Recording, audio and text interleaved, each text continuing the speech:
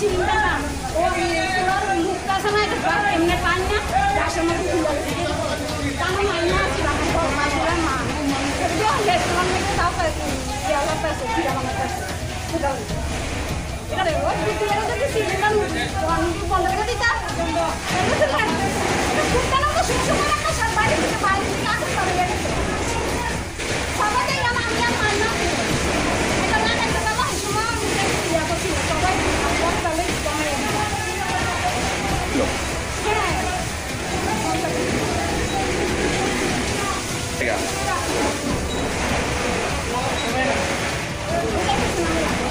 এর নাম কি?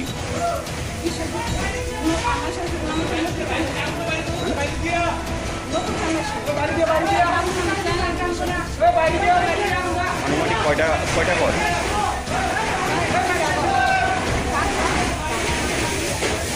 এটা বিশ্বজিৎ শীল নামে বা হের বাড়িতে পূজা চলাকালীন রান্নার ঘর থেকে আগুনটা লাগে। এখন মোটামুটি আগুন নিয়ন্ত্রণে রেখে জিনিসপত্রকে অনেকটা নষ্ট হচ্ছে। আনুমানিক কয়টা গ্যাসের সিলিন্ডার থেকে নাকি? এটা আমরা ঠিক মতো দেখছি না কোনো মানে 3টা মতো হইব 3-4টা মতো হইব।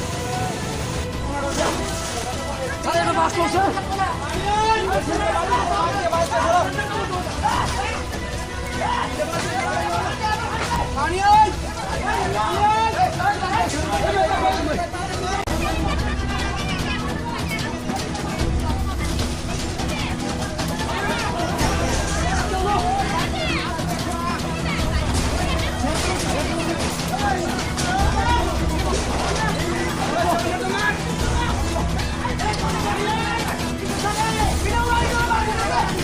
on!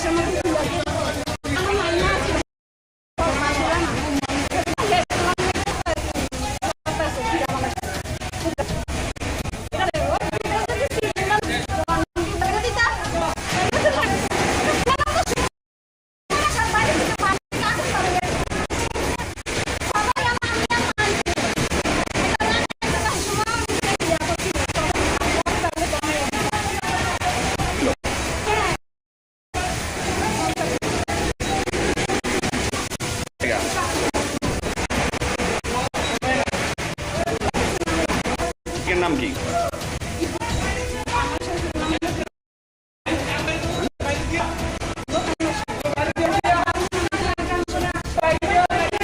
আনুমানিক কয়টার পর?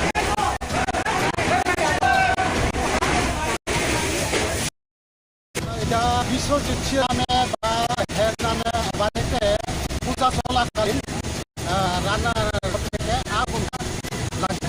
কর্মমতে আগুন নিয়ন্ত্রণে আসছে জিনিসটি নষ্ট হয়েছে।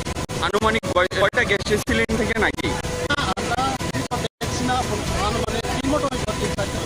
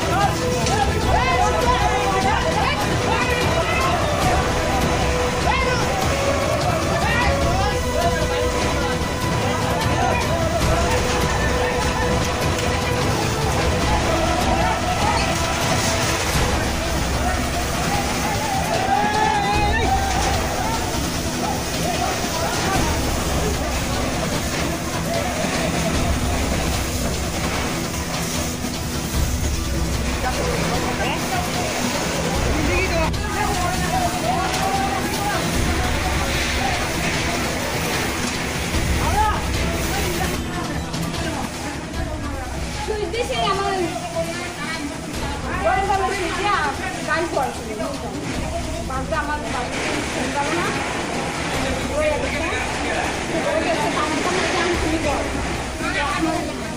ওই আমি মাত্র 2টা লাভ দিচ্ছি যে সোলার যে ওয়ানটা আছে না সিলিন্ডারটা ও সোলার মুখটা আছে না এটা এমনি টান না গ্যাসের মধ্যে তুলে কারণ আমি না ছিলাম বড় মাছগুলো মা রেস্টুরেন্ট থেকে তাও দেওয়া পেয়েছে ফিরা বানা পেয়েছে এটা রে ও যদি সিলিন্ডার বন্ধ করে দিতা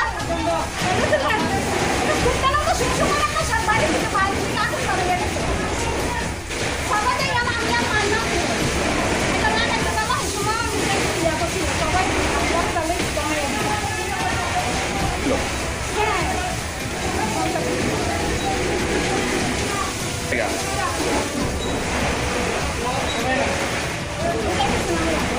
এর নাম কি?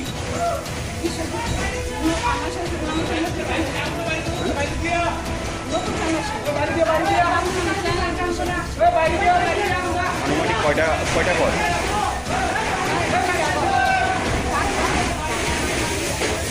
এটা বিশ্বজিৎ শীল নামে বা হের বাড়িতে পূজা চলাকালীন রান্নার ঘর থেকে আগুনটা লাগে।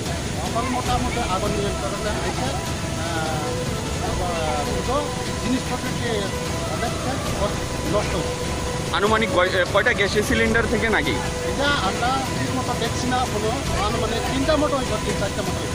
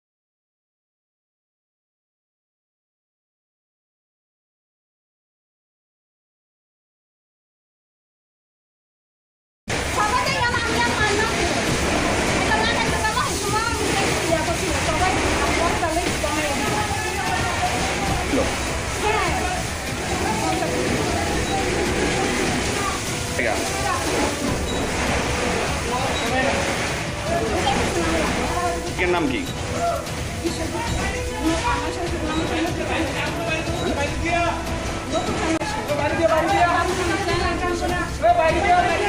আনুমানিক কয়টা ঘর?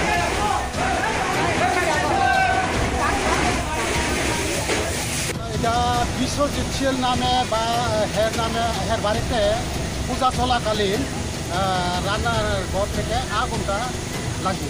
তখন মোটামুটি আগুন নিয়ন্ত্রণে হয়েছে, কিন্তু জিনিসপত্রটি অনেকটা নষ্ট হয়েছে। আনুমানিক কয়টা গ্যাসের সিলিন্ডার থেকে নাকি? এটা আমরা ঠিক মতো দেখছি না, কোনো মানে 3টা মতো হইব, 3-4টা মতো হইব।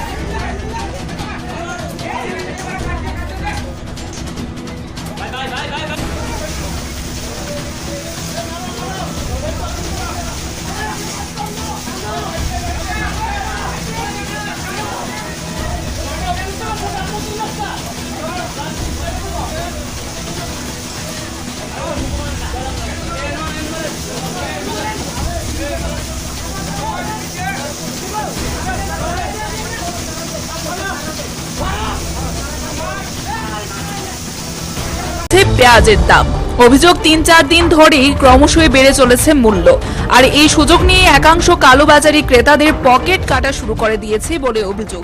৪০ থেকে ৪৫ টাকা দরে বিক্রি হচ্ছে খুচরো পেঁয়াজ কেজি প্রতি। এই অবস্থায় শুক্রবার রাজধানী মহারাজগঞ্জ বাজারে অভিযান চালানেন খাদ্য দপ্তর ও সদর মহকুমা প্রশাসনের লোকজন। তারা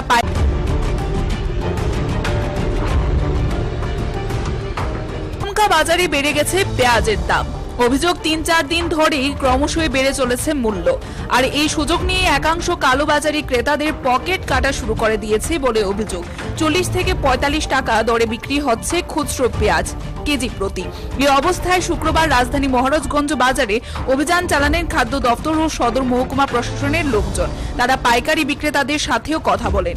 এক আধিকারিক জানান, বর্তমানে নাশিকে কিছুটা দাম বেশি, তাই বাড়ছে মূল্য, তবে অচিরেই মূল্য নিয়ন্ত্রণে চলে আসবে। ব্যবসায়ীদের বলা হয়েছে যতটুকু সম্ভব দাম কম রাখার জন্য। পাশাপাশি তিনি জানান, প্রশাসনের অভিযান জারি থাকবে প্রতিনিয়ত। তবে অনেকেরই অভিযোগ রয়েছে, প্রতি বছর পুজোর মরশুমে আস্তে আস্তে দেখা যায় যে ধীরে ধীরে আলু এবং পেঁয়াজের দাম বাড়িয়ে দেওয়া হয়। আমরা আমাদের যে খাদ্য দপ্তরে যারা আধিকারিক আছেন এইচডিসি সদর এবং ওনার যে টিম এসডিএম সদরের নেতৃত্বে ওনারা প্রত্যেক দিনই একটা না একটা বাজারে যায়। আজকে এখানে আসার মূল বিষয়টা আজকে 2 দিন ধরে দেখা যাচ্ছে পেঁয়াজের দামটা একটু বাড়ার পথে, তাই আমিও এসেছি, ভেরিফাই করলাম যারা পাইকারি বিক্রি করেন এবং খুচরার সঙ্গে পাইকারির কী যোগাযোগ আছে, কত রেট থাকতে পারে সেটা দেখলাম। আলুর ক্ষেত্রে 20 টাকার মধ্যে ওনারা বিক্রি করতে পারছেন। আর পেঁয়াজের ক্ষেত্রে আমি যেটা দেখলাম আগামী আরও 20-25 দিন 1 মাস যে রেটটা আছে এখন 36 টাকায় ওনারা ছাড়ছেন পাইকারি মূল্যে, এবং সেটা গিয়ে 35-40 টাকায় সেটা যায়। আমরা যারা ব্যবসায়ী আছেন, যারা মূল মজুতদার, ওনাদেরকে আমরা বলেছি যে আমরা এই ব্যবস্থা জারি রাখবো। আমাদের লোকরা যারা অফিসাররা আছেন সবসময় ওনারা ভিজিট করবেন, যতটা কম মূল্যে বাজারগুলিতে পেঁয়াজ দেওয়া যায় সেটার ব্যবস্থা করার জন্য। তবে একটা জিনিস আমি কনফার্ম হয়েছি যে উৎসে নাসিকে এটার রেটটা বেড়েছে, এটার একটা এফেক্ট হয়তো আগামী কয়েকটা দিন থাকবে, কিন্তু মার্কেটে স্থিতিশীল অবস্থা আসবে। পেঁয়াজের মূল্যটা 30 টাকা থেকে 35 টাকায় আবার চলে আসবে এবং তার থেকেও কমে যেতে পারে। মার্কেটটা এখন একটু ফ্লাকচুয়েশন আছে, ওইখানে ফ্লাড হয়েছে। আমি দেখলাম যে আলুও প্রচুর ওনাদের নষ্ট হয়েছে, যদিও ব্যবসায়ীরা আলুটার দাম 20 টাকায় রাখছেন, কোনো কোনো জায়গায় 25 টাকা পর্যন্ত বৃদ্ধি পেয়েছে খুচরা মার্কেটগুলিতে। তো আপাতত পেঁয়াজের দামটা 4-5 দিন আমরা নজরে রাখছি। আমরা সামনে শনি রবি বন্ধ আছে, তারপরে আমরা আবার দেখব মার্কেট যাচাই করে এটাকে কমানো যায় কিনা। ব্যবসায়ীদেরকে আমি আমার তরফ থেকে, খাদ্য দপ্তরের তরফ থেকে এবং আমাদের যে মাননীয় মন্ত্রী ওনার বিশেষ নির্দেশক্রম আমি ওনাদেরকে জানিয়েছি যাতে রেটটা নিয়ন্ত্রিত মূল্যের মধ্যে থাকে। এই উদ্দেশ্যে আমার এখানে আসে। অনেক সময় দেখা যায় যে খুচরো বাজারে অনেক দাম থাকে, তো এটা নিয়ন্ত্রণ করার জন্য কি আপনারা কি কন্টিনিউ প্রসেসিং থাকবে? আমরা প্রতিনিয়তই কিন্তু আমাদের এই যে ফুডের টিম আছে, তারপর আপনার লিগ্যাল মেট্রোলজির অফিসাররা আছেন, ওনারা কিন্তু ভিজিট করছেন। সবসময় আমি হয়তো আসতে পারি না, এবং এসডিএমের যারা আছেন ওনারা আজকে বরতলা বাজার, কালকে গুলবাজার, পরশু দিন আরেকটা বাজার, এইভাবে কিন্তু প্রতিদিন আমরা একটা না একটা মার্কেটে আমরা ভিজিট করি, দেখি। আমাদের বিশেষ করে আলু এবং পেঁয়াজ যেটা আছে সেটা আমাদের যে এসেনশিয়াল কমোডিটিজ অ্যাক্ট আছে এটার আওতায় আছে, ফলে এটার ব্যাপারে, এটার মূল্য নিয়ন্ত্রণের ব্যাপারে আমার খাদ্য দপ্তরের ভূমিকা আছে। আমাদেরকে অবশ্যই সেটা লক্ষ্য রাখতে হবে যাতে, আর বাদবাকি যে জিনিসগুলি যেরকম মরিচ অথবা এগুলি কৃষি দপ্তর যারা আছেন, আধিকারিক যারা আছেন ওনারা লক্ষ্য রাখছেন। আশা করি সেইগুলিও দ্রব্যমূল্যের নিয়ন্ত্রণ হবে। আশা নিয়ে বাঁচতে হবে। আমার মনে হয় পেঁয়াজেরও, আমি আজকে কথা বলে যেটা দেখেছি, পেঁয়াজের দামটা কমে যাবে আগামী কয়েকদিনের মধ্যে। Bureau report, Tripura news 8।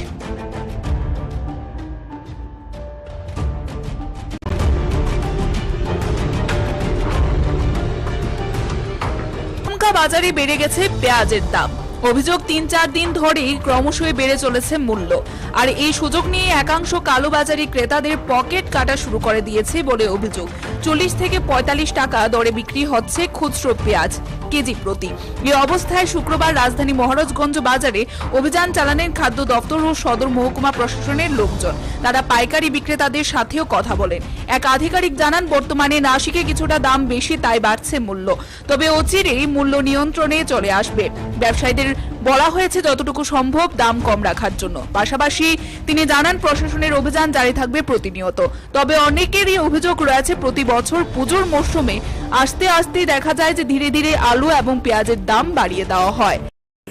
আমরা আমাদের যে খাদ্য দপ্তরে যারা আধিকারিক আছেন এইচডিসি সদর এবং ওনার যে টিম এসডিএম সদরের নেতৃত্বে, ওনারা প্রত্যেক দিনই একটা না একটা বাজারে যায়। আজকে এখানে আসার মূল বিষয়টা আজকে 2 দিন ধরে দেখা যাচ্ছে পেঁয়াজের দামটা একটু বাড়ার পথে, তাই আমিও এসেছি, ভেরিফাই করলাম যারা পাইকারি বিক্রি করেন এবং খুচরার সঙ্গে পাইকারির কী যোগাযোগ আছে, কত রেট থাকতে পারে সেটা দেখলাম। আলুর ক্ষেত্রে 20 টাকার মধ্যে ওনারা বিক্রি করতে পারছেন। আর পেঁয়াজের ক্ষেত্রে আমি যেটা দেখলাম আগামী আরও 20-25 দিন 1 মাস যে রেটটা আছে এখন 36 টাকায় ওনারা ছাড়ছেন পাইকারি মূল্যে, এবং সেটা গিয়ে 35-40 টাকায় সেটা যায়। আমরা যারা ব্যবসায়ী আছেন, যারা মূল মজুতদার, ওনাদেরকে আমরা বলেছি যে আমরা এই ব্যবস্থা জারি রাখবো। আমাদের লোকরা যারা অফিসাররা আছেন সবসময় ওনারা ভিজিট করবেন, যতটা কম মূল্যে বাজারগুলিতে পেঁয়াজ দেওয়া যায় সেটার ব্যবস্থা করার জন্য। তবে একটা জিনিস আমি কনফার্ম হয়েছি যে উৎসে নাসিকে এটার রেটটা বেড়েছে, এটার একটা এফেক্ট হয়তো আগামী কয়েকটা দিন থাকবে, কিন্তু মার্কেটে স্থিতিশীল অবস্থা আসবে। পেঁয়াজের মূল্যটা 30 টাকা থেকে 35 টাকায় আবার চলে আসবে এবং তার থেকেও কমে যেতে পারে। মার্কেটটা এখন একটু ফ্লাকচুয়েশন আছে, ওইখানে ফ্লাড হয়েছে। আমি দেখলাম যে আলুও প্রচুর ওনাদের নষ্ট হয়েছে, যদিও ব্যবসায়ীরা আলুটার দাম 20 টাকায় রাখছেন, কোনো কোনো জায়গায় 25 টাকা পর্যন্ত বৃদ্ধি পেয়েছে খুচরা মার্কেটগুলিতে। তো আপাতত পেঁয়াজের দামটা 4-5 দিন আমরা নজরে রাখছি। আমরা সামনে শনি রবি বন্ধ আছে, তারপরে আমরা আবার দেখব মার্কেট যাচাই করে এটাকে কমানো যায় কিনা। ব্যবসায়ীদেরকে আমি আমার তরফ থেকে, খাদ্য দপ্তরের তরফ থেকে এবং আমাদের যে মাননীয় মন্ত্রী ওনার বিশেষ নির্দেশক্রম আমি ওনাদেরকে জানিয়েছি যাতে রেটটা নিয়ন্ত্রিত মূল্যের মধ্যে থাকে। এই উদ্দেশ্যে আমার এখানে আসে। অনেক সময় দেখা যায় যে যদি খুচরো বাজারে অনেক দাম থাকে, তো এটা নিয়ন্ত্রণ করার জন্য কি আপনারা কি কন্টিনিউ প্রসেসিং থাকবে? আমরা প্রতিনিয়তই কিন্তু আমাদের এই যে ফুডের টিম আছে, তারপর আপনার লিগ্যাল মেট্রোলজির অফিসাররা আছেন, ওনারা কিন্তু ভিজিট করছেন। সবসময় আমি হয়তো আসতে পারি না, এবং এসডিএমের যারা আছেন ওনারা আজকে বটতলা বাজার, কালকে গুলবাজার, পরশু দিন আরেকটা বাজার, এইভাবে কিন্তু প্রতিদিন আমরা একটা না একটা মার্কেটে আমরা ভিজিট করি, দেখি। আমাদের বিশেষ করে আলু এবং পেঁয়াজ যেটা আছে সেটা আমাদের যে এসেনশিয়াল কমোডিটিজ অ্যাক্ট আছে এটার আওতায় আছে, ফলে এটার ব্যাপারে, এটার মূল্য নিয়ন্ত্রণের ব্যাপারে আমার খাদ্য দপ্তরের ভূমিকা আছে। আমাদেরকে অবশ্যই সেটা লক্ষ্য রাখতে হবে যাতে, আর বাদ বাকি যে জিনিসগুলি যেরকম মরিচ আছে এগুলি কৃষি দপ্তর যারা আছেন, আধিকারিক যারা আছেন ওনারা লক্ষ্য রাখছেন। আশা করি সেইগুলিও দ্রব্যমূল্যের নিয়ন্ত্রণ হবে। আশা নিয়ে বাঁচতে হবে। আমার মনে হয় পেঁয়াজেরও, আমি আজকে কথা বলে যেটা দেখেছি, পেঁয়াজের দামটা কমে যাবে আগামী কয়েকদিনের মধ্যে। Bureau report, Tripura news 8।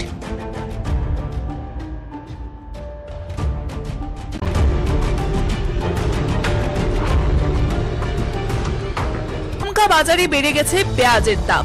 অভিযোগ 3-4 দিন ধরেই ক্রমশই বেড়ে চলেছে মূল্য, আর এই সুযোগ নিয়ে একাংশ কালোবাজারি ক্রেতাদের পকেট কাটা শুরু করে দিয়েছে বলে অভিযোগ। 40 থেকে 45 টাকা দরে বিক্রি হচ্ছে খুচরো পেঁয়াজ কেজি প্রতি। এই অবস্থায় শুক্রবার রাজধানী মহারাজগঞ্জ বাজারে অভিযান চালানেন খাদ্য দপ্তর ও সদর মহকুমা প্রশাসনের লোকজন। তারা পাইকারি বিক্রেতাদের সাথেও কথা বলেন। এক আধিকারিক জানান, বর্তমানে নাসিকে কিছুটা দাম বেশি, তাই বাড়ছে মূল্য, তবে অচিরেই মূল্য নিয়ন্ত্রণে চলে আসবে। ব্যবসায়ীদের বলা হয়েছে যতটুকু সম্ভব দাম কম রাখার জন্য। পাশাপাশি তিনি জানান, প্রশাসনের অভিযান জারি থাকবে প্রতিনিয়ত। তবে অনেকেরই অভিযোগ রয়েছে, প্রতি বছর পুজোর মৌসুমে আস্তে আস্তে দেখা যায় যে ধীরে ধীরে আলু এবং পেঁয়াজের দাম বাড়িয়ে দেওয়া হয়। আমরা আমাদের যে খাদ্য দপ্তরে যারা আধিকারিক আছেন, এসডিসি সদর এবং ওনার যে টিম, এসডিএম সদরের নেতৃত্বে, ওনারা প্রত্যেক দিনই একটা না একটা বাজারে যায়। আজকে এখানে আসার মূল বিষয়টা, আজকে 2 দিন ধরে দেখা যাচ্ছে পেঁয়াজের দামটা একটু বাড়ার পথে, তাই আমিও এসেছি, ভেরিফাই করলাম যারা পাইকারি বিক্রি করেন এবং খুচরার সঙ্গে পাইকারির কী যোগাযোগ আছে, কত রেট থাকতে পারে সেটা দেখলাম। আলুর ক্ষেত্রে 20 টাকার মধ্যে ওনারা বিক্রি করতে পারছেন। আর পেঁয়াজের ক্ষেত্রে আমি যেটা দেখলাম আগামী আরও 20-25 দিন 1 মাস যে রেটটা আছে এখন 36 টাকায় ওনারা ছাড়ছেন পাইকারি মূল্যে, এবং সেটা গিয়ে 35-40 টাকায় সেটা যায়। আমরা যারা ব্যবসায়ী আছেন, যারা মূল মজুতদার, ওনাদেরকে আমরা বলেছি যে আমরা এই ব্যবস্থা জারি রাখবো। আমাদের লোকরা যারা অফিসাররা আছেন সবসময় ওনারা ভিজিট করবেন, যতটা কম মূল্যে বাজারগুলিতে পেঁয়াজ দেওয়া যায় সেটার ব্যবস্থা করার জন্য। তবে একটা জিনিস আমি কনফার্ম হয়েছি যে উৎসে নাসিকে এটার রেটটা বেড়েছে, এটার একটা এফেক্ট হয়তো আগামী কয়েকটা দিন থাকবে, কিন্তু মার্কেটে স্থিতিশীল অবস্থা আসবে। পেঁয়াজের মূল্যটা 30 টাকা থেকে 35 টাকায় আবার চলে আসবে এবং তার থেকেও কমে যেতে পারে। মার্কেটটা এখন একটু ফ্লাকচুয়েশন আছে, ওইখানে ফ্লাড হয়েছে। আমি দেখলাম যে আলুও প্রচুর ওনাদের নষ্ট হয়েছে, যদিও ব্যবসায়ীরা আলুটার দাম 20 টাকা রাখছেন, কোনো কোনো জায়গায় 25 টাকা পর্যন্ত বৃদ্ধি পেয়েছে খুচরা মার্কেটগুলিতে। তো আপাতত পেঁয়াজের দামটা 4-5 দিন আমরা নজরে রাখছি। আমরা সামনে শনি রবি বন্ধ আছে, তারপরে আমরা আবার দেখব মার্কেট যাচাই করে এটাকে কমানো যায় কিনা। ব্যবসায়ীদেরকে আমি আমার তরফ থেকে, খাদ্য দপ্তরের তরফ থেকে এবং আমাদের যে মাননীয় মন্ত্রী ওনার বিশেষ নির্দেশক্রম আমি ওনাদেরকে জানিয়েছি যাতে রেটটা নিয়ন্ত্রিত মূল্যের মধ্যে থাকে। এই উদ্দেশ্যে আমার এখানে আসে। অনেক সময় দেখা যায় যে যদি খুচরো বাজারে অনেক দাম থাকে, তো এটা নিয়ন্ত্রণ করার জন্য কি আপনারা কি কন্টিনিউ প্রসেসিং থাকবে? আমরা প্রতিনিয়তই কিন্তু আমাদের এই যে ফুডের টিম আছে, তারপর আপনার লিগ্যাল রেগুলেটরি অফিসাররা আছেন, ওনারা কিন্তু ভিজিট করছেন। সবসময় আমি হয়তো আসতে পারি না, এবং এসডিএমের যারা আছেন ওনারা আজকে বটতলা বাজার, কালকে গুলবাজার, পরশু দিন আরেকটা বাজার, এইভাবে কিন্তু প্রতিদিন আমরা একটা না একটা মার্কেটে আমরা ভিজিট করি, দেখি। আমাদের বিশেষ করে আলু এবং পেঁয়াজ যেটা আছে সেটা আমাদের যে এসেনশিয়াল কমোডিটিজ অ্যাক্ট আছে এটার আওতায় আছে, ফলে এটার ব্যাপারে, এটার মূল্য নিয়ন্ত্রণের ব্যাপারে আমার খাদ্য দপ্তরের ভূমিকা আছে। আমাদেরকে অবশ্যই সেটা লক্ষ্য রাখতে হবে যাতে, আর বাদবাকি যে জিনিসগুলি যেরকম মরিচ ওখানে, সেগুলি কৃষি দপ্তর যারা আছেন, আধিকারিক যারা আছেন, ওনারা লক্ষ্য রাখছেন। আশা করি সেইগুলিও দ্রব্যমূল্যের নিয়ন্ত্রণ হবে। আশা নিয়ে বাঁচতে হবে। আমার মনে হয় পেঁয়াজেরও, আমি আজকে কথা বলে যেটা দেখেছি, পেঁয়াজের দামটা কমে যাবে আগামী কয়েকদিনের মধ্যে। Bureau report, Tripura news 8।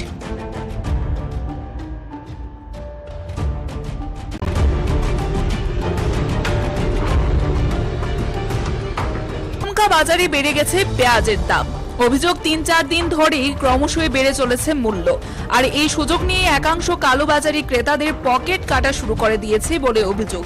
40 থেকে 45 টাকা দরে বিক্রি হচ্ছে খুচরো পেঁয়াজ কেজি প্রতি। এই অবস্থায় শুক্রবার রাজধানী মহারাজগঞ্জ বাজারে অভিযান চালানেন খাদ্য দপ্তর ও সদর মহকুমা প্রশাসনের লোকজন। তারা পাইকারি বিক্রেতাদের সাথেও কথা বলেন।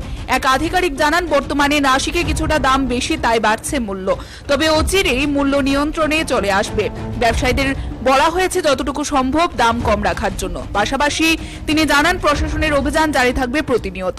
তবে অনেকেরই অভিযোগ রয়েছে, প্রতি বছর পুজোর মৌসুমে আস্তে আস্তে দেখা যায় যে ধীরে ধীরে আলু এবং পেঁয়াজের দাম বাড়িয়ে দেওয়া হয়। আমরা আমাদের যে খাদ্য দপ্তরে যারা আধিকারিক আছেন, এসডিসি সদর এবং ওনার যে টিম, এসডিএম সদরের নেতৃত্বে, ওনারা প্রত্যেক দিনই একটা না একটা বাজারে যায়। আজকে এখানে আসার মূল বিষয়টা, আজকে 2 দিন ধরে দেখা যাচ্ছে পেঁয়াজের দামটা একটু বাড়ার পথে, তাই আমিও এসেছি, ভেরিফাই করলাম যারা পাইকারি বিক্রি করেন এবং খুচরার সঙ্গে পাইকারির কী যোগাযোগ আছে, কত রেট থাকতে পারে সেটা দেখলাম। আলুর ক্ষেত্রে 20 টাকার মধ্যে ওনারা বিক্রি করতে পারছেন, আর পেঁয়াজের ক্ষেত্রে আমি যেটা দেখলাম, হয়তো আগামী আরও 20-25 দিন, 1 মাস যে রেটটা আছে এখন 36 টাকায় ওনারা ছাড়ছেন পাইকারি মূল্যে, এবং সেটা গিয়ে 35-40 টাকায় সেটা যায়। আমরা যারা ব্যবসায়ী আছেন, যারা মূল মজুতদার, ওনাদেরকে আমরা বলেছি যে আমরা এই ব্যবস্থা জারি রাখবো। আমাদের লোকরা, যারা অফিসাররা আছেন, সবসময় ওনারা ভিজিট করবেন, যতটা কম মূল্যে বাজারগুলিতে পেঁয়াজ দেওয়া যায় সেটার ব্যবস্থা করার জন্য। তবে একটা জিনিস আমি কনফার্ম হয়েছি যে উৎসে নাসিকে এটার রেটটা বেড়েছে, এটার একটা এফেক্ট হয়তো আগামী কয়েকটা দিন থাকবে, কিন্তু মার্কেটে স্থিতিশীল অবস্থা আসবে। পেঁয়াজের মূল্যটা 30 টাকা থেকে 35 টাকায় আবার চলে আসবে এবং তার থেকেও কমে যেতে পারে। মার্কেটটা এখন একটু ফ্লাকচুয়েশন আছে, ওইখানে ফ্লাড হয়েছে। আমি দেখলাম যে আলুও প্রচুর ওনাদের নষ্ট হয়েছে, যদিও ব্যবসায়ীরা আলুটার দাম 20 টাকা রাখছেন, কোনো কোনো জায়গায় 25 টাকা পর্যন্ত বৃদ্ধি পেয়েছে খুচরা মার্কেটগুলিতে। তো আপাতত পেঁয়াজের দামটা 4-5 দিন আমরা নজরে রাখছি। আমরা সামনে শনি রবি বন্ধ আছে, তারপরে আমরা আবার দেখব মার্কেট যাচাই করে এটাকে কমানো যায় কিনা। ব্যবসায়ীদেরকে আমি আমার তরফ থেকে, খাদ্য দপ্তরের তরফ থেকে এবং আমাদের যে মাননীয় মন্ত্রী ওনার বিশেষ নির্দেশক্রম আমি ওনাদেরকে জানিয়েছি যাতে রেটটা নিয়ন্ত্রিত মূল্যের মধ্যে থাকে। এই উদ্দেশ্যে আমার এখানে আসে। না, অনেক সময় দেখা যায় যে খুচরো বাজারে অনেক দাম থাকে, তো এটা নিয়ন্ত্রণ করার জন্য কি আপনারা কি কন্টিনিউ প্রসেসিং থাকবে? আমরা প্রতিনিয়তই কিন্তু আমাদের এই যে ফুডের টিম আছে, তারপর আপনার লিগ্যাল টেকনোলজির অফিসাররা আছেন, ওনারা কিন্তু ভিজিট করছেন। সবসময় আমি হয়তো আসতে পারি না, এবং এসডিএমের যারা আছেন ওনারা আজকে বরতলা বাজার, কালকে গুলবাজার, পরশুদিন আরেকটা বাজার, এইভাবে কিন্তু প্রতিদিন আমরা একটা না একটা মার্কেটে আমরা ভিজিট করি, দেখি।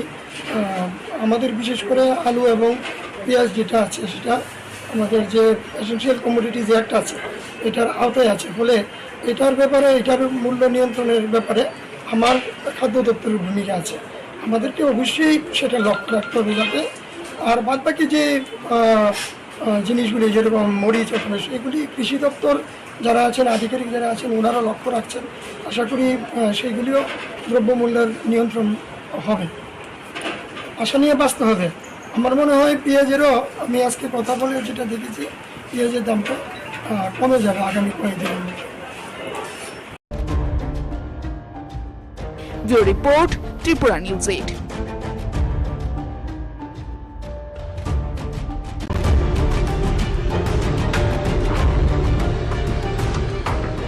বাজারে বেড়ে গেছে পেঁয়াজের দাম। অভিযোগ 3-4 দিন ধরেই ক্রমশই বেড়ে চলেছে মূল্য, আর এই সুযোগ নিয়ে একাংশ কালোবাজারি ক্রেতাদের পকেট কাটা শুরু করে দিয়েছে বলে অভিযোগ। 40 থেকে 45 টাকা দরে বিক্রি হচ্ছে খুচরো পেঁয়াজ কেজি প্রতি। এই অবস্থায় শুক্রবার রাজধানী মহারাজগঞ্জ বাজারে অভিযান চালানেন খাদ্য দপ্তর ও সদর মহকুমা প্রশাসনের লোকজন। তারা পাইকারি বিক্রেতাদের সাথেও কথা বলেন। এক আধিকারিক জানান, বর্তমানে নাসিকে কিছুটা দাম বেশি, তাই বাড়ছে মূল্য, তবে অচিরেই মূল্য নিয়ন্ত্রণে চলে আসবে।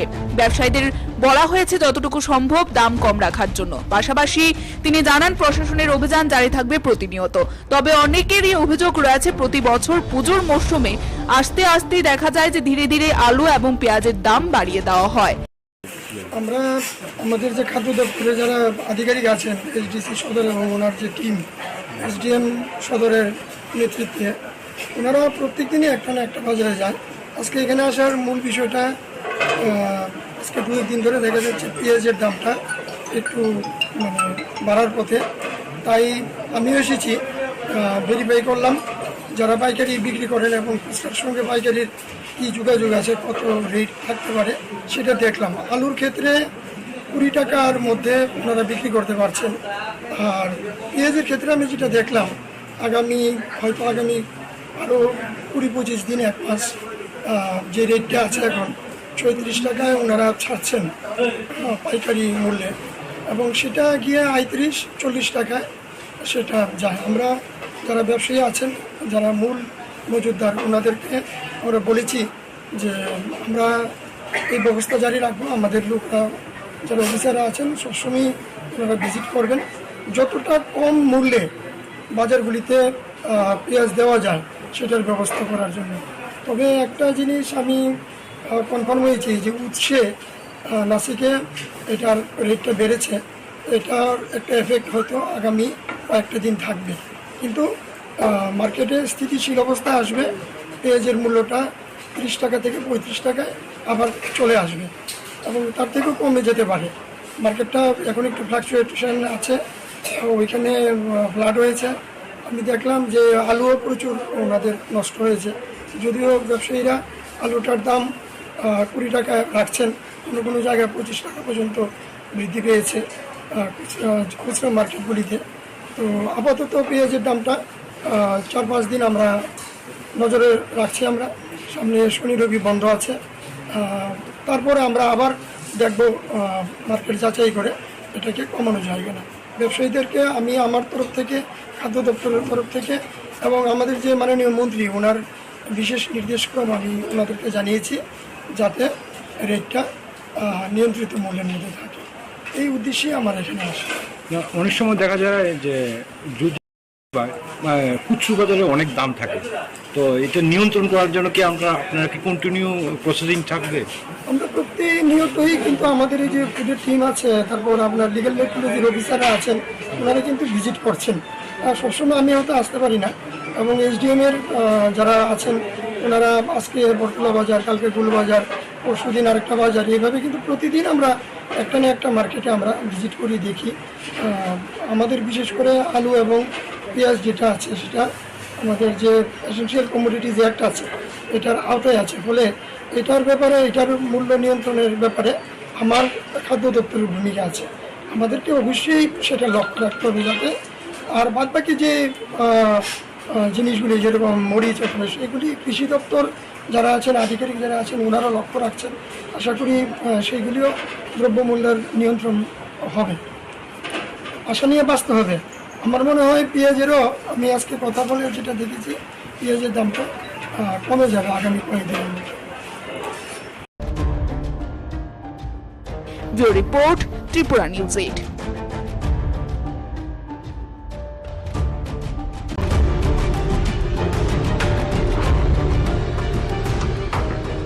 বাজারে বেড়ে গেছে পেঁয়াজের দাম। অভিযোগ ৩-৪ দিন ধরেই ক্রমশই বেড়ে চলেছে মূল্য, আর এই সুযোগ নিয়ে একাংশ কালোবাজারি ক্রেতাদের পকেট কাটা শুরু করে দিয়েছে বলে অভিযোগ। ৪০ থেকে ৪৫ টাকা দরে বিক্রি হচ্ছে খুচরো পেঁয়াজ কেজি প্রতি। এই অবস্থায় শুক্রবার রাজধানী মহারাজগঞ্জ বাজারে অভিযান চালানেন খাদ্য দপ্তর ও সদর মহকুমা প্রশাসনের লোকজন। তারা পাইকারি বিক্রেতাদের সাথেও কথা বলেন। এক আধিকারিক জানান, বর্তমানে নাশিকে কিছুটা দাম বেশি, তাই বাড়ছে মূল্য, তবে অচিরেই মূল্য নিয়ন্ত্রণে চলে আসবে। ব্যবসায়ীদের বলা হয়েছে যতটুকু সম্ভব দাম কম রাখার জন্য। পাশাপাশি তিনি জানান, প্রশাসনের অভিযান জারি থাকবে প্রতিনিয়ত। তবে অনেকেরই অভিযোগ রয়েছে, প্রতি বছর পুজোর মরশুমে আস্তে আস্তে দেখা যায় যে ধীরে ধীরে আলু এবং পেঁয়াজের দাম বাড়িয়ে দেওয়া হয়। আমরা আমাদের যে খাদ্য দপ্তরে যারা আধিকারিক আছেন, এসডিসি সদর এবং ওনার যে টিম, এসডিএম সদরের নেতৃত্বে, ওনারা প্রত্যেক দিনই একটা না একটা বাজারে যায়।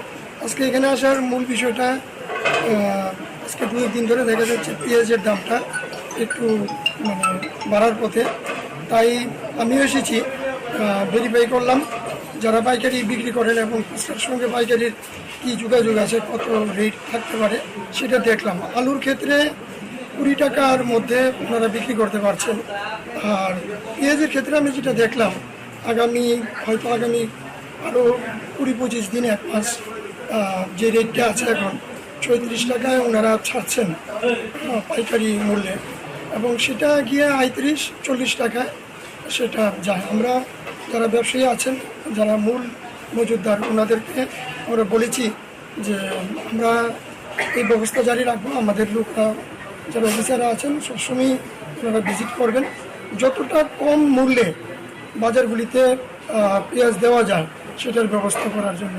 তবে একটা জিনিস আমি কনফার্ম হয়েছি যে উৎসে নাসিকে এটার রেটটা বেড়েছে, এটার একটা এফেক্ট হয়তো আগামী কয়েকটা দিন থাকবে, কিন্তু মার্কেটে স্থিতিশীল অবস্থা আসবে। পেঁয়াজের মূল্যটা 30 টাকা থেকে 35 টাকায় আবার চলে আসবে, এবং তার থেকেও কমে যেতে পারে। মার্কেটটা এখন একটু ফ্লাকচুয়েশন আছে, ওইখানে ফ্লাড হয়েছে। আমি দেখলাম যে আলুও প্রচুর ওনাদের নষ্ট হয়েছে, যদিও ব্যবসায়ীরা আলুটার দাম 20 টাকা রাখছেন, কোনো কোনো জায়গায় 25 টাকা পর্যন্ত বৃদ্ধি পেয়েছে খুচরা মার্কেটগুলিতে। তো আপাতত পেঁয়াজের দামটা 4-5 দিন আমরা নজরে রাখছি। আমরা সামনে শনি রবি বন্ধ আছে, তারপরে আমরা আবার দেখব মার্কেট যাচাই করে এটাকে কমানো যাবে না। ব্যবসায়ীদেরকে আমি আমার তরফ থেকে, খাদ্য দপ্তরের তরফ থেকে এবং আমাদের যে মাননীয় মন্ত্রী ওনার বিশেষ নির্দেশক্রম আমি ওনাদেরকে জানিয়েছি যাতে রেটটা নিয়ন্ত্রিত মূল্যের মধ্যে থাকে। এই উদ্দেশ্যেই আমার এখানে আসে। অনেক সময় দেখা যায় যে খুচরো বাজারে অনেক দাম থাকে, তো এটা নিয়ন্ত্রণ করার জন্য কি আপনারা কি কন্টিনিউ প্রসেসিং থাকবে? আমরা প্রতিনিয়তই কিন্তু আমাদের এই যে ফুডের টিম আছে, তারপর আপনার লিগ্যাল রেগুলেটরি অফিসাররা আছেন, ওনারা কিন্তু ভিজিট করছেন। আর সবসময় আমি হয়তো আসতে পারি না, এবং এসডিএম এর যারা আছেন ওনারা আজকে বরতলা বাজার, কালকে গুলবাজার, পরশু দিন আরেকটা বাজার, এইভাবে কিন্তু প্রতিদিন আমরা একটা না একটা মার্কেটে আমরা ভিজিট করি, দেখি। আমাদের বিশেষ করে আলু এবং পেঁয়াজ যেটা আছে সেটা আমাদের যে এসেনশিয়াল কমোডিটিজ অ্যাক্ট আছে এটার আওতায় আছে, ফলে এটার ব্যাপারে, এটার মূল্য নিয়ন্ত্রণের ব্যাপারে আমার খাদ্য দপ্তরের ভূমিকা আছে। আমাদেরকে অবশ্যই সেটা লক্ষ্য রাখতে হবে যাতে, আর বাদ বাকি যে জিনিসগুলি যেরকম মরিচ এখানে সেগুলি কৃষি দপ্তর যারা আছেন, আধিকারিক যারা আছেন, ওনারা লক্ষ্য রাখছেন। আশা করি সেইগুলিও দ্রব্যমূল্যের নিয়ন্ত্রণ হবে, আশা নিয়ে বাঁচতে হবে। আমার মনে হয় পেঁয়াজেরও, আমি আজকে কথা বলে যেটা দেখেছি, পেঁয়াজের দামটা কমে যাবে আগামী কয়েকদিনের মধ্যে। Bureau report, Tripura news 8।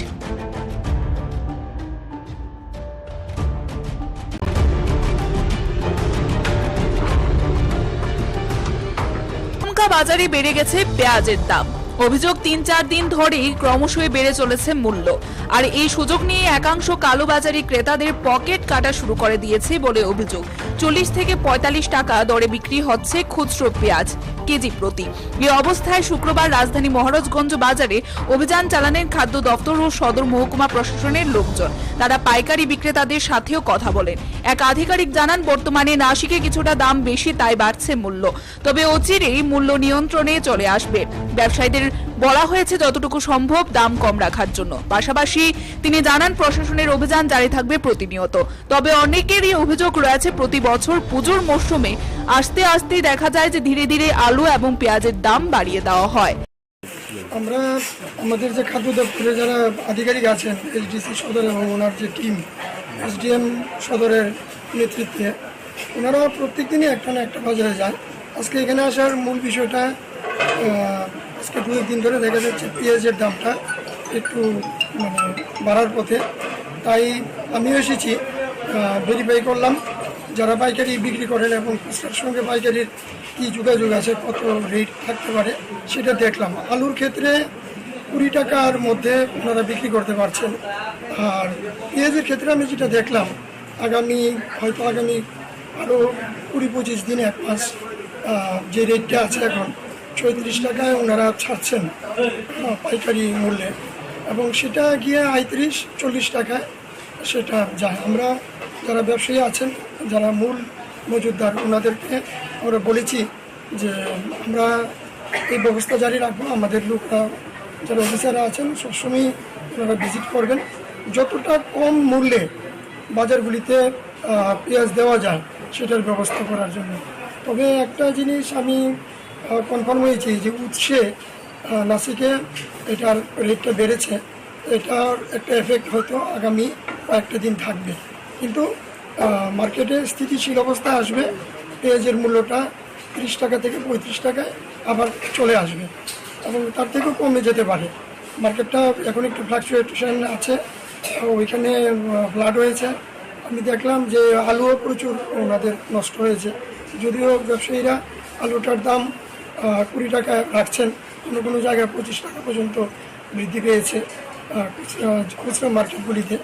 তো আপাতত পেঁয়াজের দামটা 4-5 দিন আমরা নজরে রাখছি। আমরা সামনে শনি রবি বন্ধ আছে, তারপরে আমরা আবার দেখব মার্কেট যাচাই করে এটাকে কমানো যায় না। ব্যবসায়ীদেরকে আমি আমার তরফ থেকে, খাদ্য দপ্তরের তরফ থেকে, এবং আমাদের যে মাননীয় মন্ত্রী, ওনার বিশেষ নির্দেশক্রম আমি ওনাদেরকে জানিয়েছি যাতে রেটটা নিয়ন্ত্রিত মূল্যের মধ্যে থাকে। এই উদ্দেশ্যে আমার এখানে আসে। অনেক সময় দেখা যায় যে খুচরো বাজারে অনেক দাম থাকে, তো এটা নিয়ন্ত্রণ করার জন্য কি আপনারা কি কন্টিনিউ প্রসেসিং থাকবে? আমরা প্রতিনিয়তই কিন্তু আমাদের এই যে ফুডের টিম আছে, তারপর আপনার লিগ্যাল রেগুলেটরি অফিসাররা আছেন, ওনারা কিন্তু ভিজিট করছেন। আর সবসময় আমি হয়তো আসতে পারি না, এবং এসডিএম এর যারা আছেন ওনারা আজকে বরতলা বাজার, কালকে গুলবাজার, পরশু দিন আরেকটা বাজার, এইভাবে কিন্তু প্রতিদিন আমরা একটা না একটা মার্কেটে আমরা ভিজিট করি, দেখি। আমাদের বিশেষ করে আলু এবং পেঁয়াজ যেটা আছে সেটা আমাদের যে এসেনশিয়াল কমোডিটিজ অ্যাক্ট আছে এটার আওতায় আছে, ফলে এটার ব্যাপারে এটার মূল্য নিয়ন্ত্রণের ব্যাপারে আমার খাদ্য দপ্তরের ভূমিকা আছে। আমাদেরকে অবশ্যই সেটা লক্ষ্য রাখতে হবে। আর বাদ বাকি যে জিনিসগুলো এরকম মরিচ এগুলি কৃষি দপ্তর যাচ্ছেন আধিকারিক যারা ওনারা লক্ষ্য রাখেন, আশা করি সেইগুলিও দ্রব্যমূল্য নিয়ন্ত্রণ হবে, নিয়ে বাঁচতে হবে। আমার মনে হয় পেঁয়াজেরও আজকে কথা বলে দেখেছি পেঁয়াজের দামটা কমে যাবে। আমি রিপোর্ট ত্রিপুরা নিউজে।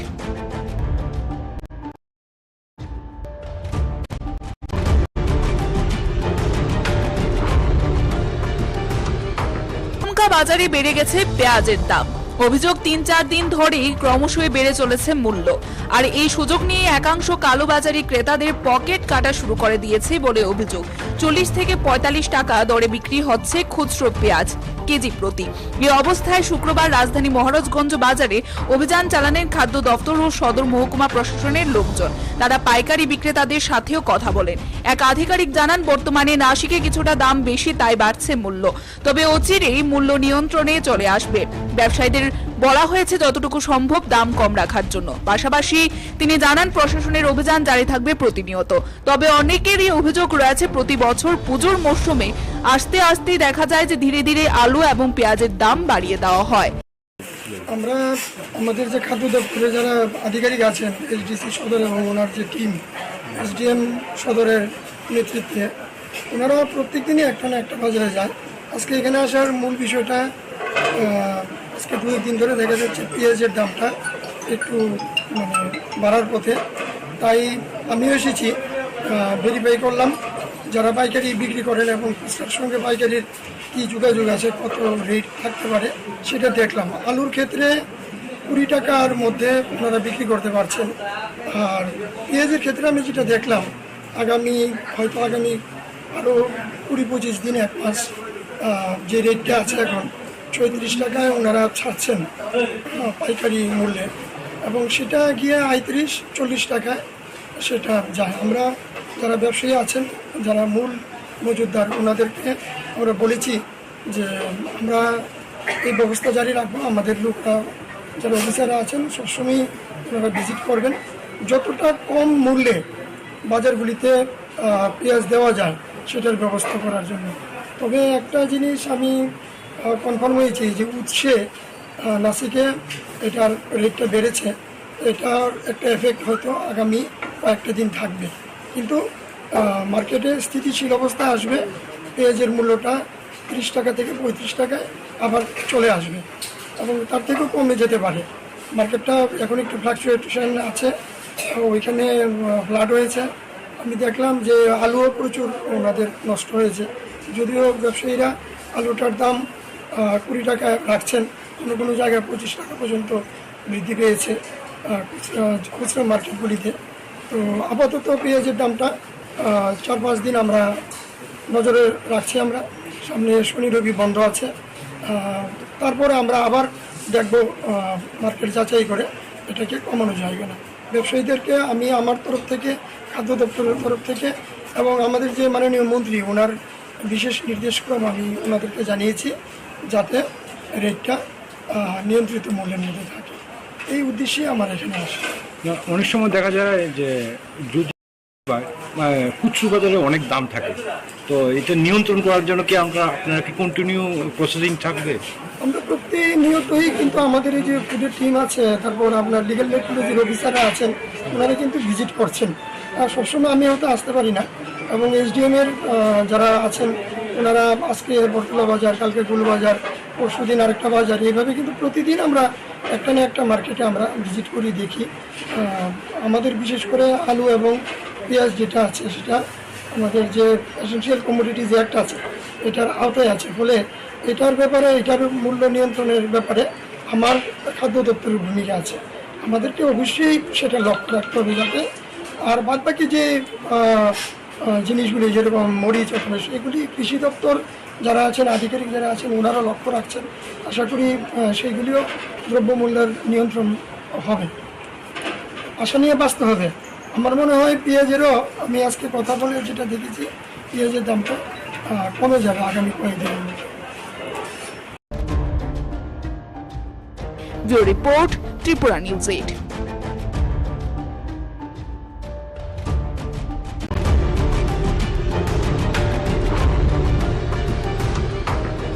বাজারে বেড়ে গেছে পেঁয়াজের দাম। অভিযোগ ৩-৪ দিন ধরেই ক্রমশই বেড়ে চলেছে মূল্য, আর এই সুযোগ নিয়ে একাংশ কালোবাজারি ক্রেতাদের পকেট কাটা শুরু করে দিয়েছে বলে অভিযোগ। ৪০ থেকে ৪৫ টাকা দরে বিক্রি হচ্ছে খুচরো পেঁয়াজ কেজি প্রতি। এই অবস্থায় শুক্রবার রাজধানী মহারাজগঞ্জ বাজারে অভিযান চালানেন খাদ্য দপ্তর ও সদর মহকুমা প্রশাসনের লোকজন। তারা পাইকারি বিক্রেতাদের সাথেও কথা বলেন। এক আধিকারিক জানান, বর্তমানে নাশিকে কিছুটা দাম বেশি, তাই বাড়ছে মূল্য, তবে অচিরেই মূল্য নিয়ন্ত্রণে চলে আসবে। ব্যবসায়ীদের বলা হয়েছে যতটুকু সম্ভব দাম কম রাখার জন্য। পাশাপাশি তিনি জানান, প্রশাসনের অভিযান জারি থাকবে প্রতিনিয়ত। তবে অনেকেরই অভিযোগ রয়েছে, প্রতি বছর পুজোর মৌসুমে আস্তে আস্তে দেখা যায় যে ধীরে ধীরে আলু এবং পেঁয়াজের দাম বাড়িয়ে দেওয়া হয়। আমরা আমাদের যে খাদ্য দপ্তরে যারা আধিকারিক আছেন, এইচডিসি সদর এবং ওনার যে টিম, এসডিএম সদরের নেতৃত্বে, ওনারা প্রত্যেক দিনই একটা না একটা বাজারে যায়। আজকে এখানে আসার মূল বিষয়টা, আজকে 2 দিন ধরে দেখা যাচ্ছে পেঁয়াজের দামটা একটু বাড়ার পথে। তাই আমিও এসেছি, ভেরিফাই করলাম যারা পাইকারি বিক্রি করেন এবং খুচরার সঙ্গে পাইকারির কী যোগাযোগ আছে, কত রেট থাকতে পারে সেটা দেখলাম। আলুর ক্ষেত্রে 20 টাকার মধ্যে ওনারা বিক্রি করতে পারছেন। আর পেঁয়াজের ক্ষেত্রে আমি যেটা দেখলাম, আগামী আরও 20-25 দিন, 1 মাস যে রেটটা আছে এখন 34 টাকায় ওনারা ছাড়ছেন পাইকারি মূল্যে, এবং সেটা গিয়ে 35-40 টাকায় সেটা যায়। আমরা যারা ব্যবসায়ী আছেন, যারা মূল মজুতদার, ওনাদেরকে আমরা বলেছি যে আমরা এই ব্যবস্থা জারি রাখবো। আমাদের লোকরা যারা অফিসাররা আছেন সবসময় ওনারা ভিজিট করবেন, যতটা কম মূল্যে বাজারগুলিতে পেঁয়াজ দেওয়া যায় সেটার ব্যবস্থা করার জন্য। তবে একটা জিনিস আমি কনফার্ম হয়েছি যে উৎসে নাসিকে এটার রেটটা বেড়েছে, এটার একটা এফেক্ট হয়তো আগামী কয়েকটা দিন থাকবে, কিন্তু মার্কেটে স্থিতিশীল অবস্থা আসবে।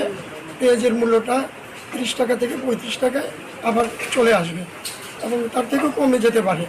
মার্কেটটা এখন একটু ফ্লাকচুয়েশন আছে, ওইখানে ফ্লাড হয়েছে। আমি দেখলাম যে আলুও প্রচুর ওনাদের নষ্ট হয়েছে, যদিও ব্যবসায়ীরা আলুটার দাম 20 টাকা রাখছেন, কোনো জায়গায় 25 টাকা পর্যন্ত বৃদ্ধি পেয়েছে খুচরা মার্কেটগুলিতে। তো আপাতত পেঁয়াজের দামটা 4-5 দিন আমরা নজরে রাখছি। আমরা সামনে শনি রবি বন্ধ আছে, তারপরে আমরা আবার দেখব মার্কেট যাচাই করে এটাকে কমানো যায় কিনা। ব্যবসায়ীদেরকে আমি আমার তরফ থেকে, খাদ্য দপ্তরের তরফ থেকে এবং আমাদের যে মাননীয় মন্ত্রী, ওনার বিশেষ নির্দেশক্রম আমি ওনাদেরকে জানিয়েছি যাতে রেটটা নিয়ন্ত্রিত মূল্যের মধ্যে থাকে। এই উদ্দেশ্যে আমার এখানে আসে। অনেক সময় দেখা যায় যে খুচরো বাজারে অনেক দাম থাকে, তো এটা নিয়ন্ত্রণ করার জন্য কি আপনারা কি কন্টিনিউ প্রসেসিং থাকবে? আমরা প্রতিনিয়তই কিন্তু আমাদের এই যে ফুডের টিম আছে, তারপর আপনার লিগ্যাল যে অফিসাররা আছেন, ওনারা কিন্তু ভিজিট করছেন। সবসময় আমি হয়তো আসতে পারি না, এবং এসডিএমের যারা আছেন ওনারা আজকে বরতলা বাজার, কালকে গুলবাজার, পরশুদিন আরেকটা বাজার, এইভাবে কিন্তু প্রতিদিন আমরা একটা না একটা মার্কেটে আমরা ভিজিট করি, দেখি। আমাদের বিশেষ করে আলু এবং পেঁয়াজ যেটা আছে সেটা আমাদের যে এসেনশিয়াল কমোডিটিজ অ্যাক্ট আছে এটার আওতায় আছে, ফলে এটার ব্যাপারে, এটার মূল্য নিয়ন্ত্রণের ব্যাপারে আমার খাদ্য দপ্তরের ভূমিকা আছে। আমাদেরকে অবশ্যই সেটা লক্ষ্য রাখতে হবে যাতে, আর বাদবাকি যে জিনিসগুলি যেরকম মরিচ অথবা সেগুলি কৃষি দপ্তর যারা আছেন, আধিকারিক যারা আছেন, ওনারা লক্ষ্য রাখছেন। আশা করি সেইগুলিও দ্রব্যমূল্যের নিয়ন্ত্রণ হবে। আশা নিয়ে বাঁচতে হবে। আমার মনে হয় পেঁয়াজেরও আমি আজকে কথা বলে যেটা দেখেছি পেঁয়াজের দামটা কমে যাবে আগামী কয়েকদিনের মধ্যে। Bureau report, Tripura news 8।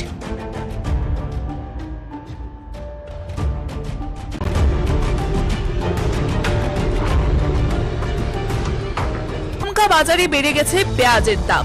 অভিযোগ ৩-৪ দিন ধরেই ক্রমশই বেড়ে চলেছে মূল্য আর এই সুযোগ নিয়ে একাংশ কালোবাজারি ক্রেতাদের পকেট কাটা শুরু করে দিয়েছে বলে অভিযোগ। ৪০ থেকে ৪৫ টাকা দরে বিক্রি হচ্ছে খুচরো পেঁয়াজ কেজি প্রতি। এই অবস্থায় শুক্রবার রাজধানী মহারাজগঞ্জ বাজারে অভিযান চালানেন খাদ্য দপ্তর ও সদর মহকুমা প্রশাসনের লোকজন। তারা পাইকারি বিক্রেতাদের সাথেও কথা বলেন। এক আধিকারিক জানান, বর্তমানে নাসিকে কিছুটা দাম বেশি, তাই বাড়ছে মূল্য, তবে অচিরেই মূল্য নিয়ন্ত্রণে চলে আসবে। ব্যবসায়ীদের বলা হয়েছে যতটুকু সম্ভব দাম কম রাখার জন্য। পাশাপাশি তিনি জানান, প্রশাসনের অভিযান জারি থাকবে প্রতিনিয়ত। তবে অনেকেরই অভিযোগ রয়েছে, প্রতি বছর পুজোর মরশুমে আস্তে আস্তে দেখা যায় যে ধীরে ধীরে আলু এবং পেঁয়াজের দাম বাড়িয়ে দেওয়া হয়। আমরা আমাদের যে খাদ্য দপ্তরে যারা আধিকারিক আছেন, এইচডিসি সদর এবং ওনার যে টিম, এসডিএম সদরের নেতৃত্বে, ওনারা প্রত্যেক দিনই একটা না একটা বাজারে যায়। আজকে এখানে আসার মূল বিষয়টা, আজকে 2 দিন ধরে দেখা যাচ্ছে পেঁয়াজের দামটা একটু বাড়ার পথে। তাই আমিও এসেছি, ভেরিফাই করলাম যারা পাইকারি বিক্রি করেন এবং খুচরার সঙ্গে পাইকারির কী যোগাযোগ আছে, কত রেট থাকতে পারে সেটা দেখলাম। আলুর ক্ষেত্রে 20 টাকার মধ্যে ওনারা বিক্রি করতে পারছেন। আর পেঁয়াজের ক্ষেত্রে আমি যেটা দেখলাম, হয়তো আগামী আরও 20-25 দিন, 1 মাস যে রেটটা আছে এখন 36 টাকায় ওনারা ছাড়ছেন পাইকারি মূল্যে, এবং সেটা গিয়ে 35-40 টাকায় সেটা যায়। আমরা যারা ব্যবসায়ী আছেন, যারা মূল মজুতদার, ওনাদেরকে আমরা বলেছি যে আমরা এই ব্যবস্থা জারি রাখবো। আমাদের লোকরা, যারা অফিসাররা আছেন, সবসময় ওনারা ভিজিট করবেন, যতটা কম মূল্যে বাজারগুলিতে পেঁয়াজ দেওয়া যায় সেটার ব্যবস্থা করার জন্য। তবে একটা জিনিস আমি কনফার্ম হয়েছি যে উৎসে নাসিকে এটার রেটটা বেড়েছে, এটার একটা এফেক্ট হয়তো আগামী কয়েকটা দিন থাকবে, কিন্তু মার্কেটে স্থিতিশীল অবস্থা আসবে। পেঁয়াজের মূল্যটা 30 টাকা থেকে 35 টাকায় আবার চলে আসবে এবং তার থেকেও কমে যেতে পারে। মার্কেটটা এখন একটু ফ্লাকচুয়েশন আছে, ওইখানে ফ্লাড হয়েছে। আমি দেখলাম যে আলুও প্রচুর ওনাদের নষ্ট হয়েছে, যদিও ব্যবসায়ীরা আলুটার দাম 20 টাকায় রাখছেন, কোনো কোনো জায়গায় 25 টাকা পর্যন্ত বৃদ্ধি পেয়েছে খুচরা মার্কেটগুলিতে। তো আপাতত পেঁয়াজের দামটা 4-5 দিন আমরা নজরে রাখছি। আমরা সামনে শনি রবি বন্ধ আছে, তারপরে আমরা আবার দেখব মার্কেট যাচাই করে এটাকে কমানো যায় কিনা। ব্যবসায়ীদেরকে আমি আমার তরফ থেকে, খাদ্য দপ্তরের তরফ থেকে এবং আমাদের যে মাননীয় মন্ত্রী, ওনার বিশেষ নির্দেশক্রম আমি ওনাদেরকে জানিয়েছি যাতে রেটটা নিয়ন্ত্রিত মূল্যের মধ্যে থাকে। এই উদ্দেশ্যে আমার এখানে আসে। অনেক সময় দেখা যায় যে খুচরো বাজারে অনেক দাম থাকে, তো এটা নিয়ন্ত্রণ করার জন্য কি আপনারা কি কন্টিনিউ প্রসেসিং থাকবে? আমরা প্রতিনিয়তই কিন্তু আমাদের এই যে ফুডের টিম আছে, তারপর আপনার লিগ্যাল মেট্রোলজির অফিসাররা আছেন, ওনারা কিন্তু ভিজিট করছেন।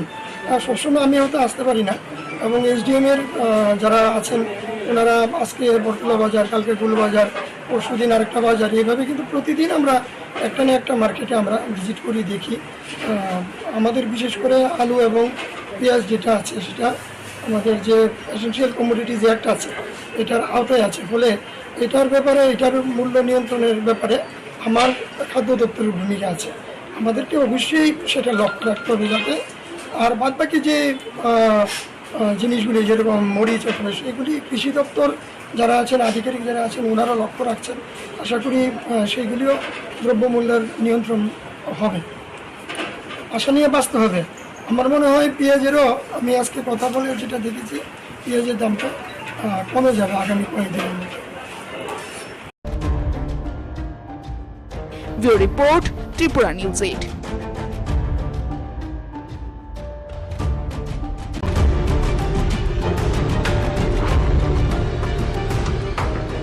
বাজারে বেড়ে গেছে পেঁয়াজের দাম। অভিযোগ ৩-৪ দিন ধরেই ক্রমশই বেড়ে চলেছে মূল্য আর এই সুযোগ নিয়ে একাংশ কালোবাজারি ক্রেতাদের পকেট কাটা শুরু করে দিয়েছে বলে অভিযোগ। ৪০ থেকে ৪৫ টাকা দরে বিক্রি হচ্ছে খুচরো পেঁয়াজ কেজি প্রতি। এই অবস্থায় শুক্রবার রাজধানী মহারাজগঞ্জ বাজারে অভিযান চালানেন খাদ্য দপ্তর ও সদর মহকুমা প্রশাসনের লোকজন। তারা পাইকারি বিক্রেতাদের সাথেও কথা বলেন। এক আধিকারিক জানান, বর্তমানে নাসিকে কিছুটা দাম বেশি, তাই বাড়ছে মূল্য, তবে অচিরেই মূল্য নিয়ন্ত্রণে চলে আসবে। ব্যবসায়ীদের বলা হয়েছে যতটুকু সম্ভব দাম কম রাখার জন্য। পাশাপাশি তিনি জানান প্রশাসনের অভিযান জারি থাকবে প্রতিনিয়ত। তবে অনেকেরই অভিযোগ রয়েছে প্রতি বছর পুজোর মরশুমে আস্তে আস্তে দেখা যায় যে ধীরে ধীরে আলু এবং পেঁয়াজের দাম বাড়িয়ে দেওয়া হয়। আমরা আমাদের যে খাদ্য দপ্তরে যারা আধিকারিক আছেন, এইচডিসি সদর এবং ওনার যে টিম, এসডিএম সদরের নেতৃত্বে, ওনারা প্রত্যেক দিনই একটা না একটা বাজারে যায়।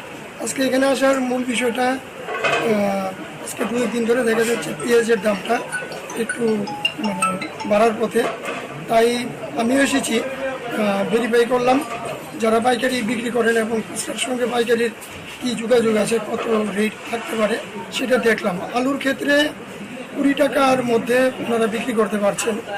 আর পেঁয়াজের ক্ষেত্রে আমি যেটা দেখলাম, আগামী আরও 20-25 দিন, 1 মাস যে রেটটা আছে এখন 34 টাকায় ওনারা ছাড়ছেন পাইকারি মূল্যে, এবং সেটা গিয়ে 35-40 টাকায় সেটা যায়। আমরা যারা ব্যবসায়ী আছেন, যারা মূল মজুতদার, ওনাদেরকে আমরা বলেছি যে আমরা এই ব্যবস্থা জারি রাখবো। আমাদের লোকরা, যারা অফিসাররা আছেন, সবসময় ওনারা ভিজিট করবেন, যতটা কম মূল্যে বাজারগুলিতে পেঁয়াজ দেওয়া যায় সেটার ব্যবস্থা করার জন্য। তবে একটা জিনিস আমি কনফার্ম হয়েছি যে উৎসে নাসিকে এটার রেটটা বেড়েছে, এটার একটা এফেক্ট হয়তো আগামী কয়েকটা দিন থাকবে, কিন্তু মার্কেটে স্থিতিশীল অবস্থা আসবে। পেঁয়াজের মূল্যটা 30 টাকা থেকে 35 টাকায় আবার চলে আসবে এবং তার থেকেও কমে যেতে পারে। মার্কেটটা এখন একটু ফ্লাকচুয়েশন আছে, ওইখানে ফ্লাড হয়েছে। আমি দেখলাম যে আলুও প্রচুর ওনাদের নষ্ট হয়েছে, যদিও ব্যবসায়ীরা আলুটার দাম 20 টাকা রাখছেন, কোনো জায়গায় 25 টাকা পর্যন্ত বৃদ্ধি পেয়েছে খুচরা মার্কেটগুলিতে। তো আপাতত পেঁয়াজের দামটা 4-5 দিন আমরা নজরে রাখছি। আমরা সামনে শনি রবি বন্ধ আছে, তারপরে আমরা আবার দেখব মার্কেট যাচাই করে এটাকে কমানো যায় কিনা। ব্যবসায়ীদেরকে আমি আমার তরফ থেকে, খাদ্য দপ্তরের তরফ থেকে এবং আমাদের যে মাননীয় মন্ত্রী, ওনার বিশেষ নির্দেশক্রম আমি ওনাদেরকে জানিয়েছি যাতে রেটটা নিয়ন্ত্রিত মূল্যের মধ্যে থাকে। এই উদ্দেশ্যে আমার এখানে আসে। অনেক সময় দেখা যায় যে খুচরো বাজারে অনেক দাম থাকে, তো এটা নিয়ন্ত্রণ করার জন্য কি আপনারা কি কন্টিনিউ প্রসেসিং থাকবে? আমরা প্রতিনিয়তই কিন্তু আমাদের এই যে ফুডের টিম আছে, তারপর আপনার লিগ্যাল যে অফিসাররা আছেন, ওনারা কিন্তু ভিজিট করছেন। সবসময় আমি হয়তো আসতে পারি না, এবং এসডিএমের যারা আছেন ওনারা আজকে বটতলা বাজার, কালকে গুলবাজার, পরশু দিন আরেকটা বাজার, এইভাবে কিন্তু প্রতিদিন আমরা একটা না একটা মার্কেটে আমরা ভিজিট করি, দেখি। আমাদের বিশেষ করে আলু এবং পেঁয়াজ যেটা আছে সেটা আমাদের যে এসেনশিয়াল কমোডিটিজ অ্যাক্ট আছে এটার আওতায় আছে, ফলে এটার ব্যাপারে, এটার মূল্য নিয়ন্ত্রণের ব্যাপারে আমার খাদ্য দপ্তরের ভূমিকা আছে।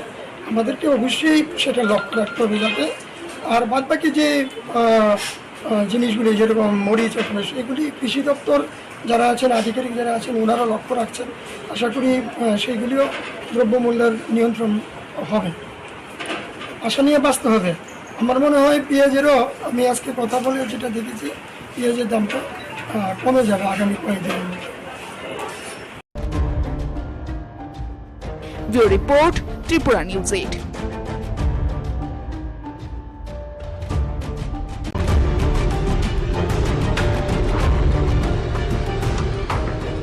বাজারে বেড়ে গেছে পেঁয়াজের দাম। অভিযোগ 3-4 দিন ধরেই ক্রমশই বেড়ে চলেছে মূল্য, আর এই সুযোগ নিয়ে একাংশ কালোবাজারি ক্রেতাদের পকেট কাটা শুরু করে দিয়েছে বলে অভিযোগ। 40 থেকে 45 টাকা দরে বিক্রি হচ্ছে খুচরো পেঁয়াজ কেজি প্রতি। এই অবস্থায় শুক্রবার রাজধানী মহারাজগঞ্জ বাজারে অভিযান চালানেন খাদ্য দপ্তর ও সদর মহকুমা প্রশাসনের লোকজন।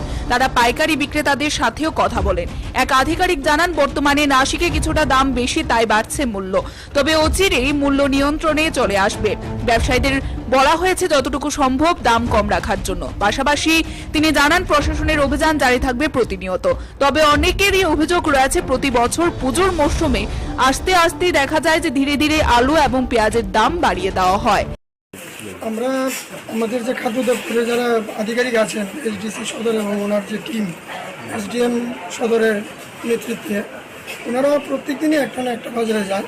আজকে এখানে আসার মূল বিষয়টা, আজকে 2 দিন ধরে দেখা যাচ্ছে পেঁয়াজের দামটা একটু মানে বাড়ার পথে। তাই আমিও এসেছি, ভেরিফাই করলাম যারা পাইকারি বিক্রি করেন এবং খুচরার সঙ্গে পাইকারির কী যোগাযোগ আছে, কত রেট থাকতে পারে সেটা দেখলাম। আলুর ক্ষেত্রে 20 টাকার মধ্যে ওনারা বিক্রি করতে পারছেন। আর পেঁয়াজের ক্ষেত্রে আমি যেটা দেখলাম আগামী আরও 20-25 দিন, 1 মাস যে রেটটা আছে এখন 36 টাকায় ওনারা ছাড়ছেন পাইকারি মূল্যে, এবং সেটা গিয়ে 35-40 টাকায় সেটা যায়। আমরা যারা ব্যবসায়ী আছেন, যারা মূল মজুতদার, ওনাদেরকে আমরা বলেছি যে আমরা এই ব্যবস্থা জারি রাখবো। আমাদের লোকরা যারা অফিসাররা আছেন সবসময় ওনারা ভিজিট করবেন, যতটা কম মূল্যে বাজারগুলিতে পেঁয়াজ দেওয়া যায় সেটার ব্যবস্থা করার জন্য। তবে একটা জিনিস আমি কনফার্ম হয়েছি যে উৎসে নাসিকে এটার রেটটা বেড়েছে, এটার একটা এফেক্ট হয়তো আগামী কয়েকটা দিন থাকবে, কিন্তু মার্কেটে স্থিতিশীল অবস্থা আসবে। পেঁয়াজের মূল্যটা 30 টাকা থেকে 35 টাকায় আবার চলে আসবে এবং তার থেকেও কমে যেতে পারে। মার্কেটটা এখন একটু ফ্লাকচুয়েশন আছে, ওইখানে ফ্লাড হয়েছে। আমি দেখলাম যে আলুও প্রচুর ওনাদের নষ্ট হয়েছে, যদিও ব্যবসায়ীরা আলুটার দাম 20 টাকায় রাখছেন, কোনো কোনো জায়গায় 25 টাকা পর্যন্ত বৃদ্ধি পেয়েছে খুচরা মার্কেটগুলিতে। তো আপাতত পেঁয়াজের দামটা 4-5 দিন আমরা নজরে রাখছি। আমরা সামনে শনি রবি বন্ধ আছে, তারপরে আমরা আবার দেখব মার্কেট যাচাই করে এটাকে কমানো যায় কিনা। ব্যবসায়ীদেরকে আমি আমার তরফ থেকে, খাদ্য দপ্তরের তরফ থেকে এবং আমাদের যে মাননীয় মন্ত্রী, ওনার বিশেষ নির্দেশক্রম আমি ওনাদেরকে জানিয়েছি যাতে রেটটা নিয়ন্ত্রিত মূল্যের মধ্যে থাকে। এই উদ্দেশ্যে আমার এখানে আসে। অনেক সময় দেখা যায় যে খুচরো বাজারে অনেক দাম থাকে, তো এটা নিয়ন্ত্রণ করার জন্য কি আপনারা কি কন্টিনিউ প্রসেসিং থাকবে? আমরা প্রতিনিয়তই কিন্তু আমাদের এই যে ফুডের টিম আছে, তারপর আপনার লিগ্যাল মেট্রোলজির অফিসাররা আছেন, ওনারা কিন্তু ভিজিট করছেন। সবসময় আমি হয়তো আসতে পারি না, এবং এসডিএমের যারা আছেন ওনারা আজকে বটতলা বাজার, কালকে গুলবাজার, পরশু দিন আরেকটা বাজার, এইভাবে কিন্তু প্রতিদিন আমরা একটা না একটা মার্কেটে আমরা ভিজিট করি, দেখি। আমাদের বিশেষ করে আলু এবং পেঁয়াজ যেটা আছে সেটা আমাদের যে এসেনশিয়াল কমোডিটিজ অ্যাক্ট আছে এটার আওতায় আছে, ফলে এটার ব্যাপারে, এটার মূল্য নিয়ন্ত্রণের ব্যাপারে আমার খাদ্য দপ্তরের ভূমিকা আছে। আমাদেরকে অবশ্যই সেটা লক্ষ্য রাখতে হবে যাতে, আর বাদবাকি যে জিনিসগুলি যেরকম মরিচ অথবা এগুলি কৃষি দপ্তর যারা আছেন, আধিকারিক যারা আছেন, ওনারা লক্ষ্য রাখছেন। আশা করি সেইগুলিও দ্রব্যমূল্যের নিয়ন্ত্রণ হবে, আশা নিয়ে বাঁচতে হবে। আমার মনে হয় পেঁয়াজেরও, আমি আজকে কথা বলে যেটা দেখেছি, পেঁয়াজের দামটা কমে যাবে আগামী কয়েকদিনের মধ্যে। Bureau report, Tripura news 8।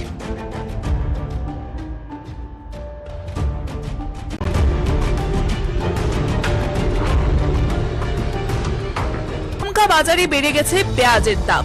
অভিযোগ 3-4 দিন ধরেই ক্রমশই বেড়ে চলেছে মূল্য, আর এই সুযোগ নিয়ে একাংশ কালোবাজারি ক্রেতাদের পকেট কাটা শুরু করে দিয়েছে বলে অভিযোগ।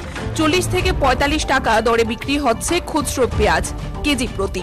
এই অবস্থায় শুক্রবার রাজধানী মহারাজগঞ্জ বাজারে অভিযান চালানেন খাদ্য দপ্তর ও সদর মহকুমা প্রশাসনের লোকজন। তারা পাইকারি বিক্রেতাদের সাথেও কথা বলেন। এক আধিকারিক জানান, বর্তমানে নাসিকে কিছুটা দাম বেশি, তাই বাড়ছে মূল্য, তবে অচিরেই মূল্য নিয়ন্ত্রণে চলে আসবে। ব্যবসায়ীদের বলা হয়েছে যতটুকু সম্ভব দাম কম রাখার জন্য। পাশাপাশি তিনি জানান, প্রশাসনের অভিযান জারি থাকবে প্রতিনিয়ত। তবে অনেকেরই অভিযোগ রয়েছে, প্রতি বছর পুজোর মরশুমে আস্তে আস্তে দেখা যায় যে ধীরে ধীরে আলু এবং পেঁয়াজের দাম বাড়িয়ে দেওয়া হয়। আমরা আমাদের যে খাদ্য দপ্তরে যারা আধিকারিক আছেন, এইচডিসি সদর এবং ওনার যে টিম, এসডিএম সদরের নেতৃত্বে, ওনারা প্রত্যেক দিনই একটা না একটা বাজারে যায়। আজকে এখানে আসার মূল বিষয়টা, আজকে 2 দিন ধরে দেখা যাচ্ছে পেঁয়াজের দামটা একটু মানে বাড়ার পথে। তাই আমিও এসেছি, ভেরিফাই করলাম যারা পাইকারি বিক্রি করেন এবং খুচরার সঙ্গে পাইকারির কী যোগাযোগ আছে, কত রেট থাকতে পারে সেটা দেখলাম। আলুর ক্ষেত্রে 20 টাকার মধ্যে ওনারা বিক্রি করতে পারছেন। আর পেঁয়াজের ক্ষেত্রে আমি যেটা দেখলাম আগামী আরও 20-25 দিন, 1 মাস যে রেটটা আছে এখন 34 টাকায় ওনারা ছাড়ছেন পাইকারি মূল্যে, এবং সেটা গিয়ে 35-40 টাকায় সেটা যায়। আমরা যারা ব্যবসায়ী আছেন, যারা মূল মজুতদার, ওনাদেরকে আমরা বলেছি যে আমরা এই ব্যবস্থা জারি রাখবো। আমাদের লোকরা যারা অফিসাররা আছেন সবসময় ওনারা ভিজিট করবেন, যতটা কম মূল্যে বাজারগুলিতে পেঁয়াজ দেওয়া যায় সেটার ব্যবস্থা করার জন্য। তবে একটা জিনিস আমি কনফার্ম হয়েছি যে উৎসে নাসিকে এটার রেটটা বেড়েছে, এটার একটা এফেক্ট হয়তো আগামী কয়েকটা দিন থাকবে, কিন্তু মার্কেটে স্থিতিশীল অবস্থা আসবে। পেঁয়াজের মূল্যটা 30 টাকা থেকে 35 টাকায় আবার চলে আসবে, এবং তার থেকেও কমে যেতে পারে। মার্কেটটা এখন একটু ফ্লাকচুয়েশন আছে, ওইখানে ফ্লাড হয়েছে। আমি দেখলাম যে আলুও প্রচুর ওনাদের নষ্ট হয়েছে, যদিও ব্যবসায়ীরা আলুটার দাম 20 টাকা রাখছেন, কোনো কোনো জায়গায় 25 টাকা পর্যন্ত বৃদ্ধি পেয়েছে খুচরা মার্কেটগুলিতে। তো আপাতত পেঁয়াজের দামটা 4-5 দিন আমরা নজরে রাখছি। আমরা সামনে শনি রবি বন্ধ আছে, তারপরে আমরা আবার দেখব মার্কেট যাচাই করে এটাকে কমানো যায় কিনা। ব্যবসায়ীদেরকে আমি আমার তরফ থেকে, খাদ্য দপ্তরের তরফ থেকে, এবং আমাদের যে মাননীয় মন্ত্রী ওনার বিশেষ নির্দেশক্রম আমি ওনাদেরকে জানিয়েছি যাতে রেটটা নিয়ন্ত্রিত মূল্যের মধ্যে থাকে। এই উদ্দেশ্যে আমার এখানে আসে। অনেক সময় দেখা যায় যে খুচরো বাজারে অনেক দাম থাকে, তো এটা নিয়ন্ত্রণ করার জন্য কি আপনারা কি কন্টিনিউ প্রসেসিং থাকবে? আমরা প্রতিনিয়তই কিন্তু আমাদের এই যে ফুডের টিম আছে, তারপর আপনার লিগ্যাল রেগুলেটরি অফিসাররা আছেন, ওনারা কিন্তু ভিজিট করছেন। আর সবসময় আমি হয়তো আসতে পারি না, এবং এসডিএমের যারা আছেন ওনারা আজকে বটতলা বাজার, কালকে গুলবাজার, পরশু দিন আরেকটা বাজার, এইভাবে কিন্তু প্রতিদিন আমরা একটা না একটা মার্কেটে আমরা ভিজিট করি, দেখি। আমাদের বিশেষ করে আলু এবং পেঁয়াজ যেটা আছে সেটা আমাদের যে এসেনশিয়াল কমোডিটিজ অ্যাক্ট আছে এটার আওতায় আছে, ফলে এটার ব্যাপারে, এটার মূল্য নিয়ন্ত্রণের ব্যাপারে আমার খাদ্য দপ্তরের ভূমিকা আছে।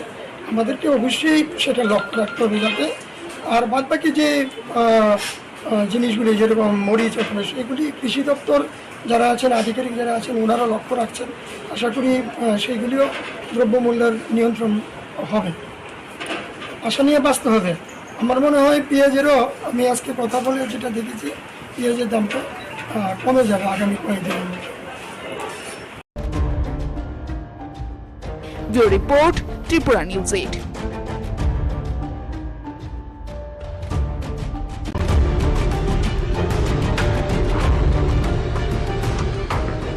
বাজারে বেড়ে গেছে পেঁয়াজের দাম। অভিযোগ 3-4 দিন ধরেই ক্রমশই বেড়ে চলেছে মূল্য, আর এই সুযোগ নিয়ে একাংশ কালোবাজারি ক্রেতাদের পকেট কাটা শুরু করে দিয়েছে বলে অভিযোগ। 40 থেকে 45 টাকা দরে বিক্রি হচ্ছে খুচরো পেঁয়াজ কেজি প্রতি। এই অবস্থায় শুক্রবার রাজধানী মহারাজগঞ্জ বাজারে অভিযান চালানেন খাদ্য দপ্তর ও সদর মহকুমা প্রশাসনের লোকজন। তারা পাইকারি বিক্রেতাদের সাথেও কথা বলেন। এক আধিকারিক জানান, বর্তমানে নাসিকে কিছুটা দাম বেশি, তাই বাড়ছে মূল্য, তবে অচিরেই মূল্য নিয়ন্ত্রণে চলে আসবে। ব্যবসায়ীদের বলা হয়েছে যতটুকু সম্ভব দাম কম রাখার জন্য। পাশাপাশি তিনি জানান, প্রশাসনের অভিযান জারি থাকবে প্রতিনিয়ত। তবে অনেকেরই অভিযোগ রয়েছে, প্রতি বছর পুজোর মরশুমে আস্তে আস্তে দেখা যায় যে ধীরে ধীরে আলু এবং পেঁয়াজের দাম বাড়িয়ে দেওয়া হয়। আমরা আমাদের যে খাদ্য দপ্তরে যারা আধিকারিক আছেন, এসডিসি সদর এবং ওনার যে টিম, এসডিএম সদরের নেতৃত্বে, ওনারা প্রত্যেক দিনই একটা না একটা বাজারে যায়। আজকে এখানে আসার মূল বিষয়টা, আজকে 2 দিন ধরে দেখা যাচ্ছে পেঁয়াজের দামটা একটু বাড়ার পথে, তাই আমিও এসেছি, ভেরিফাই করলাম যারা পাইকারি বিক্রি করেন এবং খুচরার সঙ্গে পাইকারির কী যোগাযোগ আছে, কত রেট থাকতে পারে সেটা দেখলাম। আলুর ক্ষেত্রে 20 টাকার মধ্যে ওনারা বিক্রি করতে পারছেন, আর পেঁয়াজের ক্ষেত্রে আমি যেটা দেখলাম আগামী আরও 20-25 দিন, 1 মাস যে রেটটা আছে এখন 34 টাকায় ওনারা ছাড়ছেন পাইকারি মূল্যে, এবং সেটা গিয়ে 35-40 টাকায় সেটা যায়। আমরা যারা ব্যবসায়ী আছেন, যারা মূল মজুতদার, ওনাদেরকে আমরা বলেছি যে আমরা এই ব্যবস্থা জারি রাখবো। আমাদের লোকরা যারা অফিসাররা আছেন সবসময় ওনারা ভিজিট করবেন, যতটা কম মূল্যে বাজারগুলিতে পেঁয়াজ দেওয়া যায় সেটার ব্যবস্থা করার জন্য।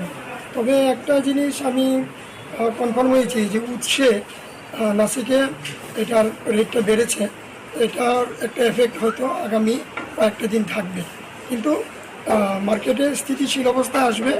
পেঁয়াজের মূল্যটা 30 টাকা থেকে 35 টাকায় আবার চলে আসবে এবং তার থেকেও কমে যেতে পারে। মার্কেটটা এখন একটু ফ্লাকচুয়েশন আছে, ওইখানে ফ্লাড হয়েছে। আমি দেখলাম যে আলুও প্রচুর ওনাদের নষ্ট হয়েছে, যদিও ব্যবসায়ীরা আলুটার দাম 20 টাকা রাখছেন, কোনো কোনো জায়গায় 25 টাকা পর্যন্ত বৃদ্ধি পেয়েছে খুচরা মার্কেটগুলিতে। তো আপাতত পেঁয়াজের দামটা 4-5 দিন আমরা নজরে রাখছি। আমরা সামনে শনি রবি বন্ধ আছে, তারপরে আমরা আবার দেখব মার্কেট যাচাই করে এটাকে কমানো যায় কিনা। ব্যবসায়ীদেরকে আমি আমার তরফ থেকে, খাদ্য দপ্তরের তরফ থেকে এবং আমাদের যে মাননীয় মন্ত্রী ওনার বিশেষ নির্দেশক্রম আমি ওনাদেরকে জানিয়েছি যাতে রেটটা নিয়ন্ত্রিত মূল্যের মধ্যে থাকে। এই উদ্দেশ্যে আমার এখানে আসে। অনেক সময় দেখা যায় যে যদি খুচরো বাজারে অনেক দাম থাকে, তো এটা নিয়ন্ত্রণ করার জন্য কি আপনারা কি কন্টিনিউ প্রসেসিং থাকবে? আমরা প্রতিনিয়তই কিন্তু আমাদের এই যে ফুডের টিম আছে, তারপর আপনার লিগাল মেট্রোলজির অফিসাররা আছেন, ওনারা কিন্তু ভিজিট করছেন। সবসময় আমি হয়তো আসতে পারি না, এবং এসডিএমের যারা আছেন ওনারা আজকে বটতলা বাজার, কালকে গুলবাজার, পরশু দিন আরেকটা বাজার, এইভাবে কিন্তু প্রতিদিন আমরা একটা না একটা মার্কেটে আমরা ভিজিট করি, দেখি। আমাদের বিশেষ করে আলু এবং পেঁয়াজ যেটা আছে সেটা আমাদের যে এসেনশিয়াল কমোডিটিজ অ্যাক্ট আছে এটার আওতায় আছে, ফলে এটার ব্যাপারে, এটার মূল্য নিয়ন্ত্রণের ব্যাপারে আমার খাদ্য দপ্তরের ভূমিকা আছে। আমাদেরকে অবশ্যই সেটা লক্ষ্য রাখতে হবে যাতে, আর বাদ বাকি যে জিনিসগুলি যেরকম মরিচ এখানে, সেগুলি কৃষি দপ্তর যারা আছেন, আধিকারিক যারা আছেন, ওনারা লক্ষ্য রাখছেন। আশা করি সেইগুলিও দ্রব্যমূল্যের নিয়ন্ত্রণ হবে। আশা নিয়ে বাঁচতে হবে। আমার মনে হয় পেঁয়াজেরও, আমি আজকে কথা বলে যেটা দেখেছি, পেঁয়াজের দামটা কমে যাবে আগামী কয়েকদিনের মধ্যে। Bureau report, Tripura news 8।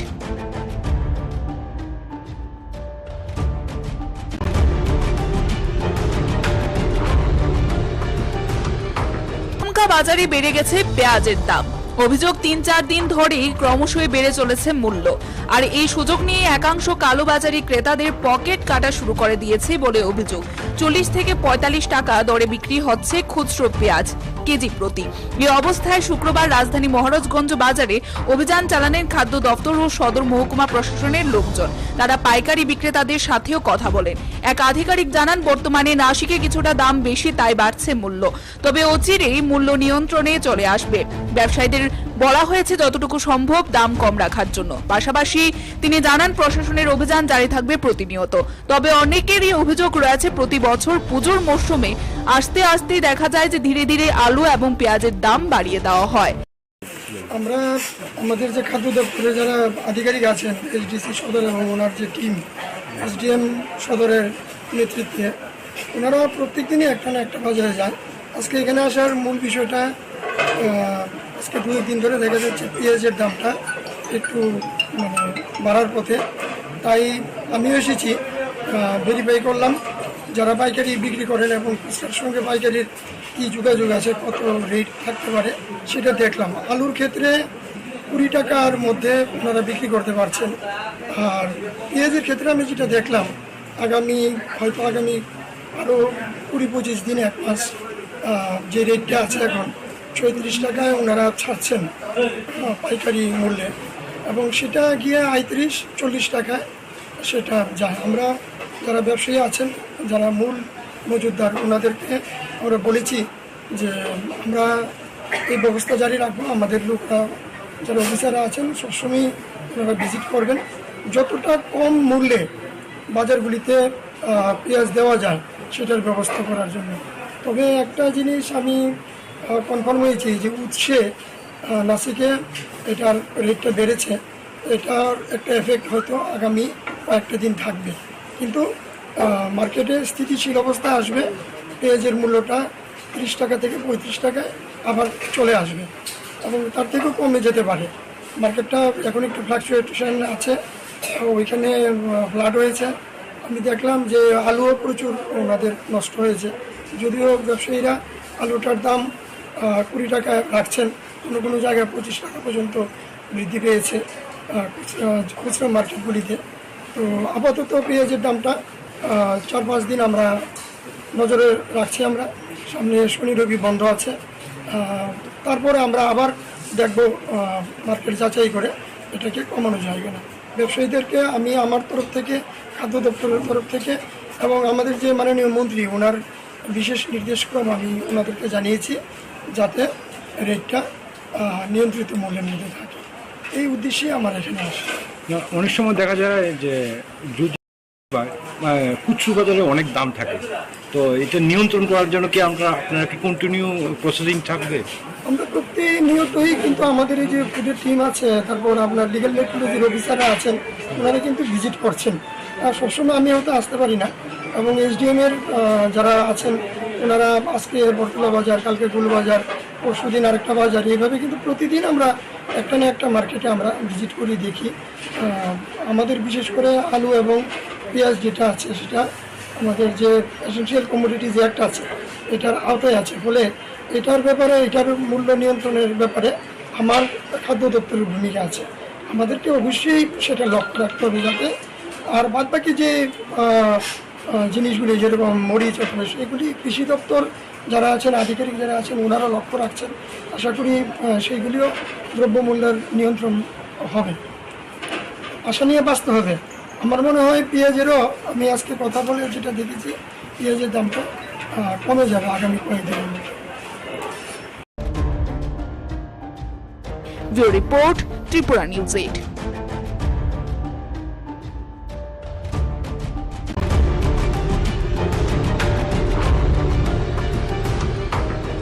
বাজারে বেড়ে গেছে পেঁয়াজের দাম। অভিযোগ 3-4 দিন ধরেই ক্রমশই বেড়ে চলেছে মূল্য, আর এই সুযোগ নিয়ে একাংশ কালোবাজারি ক্রেতাদের পকেট কাটা শুরু করে দিয়েছে বলে অভিযোগ। 40 থেকে 45 টাকা দরে বিক্রি হচ্ছে খুচরো পেঁয়াজ কেজি প্রতি। এই অবস্থায় শুক্রবার রাজধানী মহারাজগঞ্জ বাজারে অভিযান চালানেন খাদ্য দপ্তর ও সদর মহকুমা প্রশাসনের লোকজন। তারা পাইকারি বিক্রেতাদের সাথেও কথা বলেন। এক আধিকারিক জানান, বর্তমানে নাশিকে কিছুটা দাম বেশি, তাই বাড়ছে মূল্য, তবে অচিরেই মূল্য নিয়ন্ত্রণে চলে আসবে। ব্যবসায়ীদের বলা হয়েছে যতটুকু সম্ভব দাম কম রাখার জন্য। পাশাপাশি তিনি জানান, প্রশাসনের অভিযান জারি থাকবে প্রতিনিয়ত। তবে অনেকেরই অভিযোগ রয়েছে, প্রতি বছর পুজোর মরশুমে আস্তে আস্তে দেখা যায় যে ধীরে ধীরে আলু এবং পেঁয়াজের দাম বাড়িয়ে দেওয়া হয়। আমরা আমাদের যে খাদ্য দপ্তরে যারা আধিকারিক আছেন, এইচডিসি সদর এবং ওনার যে টিম এসডিএম সদরের নেতৃত্বে, ওনারা প্রত্যেক দিনই একটা না একটা বাজারে যায়। আজকে এখানে আসার মূল বিষয়টা, আজকে 2 দিন ধরে দেখা যাচ্ছে পেঁয়াজের দামটা একটু বাড়ার পথে, তাই আমিও এসেছি, ভেরিফাই করলাম যারা পাইকারি বিক্রি করেন এবং খুচরার সঙ্গে পাইকারির কী যোগাযোগ আছে, কত রেট থাকতে পারে সেটা দেখলাম। আলুর ক্ষেত্রে 20 টাকার মধ্যে ওনারা বিক্রি করতে পারছেন, আর পেঁয়াজের ক্ষেত্রে আমি যেটা দেখলাম, আগামী আরও 20-25 দিন, 1 মাস যে রেটটা আছে এখন 36 টাকায় ওনারা ছাড়ছেন পাইকারি মূল্যে, এবং সেটা গিয়ে 35-40 টাকায় সেটা যায়। আমরা যারা ব্যবসায়ী আছেন, যারা মূল মজুতদার, ওনাদেরকে আমরা বলেছি যে আমরা এই ব্যবস্থা জারি রাখবো। আমাদের লোকরা যারা অফিসাররা আছেন সবসময় ওনারা ভিজিট করবেন, যতটা কম মূল্যে বাজারগুলিতে পেঁয়াজ দেওয়া যায় সেটার ব্যবস্থা করার জন্য। তবে একটা জিনিস আমি কনফার্ম হয়েছি যে উৎসে নাসিকে এটার রেটটা বেড়েছে, এটার একটা এফেক্ট হয়তো আগামী কয়েকটা দিন থাকবে, কিন্তু মার্কেটে স্থিতিশীল অবস্থা আসবে। পেঁয়াজের মূল্যটা 30 টাকা থেকে 35 টাকায় আবার চলে আসবে, এবং তার থেকেও কমে যেতে পারে। মার্কেটটা এখন একটু ফ্লাকচুয়েশন আছে, ওইখানে ফ্লাড হয়েছে। আমি দেখলাম যে আলুও প্রচুর ওনাদের নষ্ট হয়েছে, যদিও ব্যবসায়ীরা আলুটার দাম 20 টাকা রাখছেন, কোনো কোনো জায়গায় 25 টাকা পর্যন্ত বৃদ্ধি পেয়েছে খুচরা মার্কেটগুলিতে। তো আপাতত পেঁয়াজের দামটা 4-5 দিন আমরা নজরে রাখছি। আমরা সামনে শনি রবি বন্ধ আছে, তারপরে আমরা আবার দেখব মার্কেট যাচাই করে এটাকে কমানো যায় কিনা। ব্যবসায়ীদেরকে আমি আমার তরফ থেকে, খাদ্য দপ্তরের তরফ থেকে এবং আমাদের যে মাননীয় মন্ত্রী ওনার বিশেষ নির্দেশক্রম আমি ওনাদেরকে জানিয়েছি যাতে রেটটা নিয়ন্ত্রিত মূল্যের মধ্যে থাকে। এই উদ্দেশ্যেই আমার এখানে আসে। অনেক সময় দেখা যায় যে দুধ খুচরো বাজারে অনেক দাম থাকে, তো এটা নিয়ন্ত্রণ করার জন্য কি আপনারা কি কন্টিনিউ প্রসেসিং থাকবে? আমরা প্রতিনিয়তই কিন্তু আমাদের এই যে ফুডের টিম আছে, তারপর আপনার লিগ্যাল রেগুলেটরি অফিসাররা আছেন, ওনারা কিন্তু ভিজিট করছেন। সবসময় আমি হয়তো আসতে পারি না, এবং এসডিএমের যারা আছেন ওনারা আজকে বটতলা বাজার, কালকে গুলবাজার, পরশুদিন আরেকটা বাজার, এইভাবে কিন্তু প্রতিদিন আমরা একটা না একটা মার্কেটে আমরা ভিজিট করি, দেখি। আমাদের বিশেষ করে আলু এবং পেঁয়াজ যেটা আছে সেটা আমাদের যে এসেনশিয়াল কমোডিটিজ অ্যাক্ট আছে এটার আওতায় আছে, ফলে এটার ব্যাপারে, এটার মূল্য নিয়ন্ত্রণের ব্যাপারে আমার খাদ্য দপ্তরের ভূমিকা আছে। আমাদেরকে অবশ্যই সেটা লক্ষ্য রাখতে হবে, যাতে আর বাদবাকি যে জিনিসগুলি যেরকম মরিচ অথবা সেগুলি কৃষি দপ্তর যারা আছেন, আধিকারিক যারা আছেন, ওনারা লক্ষ্য রাখছেন। আশা করি সেইগুলিও দ্রব্যমূল্যের নিয়ন্ত্রণ হবে। আশা নিয়ে বাঁচতে হবে। আমার মনে হয় পেঁয়াজেরও, আমি আজকে কথা বলে যেটা দেখেছি, পেঁয়াজের দামটা কমে যাবে আগামী কয়েকদিনের মধ্যে। Bureau report, Tripura news 8।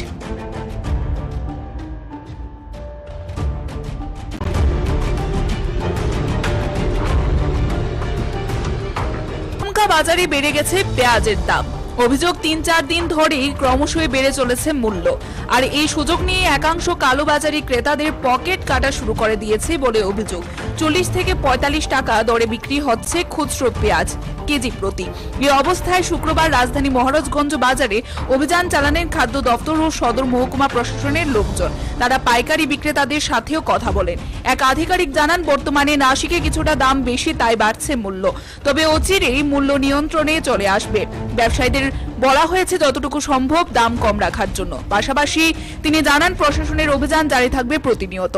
তবে অনেকেরই অভিযোগ রয়েছে, প্রতি বছর পুজোর মরশুমে আস্তে আস্তে দেখা যায় যে ধীরে ধীরে আলু এবং পেঁয়াজের দাম বাড়িয়ে দেওয়া হয়।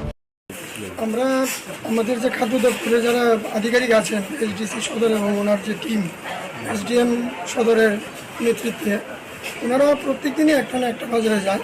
আজকে এখানে আসার মূল বিষয়টা, আজকে 2 দিন ধরে দেখা যাচ্ছে পেঁয়াজের দামটা একটু বাড়ার পথে, তাই আমিও এসেছি, ভেরিফাই করলাম যারা পাইকারি বিক্রি করেন এবং খুচরার সঙ্গে পাইকারির কী যোগাযোগ আছে, কত রেট থাকতে পারে সেটা দেখলাম। আলুর ক্ষেত্রে 20 টাকার মধ্যে ওনারা বিক্রি করতে পারছেন, আর পেঁয়াজের ক্ষেত্রে আমি যেটা দেখলাম, হয়তো আগামী আরও 20-25 দিন, 1 মাস যে রেটটা আছে এখন 36 টাকায় ওনারা ছাড়ছেন পাইকারি মূল্যে, এবং সেটা গিয়ে 35-40 টাকায় সেটা যায়। আমরা যারা ব্যবসায়ী আছেন, যারা মূল মজুতদার, ওনাদেরকে আমরা বলেছি যে আমরা এই ব্যবস্থা জারি রাখবো। আমাদের লোকরা যারা অফিসাররা আছেন সবসময় ওনারা ভিজিট করবেন, যতটা কম মূল্যে বাজারগুলিতে পেঁয়াজ দেওয়া যায় সেটার ব্যবস্থা করার জন্য। তবে একটা জিনিস আমি কনফার্ম হয়েছি যে উৎসে নাসিকে এটার রেটটা বেড়েছে, এটার একটা এফেক্ট হয়তো আগামী কয়েকটা দিন থাকবে, কিন্তু মার্কেটে স্থিতিশীল অবস্থা আসবে। পেঁয়াজের মূল্যটা 30 টাকা থেকে 35 টাকায় আবার চলে আসবে, এবং তার থেকেও কমে যেতে পারে। মার্কেটটা এখন একটু ফ্লাকচুয়েশন আছে, ওইখানে ফ্লাড হয়েছে। আমি দেখলাম যে আলুও প্রচুর ওনাদের নষ্ট হয়েছে, যদিও ব্যবসায়ীরা আলুটার দাম 20 টাকায় রাখছেন, কোনো কোনো জায়গায় 25 টাকা পর্যন্ত বৃদ্ধি পেয়েছে খুচরা মার্কেটগুলিতে। তো আপাতত পেঁয়াজের দামটা 4-5 দিন আমরা নজরে রাখছি। আমরা সামনে শনি রবি বন্ধ আছে, তারপরে আমরা আবার দেখব মার্কেট যাচাই করে এটাকে কমানো যায় কিনা। ব্যবসায়ীদেরকে আমি আমার তরফ থেকে, খাদ্য দপ্তরের তরফ থেকে, এবং আমাদের যে মাননীয় মন্ত্রী, ওনার বিশেষ নির্দেশক্রম আমি ওনাদেরকে জানিয়েছি, যাতে রেটটা নিয়ন্ত্রিত মূল্যের মধ্যে থাকে। এই উদ্দেশ্যেই আমার এখানে আসে। অনেক সময় দেখা যায় যে দুধ খুচরো বাজারে অনেক দাম থাকে, তো এটা নিয়ন্ত্রণ করার জন্য কি আপনারা কি কন্টিনিউ প্রসেসিং থাকবে? আমরা প্রতিনিয়তই কিন্তু আমাদের এই যে ফুডের টিম আছে, তারপর আপনার লিগ্যাল রেগুলেটরি অফিসাররা আছেন, ওনারা কিন্তু ভিজিট করছেন। সবসময় আমি হয়তো আসতে পারি না, এবং এসডিএমের যারা আছেন ওনারা আজকে বটতলা বাজার, কালকে গুলবাজার, পরশুদিন আরেকটা বাজার, এইভাবে কিন্তু প্রতিদিন আমরা একটা না একটা মার্কেটে আমরা ভিজিট করি, দেখি। আমাদের বিশেষ করে আলু এবং পেঁয়াজ যেটা আছে সেটা আমাদের যে এসেনশিয়াল কমোডিটিজ অ্যাক্ট আছে এটার আওতায় আছে, ফলে এটার ব্যাপারে, এটার মূল্য নিয়ন্ত্রণের ব্যাপারে আমার খাদ্য দপ্তরের ভূমিকা আছে। আমাদেরকে অবশ্যই সেটা লক্ষ্য রাখতে হবে যাতে, আর বাদবাকি যে জিনিসগুলি যেরকম মরিচ অথবা সেগুলি কৃষি দপ্তর যারা আছেন, আধিকারিক যারা আছেন, ওনারা লক্ষ্য রাখছেন। আশা করি সেইগুলিও দ্রব্যমূল্যের নিয়ন্ত্রণ হবে, আশা নিয়ে বাঁচতে হবে। আমার মনে হয় পেঁয়াজেরও, আমি আজকে কথা বলে যেটা দেখেছি, পেঁয়াজের দামটা কমে যাবে আগামী কয়েকদিনের মধ্যে। Bureau report, Tripura news 8।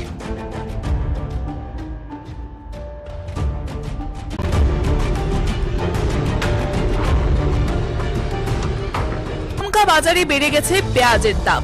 অভিযোগ ৩-৪ দিন ধরেই ক্রমশই বেড়ে চলেছে মূল্য, আর এই সুযোগ নিয়ে একাংশ কালোবাজারি ক্রেতাদের পকেট কাটা শুরু করে দিয়েছে বলে অভিযোগ। ৪০ থেকে ৪৫ টাকা দরে বিক্রি হচ্ছে খুচরো পেঁয়াজ কেজি প্রতি। এই অবস্থায় শুক্রবার রাজধানী মহারাজগঞ্জ বাজারে অভিযান চালানেন খাদ্য দপ্তর ও সদর মহকুমা প্রশাসনের লোকজন। তারা পাইকারি বিক্রেতাদের সাথেও কথা বলেন। এক আধিকারিক জানান, বর্তমানে নাসিকে কিছুটা দাম বেশি, তাই বাড়ছে মূল্য, তবে অচিরেই মূল্য নিয়ন্ত্রণে চলে আসবে।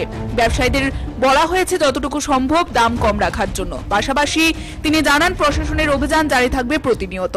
তবে অনেকেরই অভিযোগ রয়েছে, প্রতি বছর পুজোর মরশুমে আস্তে আস্তে দেখা যায় যে ধীরে ধীরে আলু এবং পেঁয়াজের দাম বাড়িয়ে দেওয়া হয়। আমরা আমাদের যে খাদ্য দপ্তরে যারা আধিকারিক আছেন, এসডিসি সদর এবং ওনার যে টিম, এসডিএম সদরের নেতৃত্বে, ওনারা প্রত্যেক দিনই একটা না একটা বাজারে যায়। আজকে এখানে আসার মূল বিষয়টা, আজকে 2 দিন ধরে দেখা যাচ্ছে পেঁয়াজের দামটা একটু বাড়ার পথে, তাই আমিও এসেছি, ভেরিফাই করলাম যারা পাইকারি বিক্রি করেন এবং খুচরার সঙ্গে পাইকারির কী যোগাযোগ আছে, কত রেট থাকতে পারে সেটা দেখলাম। আলুর ক্ষেত্রে 20 টাকার মধ্যে ওনারা বিক্রি করতে পারছেন, আর পেঁয়াজের ক্ষেত্রে আমি যেটা দেখলাম, হয়তো আগামী আরও 20-25 দিন, 1 মাস যে রেটটা আছে এখন 36 টাকায় ওনারা ছাড়ছেন পাইকারি মূল্যে, এবং সেটা গিয়ে 35-40 টাকায় সেটা যায়। আমরা যারা ব্যবসায়ী আছেন, যারা মূল মজুতদার, ওনাদেরকে আমরা বলেছি যে আমরা এই ব্যবস্থা জারি রাখবো। আমাদের লোকরা, যারা অফিসাররা আছেন, সবসময় ওনারা ভিজিট করবেন, যতটা কম মূল্যে বাজারগুলিতে পেঁয়াজ দেওয়া যায় সেটার ব্যবস্থা করার জন্য। তবে একটা জিনিস আমি কনফার্ম হয়েছি যে উৎসে নাসিকে এটার রেটটা বেড়েছে, এটার একটা এফেক্ট হয়তো আগামী কয়েকটা দিন থাকবে, কিন্তু মার্কেটে স্থিতিশীল অবস্থা আসবে। পেঁয়াজের মূল্যটা 30 টাকা থেকে 35 টাকায় আবার চলে আসবে, এবং তার থেকেও কমে যেতে পারে। মার্কেটটা এখন একটু ফ্লাকচুয়েশন আছে, ওইখানে ফ্লাড হয়েছে। আমি দেখলাম যে আলুও প্রচুর ওনাদের নষ্ট হয়েছে, যদিও ব্যবসায়ীরা আলুটার দাম 20 টাকায় রাখছেন, কোনো কোনো জায়গায় 25 টাকা পর্যন্ত বৃদ্ধি পেয়েছে খুচরা মার্কেটগুলিতে। তো আপাতত পেঁয়াজের দামটা 4-5 দিন আমরা নজরে রাখছি। আমরা সামনে শনি রবি বন্ধ আছে, তারপরে আমরা আবার দেখব মার্কেট যাচাই করে এটাকে কমানো যায় কিনা। ব্যবসায়ীদেরকে আমি আমার তরফ থেকে, খাদ্য দপ্তরের তরফ থেকে, এবং আমাদের যে মাননীয় মন্ত্রী, ওনার বিশেষ নির্দেশক্রম আমি ওনাদেরকে জানিয়েছি যাতে রেটটা নিয়ন্ত্রিত মূল্যের মধ্যে থাকে। এই উদ্দেশ্যে আমার এখানে আসে। অনেক সময় দেখা যায় যে খুচরো বাজারে অনেক দাম থাকে, তো এটা নিয়ন্ত্রণ করার জন্য কি আপনারা কি কন্টিনিউ প্রসেসিং থাকবে? আমরা প্রতিনিয়তই কিন্তু আমাদের এই যে ফুডের টিম আছে, তারপর আপনার লিগ্যাল মেট্রোলজির অফিসাররা আছেন, ওনারা কিন্তু ভিজিট করছেন। সবসময় আমি হয়তো আসতে পারি না, এবং এসডিএমের যারা আছেন ওনারা আজকে বটতলা বাজার, কালকে গুলবাজার, পরশুদিন আরেকটা বাজার, এইভাবে কিন্তু প্রতিদিন আমরা একটা না একটা মার্কেটে আমরা ভিজিট করি, দেখি। আমাদের বিশেষ করে আলু এবং পেঁয়াজ যেটা আছে সেটা আমাদের যে এসেনশিয়াল কমোডিটিজ অ্যাক্ট আছে এটার আওতায় আছে, ফলে এটার ব্যাপারে, এটার মূল্য নিয়ন্ত্রণের ব্যাপারে আমার খাদ্য দপ্তরের ভূমিকা আছে। আমাদেরকে অবশ্যই সেটা লক্ষ্য রাখতে হবে যাতে, আর বাদবাকি যে জিনিসগুলি যেরকম মরিচ অথবা এগুলি কৃষি দপ্তর যারা আছেন আধিকারিক যারা আছেন ওনারা লক্ষ্য রাখছেন। আশা করি সেইগুলিও দ্রব্যমূল্যের নিয়ন্ত্রণ হবে, আশা নিয়ে বাঁচতে হবে। আমার মনে হয় পেঁয়াজেরও আমি আজকে কথা বলে যেটা দেখেছি পেঁয়াজের দামটা কমে যাবে আগামী কয়েকদিনের মধ্যে। Bureau report, Tripura news 8।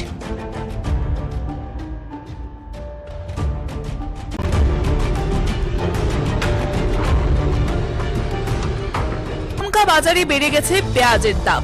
অভিযোগ ৩-৪ দিন ধরেই ক্রমশই বেড়ে চলেছে মূল্য, আর এই সুযোগ নিয়ে একাংশ কালোবাজারি ক্রেতাদের পকেট কাটা শুরু করে দিয়েছে বলে অভিযোগ। ৪০ থেকে ৪৫ টাকা দরে বিক্রি হচ্ছে খুচরো পেঁয়াজ কেজি প্রতি।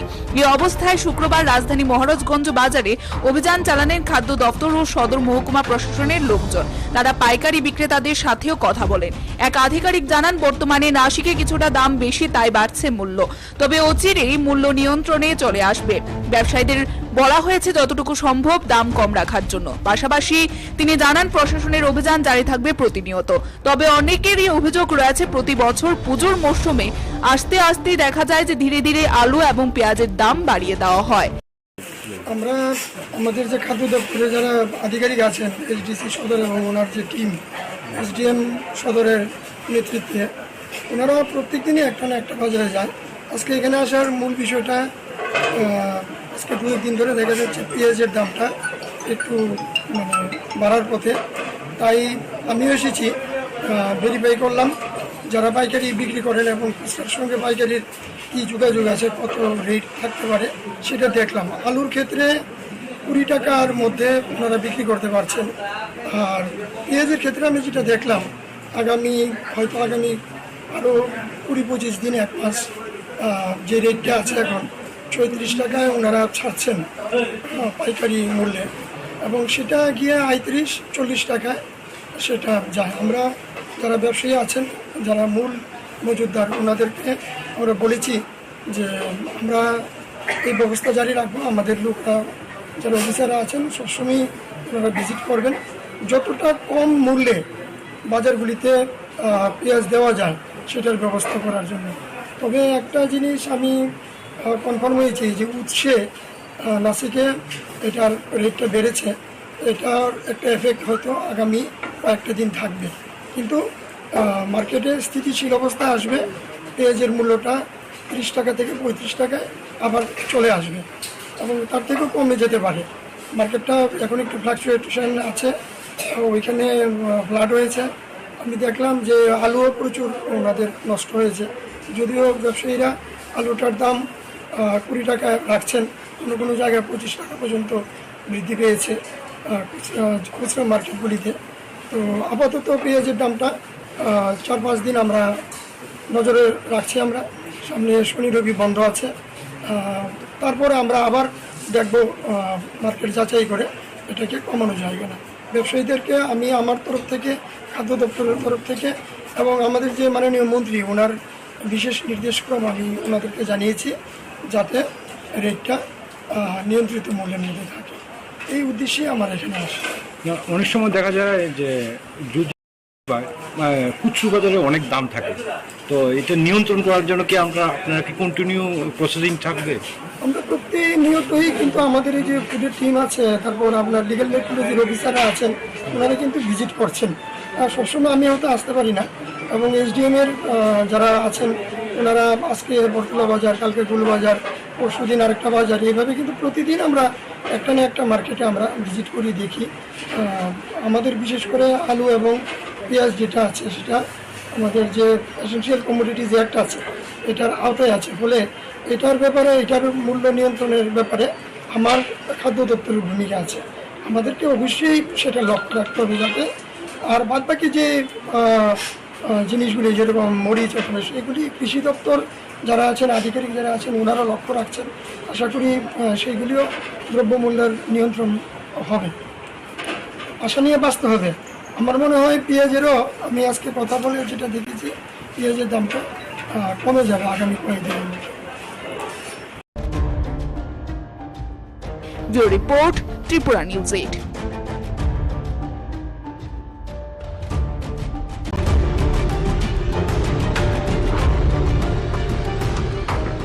বাজারে বেড়ে গেছে পেঁয়াজের দাম। অভিযোগ ৩-৪ দিন ধরেই ক্রমশই বেড়ে চলেছে মূল্য, আর এই সুযোগ নিয়ে একাংশ কালোবাজারি ক্রেতাদের পকেট কাটা শুরু করে দিয়েছে বলে অভিযোগ। ৪০ থেকে ৪৫ টাকা দরে বিক্রি হচ্ছে খুচরো পেঁয়াজ কেজি প্রতি। এই অবস্থায় শুক্রবার রাজধানী মহারাজগঞ্জ বাজারে অভিযান চালানেন খাদ্য দপ্তর ও সদর মহকুমা প্রশাসনের লোকজন। তারা পাইকারি বিক্রেতাদের সাথেও কথা বলেন। এক আধিকারিক জানান, বর্তমানে নাশিকে কিছুটা দাম বেশি, তাই বাড়ছে মূল্য, তবে অচিরেই মূল্য নিয়ন্ত্রণে চলে আসবে। ব্যবসায়ীদের বলা হয়েছে যতটুকু সম্ভব দাম কম রাখার জন্য। পাশাপাশি তিনি জানান, প্রশাসনের অভিযান জারি থাকবে প্রতিনিয়ত। তবে অনেকেরই অভিযোগ রয়েছে, প্রতি বছর পুজোর মরশুমে আস্তে আস্তে দেখা যায় যে ধীরে ধীরে আলু এবং পেঁয়াজের দাম বাড়িয়ে দেওয়া হয়। আমরা আমাদের যে খাদ্য দপ্তরে যারা আধিকারিক আছেন, এইচডিসি সদর এবং ওনার যে টিম এসডিএম সদরের নেতৃত্বে, ওনারা প্রত্যেক দিনই একটা না একটা বাজারে যায়। আজকে এখানে আসার মূল বিষয়টা, আজকে 2 দিন ধরে দেখা যাচ্ছে পেঁয়াজের দামটা একটু বাড়ার পথে। তাই আমিও এসেছি, ভেরিফাই করলাম যারা পাইকারি বিক্রি করেন এবং খুচরার সঙ্গে পাইকারির কী যোগাযোগ আছে, কত রেট থাকতে পারে সেটা দেখলাম। আলুর ক্ষেত্রে 20 টাকার মধ্যে ওনারা বিক্রি করতে পারছেন। আর পেঁয়াজের ক্ষেত্রে আমি যেটা দেখলাম, আগামী আরও 20-25 দিন, 1 মাস যে রেটটা আছে এখন 36 টাকায় ওনারা ছাড়ছেন পাইকারি মূল্যে, এবং সেটা গিয়ে 35-40 টাকায় সেটা যায়। আমরা যারা ব্যবসায়ী আছেন, যারা মূল মজুতদার, ওনাদেরকে আমরা বলেছি যে আমরা এই ব্যবস্থা জারি রাখবো। আমাদের লোকরা যারা অফিসাররা আছেন সবসময় ওনারা ভিজিট করবেন, যতটা কম মূল্যে বাজারগুলিতে পেঁয়াজ দেওয়া যায় সেটার ব্যবস্থা করার জন্য। তবে একটা জিনিস আমি কনফার্ম হয়েছি যে উৎসে নাসিকে এটার রেটটা বেড়েছে, এটার একটা এফেক্ট হয়তো আগামী কয়েকটা দিন থাকবে, কিন্তু মার্কেটে স্থিতিশীল অবস্থা আসবে। পেঁয়াজের মূল্যটা 30 টাকা থেকে 35 টাকায় আবার চলে আসবে, এবং তার থেকেও কমে যেতে পারে। মার্কেটটা এখন একটু ফ্লাকচুয়েশন আছে, ওইখানে ফ্লাড হয়েছে। আমি দেখলাম যে আলুও প্রচুর ওনাদের নষ্ট হয়েছে, যদিও ব্যবসায়ীরা আলুটার দাম 20 টাকায় রাখছেন, কোনো কোনো জায়গায় 25 টাকা পর্যন্ত বৃদ্ধি পেয়েছে খুচরা মার্কেটগুলিতে। তো আপাতত পেঁয়াজের দামটা 4-5 দিন আমরা নজরে রাখছি। আমরা সামনে শনি রবি বন্ধ আছে, তারপরে আমরা আবার দেখব মার্কেট যাচাই করে এটাকে কমানো যায় কিনা। ব্যবসায়ীদেরকে আমি আমার তরফ থেকে, খাদ্য দপ্তরের তরফ থেকে, এবং আমাদের যে মাননীয় মন্ত্রী, ওনার বিশেষ নির্দেশক্রম আমি ওনাদেরকে জানিয়েছি যাতে রেটটা নিয়ন্ত্রিত মূল্যের মধ্যে থাকে। এই উদ্দেশ্যে আমার এখানে আসে। অনেক সময় দেখা যায় যে খুচরো বাজারে অনেক দাম থাকে, তো এটা নিয়ন্ত্রণ করার জন্য কি আপনারা কি কন্টিনিউ প্রসেসিং থাকবে? আমরা প্রতিনিয়তই কিন্তু আমাদের এই যে ফুডের টিম আছে, তারপর আপনার লিগ্যাল মেট্রোলজির অফিসাররা আছেন, ওনারা কিন্তু ভিজিট করছেন। সবসময় আমি হয়তো আসতে পারি না, এবং এসডিএমের যারা আছেন ওনারা আজকে বটতলা বাজার, কালকে গুলবাজার, পরশুদিন আরেকটা বাজার, এইভাবে কিন্তু প্রতিদিন আমরা একটা না একটা মার্কেটে আমরা ভিজিট করি, দেখি। আমাদের বিশেষ করে আলু এবং পেঁয়াজ যেটা আছে সেটা আমাদের যে এসেনশিয়াল কমোডিটিজ অ্যাক্ট আছে এটার আওতায় আছে, ফলে এটার ব্যাপারে, এটার মূল্য নিয়ন্ত্রণের ব্যাপারে আমার খাদ্য দপ্তরের ভূমিকা আছে। আমাদেরকে অবশ্যই সেটা লক্ষ্য রাখতে হবে যাতে, আর বাদবাকি যে জিনিসগুলি যেরকম মরিচ আছে সেগুলি কৃষি দপ্তর যারা আছেন, আধিকারিক যারা আছেন, ওনারা লক্ষ্য রাখছেন। আশা করি সেইগুলিও দ্রব্যমূল্যের নিয়ন্ত্রণ হবে, আশা নিয়ে বাঁচতে হবে। আমার মনে হয় পেঁয়াজেরও, আমি আজকে কথা বলে যেটা দেখেছি, পেঁয়াজের দামটা কমে যাবে আগামী কয়েকদিনের মধ্যে। Report, Tripura news 8।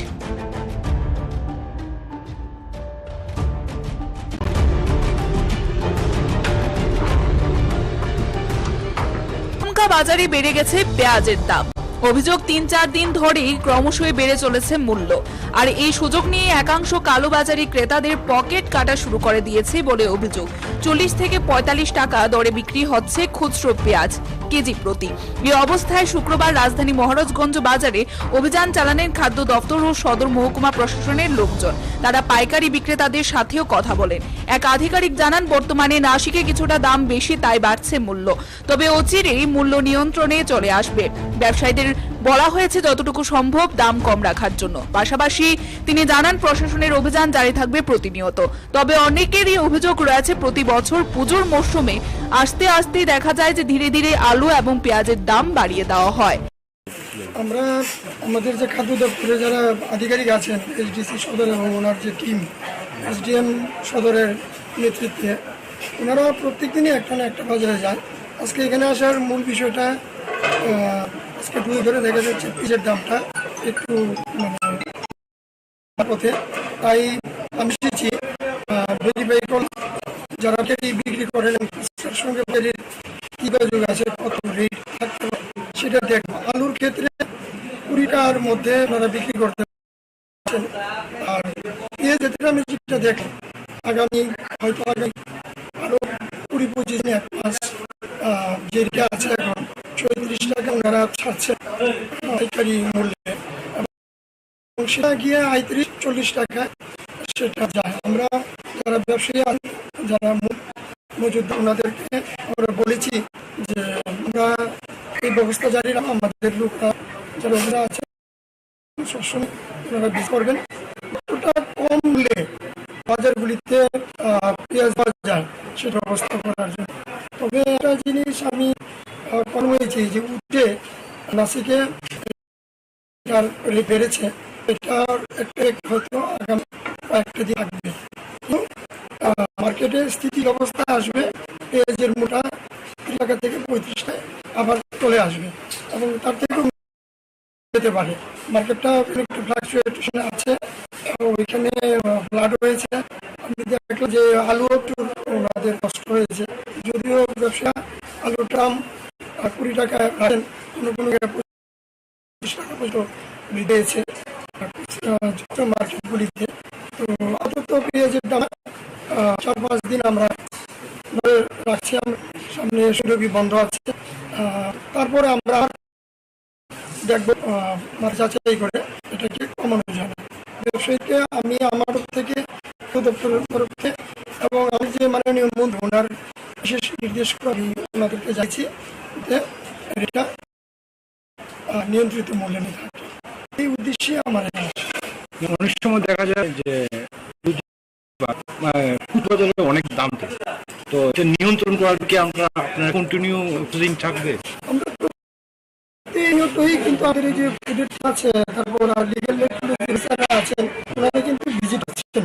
আর সময় আমি হয়তো আসি না, এসডিএম এর যারা আছেন ওনারা বটতলা বাজারকে গুলবাজার, পরশুদিন আর এইভাবে কিন্তু প্রতিদিন আমরা একটা না একটা মার্কেট আমরা ভিজিট করে দেখি। আমাদের বিশেষ করে আলু এবং পেঁয়াজটা আছে, সেটা আমাদের যে এসেনশিয়াল কমিটি যে একটা আছে এটার আওতায় বলে এটার ব্যাপারে এটার মূল্য নিয়ন্ত্রণের ব্যাপারে খাদ্য দপ্তরের ভূমিকা আছে। আমাদেরকে অবশ্যই সেটা লক্ষ্য করতে যাতে, আর বাদ বাকি যেগুলি যেরকম এগুলি কৃষি দপ্তর যারা আছেন আধিকারিকরা আছেন ওনারা লক্ষ্য রাখছেন, এখনই সেটিও মূল্যের নিয়ন্ত্রণ হবে। আশা নিয়ে বাস্তবে আমার মনে হয় পেঁয়াজেরও আমি আজকে কথা যেটা দেখেছি পেঁয়াজের দাম যাবে আগামী কয়েকদিন। Report Tripura state.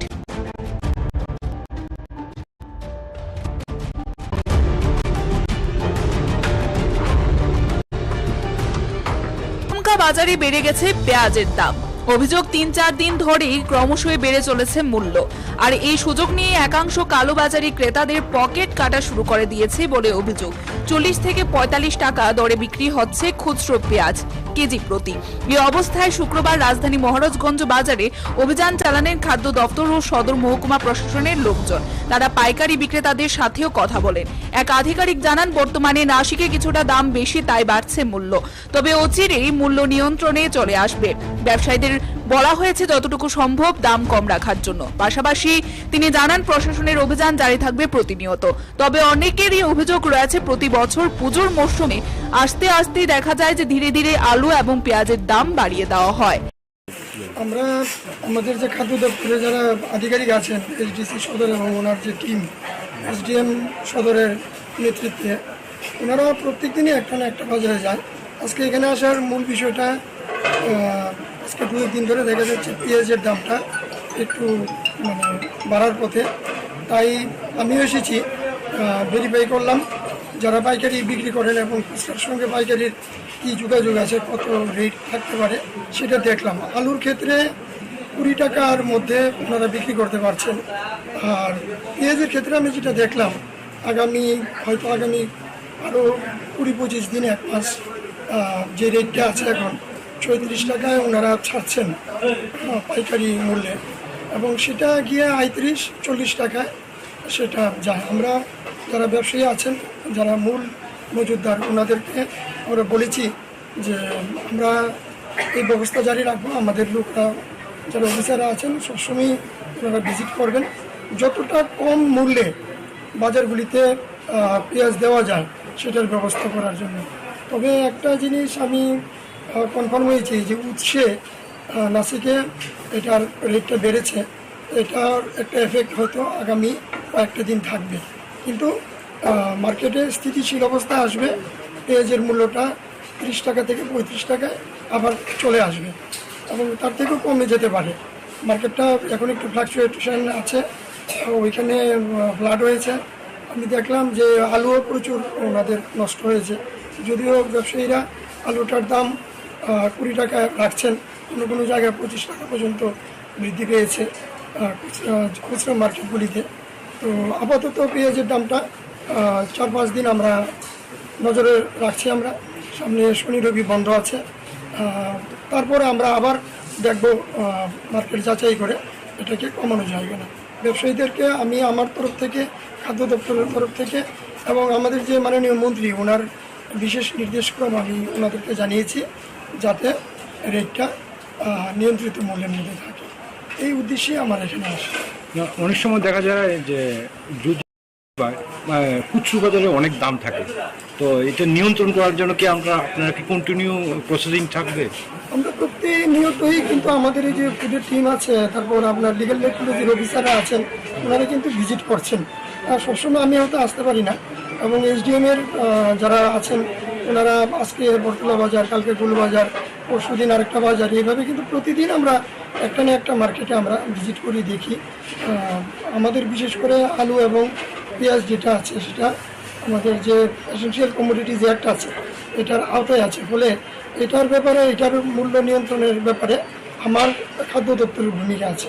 আমাদেরকে অবশ্যই সেটা লক্ষ্য রাখতে হবে যাতে, আর বাদবাকি যে জিনিসগুলি যেরকম মরিচ অথবা এগুলি কৃষি দপ্তর যারা আছেন, আধিকারিক যারা আছেন, ওনারা লক্ষ্য রাখছেন।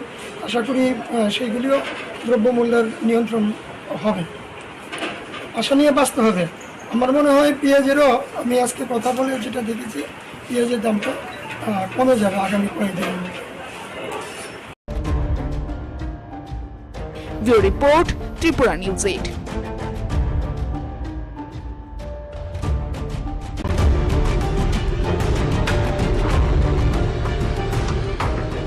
বাজারে বেড়ে গেছে পেঁয়াজের দাম। অভিযোগ 3-4 দিন ধরেই ক্রমশই বেড়ে চলেছে মূল্য, আর এই সুযোগ নিয়ে একাংশ কালোবাজারি ক্রেতাদের পকেট কাটা শুরু করে দিয়েছে বলে অভিযোগ। 40 থেকে 45 টাকা দরে বিক্রি হচ্ছে খুচরো পেঁয়াজ কেজি প্রতি। এই অবস্থায় শুক্রবার রাজধানী মহারাজগঞ্জ বাজারে অভিযান চালানেন খাদ্য দপ্তর ও সদর মহকুমা প্রশাসনের লোকজন। তারা পাইকারি বিক্রেতাদের সাথেও কথা বলেন। এক আধিকারিক জানান, বর্তমানে নাসিকে কিছুটা দাম বেশি, তাই বাড়ছে মূল্য, তবে অচিরেই মূল্য নিয়ন্ত্রণে চলে আসবে। ব্যবসায়ীদের বলা হয়েছে যতটুকু সম্ভব দাম কম রাখার জন্য। পাশাপাশি তিনি জানান প্রশাসনের অভিযান জারি থাকবে প্রতিনিয়ত। তবে অনেকেরই অভিযোগ রয়েছে প্রতি বছর পুজোর মরশুমে আস্তে আস্তে দেখা যায় যে ধীরে ধীরে আলু এবং পেঁয়াজের দাম বাড়িয়ে দেওয়া হয়।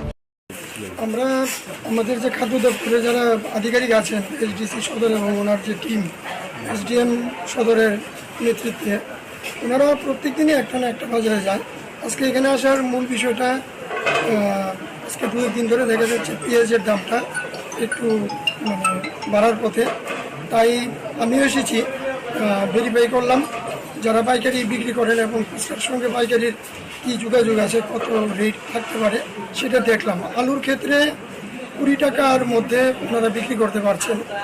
আর পেঁয়াজের ক্ষেত্রে আমি যেটা দেখলাম, আগামী আরও 20-25 দিন, 1 মাস যে রেটটা আছে এখন 34 টাকায় ওনারা ছাড়ছেন পাইকারি মূল্যে, এবং সেটা গিয়ে 35-40 টাকায় সেটা যায়। আমরা যারা ব্যবসায়ী আছেন, যারা মূল মজুতদার, ওনাদেরকে আমরা বলেছি যে আমরা এই ব্যবস্থা জারি রাখবো। আমাদের লোকরা যারা অফিসাররা আছেন সবসময় ওনারা ভিজিট করবেন, যতটা কম মূল্যে বাজারগুলিতে পেঁয়াজ দেওয়া যায় সেটার ব্যবস্থা করার জন্য। তবে একটা জিনিস আমি কনফার্ম হয়েছি যে উৎসে নাসিকে এটার রেটটা বেড়েছে, এটার একটা এফেক্ট হয়তো আগামী কয়েকটা দিন থাকবে, কিন্তু মার্কেটে স্থিতিশীল অবস্থা আসবে। পেঁয়াজের মূল্যটা 30 টাকা থেকে 35 টাকায় আবার চলে আসবে এবং তার থেকেও কমে যেতে পারে। মার্কেটটা এখন একটু ফ্লাকচুয়েশন আছে, ওইখানে ফ্লাড হয়েছে। আমি দেখলাম যে আলুও প্রচুর ওনাদের নষ্ট হয়েছে, যদিও ব্যবসায়ীরা আলুটার দাম 20 টাকা রাখছেন, কোনো জায়গায় 25 টাকা পর্যন্ত বৃদ্ধি পেয়েছে খুচরা মার্কেটগুলিতে। তো আপাতত পেঁয়াজের দামটা 4-5 দিন আমরা নজরে রাখছি। আমরা সামনে শনি রবি বন্ধ আছে, তারপরে আমরা আবার দেখব মার্কেট যাচাই করে এটাকে কমানো যায় কিনা। ব্যবসায়ীদেরকে আমি আমার তরফ থেকে, খাদ্য দপ্তরের তরফ থেকে এবং আমাদের যে মাননীয় মন্ত্রী, ওনার বিশেষ নির্দেশক্রম আমি ওনাদেরকে জানিয়েছি যাতে রেটটা নিয়ন্ত্রিত মূল্যের মধ্যে থাকে। এই উদ্দেশ্যে আমার এখানে আসে। অনেক সময় দেখা যায় যে খুচরো বাজারে অনেক দাম থাকে, তো এটা নিয়ন্ত্রণ করার জন্য কি আপনারা কি কন্টিনিউ প্রসেসিং থাকবে? আমরা প্রতিনিয়তই কিন্তু আমাদের এই যে ফুডের টিম আছে, তারপর আপনার লিগ্যাল টেকনোলজির অফিসাররা আছেন, ওনারা কিন্তু ভিজিট করছেন। আর সবসময় আমি হয়তো আসতে পারি না, এবং এসডিএমের যারা আছেন ওনারা আজকে বটতলা বাজার, কালকে গুলবাজার, পরশুদিন আরেকটা বাজার, এইভাবে কিন্তু প্রতিদিন আমরা একটা না একটা মার্কেটে আমরা ভিজিট করি, দেখি। আমাদের বিশেষ করে আলু এবং পেঁয়াজ যেটা আছে সেটা আমাদের যে এসেনশিয়াল কমোডিটিজ অ্যাক্ট আছে এটার আওতায় আছে, ফলে এটার ব্যাপারে, এটার মূল্য নিয়ন্ত্রণের ব্যাপারে আমার খাদ্য দপ্তরের ভূমিকা আছে। আমাদেরকে অবশ্যই সেটা লক্ষ্য রাখতে হবে যাতে, আর বাদবাকি যে জিনিসগুলি যেরকম মরিচ অথবা সেগুলি কৃষি দপ্তর যারা আছেন, আধিকারিক যারা আছেন, ওনারা লক্ষ্য রাখছেন। আশা করি সেইগুলিও দ্রব্যমূল্যের নিয়ন্ত্রণ হবে, আশা নিয়ে বাঁচতে হবে। আমার মনে হয় পেঁয়াজেরও, আমি আজকে কথা বলে যেটা দেখেছি, পেঁয়াজের দামটা কমে যাবে আগামী কয়েকদিনের মধ্যে। Bureau report, Tripura news 8।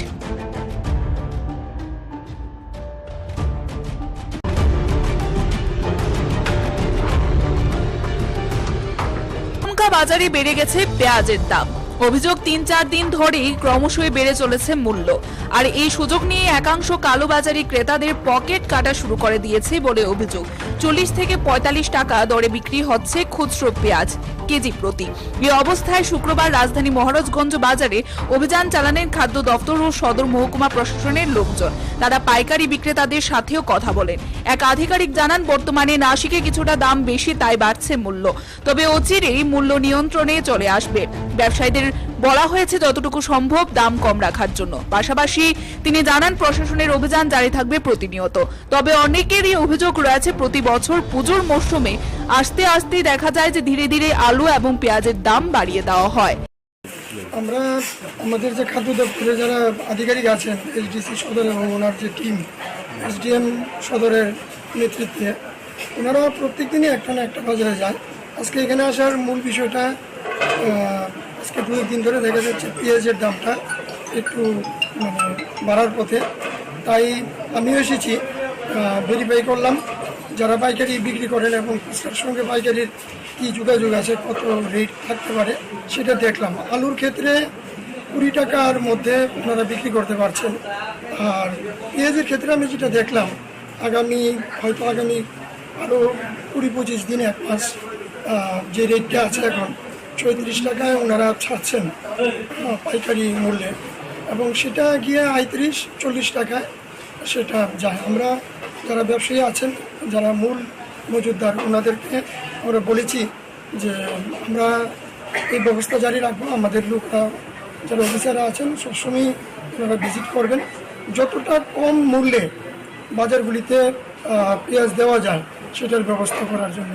তবে একটা জিনিস আমি কনফার্ম হয়েছি যে উৎসে নাসিকে এটার রেটটা বেড়েছে, এটার একটা এফেক্ট হয়তো আগামী কয়েকটা দিন থাকবে, কিন্তু মার্কেটে স্থিতিশীল অবস্থায় আসবে। পেঁয়াজের মূল্যটা 30 টাকা থেকে 35 টাকায় আবার চলে আসবে এবং তার থেকেও কমে যেতে পারে। মার্কেটটা এখন একটু ফ্লাকচুয়েশন আছে, ওইখানে ফ্লাড হয়েছে।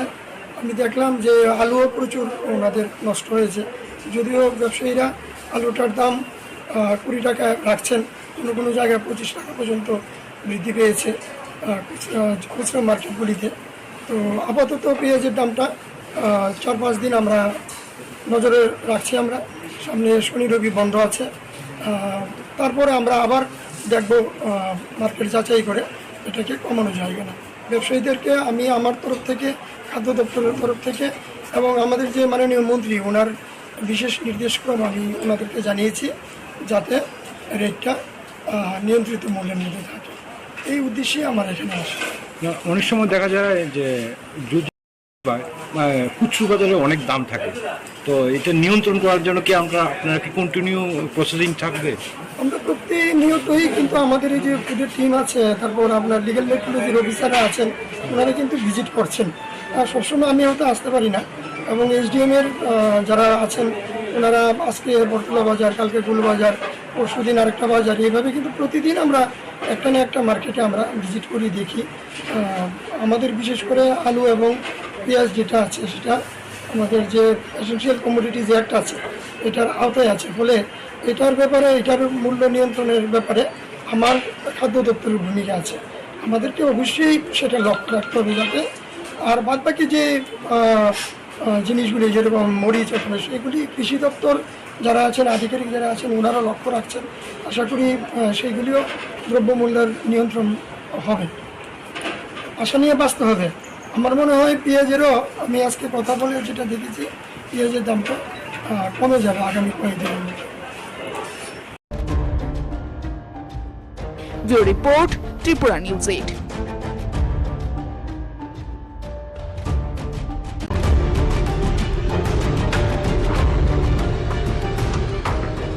বাজারে বেড়ে গেছে পেঁয়াজের দাম।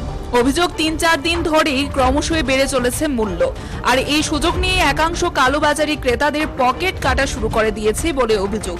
40 থেকে 45 টাকা দরে বিক্রি হচ্ছে খুচরো পেঁয়াজ কেজি প্রতি। এই অবস্থায় শুক্রবার রাজধানী মহারাজগঞ্জ বাজারে অভিযান চালানেন খাদ্য দপ্তর ও সদর মহকুমা প্রশাসনের লোকজন। তারা পাইকারি বিক্রেতাদের সাথেও কথা বলেন।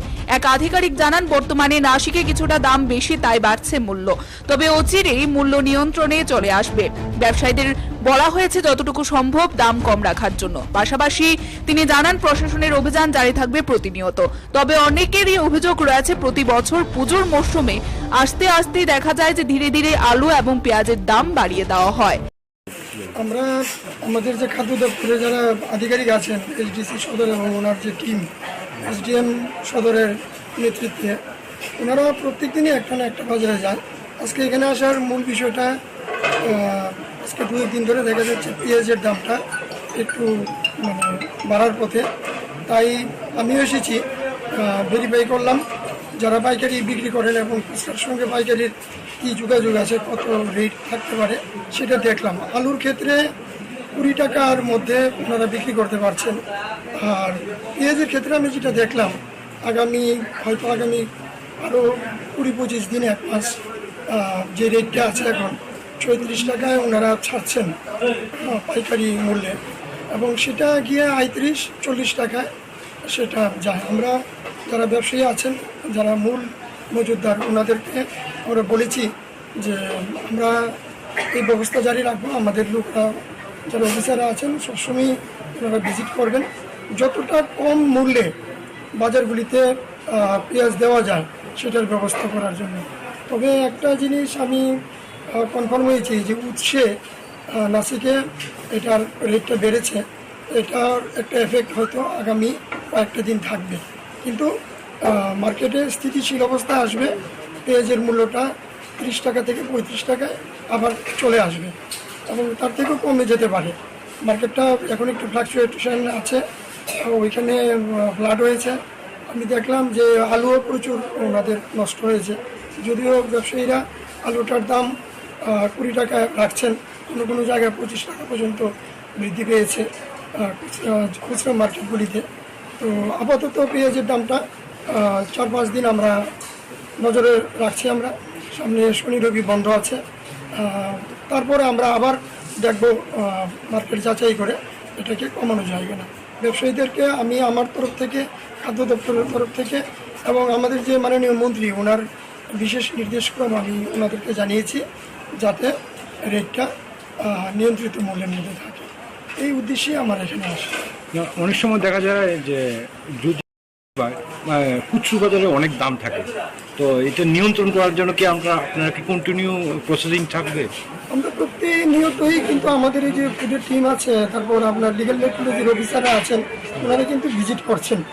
সবসময় আমি হয়তো আসতে পারি না, এবং এসডিএমের যারা আছেন ওনারা আজকে বটতলা বাজার, কালকে গুলবাজার, পরশু দিন আরেকটা বাজার, এইভাবে কিন্তু প্রতিদিন আমরা একটা না একটা মার্কেটে আমরা ভিজিট করি, দেখি। আমাদের বিশেষ করে আলু এবং পেঁয়াজ যেটা আছে সেটা আমাদের যে এসেনশিয়াল কমোডিটিজ অ্যাক্ট আছে এটার আওতায় আছে, ফলে এটার ব্যাপারে, এটার মূল্য নিয়ন্ত্রণের ব্যাপারে আমার খাদ্য দপ্তরের ভূমিকা আছে। আমাদেরকে অবশ্যই সেটা লক্ষ্য রাখতে হবে যাতে, আর বাদবাকি যে জিনিসগুলি যেরকম মরিচ অথবা এগুলি কৃষি দপ্তর যারা আছেন, আধিকারিক যারা আছেন, ওনারা লক্ষ্য রাখছেন। আশা করি সেইগুলিও দ্রব্যমূল্যের নিয়ন্ত্রণ হবে। আশা নিয়ে বাঁচতে হবে। আমার মনে হয় পেঁয়াজেরও, আমি আজকে কথা বলে যেটা দেখেছি, পেঁয়াজের দামটা কমে যাবে আগামী কয়েকদিনের মধ্যে। Bureau report, Tripura news 8।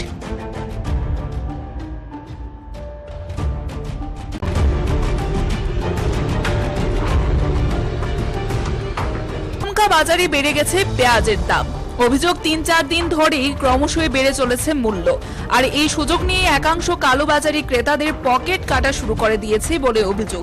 40 থেকে 45 টাকা দরে বিক্রি হচ্ছে খুচরো পেঁয়াজ কেজি প্রতি। এই অবস্থায় শুক্রবার রাজধানী মহারাজগঞ্জ বাজারে অভিযান চালানেন খাদ্য দপ্তর ও সদর মহকুমা প্রশাসনের লোকজন। তারা পাইকারি বিক্রেতাদের সাথেও কথা বলেন। এক আধিকারিক জানান, বর্তমানে নাসিকে কিছুটা দাম বেশি, তাই বাড়ছে মূল্য, তবে অচিরেই মূল্য নিয়ন্ত্রণে চলে আসবে। ব্যবসায়ীদের বলা হয়েছে যতটুকু সম্ভব দাম কম রাখার জন্য। পাশাপাশি তিনি জানান, প্রশাসনের অভিযান জারি থাকবে প্রতিনিয়ত। তবে অনেকেরই অভিযোগ রয়েছে, প্রতি বছর পুজোর মরশুমে আস্তে আস্তে দেখা যায় যে ধীরে ধীরে আলু এবং পেঁয়াজের দাম বাড়িয়ে দেওয়া হয়। আমরা আমাদের যে খাদ্য দপ্তরে যারা আধিকারিক আছেন, এইচডিসি সদর এবং ওনার যে টিম, এসডিএম সদরের নেতৃত্বে, ওনারা প্রত্যেক দিনই একটা না একটা বাজারে যায়। আজকে এখানে আসার মূল বিষয়টা, আজকে 2 দিন ধরে দেখা যাচ্ছে পেঁয়াজের দামটা একটু বাড়ার পথে, তাই আমিও এসেছি, ভেরিফাই করলাম যারা পাইকারি বিক্রি করেন এবং খুচরার সঙ্গে পাইকারির কী যোগাযোগ আছে, কত রেট থাকতে পারে সেটা দেখলাম। আলুর ক্ষেত্রে 20 টাকার মধ্যে ওনারা বিক্রি করতে পারছেন, আর পেঁয়াজের ক্ষেত্রে আমি যেটা দেখলাম, আগামী আরও 20-25 দিন, 1 মাস যে রেটটা আছে এখন 34 টাকায় ওনারা ছাড়ছেন পাইকারি মূল্যে, এবং সেটা গিয়ে 35-40 টাকায় সেটা যায়। আমরা যারা ব্যবসায়ী আছেন, যারা মূল মজুতদার, ওনাদেরকে আমরা বলেছি যে আমরা এই ব্যবস্থা জারি রাখবো। আমাদের লোকরা যারা অফিসাররা আছেন সবসময় ওনারা ভিজিট করবেন, যতটা কম মূল্যে বাজারগুলিতে পেঁয়াজ দেওয়া যায় সেটার ব্যবস্থা করার জন্য। তবে একটা জিনিস আমি কনফার্ম হয়েছি যে উৎসে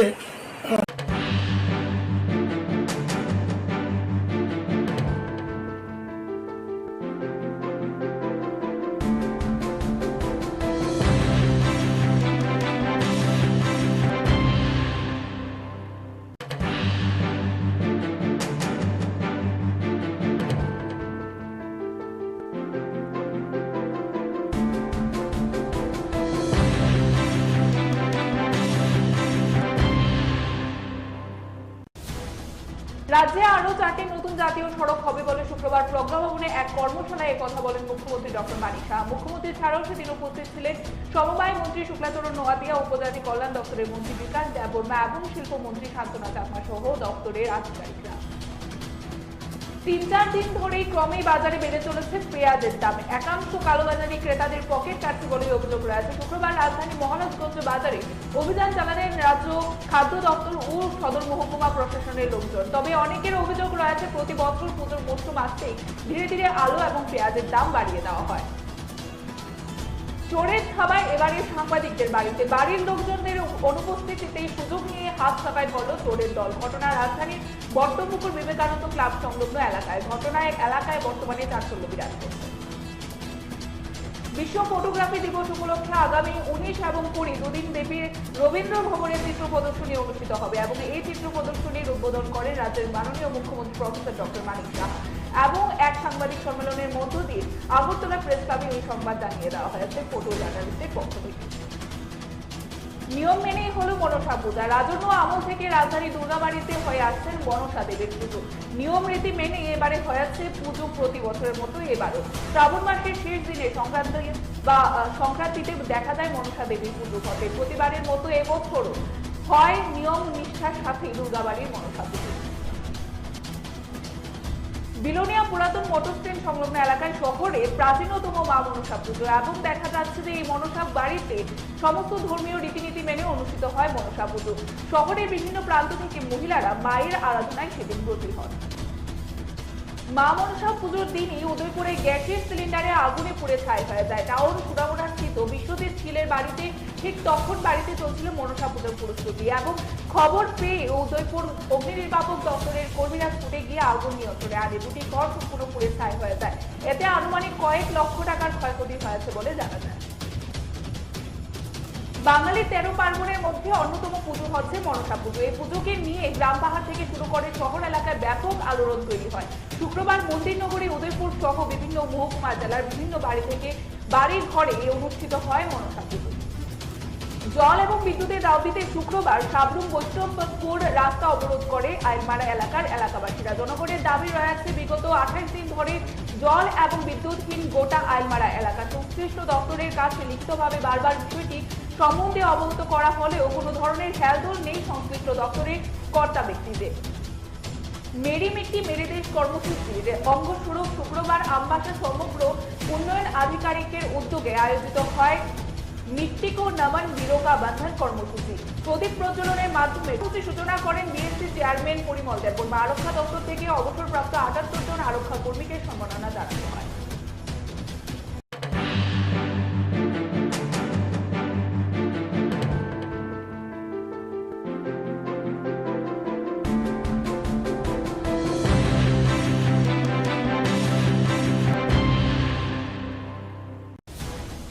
রাজ্যে আরো 4টি নতুন জাতীয় সড়ক হবে বলে শুক্রবার প্রজ্ঞা ভবনে এক কর্মশালায় কথা বলেন মুখ্যমন্ত্রী ডক্টর মানিক সাহা। মুখ্যমন্ত্রী ছাড়াও সেদিন উপস্থিত ছিলেন সমবায় মন্ত্রী শুক্লাচরণ নোয়াতিয়া, উপজাতি কল্যাণ দপ্তরের মন্ত্রী বিকাশ দেববর্মা এবং শিল্পমন্ত্রী শান্তনা চাকমা সহ দপ্তরের আধিকারিকরা।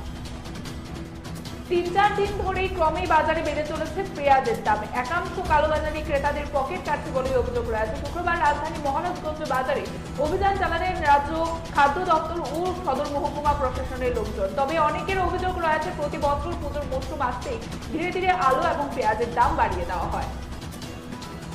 চোরের থাবায় এবারে সাংবাদিকদের বাড়িতে বাড়ির লোকজনদের অনুপস্থিতিতেই সুযোগ নিয়ে হাত ছাপায় হল চোরের দল। ঘটনা রাজধানীর বট্টপুকুর বিবেকানন্দ ক্লাব সংলগ্ন এলাকায়। ঘটনায় এলাকায় বর্তমানে চাঞ্চল্য বিরাজ করছে। বিশ্ব ফটোগ্রাফি দিবস উপলক্ষে আগামী 19 এবং 20 দুদিন ব্যাপী রবীন্দ্র ভবনে চিত্র প্রদর্শনী অনুষ্ঠিত হবে এবং এই চিত্র প্রদর্শনীর উদ্বোধন করেন রাজ্যের মাননীয় মুখ্যমন্ত্রী প্রফেসর ডক্টর মানিক সাহা এবং এক সাংবাদিক সম্মেলনের মধ্য দিয়ে আগরতলা প্রেস ক্লাবে এই সংবাদ জানিয়ে দেওয়া হয়েছে ফটো জার্নালিস্টের পক্ষ থেকে। নিয়ম মেনেই হলো মনসা পূজা। রাজন্য আমল থেকে রাজধানী দুর্গাবাড়িতে হয়ে আসছেন মনসা দেবীর পুজো। নিয়ম রীতি মেনে এবারে হয়েছে পুজো প্রতি বছরের মতো এবারও। শ্রাবণ মাসের শেষ দিনে সংক্রান্তিতে দেখা যায় মনসা দেবীর পুজো হবে। প্রতিবারের মতো এবছরও হয় নিয়ম নিষ্ঠার সাথে দুর্গাবাড়ির মনসা পুজো। বিলোনিয়া পুরাতন মোটর স্ট্যান্ড সংলগ্ন এলাকায় শহরে প্রাচীনতম মা মনসা পুজো এবং দেখা যাচ্ছে যে এই মনসা বাড়িতে সমস্ত ধর্মীয় রীতিনীতি মেনে অনুষ্ঠিত হয় মনসা পুজো। শহরের বিভিন্ন প্রান্ত থেকে মহিলারা মায়ের আরাধনায় সেদিন ব্রতী হন। মা মনসা পুজোর দিনই উদয়পুরে গ্যাসের সিলিন্ডারে আগুনে পুড়ে ছাই হয়ে যায়। টাউন সুরামুড়া স্থিত বিশ্বজিৎ ছিলের বাড়িতে ঠিক তখন বাড়িতে চলছিল মনসা পুজোর প্রস্তুতি এবং খবর পেয়ে উদয়পুর অগ্নি নির্বাপক দপ্তরের কর্মীরা ছুটে গিয়ে আগুন নিয়ন্ত্রণে আনে। দুটি ঘর সম্পূর্ণ পুড়ে ছাই হয়ে যায়। এতে আনুমানিক কয়েক লক্ষ টাকার ক্ষয়ক্ষতি হয়েছে বলে জানা যায়। বাঙালির 13 পার্বণের মধ্যে অন্যতম পুজো হচ্ছে মনসা পুজো। এই পুজোকে নিয়ে গ্রাম পাহাড় থেকে শুরু করে শহর এলাকায় ব্যাপক আলোড়ন তৈরি হয়। শুক্রবার মন্দির নগরী উদয়পুর সহ বিভিন্ন মহকুমা জেলার বিভিন্ন বাড়ি থেকে বাড়ির ঘরে অনুষ্ঠিত হয় মনসা পুজো। জল এবং বিদ্যুতের দাবিতে শুক্রবার সাবরুম বৈষ্ণবপুর রাস্তা অবরোধ করে আইলমারা এলাকার এলাকাবাসীরা। জনগণের দাবি রয়েছে বিগত 28 দিন ধরে জল এবং বিদ্যুৎহীন গোটা আইলমারা এলাকা। সংশ্লিষ্ট দপ্তরের কাছে লিখিতভাবে বারবার বিষয়টি সম্বন্ধে অবগত করা হলেও কোনো ধরনের হেলদোল নেই সংশ্লিষ্ট দপ্তরের কর্তা ব্যক্তিদের। মেরি মিট্টি মেরে দেশ কর্মসূচির অঙ্গস্বরূপ শুক্রবার আমবাসা সমগ্র উন্নয়ন আধিকারিকের উদ্যোগে আয়োজিত হয় মিট্টি কো নমন বিরোকা বন্ধন কর্মসূচি। প্রদীপ প্রজ্বলনের মাধ্যমে সূচনা করেন বিএসসি চেয়ারম্যান পরিমল দেববর্মা। আরক্ষা দপ্তর থেকে অবসরপ্রাপ্ত 78 জন আরক্ষা কর্মীকে সম্মাননা জানানো হয়। মশলার দায়িত্বে হাম্বাই গ্রুপ, গুণমানে সেরা, রান্নার ভরসা। হাম্বাই গুরু মশলা সম্পূর্ণ প্রাকৃতিক, অপার গুণ ও উপকারিতায় পরিপূর্ণ। হাম্বাই গুরু মশলা। যদি কেমিক্যাল ফ্রি, কালার ফ্রি, প্রকৃত স্বাদের মশলা খেতে চান তবে আপনার রান্নাঘরে চাই হাম্বাই গুরু মশলা। রান্নায় শুধুমাত্র তোমাকেই চাই হাম্বাই গুরু মশলা।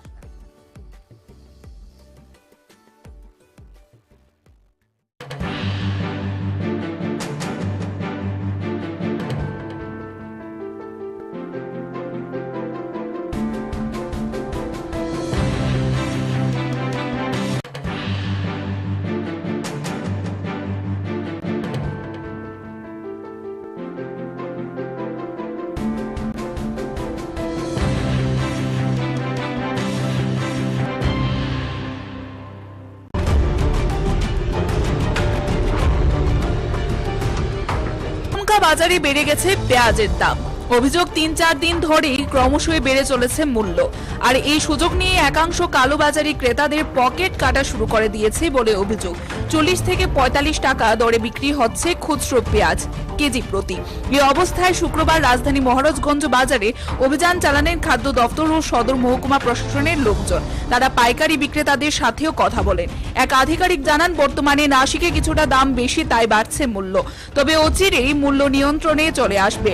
ব্যবসায়ীদের বলা হয়েছে যতটুকু সম্ভব দাম কম রাখার জন্য। পাশাপাশি তিনি জানান, প্রশাসনের অভিযান জারি থাকবে প্রতিনিয়ত।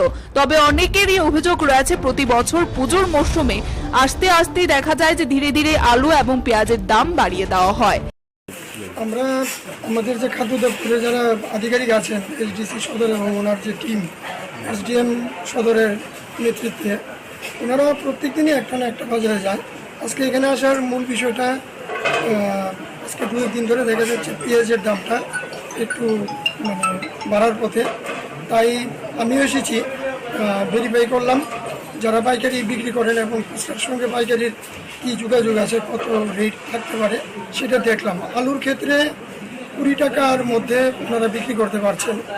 আর পেঁয়াজের ক্ষেত্রে আমি যেটা দেখলাম, আগামী আরও 20-25 দিন, 1 মাস যে রেটটা আছে এখন 34 টাকায় ওনারা ছাড়ছেন পাইকারি মূল্যে, এবং সেটা গিয়ে 35-40 টাকায় সেটা যায়। আমরা যারা ব্যবসায়ী আছেন, যারা মূল মজুতদার, ওনাদেরকে আমরা বলেছি যে আমরা এই ব্যবস্থা জারি রাখবো। আমাদের লোকরা, যারা অফিসাররা আছেন, সবসময় ওনারা ভিজিট করবেন, যতটা কম মূল্যে বাজারগুলিতে পেঁয়াজ দেওয়া যায় সেটার ব্যবস্থা করার জন্য। তবে একটা জিনিস আমি কনফার্ম হয়েছি যে উৎসে নাসিকে এটার রেটটা বেড়েছে, এটার একটা এফেক্ট হয়তো আগামী কয়েকটা দিন থাকবে, কিন্তু মার্কেটে স্থিতিশীল অবস্থা আসবে। পেঁয়াজের মূল্যটা 30 টাকা থেকে 35 টাকায় আবার চলে আসবে এবং তার থেকেও কমে যেতে পারে। মার্কেটটা এখন একটু ফ্লাকচুয়েশন আছে, ওইখানে ফ্লাড হয়েছে। আমি দেখলাম যে আলুও প্রচুর ওনাদের নষ্ট হয়েছে, যদিও ব্যবসায়ীরা আলুটার দাম 20 টাকা রাখছেন, কোনো কোনো জায়গায় 25 টাকা পর্যন্ত বৃদ্ধি পেয়েছে খুচরা মার্কেটগুলিতে। তো আপাতত পেঁয়াজের দামটা 4-5 দিন আমরা নজরে রাখছি। আমরা সামনে শনি রবি বন্ধ আছে, তারপরে আমরা আবার দেখব মার্কেট যাচাই করে এটাকে কমানো যায় কিনা। ব্যবসায়ীদেরকে আমি আমার তরফ থেকে, খাদ্য দপ্তরের তরফ থেকে এবং আমাদের যে মাননীয় মন্ত্রী ওনার বিশেষ নির্দেশক্রম আমি ওনাদেরকে জানিয়েছি যাতে রেটটা নিয়ন্ত্রিত মূল্যের মধ্যে থাকে। এই উদ্দেশ্যে আমার এখানে আসে। অনেক সময় দেখা যায় যে খুচরো বাজারে অনেক দাম থাকে, তো এটা নিয়ন্ত্রণ করার জন্য কি আপনারা কি কন্টিনিউ প্রসেসিং থাকবে? আমরা প্রতিনিয়তই কিন্তু আমাদের এই যে ফুডের টিম আছে, তারপর আপনার লিগ্যাল মেট্রোলজির অফিসাররা আছেন, ওনারা কিন্তু ভিজিট করছেন। সবসময় আমি হয়তো আসতে পারি না, এবং এসডিএমের যারা আছেন ওনারা আজকে বটতলা বাজার, কালকে গুলবাজার, পরশু দিন আরেকটা বাজার, এইভাবে কিন্তু প্রতিদিন আমরা একটা না একটা মার্কেটে আমরা ভিজিট করি, দেখি। আমাদের বিশেষ করে আলু এবং পেঁয়াজ যেটা আছে সেটা আমাদের যে এসেনশিয়াল কমোডিটিজ অ্যাক্ট আছে এটার আওতায় আছে, ফলে এটার ব্যাপারে, এটার মূল্য নিয়ন্ত্রণের ব্যাপারে আমার খাদ্য দপ্তরের ভূমিকা আছে। আমাদেরকে অবশ্যই সেটা লক্ষ্য রাখতে হবে যাতে, আর বাদ বাকি যে জিনিসগুলি যেরকম মরিচ ওখানে, সেগুলি কৃষি দপ্তর যারা আছেন, আধিকারিক যারা আছেন, ওনারা লক্ষ্য রাখছেন। আশা করি সেইগুলিও দ্রব্যমূল্যের নিয়ন্ত্রণ হবে। আশা নিয়ে বাঁচতে হবে। আমার মনে হয় পেঁয়াজেরও, আমি আজকে কথা বলে যেটা দেখেছি, পেঁয়াজের দামটা কমে যাবে আগামী কয়েকদিনের মধ্যে। Bureau report, Tripura news 8। মশলার দায়িত্বে হাম্বাই গ্রুপ, গুণমানে সেরা, রান্নার ভরসা। হাম্বাই গুরু মশলা সম্পূর্ণ প্রাকৃতিক, অপার গুণ ও উপকারিতায় পরিপূর্ণ। হাম্বাই গুরু মশলা। যদি কেমিক্যাল ফ্রি, কালার ফ্রি, প্রকৃত স্বাদের মশলা খেতে চান, তবে আপনার রান্নাঘরে চাই হাম্বাই গুরু মশলা। রান্নায় শুধুমাত্র তোমাকেই চাই হাম্বাই গুরু মশলা।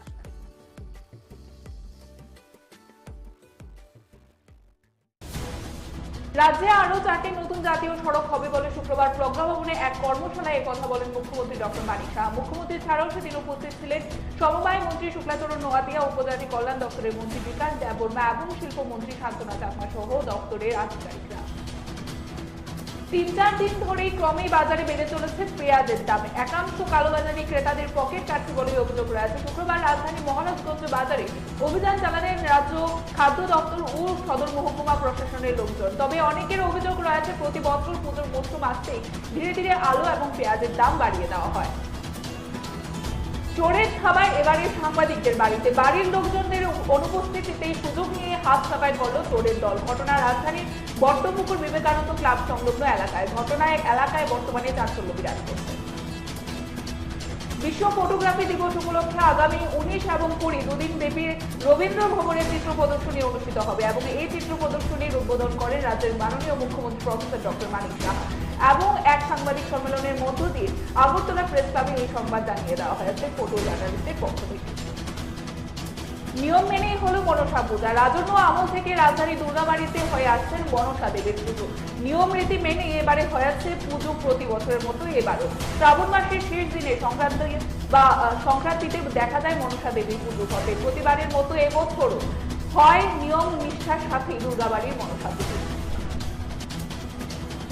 বিলোনিয়া পুরাতন মোটর স্ট্যান্ড সংলগ্ন এলাকায় শহরে প্রাচীনতম মা মনসা পুজো এবং দেখা যাচ্ছে যে এই মনসা বাড়িতে সমস্ত ধর্মীয় রীতিনীতি মেনে অনুষ্ঠিত হয় মনসা পুজো। শহরের বিভিন্ন প্রান্ত থেকে মহিলারা মায়ের আরাধনায় সেদিন ব্রতী হন। মা মনসা পুজোর দিনই উদয়পুরে গ্যাসের সিলিন্ডারে আগুনে পুড়ে ছাই হয়ে যায়। টাউন সুরামুড়া স্থিত বিশ্বজিৎ ছিলের বাড়িতে ঠিক তখন বাড়িতে চলছিল মনসা পুজোর প্রস্তুতি এবং খবর পেয়ে উদয়পুর অগ্নি নির্বাপক দপ্তরের কর্মীরা ছুটে গিয়ে আগুন নিয়ন্ত্রণে আনে। দুটি ঘর সম্পূর্ণ পুড়ে ছাই হয়ে যায়। এতে আনুমানিক কয়েক লক্ষ টাকার ক্ষয়ক্ষতি হয়েছে বলে জানা যায়। বাঙালির 13 পার্বণের মধ্যে অন্যতম পুজো হচ্ছে মনসা পুজো। এই পুজোকে নিয়ে গ্রাম পাহাড় থেকে শুরু করে শহর এলাকায় ব্যাপক আলোড়ন তৈরি হয়। শুক্রবার মন্দির নগরী উদয়পুর সহ বিভিন্ন মহকুমা জেলার বিভিন্ন বাড়ি থেকে বাড়ির ঘরে অনুষ্ঠিত হয় মনসা পুজো। জল এবং বিদ্যুতের দাবিতে শুক্রবার সাবরুম বৈষ্ণবপুর রাস্তা অবরোধ করে আইলমারা এলাকার এলাকাবাসীরা। জনগণের দাবি রয়েছে বিগত 28 দিন ধরে জল এবং বিদ্যুৎহীন গোটা আইলমারা এলাকা। সংশ্লিষ্ট দপ্তরের কাছে লিখিতভাবে বারবার বিষয়টি সম্বন্ধে অবগত করা হলেও কোনো ধরনের হেলদোল নেই সংশ্লিষ্ট দপ্তরের কর্তা ব্যক্তিদের।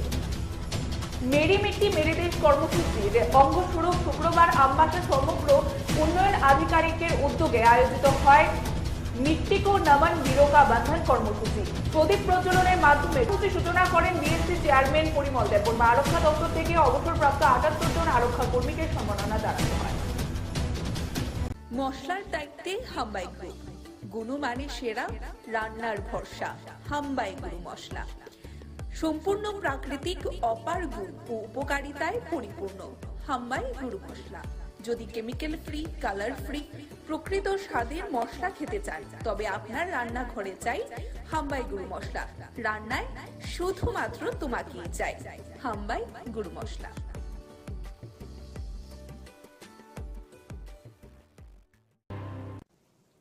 সেই উপলক্ষে এখানে মঞ্চে উপস্থিত আছেন আমাদের honourable minister industries and commerce, OBC welfare এবং jail, government of Tripura, Shrimati Shantana Chakma মহোদয়া। উপস্থিত একটু আগে যিনি ওনার সুন্দর বক্তব্য এখানে রেখেছেন, আমাদের ত্রিপুরা সরকারের ট্রাইবেল ওয়েলফেয়ারের মাননীয় মন্ত্রী শ্রী বিকাশ দেববর্মা মহোদয়। তাছাড়া প্রারম্ভিক যে আলোচনা শুরু হয়েছিল এখানে ভাষণে আমাদের ত্রিপুরা সরকারের মাননীয় মন্ত্রী cooperation tribal welfare government of Tripura Shri Shuklacharan Noatia এবং ট্রাইবেল ওয়েলফেয়ার ডিপার্টমেন্টের যিনি সেক্রেটারি মহোদয় আছেন শ্রী এল.টি. ডাউলং মহোদয়, শ্রী এস. প্রভু এডিশনাল সেক্রেটারি ট্রাইবেল ওয়েলফেয়ারে। আমার সামনে উপস্থিত আছেন আমাদের মাননীয় বিধায়ক শ্রী মহিলাপ্রভু মহোদয় এবং এডিসি যারা মাননীয় সদস্যরা এখানে আছেন এবং যাদের জন্য আজকের এই কর্মশালা, আমাদের প্রধান যারা সমাজপতিরা আছেন, আরো যে সাব ট্রাইবসের যারা সমাজপতিরা, যারা বিভিন্ন আমাদের যে ট্রাইবস কমিউনিটির এখানে রিপ্রেজেন্টেটিভ, এখানে প্রায় 60 জনের মতো বলা হয়েছে, এবং ট্রাইবেল ওয়েলফেয়ারের যারা অফিসিয়াল আছেন এবং মিডিয়া বন্ধুরা, সবাইকে আমি হার্দিক অভিনন্দন ও শুভেচ্ছা জানাচ্ছি। এতদিন ধরে আমরা দেখে আসছি যে আমাদের যে জনজাতি ভাই বোনদের একটা ভোট ব্যাংকের যে একটা কালচার, সেটা আমরা দেখে এসছি। কিন্তু যখন আমাদের মাননীয় প্রধানমন্ত্রী, যশস্বী প্রধানমন্ত্রী নরেন্দ্র মোদীজি 2014-তে উনি আসলেন, বোঝা গেল যে কিভাবে জনজাতিদের উন্নয়নের কথা উনি চিন্তা ভাবনা করেছেন। সেটা কিন্তু আগে আমরা কখনো দেখিনি এবং সব সময় উনি এবং বা উনার যে চিন্তা ভাবনা, যেমন 3 ব্যক্তির উন্নয়ন যতক্ষণ ধরে না হবে ততক্ষণ কোন সমাজে উন্নয়ন হবে না, রাজ্যেরও উন্নয়ন হবে না, দেশেরও উন্নয়ন হবে না। সেই দিশায় উনি কাজ করে চলছেন। আমি জানি না আপনারা এর আগে এভাবে আপনারা দেখেছেন কিনা, এবং তার প্রকৃষ্ট উদাহরণ আমরা দেখতে পাই যখন আমাদের বর্তমান মাননীয় রাষ্ট্রপতি দ্রৌপদী মুর্মুজিকে উনি আমাদের এই পদে উনি আসীন করিয়েছেন। একমাত্র উনার কারণেই সেটা সম্ভব হয়েছে। একটা জনজাতি শ্রেণীর উড়িষ্যার একদম গরিব ঘরের একজন মহিলা, উনাকে উনার কারণে আজকে রাষ্ট্রপতি পদে বসিয়েছেন। এর থেকে বড় আর কি হতে আমাদের এখানেও আপনারা দেখেছেন আমাদের মন্ত্রিসভাতেও একজন মহিলা আছেন এবং এই জনজাতি গোষ্ঠীরই উনি প্রতিনিধিত্ব করেন। আমাদের শুক্লাবাবু এখানে শুক্লাচরণ নোয়াতিও আছেন, আর আমাদের তো ট্রাইবেল মিনিস্টার আছেনই। সবাই যেখানে যার যথাস্থান সেখানে এই সরকার এবং আমাদের মাননীয় প্রধানমন্ত্রীজি সেই দিকটা রাখেন। আমাদের কেন্দ্রীয় সরকারও আপনারা দেখবেন সমস্ত জায়গায় যারা যারা বিশেষ বিশেষ পদে আছে মন্ত্রিসভায়ও জনজাতিদের সেই স্থান উনি দিয়েছেন। আমার মনে আছে আমি যখন কিছুদিনের জন্য রাজ্যসভায় আমি গিয়েছি, সেখানে আমি রাজ্যসভায় যেদিন আমি শপথ নিলাম, এর পরের দিনই আমাকে এসে বলল যে ডার্লং কমিউনিটি নিয়ে আপনাকে বলতে হবে। তো আমি বললাম এটা কি, বুঝতে পারলাম না কি। বলে আপনার কাছে 1.5 ঘন্টা সময় আছে, আপনি বুঝে নিন। দৌড়ে এদিক সেদিক গেলাম, গিয়ে যাই কালেকশন করলাম যে আমাদের ট্রাইবেল কমিউনিটি ত্রিপুরা, তাদের যে ট্রাইবেল মানে গোষ্ঠীর মধ্যে অফিসিয়ালি ইনক্লুড করতে হবে, তার জন্য আমি জোরালো ওখানে বক্তব্য রাখলাম। আমার মনে হলো আমি কি রেখেছি জানি না, তবে 1-2 জন এসে আমাকে হাত মিলালো, বললো খুব ভালো বলেছেন। তাই আমি বললাম নিশ্চয়ই তাহলে ভালোই বলেছি, এবং সেদিনই বিল পাস হয়ে গেল। তো আমার মনে হলো একটা প্রথম দিন গিয়েই এরকম একটা কাজ করতে পারলাম, তাও আবার জনজাতিদের জন্য, আমি নিজেকে ভাগ্যবান মনে করছি যে আমি ত্রিপুরার প্রতিনিধি হয়ে সেখানে ওনাদের জন্য একটা কাজ করতে পেরেছি। আমরা জানি যে ত্রিপুরাতে 19টা জাতি গোষ্ঠী, তারপরও সাব ট্রাইবস আছে, যে কারণে আমাদের এডিসিতে 28টা সিট আছে প্রতিনিধিত্ব করার জন্য। কিন্তু আমাদের এই সরকার ডিসিশন নিয়েছে না, আমাদের সব যারা এখানে অনেকে এসছেন আজকে, তাদের প্রতিনিধিত্বের জন্য যাতে সব গোষ্ঠীর থেকে প্রতিনিধিত্ব হয়, তার জন্য আমরা 50টা সিটের জন্য আমরা এখানে ক্যাবিনেটের ডিসিশন নিয়ে আমরা দিল্লিতে থাকবো। হয়তোবা আমরা সময়ের অপেক্ষা, এগুলো হবে আমাদের। তো এইগুলোতে যে আমরা জনজাতিদের উন্নয়নের জন্য তাদের রিপ্রেজেন্টেশন প্রপারলি যেন হয়, তারা যেন হারিয়ে না যায়, বহু যাতে আমরা চিন্তা করি তারা যেন এক্সটিংক্ট না হয়, সেই চিন্তা ভাবনা আমাদের আছে। আমাদের ট্রাইবাল ওয়েলফেয়ারও সেই চিন্তা ভাবনা করে, আর আমাদের সরকার তো করেনি। আর সর্বোপরি আমাদের মাননীয় প্রধানমন্ত্রী যে চিন্তা করে, যে কথাটা এখানে বলা হয়েছে, এতদিন ধরে মহারাজাদের যে ডাইনেস্টি, তাদেরকে 35 বছর আমরা দেখেছি একদম মানে রাজবাড়ির সেই ওয়ালের ভিতরে ঢুকিয়ে দেওয়ার ব্যবস্থা হয়েছে। আমাদের সরকার আসার পর উনাদের যে এই ত্রিপুরার জন্য যে কাজ করে গেছেন, ত্রিপুরার মানুষের জন্য যে কাজ করে গেছেন, তার জন্য এই সরকার এবং আমাদের কেন্দ্রীয় সরকার সে সম্মান আমরা দিয়েছি। এখানে বলা হয়েছে ওনার সে সিঙ্গার বিল, আমাদের ছোটবেলায় আমরা জানতাম যে এয়ারপোর্ট, আগরতলা এয়ারপোর্ট মানে সিঙ্গার বিল এয়ারপোর্টে যেতে হবে। তো singer bill airport one of the oldest airport, উনি মহারাজা বীর বিক্রম কিশোর মানিক্য বাহাদুর সময় সেটা করেছিল। অনেক অরণ্যরোদন, ক্রোকোডাইল টিয়ার্স আমরা দেখেছি বিভিন্ন যে বিগত সরকারে, কিন্তু আমরা কথা না, কাজের মাধ্যমে আমরা যে মানুষের যে মূল্যায়ন করা সেটা আমরা করেছি। ওনার নামে এয়ারপোর্ট আমরা সেখানে মাননীয় প্রধানমন্ত্রীজি নিজে এসে সেই এয়ারপোর্টের নামাঙ্কন করেছেন। আপনারা জানেন যে আমার যে আসল বাড়ি সেই কামানচৌমনির পাশে একটা ছোট আইল্যান্ড ছিল, সেই আইল্যান্ডটা আমরা দেখতাম এখানে 0 মাইল ফরক, মাইল থাকতো তখন 0 মাইল ফরক। দেখতে দেখতে দেখলাম এটার খুঁজেও পাওয়া যাচ্ছে না, মাটির নিচে চলে গেছে। তো সেই আইল্যান্ডেরও কোনো, কিন্তু কামানচৌমনির আইল্যান্ড ঠিক আছে, কিন্তু এই আইল্যান্ডটা কি কেউ জানতো না। যেহেতু আমি সুযোগ পেয়েছি মুখ্যমন্ত্রী হিসাবে, তা আমি আমার একটা সেখানে দেখতাম, আমি বললাম না, এই আইল্যান্ডটাকে একটা নাম দেওয়া উচিত। আধুনিক ত্রিপুরার রূপকার হিসাবে আমরা কাকে জানি? সেই মহারাজা বীর বিক্রম কিশোর মানিক্য বাহাদুর। আমাদের এখনো মনে আছে সেই যে ওনার যে চিন্তা ভাবনা, সে আগরতলা শহরের উপরে যে বাড়িঘর আছে, যে আপনার দোকানগুলো ছিল, সেই রাস্তা দিয়ে আমরা চিলড্রেন্স পার্কে খেলাধুলা করে বৃষ্টি হলেও সেই জ্যাকসন গেট থেকে আরামসে এখানে চলে আসতাম। তো দেখতাম, সেগুলো মনে থাকতো যে কার সময়, উজ্জয়ন্ত প্যালেসের সময় সেখান থেকে শুরু হয়েছে। তো সেই জায়গায় সেটাকে আমরা পুনরুদ্ধার করলাম, এবং সেখানে এক তো এই যে আইল্যান্ডের একটা নামাঙ্কন হলো, এটার কোনো গোত্রও ছিল না, সেটার নাম আমরা দিলাম মহারাজা বীর বিক্রম মোড় এখন হয়েছে, এবং ওনার মূর্তি আমরা স্থাপন করলাম।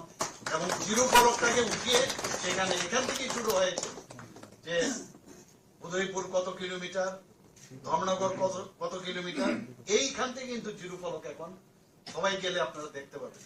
তো আমাদের মধ্যে সমাজের মধ্যে বহু সমাজের লোক থাকবে, কিন্তু আমাদের যে চিন্তা ভাবনা সবাইকে আমরা একসাথে নিয়ে যাওয়ার যে ভাবনা চিন্তা, I am not alone, I am the representative of our government as well as my party.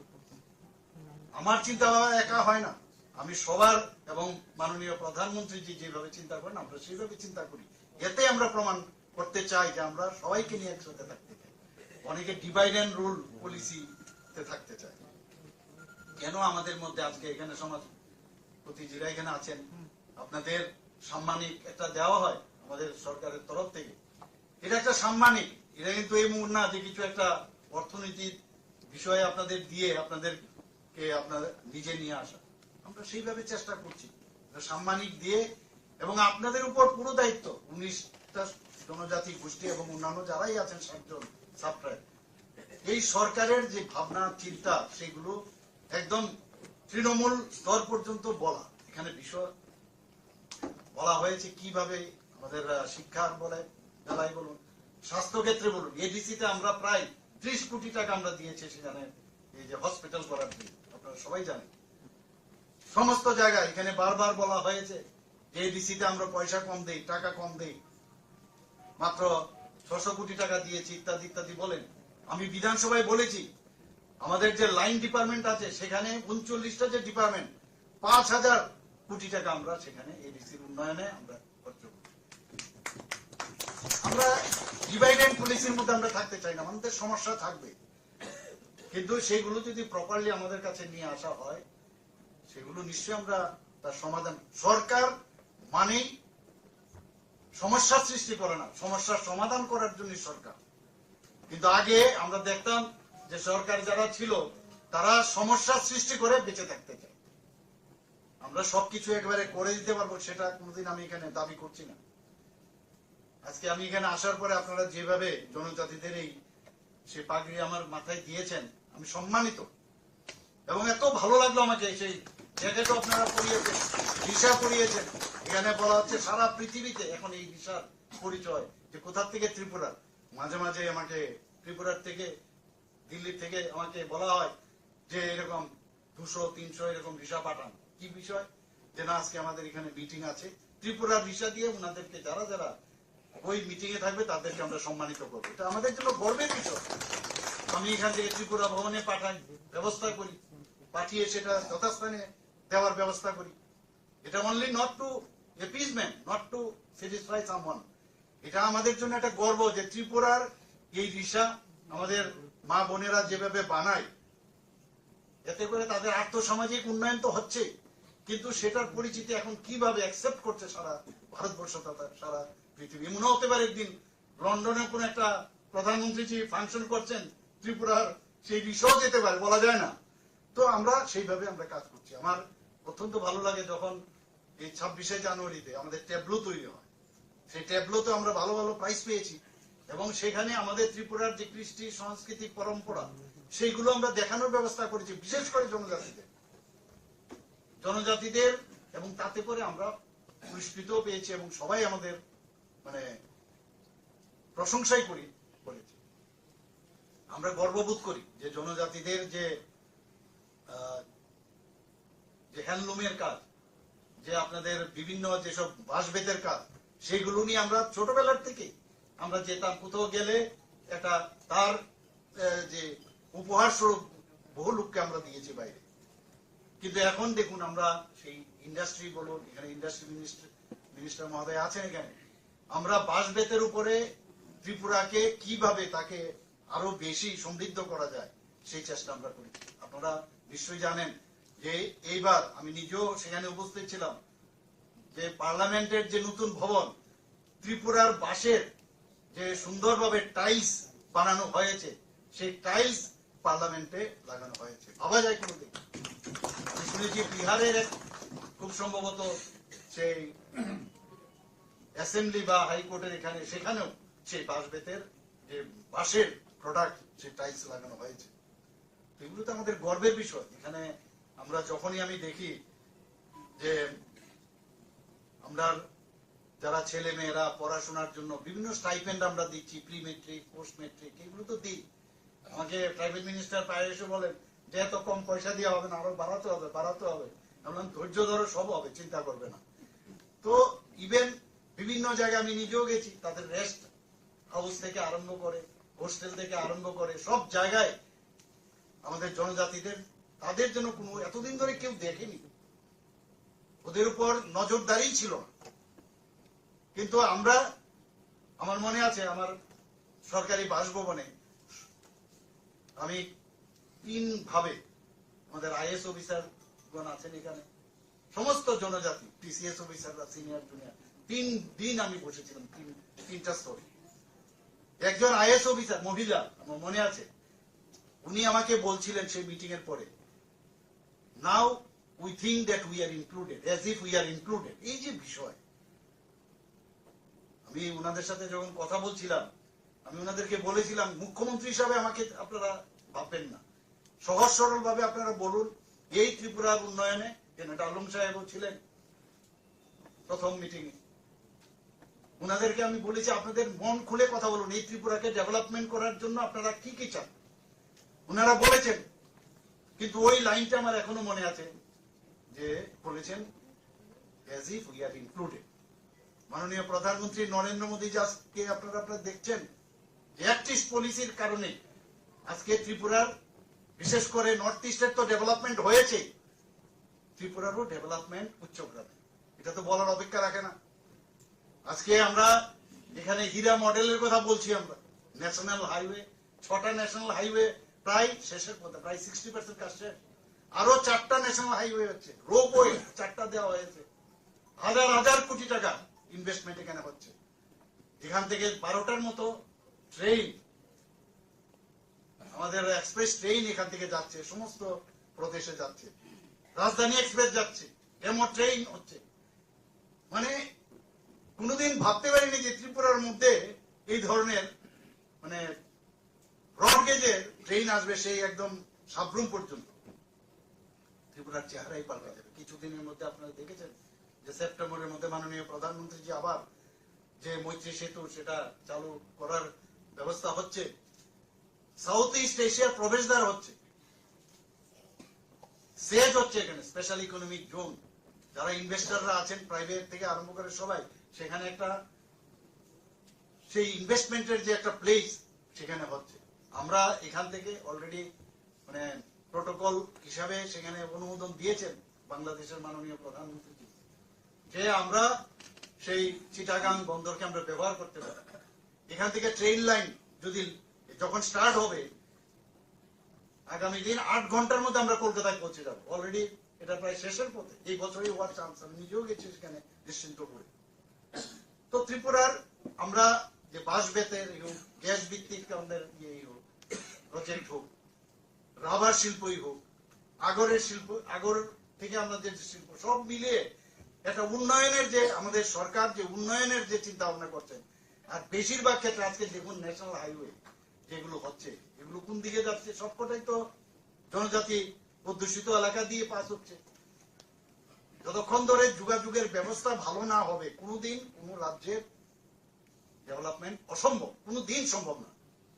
আজকে সেই কারণে সমস্ত ইনভেস্টররা আসছে, ডেইলি আমার কাছে আসছে, আমরা এখানে কাজ করতে চাই।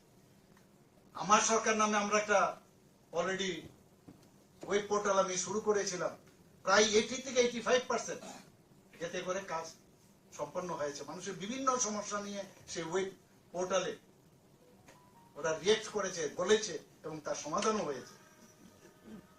তো সব বিষয়ে আমরা চেষ্টা করছি মানুষের সাথে আমরা থাকা। আর বিশেষ করে ত্রিপুরাতে যতদিন ধরে জনজাতিদের উন্নয়ন না হবে, ত্রিপুরা কোনোদিন ডেভেলপমেন্ট হবে না, অসম্ভব, কোনোদিন ডেভেলপমেন্ট হবে না। 31 to 32% জনসংখ্যা কেন আমাদের মধ্যে একটা বিভেদের একটা সৃষ্টি করে? সবাই ত্রিপুরা ল্যান্ড ইত্যাদি অনেক সময় সে 80 দাঙ্গা কতবার চেষ্টা করেছে যে একটা ডিভাইড করে, এতে করে আমাদের কিছু ব্যক্তি কেন্দ্রিক কিছু লোকের তার যে ইচ্ছা, সেই ইচ্ছাটা পূরণ হয়। আমরা যাদেরকে মান দিয়েছি, সম্মান দিয়েছি, সেই সম্মানটুকু ওনাদের রাখা উচিত আমি মনে করি। তবেই গিয়ে আমরা একসাথে আমরা থাকতে পারবো এবং এক ত্রিপুরা শ্রেষ্ঠ ত্রিপুরার আমরা যে স্লোগান দিয়েছি সেটা তবেই সম্ভব হয়। আজকে স্বাস্থ্য ক্ষেত্রে আপনি দেখুন, এবারের বাজেটে আমরা 59 কোটি, প্রধানমন্ত্রী জন আরোগ্য যোজনা একটা আছে, সেখানে 13 লক্ষ লোকের আমরা কার্ড দিয়েছি আমরা, কিন্তু বাকি লোক কোথায় যাবে? অনেক চিন্তা ভাবনা করে আমার মাননীয় অর্থমন্ত্রীকে আমি বললাম যে এটা না করলে প্রায় 4.75 লোক তাদের যাতে এই কাভারেজে আসে, সে 59 কোটি এক অর্থ বছরে আমরা বাজেট আমরা রেখেছি। অনেক চিন্তা হয়েছিল এটা গিয়ে আমরা সাকসেস করতে পারবো কিনা, না সমস্যা হবে। যারা সরকারি কর্মচারী আছে তারাও এর মধ্যে অপশন দিয়ে তারাও আসতে পারে। আগে 5 লাখ, এখন আরো 5 লাখ, প্রায় 10 লাখের মতো আমাদের যে নির্বাচনী ইস্তেহার আমরা বলেছিলাম সেটা আমরা করবো, সেটা আমরা করেছি। তো সেই দিশায় আমরা কাজ করছি। রাস্তাঘাটের 2000 কিলোমিটার প্রধানমন্ত্রী গ্রামীণ সড়ক যোজনায় 2000 কিলোমিটার কাজ হয়েছে এখন পর্যন্ত। বিভিন্ন জায়গায় যখন টিভি দেখি ওই জায়গায় রাস্তাঘাট, ওই জায়গায় রাস্তা হয়নি কেন, তো সাথে সাথে আমি কেন এটা হল না, কিভাবে করা যায়। আমরা ডিপ টিউবওয়েল বলুন, নর্মাল টিউবওয়েল বলুন, সব জায়গায় জলের যা ব্যবস্থা হয়, জাতীয় এলাকায় সমস্যা সবচেয়ে বড় সমস্যা। অনেক দিঘি বললে পাথরের ভিতরে ঢুকে না, জলের সোর্স পাওয়া যায় না। তার জন্য ইনোভেটিভ যে আইডিয়া, জলকে আগে ড্যাম করে সেখানে তার ব্যবস্থা হচ্ছে, এর জন্য হাজার হাজার টাকা খরচ হচ্ছে এবং আমাদের বাজেট এবং গভর্নমেন্ট অফ ইন্ডিয়া তার জন্য ওনারা বলছে কোন অবস্থায়, এবং সে অবস্থায় যেমন 3% আমাদের মাত্র এই জল মিশনের মানে শুরু করেছিলাম ঘরে জল পানো, এখন 68% গতদিন আমি দেখলাম 68% আমরা সেই টার্গেট আমরা 100% চাই স্যাচুরেশন পয়েন্ট। এখানে প্রধানমন্ত্রীর আবাস যোজনার বিষয় এখানে মাননীয় মন্ত্রীজি বলেছেন, আবাস যোজনায় প্রধানমন্ত্রীজি বারবার এখানে কি পলিটিক্স, আমরা রাজনীতি করার দরকার নেই। জল নেই, জল আমরা পৌঁছাবো, কি রাজনীতি? ঘর নেই, আমি ঘর পৌঁছে দেবো, কি রাজনীতি? বিজলি নেই, বিজলি পৌঁছে দেবো, এর মধ্যে কি রাজনীতি? কারোর শৌচালয় নেই, শৌচালয় পৌঁছে দেবো, সেখানে বানিয়ে দেওয়ার ব্যবস্থা করবো, এর মধ্যে কি রাজনীতি? এই যে সামাজিক পরিবর্তনের মধ্যে সরকারে থাকার যে বিষয়, সেটা মাননীয় প্রধানমন্ত্রী যে বারবার বলছেন, উল্লেখ করছেন এবং সেটা করে দেখাচ্ছেন। আমরা এতদিন আপনারা দেখেছেন এর মধ্যে যে 75 সীমান্ত গ্রাম, বিরোগ্রাম, কোনদিন শুনেছেন এই ধরনের কথা? বহু জায়গায় গেছি সীমান্ত গ্রামে, সেখানে আমি দেখলাম যে আমাদের ত্রিপুরার লোক অনেকে সেখানে দেশের জন্য প্রাণ বিধান হয়েছে, তাদের নাম সে কালেক্ট করে আমাদের সরকার তাদের সেই মানে পাথরের মধ্যে খোদাই করে তাদের নাম রাখা হয়েছে। এই যে একটা উন্নয়ন, হর ঘর তিরঙ্গা, হর ঘর তিরঙ্গা, আপনারা কোনদিন বা এবারও আপনারা করেছে হয়, গত বছর আমরা দেখছি যে আমাদের 8.5 লাখ আমাদের যে হাউস আছে, এরপরও বিভিন্ন সাইজের যে পদার্থ তার শর্টেজ হয়ে দেশাত্মকদের ভাবনা চেতন, সেটাকে প্রধানমন্ত্রীজির কারণে আবার সেটা ভাবিয়ে তোলা, সেই জিনিসটা ছিল আগে দেশ হলে তবেই আমরা এখানে আগে আমার বাঁচতে হবে, দেশ চললো, সেটাই ছিল আগে। আজকে সুরক্ষার দিক আপনি বলুন, আগে আমাদের এখানে যে সেই জায়গা নিয়ে যে হাজার হাজার কিলোমিটার নিয়ে গেছে পাকিস্তান, আমাদের সোলজারদের গলা কেটে আমাদের সীমান্তের ভিতরে ওরা দিয়ে দিয়েছে, পার্লামেন্টে আক্রমণ করেছে, বিভিন্ন জায়গায় টেররিস্টরা এখন নর্থ ইস্টে সব কিছু আমরাও টেররিস্টদের আক্রমণে আক্রান্ত ছিলাম। আজকে কি দেখলাম, যখন আমি সমস্ত নর্থ ইস্টের যারা চিফ মিনিস্টার আছেন, আমি বিভিন্ন কনক্লেভে ওনাদের বসেছি, ওনারা নিজে বলছেন যে মাননীয় প্রধানমন্ত্রীজি আসার পর এখন যে ভদ্রমহিলা সেদিন আমাকে অফিসার বলেছেন, ওনারা বলছেন যে we are now included in the government of India, now we feel এই যে বিষয়গুলো একটা মুখ্যমন্ত্রী একটা প্রদেশের, আমাদের বিভিন্ন প্রদেশের যে প্রবলেম সেগুলো এখন নেই, বক্তৃতার মধ্যে আলোচনা করে সেগুলো সমস্যা সমাধানে ব্রতী হচ্ছে, তারও চেষ্টা করছে অনেক। মঙ্গলের ঘটনা আপনারা জানেন, কিন্তু সেগুলো নিশ্চিত যে সময়ের অপেক্ষা একদম ঠিকঠাক দেবে। এর ভিতরে অনেক গভীর সূত্র আছে। নর্থ ইস্ট অষ্টলক্ষ্মী প্রধানমন্ত্রী যে বলছেন, ভাবা যায় কোনদিন অষ্টলক্ষ্মী এইসব নাম উনি যখনই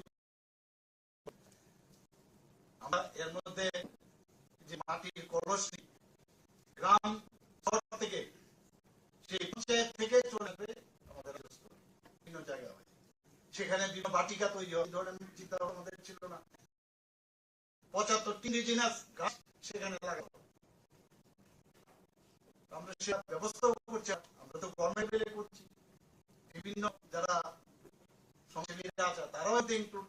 আমাদের এখান থেকে সেই কলস যেটা 58 আমাদের ব্লক +1 মানে আমাদের পঞ্চায়েত এবং মিউনিসিপ্যালিটি এবং আগরতলা মিউনিসিপাল কর্পোরেশন এদের এসে অর্থাৎ 58 + 159 কলস, তার সেটাকে নিয়ে কর্তৃপক্ষ দিল্লিতে যাচ্ছে। আমাদের ছেলে আমাদের সেই রেল লাইন বগিও আমরা রিজার্ভ করে নিয়েছি এবং আমরা বলেছি যে ওইখানে 59 যদি যায় 59 কলস অমৃত কলস আমাদের এখানে থাকবে।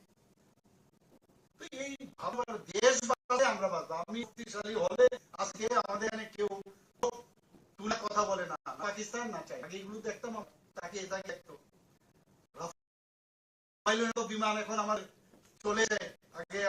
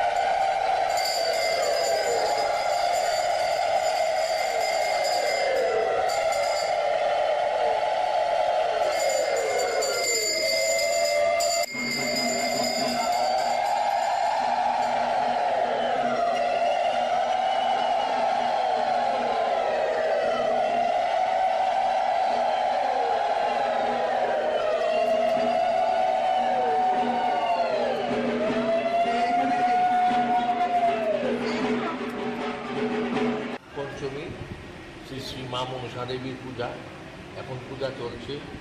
এটা সংক্রান্তির দিন এই পূজাটা হয়। এখানে রাজার আমল থেকে এই পূজাটা হয়ে আসছে। এখন চলছে, এখন বলিদান হবে, মার বলিদানের পর হোম হবে, তারপর পুষ্পাঞ্জলি হবে, তারপর 12টায় মার অন্নভোগ হবে, বিকেলবেলা মার আরতি হবে। কোন প্রথা এটা হচ্ছে কি, মানে কোন তিথিতে হচ্ছে? এটা সংক্রান্তির দিন, যে শ্রাবণের সংক্রান্তির দিন এই পূজাটা হবে। কিন্তু অন্য জায়গায় দেখা যায় মার সঙ্গে করুণী দেখা যায়, এখানে নাই। এটা এখানে রাজামল থেকে এটা নেই। অষ্টনাগ সহিত মা পূজা, মার সঙ্গে অষ্টনাগ থাকে। মশলার দায়িত্বে হাম্বাই গ্রুপ, গুণমানে সেরা, রান্নার ভরসা। হাম্বাই গুরু মশলা সম্পূর্ণ প্রাকৃতিক, অপার গুণ ও উপকারিতায় পরিপূর্ণ। হাম্বাই গুরু মশলা। যদি কেমিক্যাল ফ্রি, কালার ফ্রি, প্রকৃত স্বাদের মশলা খেতে চান, তবে আপনার রান্নাঘরে চাই হাম্বাই গুরু মশলা। রান্নায় শুধুমাত্র তোমাকেই চাই হাম্বাই গুরু মশলা।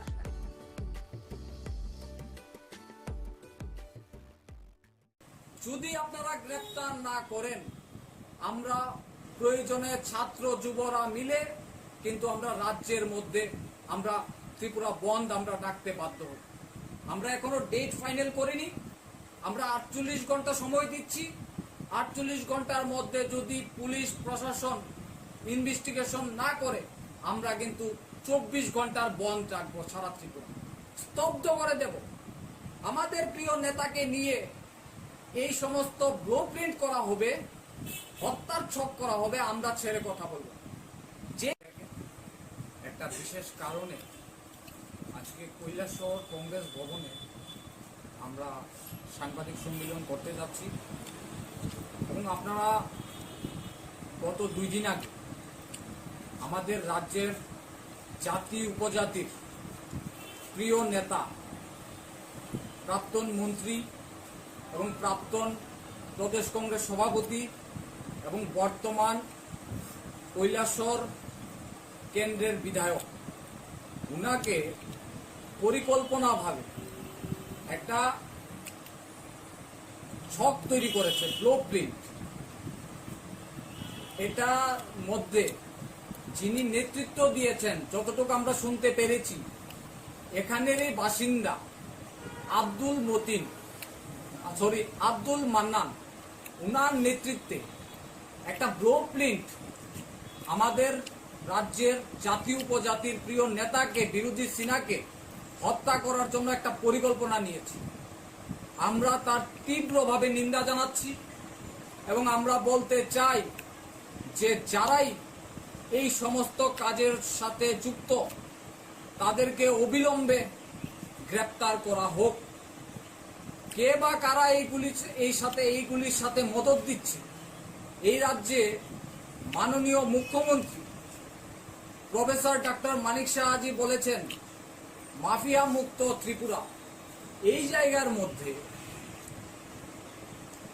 আমাদের প্রিয় নেতাকে, বিধানসভার মেম্বার, বর্তমান বিধায়ক, উনাকে ব্লু প্রিন্ট তৈরি করা হয়েছে, পরিকল্পিতভাবে একটা মার্ডার করার চক্রান্ত চলছে। এটা কি ধরনের চক্রান্ত? এখন পর্যন্ত কেন গ্রেপ্তার করা হয়নি এবং সেটার সাথে কারা জড়িত আছে এবং কার মদতে এইটা হয়েছে, আমরা জবাব চাই। রাজ্যের তাদেরকে অবিলম্বে গ্রেপ্তার করুন। যদি আপনারা গ্রেপ্তার না করেন, আমরা প্রয়োজনে ছাত্র যুবরা মিলে কিন্তু আমরা রাজ্যের মধ্যে আমরা ত্রিপুরা বন্ধ আমরা ডাকতে বাধ্য হব।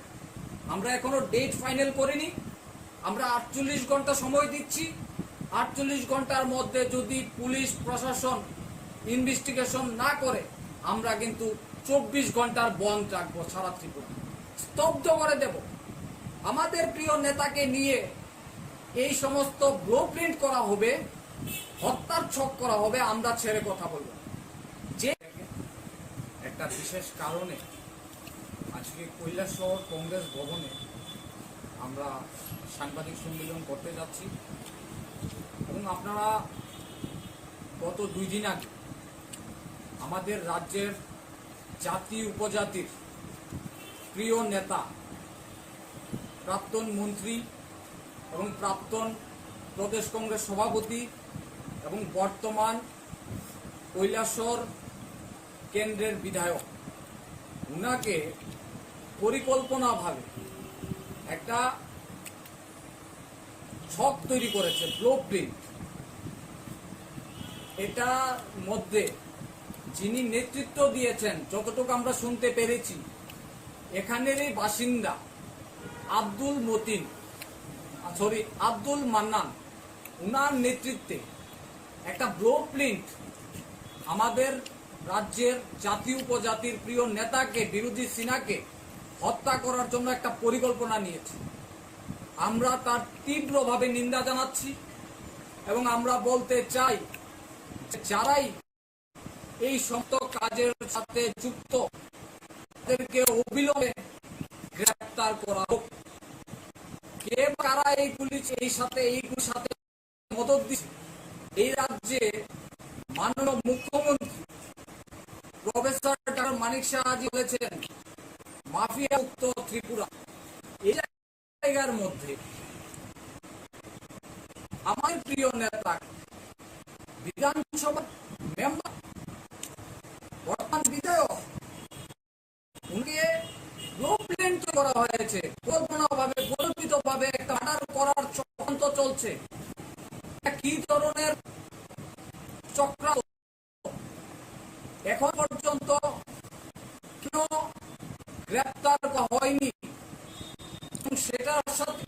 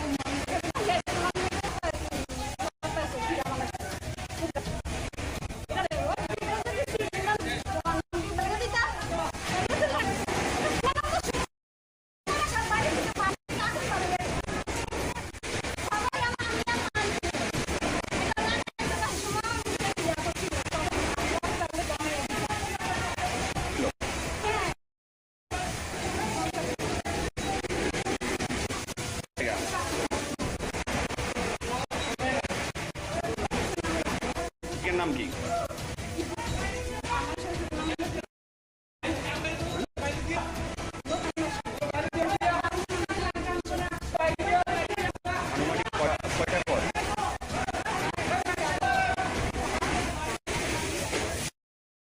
এটা বিশ্বজিৎ নামে বা হের নামে বাড়িতে পূজা চলাকালীন রান্নার থেকে আগুন লাগে কর্মটাকে আগুন নিয়ন্ত্রণে আসছে জিনিসটাকে আনুমানিক কয়টা গ্যাস সিলিন্ডার থেকে নাকি?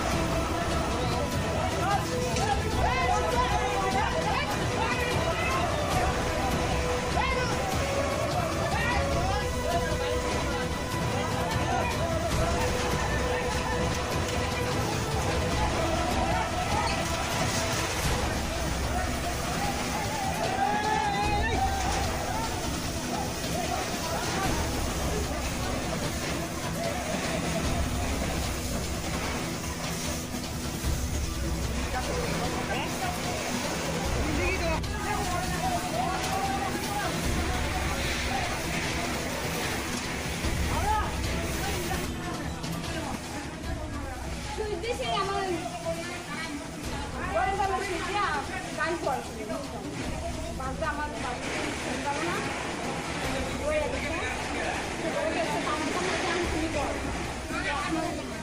ওই আমি মাত্র 2টা লাভ আছি যে সোলার যে ওয়ানটা আছে না সিলিন্ডার না ও সোলার মুখটা আছে না এটা এমনি পাই না গ্যাসের মধ্যে খুলে কারণ আমি আছি আমার ঘর মাসুরা মা মনে করে রেস্টুরেন্ট থেকে তাও ইয়ালা পাইছে ফিরা আমার কাছে সেটা এটা ওই ভিতরে যদি সিলিন্ডার বন্ধ করে দিতা খুঁজতে না তো সবসময় একটা সব বাড়ি থেকে বাইরে থেকে আসতে হবে সবাই দেখলাম আমি আর মান্য এটা না দেখতে পাবো সময় ইয়া করছি সবাই আপনার চলে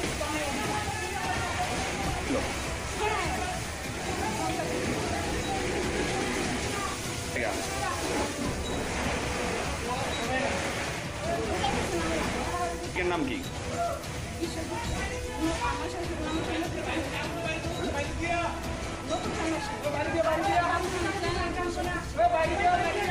আনুমানিক কয়টা ঘর?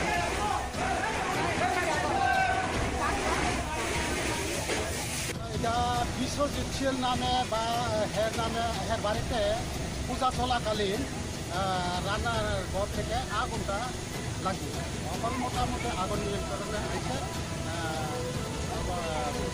জিনিসপত্রটি নষ্ট হয়েছে।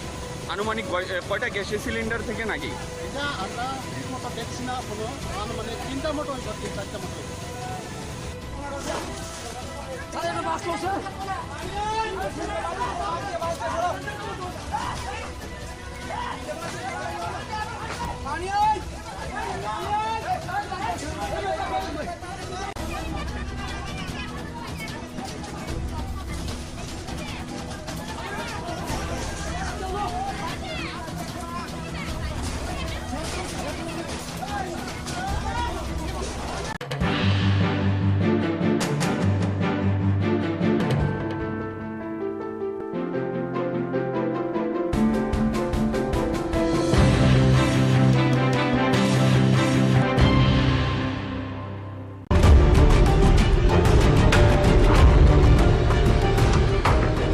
বাজারে বেড়ে গেছে পেঁয়াজের দাম। অভিযোগ ৩-৪ দিন ধরেই ক্রমশই বেড়ে চলেছে মূল্য, আর এই সুযোগ নিয়ে একাংশ কালোবাজারি ক্রেতাদের পকেট কাটা শুরু করে দিয়েছে বলে অভিযোগ। ৪০ থেকে ৪৫ টাকা দরে বিক্রি হচ্ছে খুচরো পেঁয়াজ কেজি প্রতি। এই অবস্থায় শুক্রবার রাজধানী মহারাজগঞ্জ বাজারে অভিযান চালানেন খাদ্য দপ্তর ও সদর মহকুমা প্রশাসনের লোকজন। তারা পাইকারি বিক্রেতাদের সাথেও কথা বলেন। এক আধিকারিক জানান, বর্তমানে নাসিকে কিছুটা দাম বেশি, তাই বাড়ছে মূল্য, তবে অচিরেই মূল্য নিয়ন্ত্রণে চলে আসবে। ব্যবসায়ীদের বলা হয়েছে যতটুকু সম্ভব দাম কম রাখার জন্য। পাশাপাশি তিনি জানান, প্রশাসনের অভিযান জারি থাকবে প্রতিনিয়ত। তবে অনেকেরই অভিযোগ রয়েছে, প্রতি বছর পুজোর মরশুমে আসতে আসতে দেখা যায় যে ধীরে ধীরে আলু এবং পেঁয়াজের দাম বাড়িয়ে দেওয়া হয়।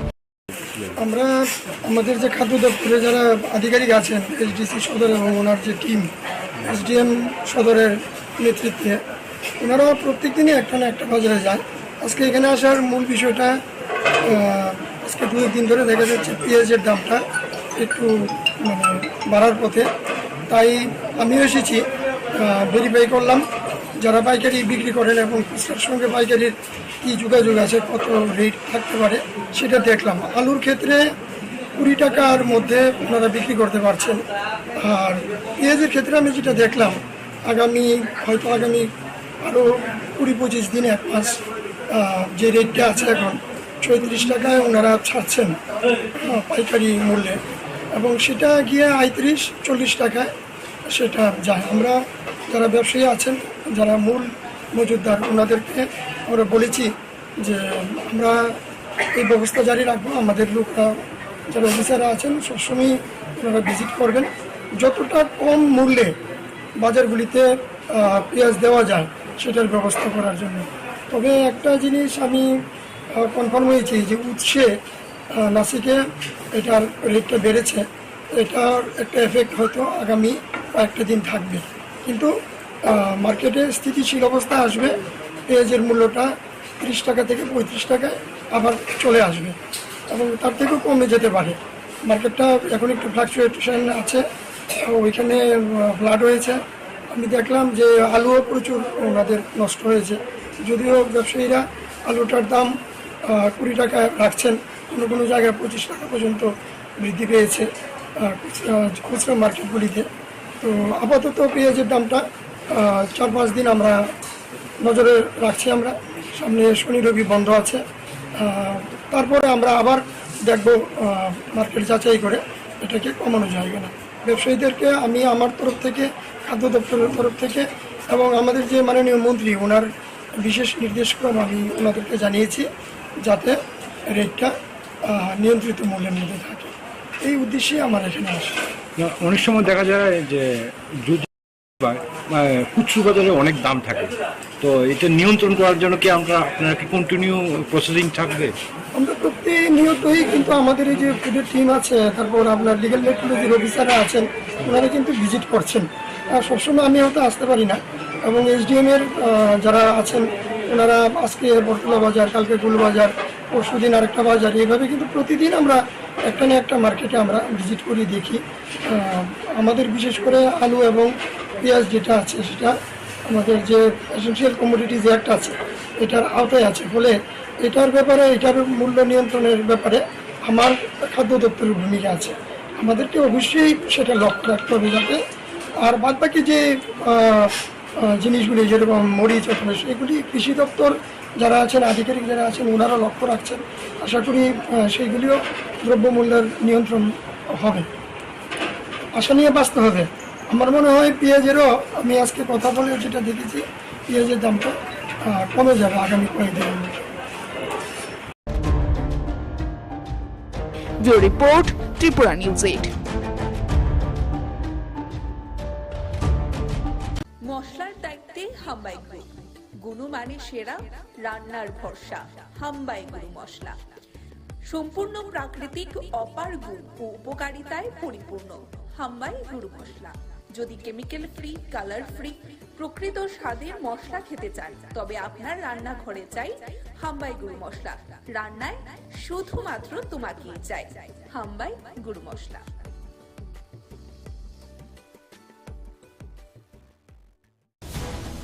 রাজ্যে আরো 4টি নতুন জাতীয় সড়ক হবে বলে শুক্রবার প্রজ্ঞা ভবনে এক কর্মশালায় কথা বলেন মুখ্যমন্ত্রী ডক্টর মানিক সাহা। মুখ্যমন্ত্রী ছাড়াও সেদিন উপস্থিত ছিলেন সমবায় মন্ত্রী শুক্লাচরণ নোয়াতিয়া, উপজাতি কল্যাণ দপ্তরের মন্ত্রী বিকাশ দেববর্মা এবং শিল্পমন্ত্রী শান্তনা চাকমা সহ দপ্তরের আধিকারিকরা। 3-4 দিন ধরেই ক্রমেই বাজারে বেড়ে চলেছে পেঁয়াজের দাম। একাংশ কালোবাজারি ক্রেতাদের পকেট কাটছে বলে অভিযোগ রয়েছে। শুক্রবার রাজধানী মহারাজগঞ্জ বাজারে অভিযান চালালেন রাজ্য খাদ্য দপ্তর ও সদর মহকুমা প্রশাসনের লোকজন। তবে অনেকের অভিযোগ রয়েছে প্রতি বছর পুজোর মরশুম আসতেই ধীরে ধীরে আলু এবং পেঁয়াজের দাম বাড়িয়ে দেওয়া হয়। চোরের থাবায় এবারে সাংবাদিকদের বাড়িতে, বাড়ির লোকজনদের অনুপস্থিতিতেই সুযোগ নিয়ে হাত সাফাই করল চোরের দল। ঘটনা রাজধানীর বট্টপুকুর বিবেকানন্দ ক্লাব সংলগ্ন এলাকায়। ঘটনায় এলাকায় বর্তমানে চাঞ্চল্য বিরাজ করছে। বিশ্ব ফটোগ্রাফি দিবস উপলক্ষে আগামী 19 এবং 20 দুদিন ব্যাপী রবীন্দ্র ভবনে চিত্র প্রদর্শনী অনুষ্ঠিত হবে এবং এই চিত্র প্রদর্শনীর উদ্বোধন করেন রাজ্যের মাননীয় মুখ্যমন্ত্রী প্রফেসর ডক্টর মানিক সাহা। এবং এক সাংবাদিক সম্মেলনের মধ্য দিয়ে আগরতলা প্রেস ক্লাবে এই সংবাদ জানিয়ে দেওয়া হয়েছে ফটো জার্নালিস্টের পক্ষ থেকে। নিয়ম মেনেই হলো মনসা পূজা। রাজন্য আমল থেকে রাজধানী দুর্গাবাড়িতে হয়ে আসছেন মনসা দেবীর পুজো। নিয়ম রীতি মেনে এবারে হয়েছে পুজো প্রতি বছরের মতো এবারও। শ্রাবণ মাসের শেষ দিনে সংক্রান্তিতে দেখা যায় মনসা দেবীর পুজো ঘটে। প্রতিবারের মতো এবছরও হয় নিয়ম নিষ্ঠার সাথে দুর্গাবাড়ির মনসা পুজো। বিলোনিয়া পুরাতন মোটর স্ট্যান্ড সংলগ্ন এলাকায় শহরে প্রাচীনতম মা মনসা পুজো এবং দেখা যাচ্ছে যে এই মনসা বাড়িতে সমস্ত ধর্মীয় রীতিনীতি মেনে অনুষ্ঠিত হয় মনসা পুজো। শহরের বিভিন্ন প্রান্ত থেকে মহিলারা মায়ের আরাধনায় সেদিন ব্রতী হন। মা মনসা পুজোর দিনই উদয়পুরে গ্যাসের সিলিন্ডারে আগুনে পুড়ে ছাই হয়ে যায়। টাউন সুরামুড়া স্থিত বিশ্বজিৎ ছিলের বাড়িতে ঠিক তখন বাড়িতে চলছিল মনসা পুজোর প্রস্তুতি এবং খবর পেয়ে উদয়পুর অগ্নি নির্বাপক দপ্তরের কর্মীরা ছুটে গিয়ে আগুন নিয়ন্ত্রণে আনে। দুটি ঘর সম্পূর্ণ পুড়ে ছাই হয়ে যায়। এতে আনুমানিক কয়েক লক্ষ টাকার ক্ষয়ক্ষতি হয়েছে বলে জানা যায়। বাঙালি 13 পার্বণের মধ্যে অন্যতম পুজো হচ্ছে মনসা পুজো। এই পুজোকে নিয়ে গ্রাম পাহাড় থেকে শুরু করে শহর এলাকায় ব্যাপক আলোড়ন তৈরি হয়। শুক্রবার মন্দির নগরী উদয়পুর সহ বিভিন্ন মহকুমা জেলার বিভিন্ন বাড়ি থেকে বাড়ির ঘরে অনুষ্ঠিত হয় মনসা পুজো। জল এবং বিদ্যুতের দাবিতে শুক্রবার সাবরুম বৈষ্ণবপুর রাস্তা অবরোধ করে আইলমারা এলাকার এলাকাবাসীরা। জনগণের দাবি রয়েছে বিগত 28 দিন ধরে জল এবং বিদ্যুৎহীন গোটা আইলমারা এলাকা। সংশ্লিষ্ট দপ্তরের কাছে লিখিতভাবে বারবার বিষয়টি সম্বন্ধে অবগত করা হলেও কোনো ধরনের হেলদোল নেই সংশ্লিষ্ট দপ্তরের কর্তা ব্যক্তিদের। মেরি মিট্টি মেরি দেশ কর্মসূচির অঙ্গস্বরূপ শুক্রবার আমবাসা সমগ্র উন্নয়ন আধিকারিকের উদ্যোগে আয়োজিত হয় মিট্টি কো নমন বীরো কা বন্ধন কর্মসূচি।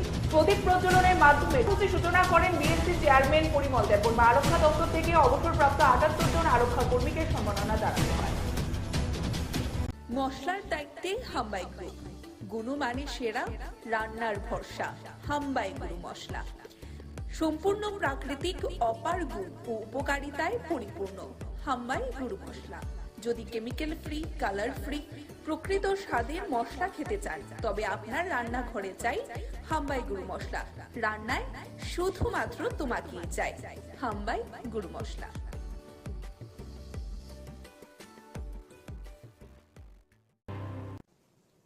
সেই উপলক্ষে এখানে মঞ্চে উপস্থিত আছেন আমাদের honourable minister industries and commerce, OBC welfare এবং jail, government of Tripura Shrimati Shantana Chakma মহোদয়া।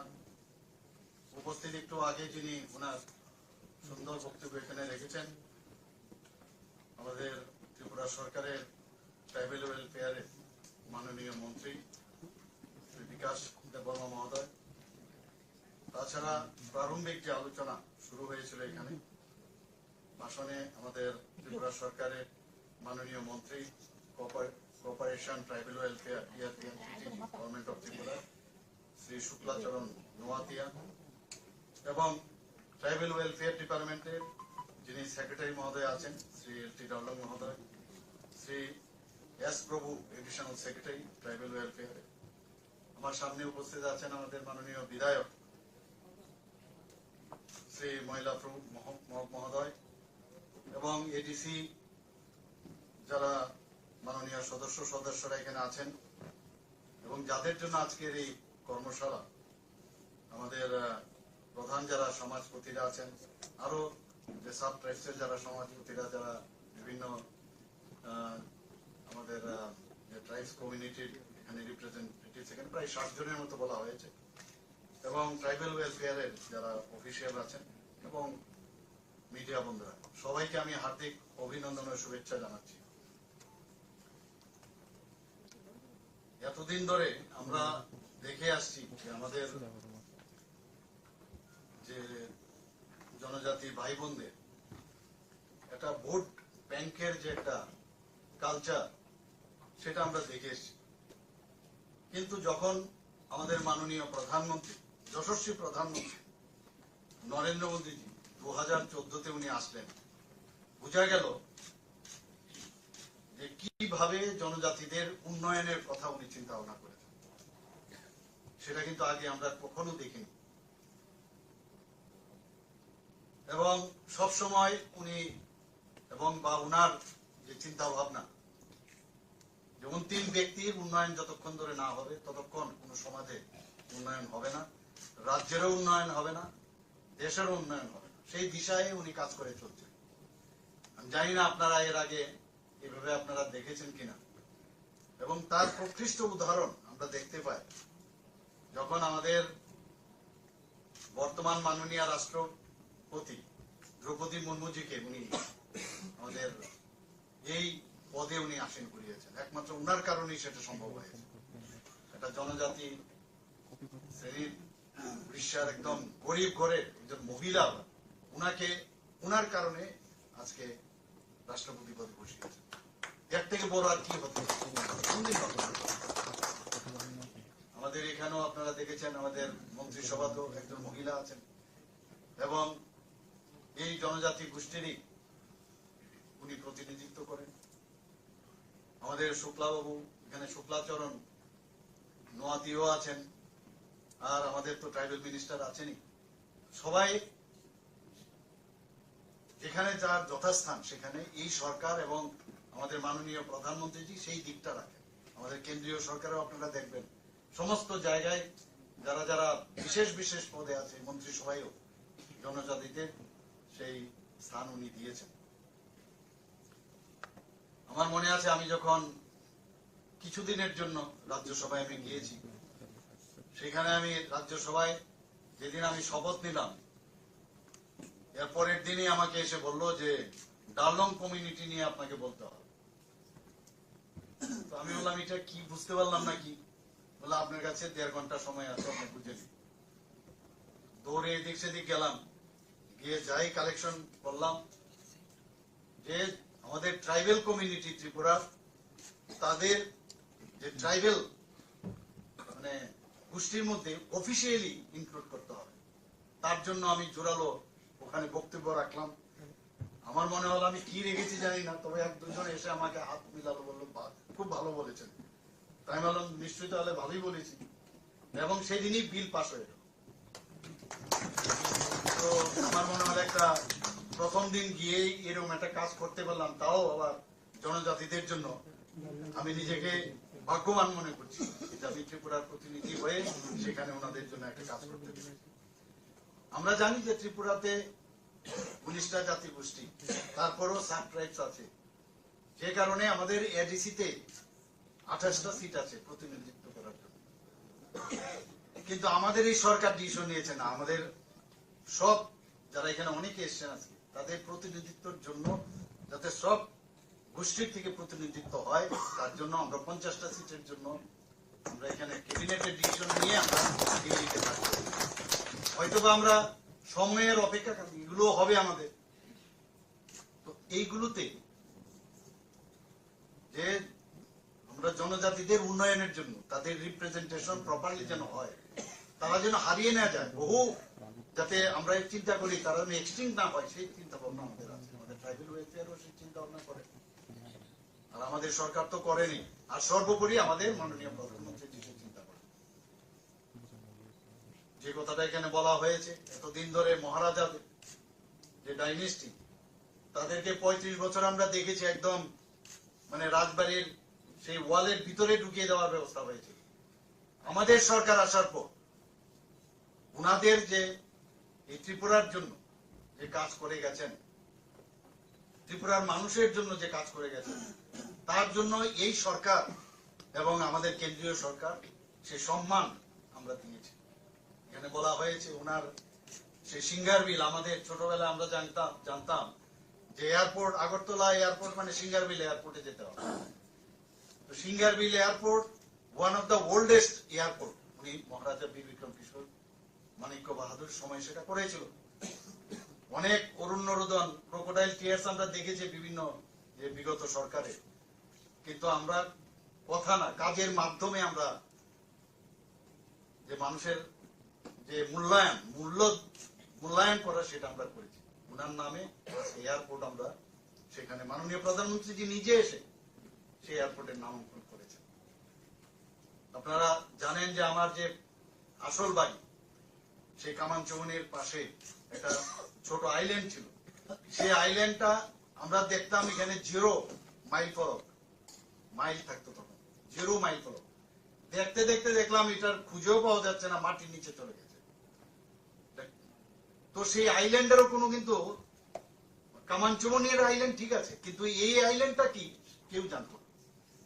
যেহেতু আমি সুযোগ পেয়েছি মুখ্যমন্ত্রী হিসাবে, আমি আমার একটা সেখানে দেখতাম, আমি বললাম না, এই আইল্যান্ডটাকে একটা নাম দেওয়া উচিত। আধুনিক ত্রিপুরার রূপকার হিসাবে আমরা কাকে জানি? সেই মহারাজা বীর বিক্রম কিশোর মানিক্য বাহাদুর। আমাদের এখনো মনে আছে সেই যে ওনার যে চিন্তা ভাবনা, সে আগরতলা শহরের উপরে যে বাড়িঘর আছে, যে আপনার দোকানগুলো ছিল, সেই রাস্তা দিয়ে আমরা চিলড্রেন্স পার্কে খেলাধুলা করে বৃষ্টি হলেও সেই জ্যাকসন গেট থেকে আরামসে এখানে চলে আসতাম। তো দেখতাম, সেগুলো মনে থাকতো যে কার সময়, উজ্জয়ন্ত প্যালেসের সময় সেখান থেকে শুরু হয়েছে।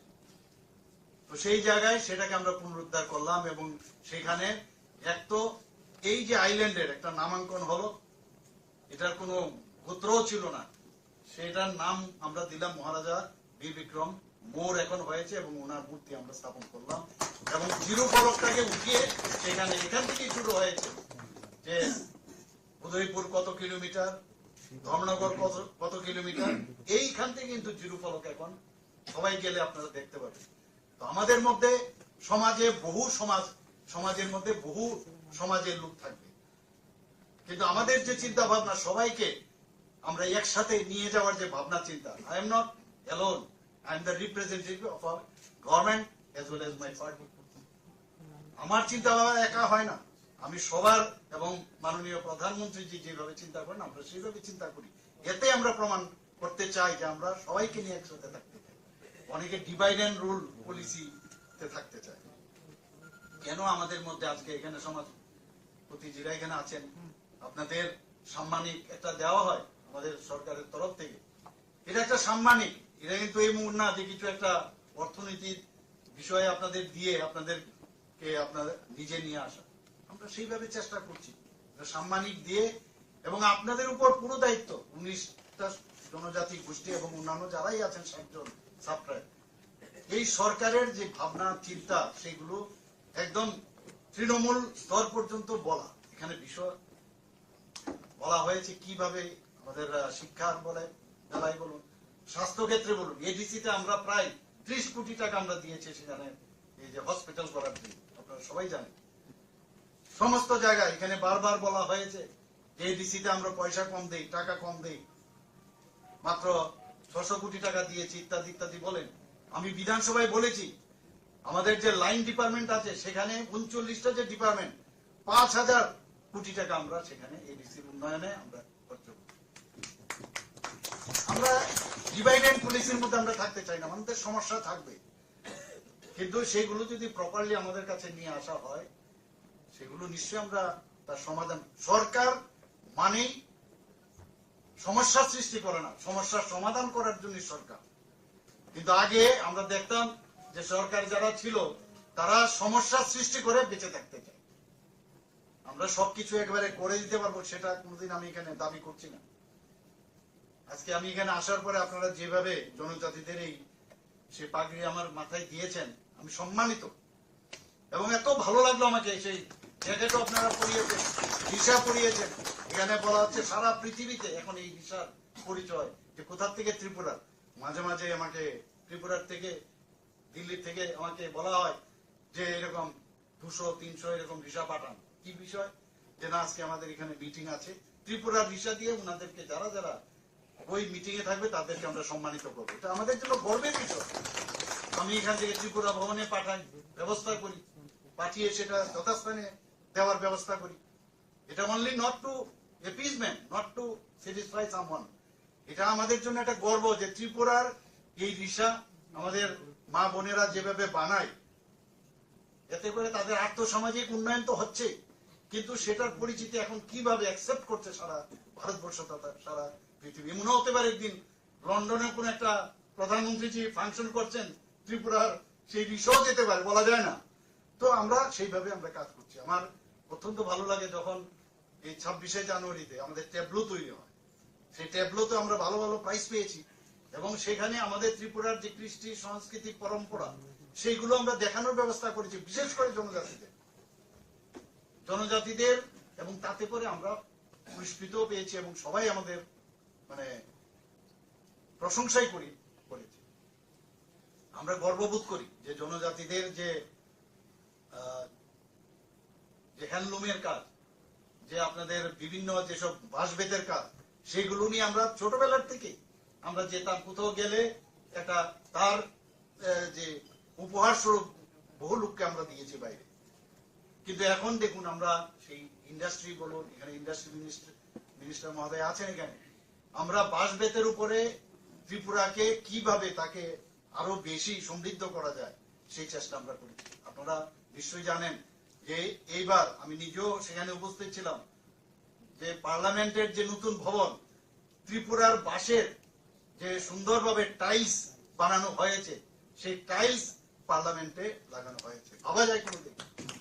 আমি শুনেছি বিহারের খুব সম্ভবত সেই অ্যাসেম্বলি বা হাইকোর্টের এখানে, সেখানেও সেই বাঁশবেতের যে বাঁশের প্রোডাক্ট, সেই টাইলস লাগানো হয়েছে। এগুলো তো আমাদের গর্বের বিষয়। এখানে আমরা যখনই আমি দেখি যে আমরা যারা ছেলে মেয়েরা পড়াশোনার জন্য বিভিন্ন স্টাইপেন্ড আমরা দিচ্ছি, প্রি মেট্রিক, পোস্ট মেট্রিক, এগুলো তো দিই। আমাকে প্রাইভেট মিনিস্টার পায়ে এসে বলেন যে এত কম পয়সা দেওয়া হবে না, আরো বাড়াতে হবে। আমরা ধৈর্য ধরো, সব হবে, চিন্তা করবে না। তো ইভেন বিভিন্ন জায়গায় আমি নিজেও গেছি, তাদের রেস্ট হাউস থেকে আরম্ভ করে, হোস্টেল থেকে আরম্ভ করে, সব জায়গায় আমাদের জনজাতিদের, তাদের জন্য কোনো এতদিন ধরে কেউ দেখেনি, ওদের উপর নজরদারি ছিল না। কিন্তু আমরা, আমার মনে আছে আমার সরকারি বাসভবনে আমি 3 ভাবে, আমাদের আইএস অফিসার গণ আছেন এখানে, সমস্ত জনজাতি, টিসিএস অফিসাররা, সিনিয়র জুনিয়র, 3 দিন আমি বসেছিলাম, 3টা স্তরে। একজন আইএস অফিসার মহিলা, আমার মনে আছে, উনি আমাকে বলছিলেন সেই মিটিং এর পরে, now we think that we are included, as if we are included. এই যে বিষয়, আমি ওনাদের সাথে যখন কথা বলছিলাম, আমি ওনাদেরকে বলেছিলাম, মুখ্যমন্ত্রী হিসাবে আমাকে আপনারা ভাববেন না, সহজ সরল ভাবে আপনারা বলুন এই ত্রিপুরার উন্নয়নে, এটা আলম সাহেবও ছিলেন প্রথম মিটিং এ, ওনাদেরকে আমি বলেছি আপনাদের মন খুলে কথা বলুন, এই ত্রিপুরাকে ডেভেলপমেন্ট করার জন্য আপনারা কি কি চান। ওনারা বলেছেন, কিন্তু ওই লাইনটা আমার এখনো মনে আছে, যে বলেছেন as if we are included। মাননীয় প্রধানমন্ত্রী নরেন্দ্র মোদী আজকে আপনারা দেখছেন যে অ্যাক্টিভ পলিসির কারণে আজকে ত্রিপুরার, বিশেষ করে নর্থ ইস্টের তো ডেভেলপমেন্ট হয়েছে, ত্রিপুরারও ডেভেলপমেন্ট উচ্চগ্রামে, এটা তো বলার অপেক্ষা রাখে না। আজকে আমরা এখানে হীরা মডেলের কথা বলছি, আমরা ন্যাশনাল হাইওয়ে, 6টা ন্যাশনাল হাইওয়ে প্রায় শেষের পথে, প্রায় 60% কাজ শেষ। আরো 4টা ন্যাশনাল হাইওয়ে হচ্ছে, রোপওয়ে 4টা দেওয়া হয়েছে, হাজার হাজার কোটি টাকা ইনভেস্টমেন্ট এখানে হচ্ছে। এখান থেকে 12টার মতো ট্রেন,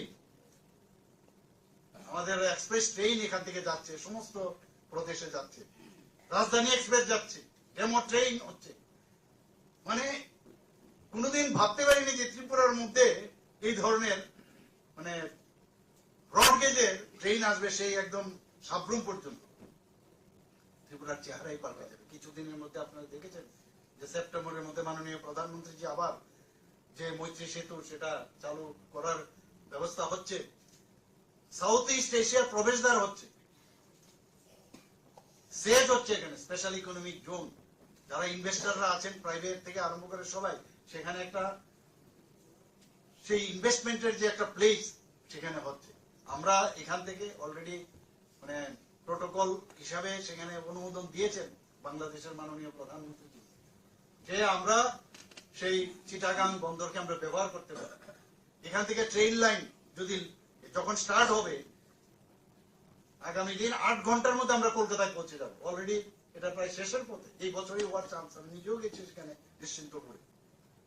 তো ত্রিপুরার আমরা যে বাঁশ বেতের হোক, গ্যাস ভিত্তিক আমাদের প্রজেক্ট হোক, রাবার শিল্পই হোক, আগরের শিল্প, আগর থেকে আমাদের যে শিল্প, সব মিলিয়ে একটা উন্নয়নের যে আমাদের সরকার যে উন্নয়নের যে চিন্তা ভাবনা করছেন। আর বেশিরভাগ ক্ষেত্রে আজকে দেখুন ন্যাশনাল হাইওয়ে যেগুলো হচ্ছে, এগুলো কোন দিকে যাচ্ছে, সবকটাই তো জনজাতি অধ্যুষিত এলাকা দিয়ে পাস হচ্ছে। যতক্ষণ ধরে যোগাযোগের ব্যবস্থা ভালো না হবে, কোনোদিন কোনো রাজ্যের ডেভেলপমেন্ট অসম্ভব, কোনোদিন সম্ভব না। আজকে সেই কারণে সমস্ত ইনভেস্টররা আসছে, ডেইলি আমার কাছে আসছে, আমরা এখানে কাজ করতে চাই, কাজ করতে চাই। আমার সরকার নামে আমরা একটা অলরেডি ওয়েব পোর্টাল আমি শুরু করেছিলাম, প্রায় 80 থেকে 85% এতে করে কাজ সম্পন্ন হয়েছে। মানুষের বিভিন্ন সমস্যা নিয়ে সেই ওয়েব পোর্টালে ওরা রিয়েক্ট করেছে, বলেছে, এবং তার সমাধানও হয়েছে। তো সব বিষয়ে আমরা চেষ্টা করছি মানুষের সাথে আমরা থাকা। আর বিশেষ করে ত্রিপুরাতে যতদিন ধরে জনজাতিদের উন্নয়ন না হবে, ত্রিপুরা কোনোদিন ডেভেলপমেন্ট হবে না, অসম্ভব, কোনোদিন ডেভেলপমেন্ট হবে না। 31 to 32% জনসংখ্যা কেন আমাদের মধ্যে একটা বিভেদের একটা সৃষ্টি করে? সবাই ত্রিপুরাল্যান্ড ইত্যাদি অনেক সময় সে 80 দাঙ্গা কতবার চেষ্টা করেছে যে একটা ডিভাইড করে, এতে করে আমাদের কিছু ব্যক্তি কেন্দ্রিক কিছু লোকের তার যে ইচ্ছা, সেই ইচ্ছাটা পূরণ হয়। আমরা যাদেরকে মান দিয়েছি, সম্মান দিয়েছি, সেই সম্মানটুকু আপনাদের রাখা উচিত আমি মনে করি। তবেই গিয়ে আমরা একসাথে আমরা থাকতে পারবো এবং এক ত্রিপুরা শ্রেষ্ঠ ত্রিপুরা আমরা যে স্লোগান দিয়েছি সেটা তবেই সম্ভব হয়। আজকে স্বাস্থ্য ক্ষেত্রে আপনি দেখুন, এবারের বাজেটে আমরা 59 কোটি প্রধানমন্ত্রী জন আরোগ্য যোজনা একটা আছে, সেখানে 13 লক্ষ লোকের আমরা কার্ড দিয়েছি আমরা, কিন্তু বাকি লোক কোথায় যাবে?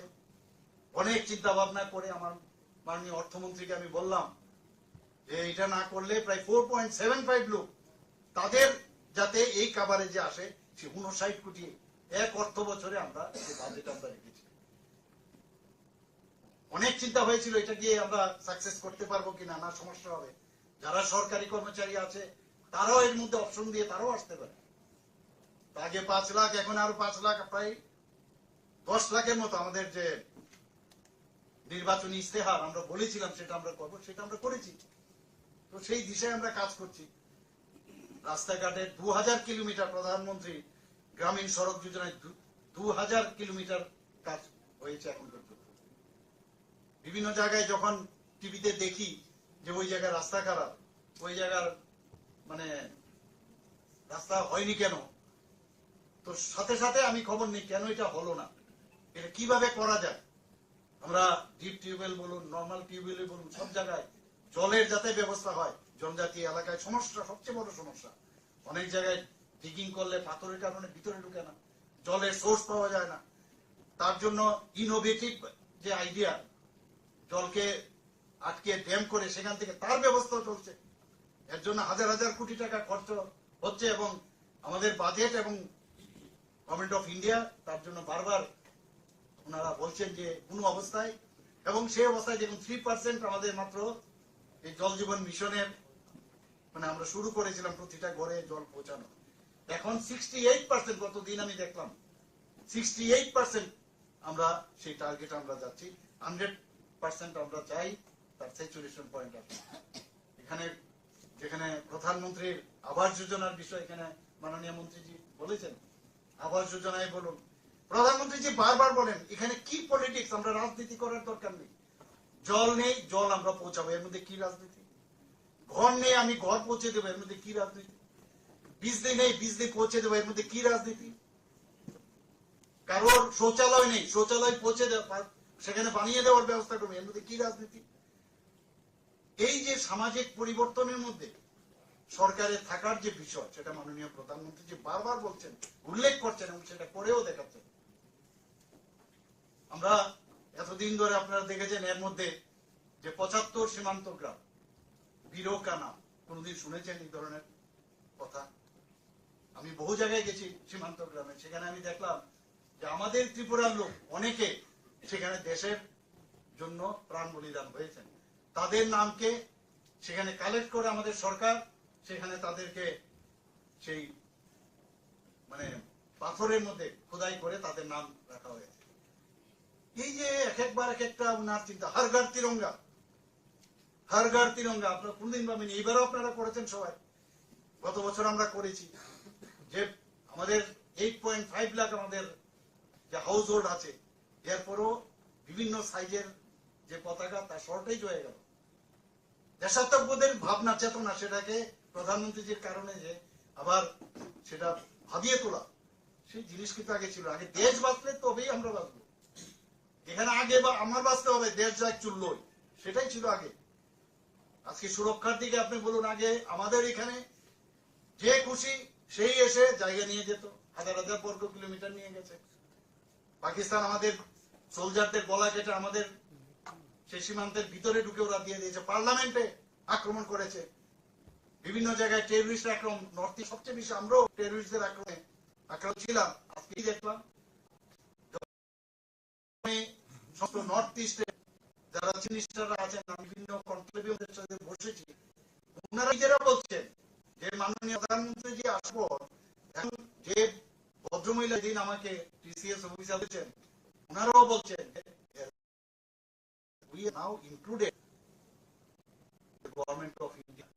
Now really এই বিষয়গুলো একটা মুখ্যমন্ত্রী একটা প্রদেশ, আমাদের বিভিন্ন প্রদেশের ইন্টার যে স্টেট প্রবলেম ছিল, সেইগুলো এইগুলো মধ্যে আলোচনা করে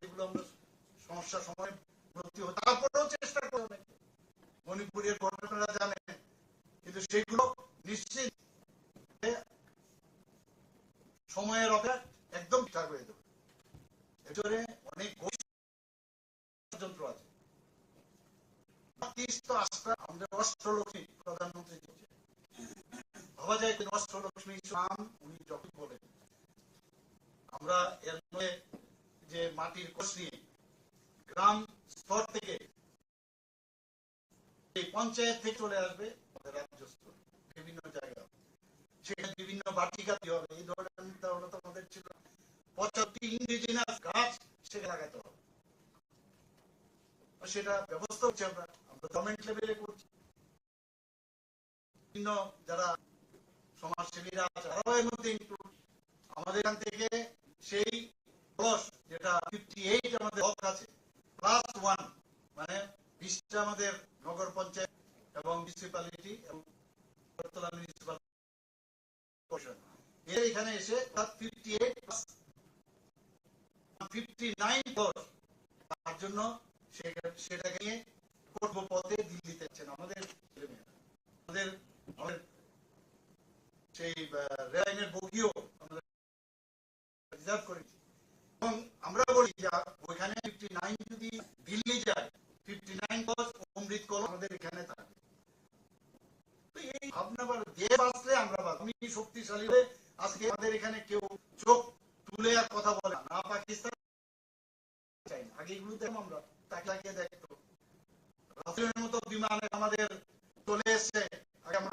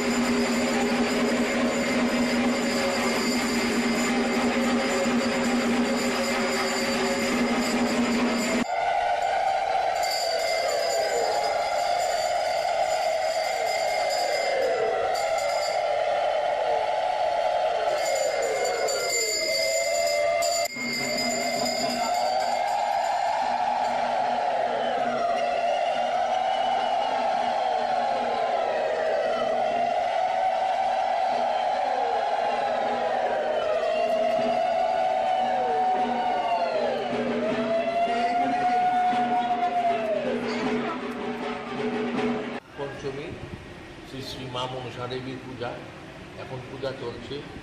এটা সংক্রান্তির দিন এই পূজাটা হয়, এখানে রাজার আমল থেকে এই পূজাটা হয়ে আসে।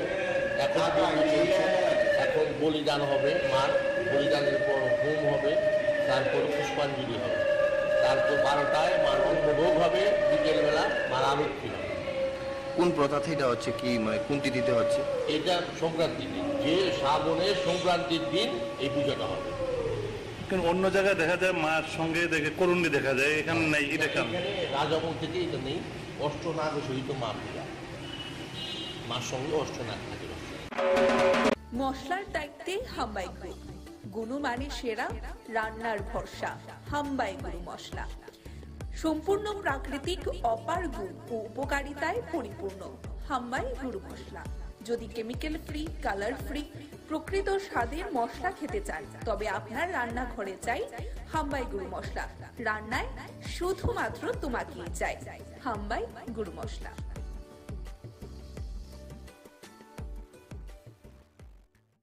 যদি আপনারা গ্রেফতার না করেন, আমরা প্রয়োজনে ছাত্র যুবরা মিলে কিন্তু আমরা রাজ্যের মধ্যে আমরা ত্রিপুরা বন্ধ আমরা ডাকতে বাধ্য হব। আমরা এখনো ডেট ফাইনাল করিনি, আমরা 48 ঘন্টা সময় দিচ্ছি। 48 ঘন্টার মধ্যে যদি পুলিশ প্রশাসন ইনভেস্টিগেশন না করে, আমরা কিন্তু 24 ঘন্টার বন্ধ রাখবো, সারা ত্রিপুরা স্তব্ধ করে দেব। আমাদের প্রিয় নেতাকে নিয়ে এই সমস্ত ব্লুপ্রিন্ট করা হবে, হত্যার ছক করা হবে, আমরা ছেড়ে কথা বলবো।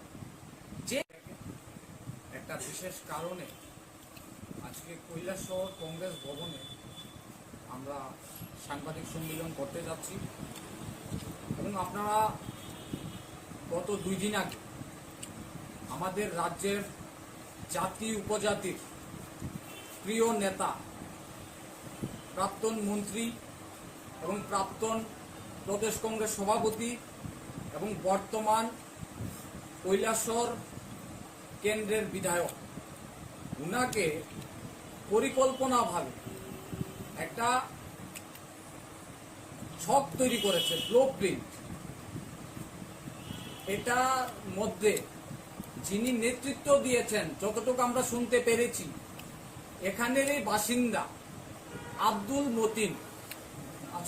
আব্দুল মান্নান, উনার নেতৃত্বে একটা ব্লুপ্রিন্ট আমাদের রাজ্যের জাতি উপজাতির প্রিয় নেতাকে, বিরোধী সিনহাকে হত্যা করার জন্য একটা পরিকল্পনা নিয়েছে। আমরা তার তীব্রভাবে নিন্দা জানাচ্ছি এবং আমরা বলতে চাই যে যারাই এই সমস্ত কাজের সাথে যুক্ত তাদেরকে অবিলম্বে গ্রেপ্তার করা হোক। কে বা কারা এইগুলির সাথে মদত দিচ্ছে? এই রাজ্যে মাননীয় মুখ্যমন্ত্রী প্রফেসর ডক্টর মানিক সাহাজি বলেছেন মাফিয়া মুক্ত ত্রিপুরা। এই জায়গার মধ্যে আমাদের প্রিয় নেতাকে, বিধানসভার মেম্বার, বর্তমান বিধায়ক, উনাকে ব্লুপ্রিন্ট তৈরি করা হয়েছে, পরিকল্পিতভাবে একটা মার্ডার করার চক্রান্ত চলছে। এটা কি ধরনের চক্রান্ত? এখন পর্যন্ত কেন গ্রেপ্তার করা হয়নি এবং সেটার সাথে কারা জড়িত আছে এবং কার মদতে এইটা হয়েছে, আমরা জবাব চাই। রাজ্যের তাদেরকে অবিলম্বে গ্রেপ্তার করুন। যদি আপনারা গ্রেপ্তার না করেন, আমরা প্রয়োজনে ছাত্র যুবরা মিলে কিন্তু আমরা রাজ্যের মধ্যে আমরা ত্রিপুরা বন্ধ আমরা ডাকতে বাধ্য হব। আমরা এখনো ডেট ফাইনাল করিনি, আমরা 48 ঘন্টা সময় দিচ্ছি। 48 ঘন্টার মধ্যে যদি পুলিশ প্রশাসন ইনভেস্টিগেশন না করে, আমরা কিন্তু 24 ঘন্টার বন্ধ রাখবো, সারা ত্রিপুরা স্তব্ধ করে দেব। আমাদের প্রিয় নেতাকে নিয়ে এই সমস্ত ব্লুপ্রিন্ট করা হবে, হত্যার ছক করা হবে, আমরা ছেড়ে কথা বলব। যে একটা বিশেষ কারণে আজকে কৈলাসহর কংগ্রেস ভবনে আমরা সাংবাদিক সম্মেলন করতে যাচ্ছি এবং আপনারা গত 2 দিন আগে আমাদের রাজ্যের জাতি উপজাতির প্রিয় নেতা, প্রাক্তন মন্ত্রী এবং প্রাক্তন প্রদেশ কংগ্রেস সভাপতি এবং বর্তমান কৈলাসহর কেন্দ্রের বিধায়ক, উনাকে পরিকল্পনাভাবে একটা ছক তৈরি করেছে, ব্লুপ্রিন্ট। এটা মধ্যে যিনি নেতৃত্ব দিয়েছেন, যতটুকু আমরা শুনতে পেরেছি, এখানেরই বাসিন্দা আব্দুল মান্নান, উনার নেতৃত্বে একটা ব্লুপ্রিন্ট আমাদের রাজ্যের জাতি উপজাতির প্রিয় নেতাকে, বিরোধী সিনহাকে হত্যা করার জন্য একটা পরিকল্পনা নিয়েছে। আমরা তার তীব্রভাবে নিন্দা জানাচ্ছি এবং আমরা বলতে চাই যারাই এই সমস্ত কাজের সাথে যুক্ত তাদেরকে অবিলম্বে গ্রেপ্তার করা হোক। কে কারা এইগুলির সাথে মদত দিচ্ছে? এই রাজ্যে মাননীয় মুখ্যমন্ত্রী প্রফেসর ডক্টর মানিক সাহাজি বলেছেন মাফিয়া মুক্ত ত্রিপুরা। এই জায়গার মধ্যে আমার প্রিয় নেতা, বিধানসভার মেম্বার, বর্তমান বিধায়ক, উনকে ব্লুপ্রিন্ট করা হয়েছে, পরিকল্পিতভাবে একটা মার্ডার করার চক্রান্ত চলছে। কি ধরনের চক্রান্ত? এখন পর্যন্ত কেন গ্রেপ্তার হয়নি সেটার সাথে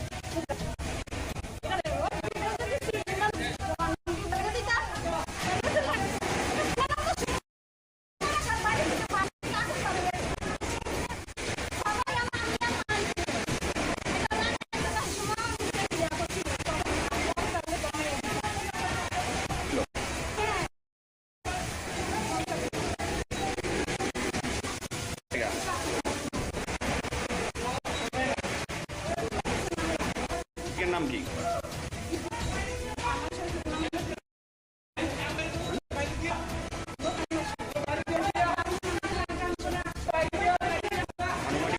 কয়টার পর?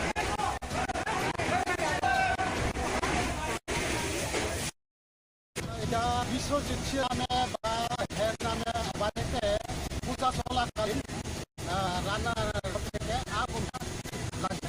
কর্মটাতে আগুন নিয়ন্ত্রণে আসছে জিনিসটি নষ্ট। আনুমানিক কয়টা গ্যাসের সিলিন্ডার থেকে নাকি?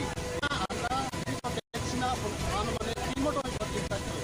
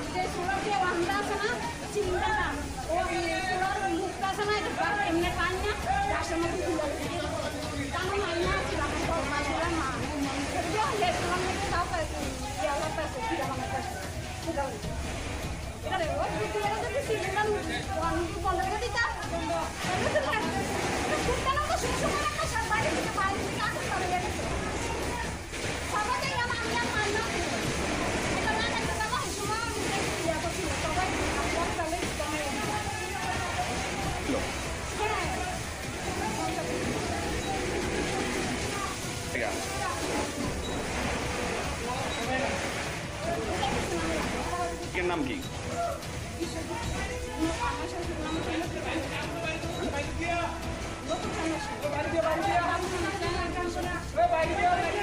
আনুমানিক কয়টা কর?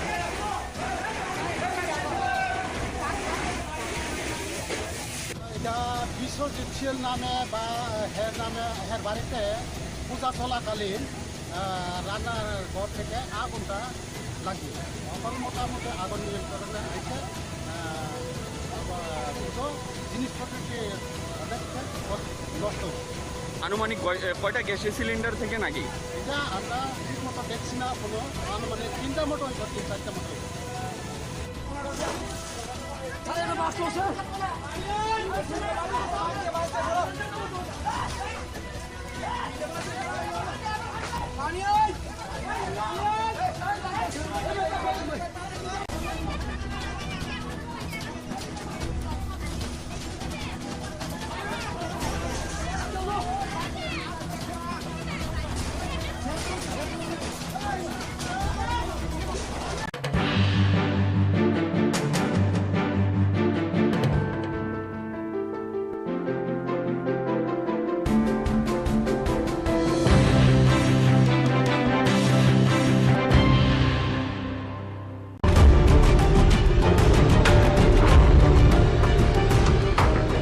বাজারে বেড়ে গেছে পেঁয়াজের দাম।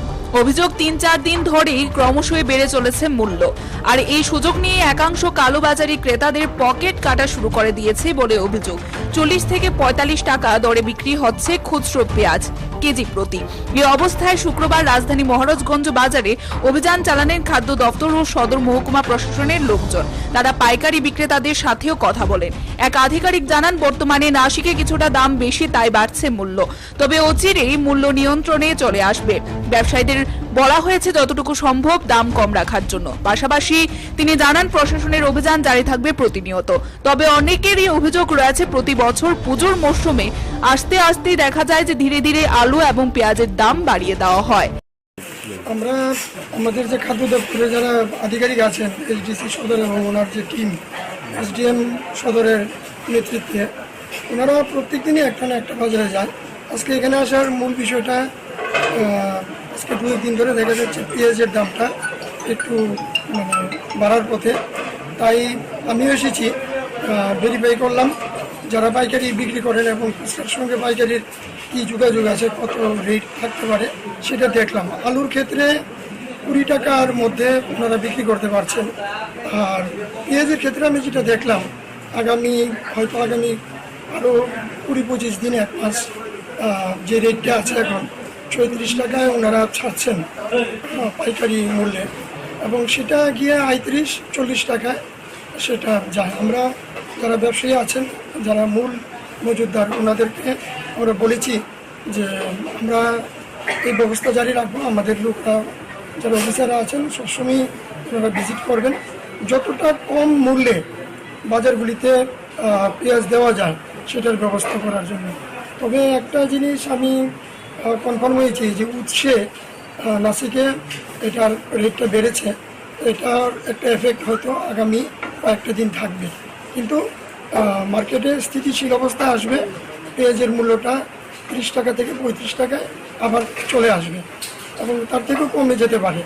মার্কেটটা এখন একটু ফ্লাকচুয়েশন আছে, ওইখানে ফ্লাড হয়েছে। আমি দেখলাম যে আলুও প্রচুর ওনাদের নষ্ট হয়েছে, যদিও ব্যবসায়ীরা আলুটার দাম 20 টাকায় রাখছেন, কোনো কোনো জায়গায় 25 টাকা পর্যন্ত বৃদ্ধি পেয়েছে খুচরা মার্কেটগুলিতে। তো আপাতত পেঁয়াজের দামটা 4-5 দিন আমরা নজরে রাখছি। আমরা সামনে শনি রবি বন্ধ আছে, তারপরে আমরা আবার দেখব মার্কেট যাচাই করে এটাকে কমানো যায় না। ব্যবসায়ীদেরকে আমি আমার তরফ থেকে, খাদ্য দপ্তরের তরফ থেকে এবং আমাদের যে মাননীয় মন্ত্রী ওনার বিশেষ নির্দেশক্রম আমি ওনাদেরকে জানিয়েছি যাতে রেটটা নিয়ন্ত্রিত মূল্যের মধ্যে থাকে। এই উদ্দেশ্যে আমার এখানে আসে। অনেক সময় দেখা যায় যে খুচরো বাজারে অনেক দাম থাকে, তো এটা নিয়ন্ত্রণ করার জন্য কি আপনারা কি কন্টিনিউ প্রসেসিং থাকবে? আমরা প্রতিনিয়তই কিন্তু আমাদের এই যে ফুডের টিম আছে, তারপর আপনার লিগ্যাল মেট্রোলজির অফিসাররা আছেন, ওনারা কিন্তু ভিজিট করছেন। সবসময় আমি হয়তো আসতে পারি না, এবং SDM এর যারা আছেন ওনারা আজকে বটতলা বাজার, কালকে গুলবাজার, পরশু দিন আরেকটা বাজার, এইভাবে কিন্তু প্রতিদিন আমরা একটা না একটা মার্কেটে আমরা ভিজিট করি, দেখি। আমাদের বিশেষ করে আলু এবং পেঁয়াজ যেটা আছে সেটা আমাদের যে এসেনশিয়াল কমোডিটিজ অ্যাক্ট আছে এটার আওতায় আছে, ফলে এটার ব্যাপারে, এটার মূল্য নিয়ন্ত্রণের ব্যাপারে আমার খাদ্য দপ্তরের ভূমিকা আছে। আমাদেরকে অবশ্যই সেটা লক্ষ্য রাখতে হবে যাতে, আর বাদ বাকি যে জিনিসগুলি যেরকম মরিচ অথবা সেগুলি কৃষি দপ্তর যারা আছেন, আধিকারিক যারা আছেন, ওনারা লক্ষ্য রাখছেন। আশা করি সেইগুলিও দ্রব্যমূল্যের নিয়ন্ত্রণ হবে। আশা নিয়ে বাঁচতে হবে। আমার মনে হয় পেঁয়াজেরও, আমি আজকে কথা বলে যেটা দেখেছি, পেঁয়াজের দামটা কমে যাবে আগামী কয়েকদিনের মধ্যে। Bureau report, Tripura news 8। মশলার দায়িত্বে হাম্বাই গ্রুপ, গুণমানে সেরা, রান্নার ভরসা। হাম্বাই গুরু মশলা সম্পূর্ণ প্রাকৃতিক, অপার গুণ ও উপকারিতায় পরিপূর্ণ। হাম্বাই গুরু মশলা। যদি কেমিক্যাল ফ্রি, কালার ফ্রি, প্রকৃত স্বাদের মশলা খেতে চান, তবে আপনার রান্নাঘরে চাই হাম্বাই গুরু মশলা। রান্নায় শুধুমাত্র তোমাকেই চাই হাম্বাই গুরু মশলা।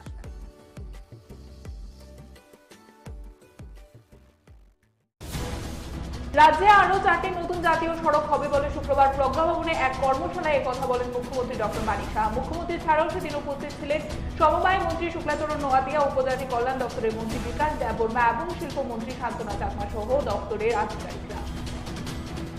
3-4 দিন ধরেই ক্রমেই বাজারে বেড়ে চলেছে পেঁয়াজের দাম। একাংশ কালোবাজারি ক্রেতাদের পকেট কাটছে বলে অভিযোগ রয়েছে। শুক্রবার রাজধানী মহারাজগঞ্জ বাজারে অভিযান চালালেন রাজ্য খাদ্য দপ্তর ও সদর মহকুমা প্রশাসনের লোকজন। তবে অনেকের অভিযোগ রয়েছে প্রতি বছর পুজোর মরশুম আসতেই ধীরে ধীরে আলু এবং পেঁয়াজের দাম বাড়িয়ে দেওয়া হয়।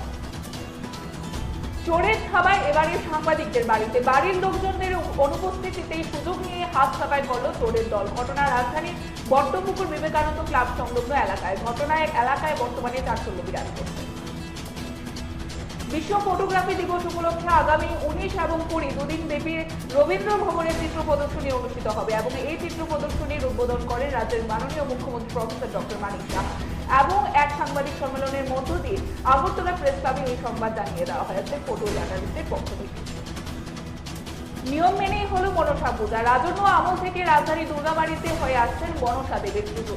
নিয়ম রীতি মেনে এবারে হয়েছে পুজো প্রতি বছরের মতো এবারও। শ্রাবণ মাসের শেষ দিনে সংক্রান্তিতে দেখা যায় মনসা দেবীর পুজো ঘটে। প্রতিবারের মতো এবছরও হয় নিয়ম নিষ্ঠার সাথে দুর্গাবাড়ির মনসা পুজো। বিলোনিয়া পুরাতন মোটর স্ট্যান্ড সংলগ্ন এলাকায় শহরে প্রাচীনতম মা মনসা পুজো এবং দেখা যাচ্ছে যে এই মনসা বাড়িতে সমস্ত ধর্মীয় রীতিনীতি মেনে অনুষ্ঠিত হয় মনসা পুজো। শহরের বিভিন্ন প্রান্ত থেকে মহিলারা মায়ের আরাধনায় সেদিন ব্রতী হন।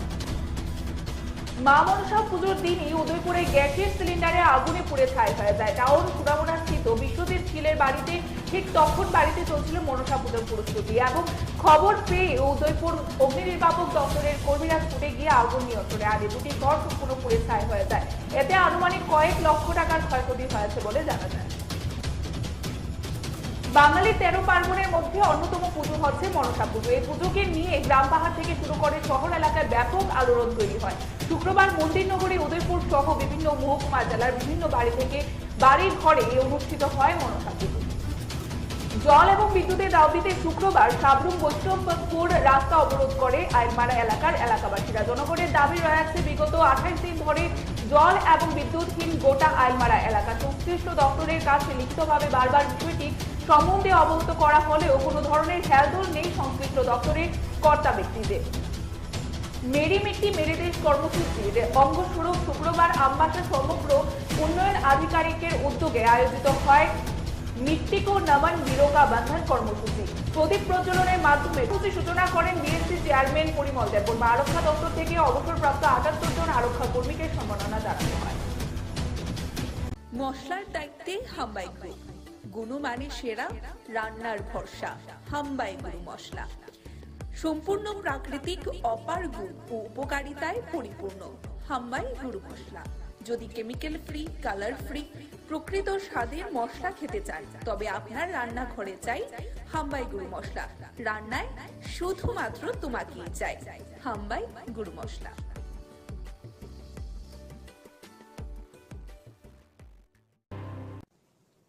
সেই উপলক্ষে এখানে মঞ্চে উপস্থিত আছেন আমাদের honourable minister industries and commerce, OBC welfare এবং jail, government of Tripura Shrimati Shantana Chakma মহোদয়া।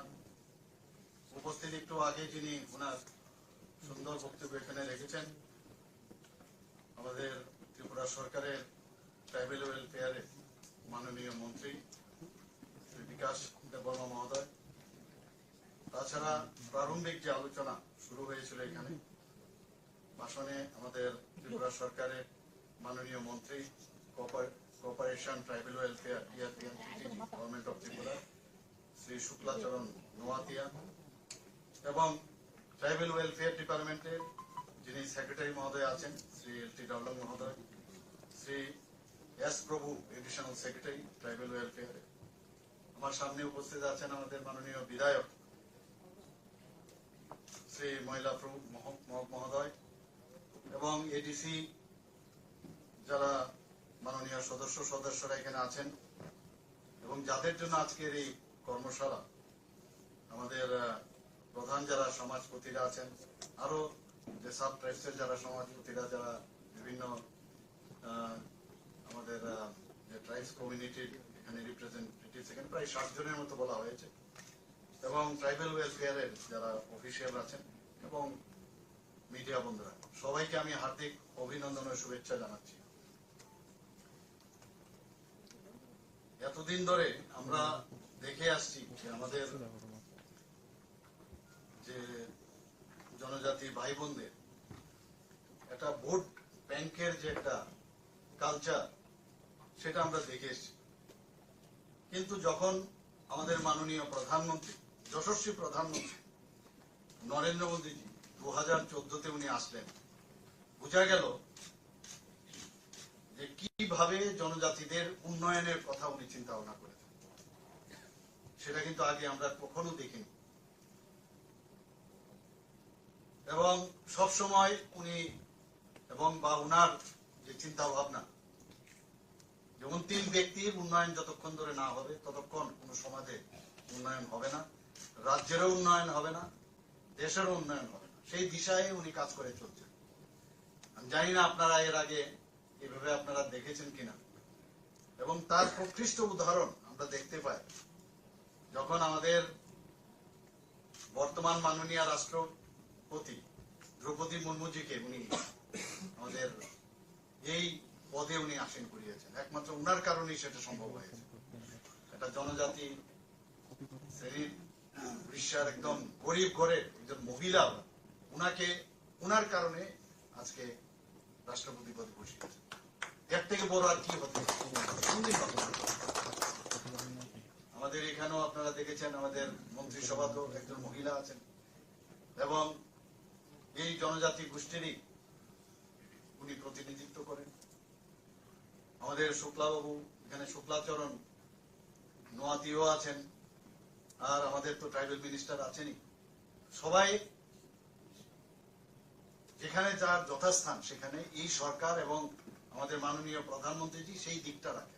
আমাদের কেন্দ্রীয় সরকারেও আপনারা দেখবেন সমস্ত জায়গায় যারা যারা বিশেষ বিশেষ পদে আছে মন্ত্রিসভায়ও জনজাতিদের সেই স্থান উনি দিয়েছেন।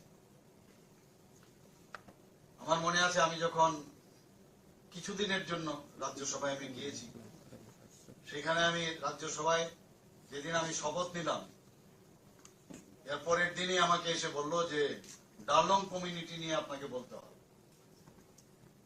তো আমি বললাম এটা কি, বুঝতে পারলাম না কি। বললাম আপনার কাছে 1.5 ঘন্টা সময় আছে, আপনি বুঝে নিন। দৌড়ে এদিক সেদিক গেলাম, গিয়ে যাই কালেকশন করলাম যে আমাদের ট্রাইবেল কমিউনিটি ত্রিপুরা, তাদের যে ট্রাইবেল মানে গোষ্ঠীর মধ্যে অফিসিয়ালি ইনক্লুড করতে হবে। তার জন্য আমি জোরালো ওখানে বক্তব্য রাখলাম। আমার মনে হলো আমি কি রেখেছি জানি না, তবে 1-2 জন এসে আমাকে হাত মিলালো, বললো খুব ভালো বলেছেন। তাই আমি বললাম নিশ্চয়ই তাহলে ভালোই বলেছি, এবং সেই দিনই বিল পাস হয়ে গেল। তো আমার মনে হলো একটা প্রথম দিন গিয়েই এরকম একটা কাজ করতে পারলাম, তাও আবার জনজাতিদের জন্য। আমি নিজেকে ভাগ্যবান মনে করছি যে আমি ত্রিপুরার প্রতিনিধি হয়ে সেখানে ওনাদের জন্য একটা কাজ করতে পেরেছি। আমরা জানি যে ত্রিপুরাতে 19টা জাতি গোষ্ঠী, তারপরও সাব ট্রাইবস আছে, সে কারণে আমাদের এডিসিতে 28টা সিট আছে প্রতিনিধিত্ব করার জন্য। কিন্তু আমাদের এই সরকার ডিসিশন নিয়েছে না, আমাদের সব যারা এখানে অনেকে এসছেন আজকে, তাদের প্রতিনিধিত্বের জন্য যাতে সব গোষ্ঠীর থেকে প্রতিনিধিত্ব হয়, তার জন্য আমরা 50টা সিটের জন্য আমরা এখানে ক্যাবিনেটের ডিসিশন নিয়ে আমরা দিল্লিতে থাকবো। হয়তোবা আমরা সময়ের অপেক্ষা, এগুলো হবে আমাদের। তো এইগুলোতে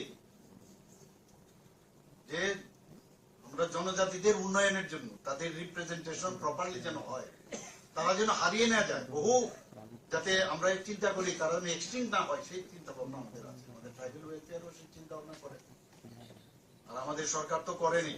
আর সর্বোপরি আমাদের মাননীয় প্রধানমন্ত্রী সেই চিন্তা করে।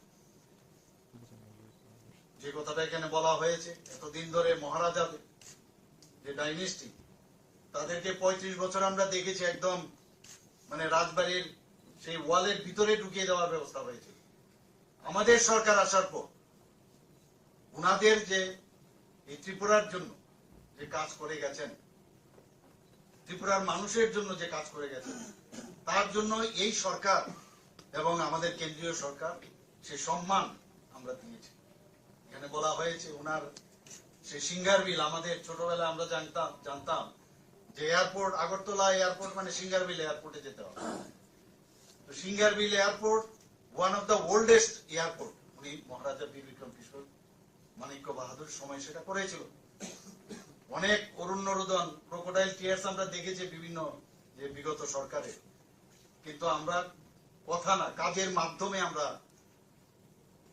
যে মানুষের যে মূল্যায়ন করা সেটা আমরা করেছি।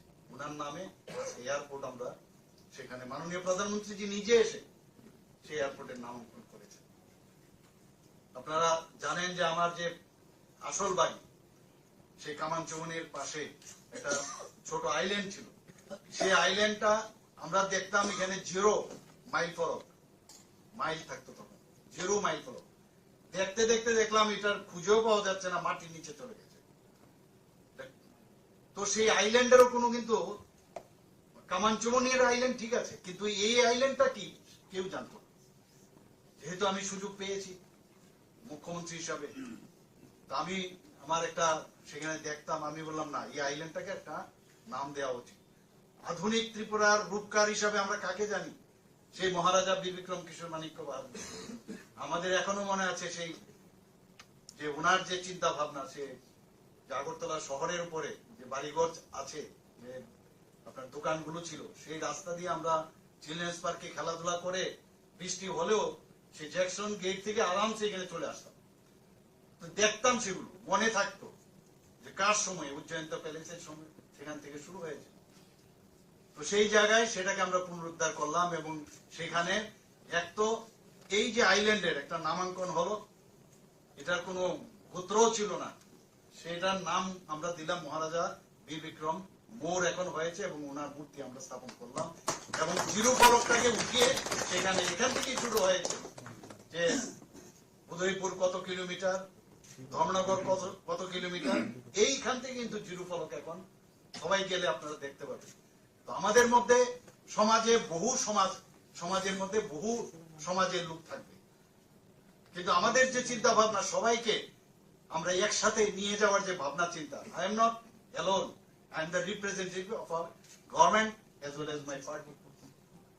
আমার চিন্তা ভাবনা একা হয় না, আমি সবার এবং মাননীয় প্রধানমন্ত্রী জি যেভাবে চিন্তা করেন আমরা সেইভাবে চিন্তা করি।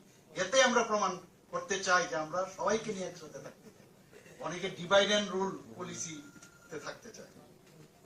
কেন আমাদের মধ্যে আজকে এখানে সমাজপতি যারা এখানে আছেন আপনাদের সাম্মানিক একটা দেওয়া হয় আমাদের সরকারের তরফ থেকে, এটা একটা সাম্মানিক, এটা কিন্তু এই মুহূর্তে না যে কিছু একটা অর্থনীতির বিষয়ে আপনাদের দিয়ে আপনাদেরকে আপনাদের নিজে নিয়ে আসা, আমরা সেইভাবে চেষ্টা করছি সাম্মানিক দিয়ে। এবং আপনাদের উপর পুরো দায়িত্ব 19টা জনজাতি গোষ্ঠী এবং অন্যান্য যারাই আছেন 7 জন সাবট্রাইব, এই সরকারের যে ভাবনা চিন্তা সেগুলো একদম তৃণমূল স্তর পর্যন্ত বলা। এখানে বিষয় বলা হয়েছে কিভাবে আমাদের শিক্ষার বেলায় বলুন, স্বাস্থ্য ক্ষেত্রে বলুন, এডিসিতে আমরা প্রায় 30 কোটি টাকা আমরা দিয়েছি সেখানে এই যে হসপিটাল করার জন্য, আপনারা সবাই জানেন। সমস্ত জায়গায় এখানে বারবার বলা হয়েছে যে এডিসিতে আমরা পয়সা কম দেই, টাকা কম দেই, মাত্র 600 কোটি টাকা দিয়েছি ইত্যাদি ইত্যাদি বলেন।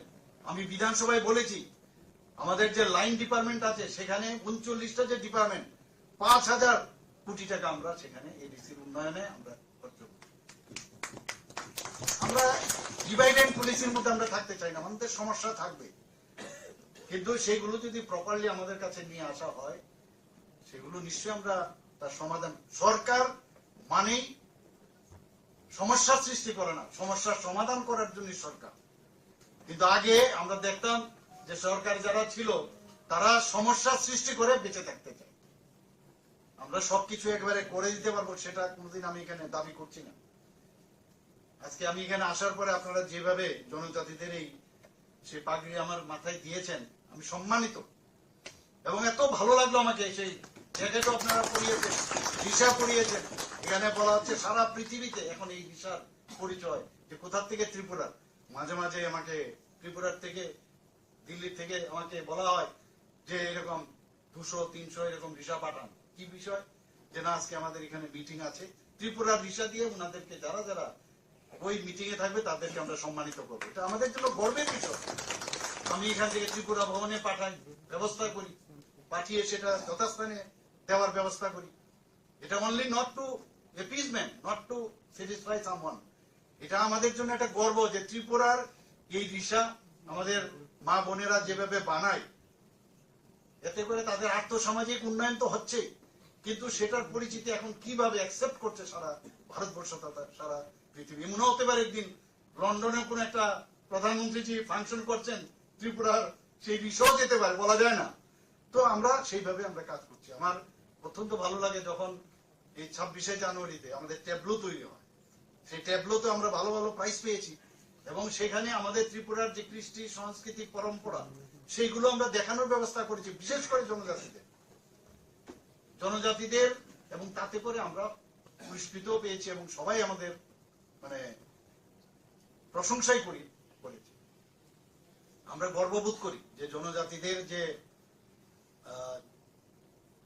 হ্যান্ডলুমের কাজ, যে আপনাদের বিভিন্ন যেসব বাঁশবেতের কাজ, সেইগুলো নিয়ে আমরা ছোটবেলার থেকে আমরা যেতাম, কোথাও গেলে একটা তার যে উপহার স্বরূপ বহু লোককে আমরা দিয়েছি বাইরে।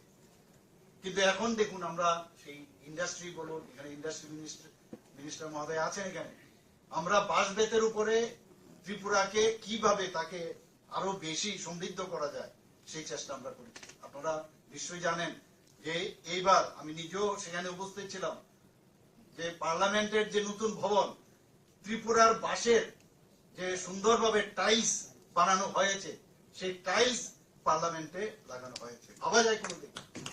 আমি শুনেছি বিহারের খুব সম্ভবত সেই অ্যাসেম্বলি বা হাইকোর্টের এখানে সেখানেও সেই বাঁশ বেতের যে বাঁশের প্রোডাক্ট সেই টাইলস লাগানো হয়েছে। এগুলো তো আমাদের গর্বের বিষয়। এখানে আমরা যখনই আমি দেখি যে আমরা যারা ছেলে মেয়েরা পড়াশোনার জন্য বিভিন্ন স্টাইপেন্ড আমরা দিচ্ছি, প্রি মেট্রিক, পোস্ট মেট্রিক, এগুলো তো দিই। আমাকে ট্রাইবেল মিনিস্টার পায়ে এসে বলেন যে এত কম পয়সা দেওয়া হবে না, আরো বাড়াতে হবে, বাড়াতে হবে। বললাম ধৈর্য ধরো, সব হবে, চিন্তা করবে না। তো ইভেন বিভিন্ন জায়গায় আমি নিজেও গেছি, তাদের রেস্ট হাউস থেকে আরম্ভ করে, হোস্টেল থেকে আরম্ভ করে সব জায়গায় আমাদের জনজাতিদের, তাদের জন্য কোনো এতদিন ধরে কেউ দেখেনি, ওদের উপর নজরদারি ছিল না। কিন্তু আমরা, আমার মনে আছে আমার সরকারি বাসভবনে আমি 3 ভাবে, আমাদের আইএস অফিসার গণ আছেন এখানে, সমস্ত জনজাতি, টিসিএস অফিসাররা, সিনিয়র জুনিয়র, 3 দিন আমি বসেছিলাম 3টা স্তরে। একজন আইএস অফিসার মহিলা, আমার মনে আছে, উনি আমাকে বলছিলেন সেই মিটিং এর পরে, now we think that we are included, as if we are included. এই যে বিষয়, আমি ওনাদের সাথে যখন কথা বলছিলাম, আমি ওনাদেরকে বলেছিলাম মুখ্যমন্ত্রী হিসাবে আমাকে আপনারা ভাববেন না, সহজ সরল ভাবে আপনারা বলুন এই ত্রিপুরার উন্নয়নে, জেনারেল আলম সাহেবও ছিলেন প্রথম মিটিং এ, ওনাদেরকে আমি বলেছি আপনাদের মন খুলে কথা বলুন, এই ত্রিপুরাকে ডেভেলপমেন্ট করার জন্য আপনারা কি কি চান। ওনারা বলেছেন, কিন্তু ওই লাইনটা আমার এখনো মনে আছে যে বলেছেন as if we are included। মাননীয় প্রধানমন্ত্রী নরেন্দ্র মোদী আজকে আপনারা দেখছেন যে অ্যাক্টিভ পলিসির কারণে আজকে ত্রিপুরার, বিশেষ করে নর্থ ইস্টের তো ডেভেলপমেন্ট হয়েছে, ত্রিপুরারও ডেভেলপমেন্ট উচ্চগ্রামে, এটা তো বলার অপেক্ষা রাখে না। আজকে আমরা এখানে হীরা মডেলের কথা বলছি, আমরা ন্যাশনাল হাইওয়ে, 6টা ন্যাশনাল হাইওয়ে প্রায় শেষের পথে, প্রায় 60% কাজ শেষ। আরো 4টা ন্যাশনাল হাইওয়ে হচ্ছে, রোপওয়ে 4টা দেওয়া হয়েছে, হাজার হাজার কোটি টাকা ইনভেস্টমেন্ট এখানে হচ্ছে। এখান থেকে 12টার মতো ট্রেন, আমাদের এক্সপ্রেস ট্রেন এখান থেকে যাচ্ছে, সমস্ত প্রদেশে যাচ্ছে, রাজধানী এক্সপ্রেস যাচ্ছে, ডেমো ট্রেন হচ্ছে। মানে কোনোদিন ভাবতে পারিনি যে ত্রিপুরার মধ্যে এই ধরনের মানে ব্রড গেজের ট্রেন আসবে, সেই একদম সাবরুম পর্যন্ত। ত্রিপুরার চেহারাই পাল্টে যাবে কিছুদিনের মধ্যে। আপনারা দেখেছেন যে সেপ্টেম্বরের মধ্যে মাননীয় প্রধানমন্ত্রী জি আবার যে মৈত্রী সেতু সেটা চালু করার ব্যবস্থা হচ্ছে, সাউথ ইস্ট এশিয়ার প্রবেশদ্বার হচ্ছে, সেজ হচ্ছে এখানে স্পেশাল ইকোনমিক জোন। যারা ইনভেস্টররা আছেন প্রাইভেট থেকে আরম্ভ করে সবাই, সেখানে একটা সেই ইনভেস্টমেন্টের যে একটা প্লেস সেখানে হচ্ছে। আমরা এখান থেকে অলরেডি মানে প্রোটোকল হিসাবে সেখানে অনুমোদন দিয়েছেন বাংলাদেশের মাননীয় প্রধানমন্ত্রী, যে আমরা সেই চিটাগাং বন্দরকে আমরা ব্যবহার করতে পারি। এখান থেকে ট্রেন লাইন যদি যখন স্টার্ট হবে, আগামী দিন 8 ঘন্টার মধ্যে আমরা কলকাতায় পৌঁছে যাব। অলরেডি এটা প্রায় শেষের পথে, এই বছরই হওয়ার চান্স, আমি নিজেও গেছি সেখানে নিশ্চিন্ত করে।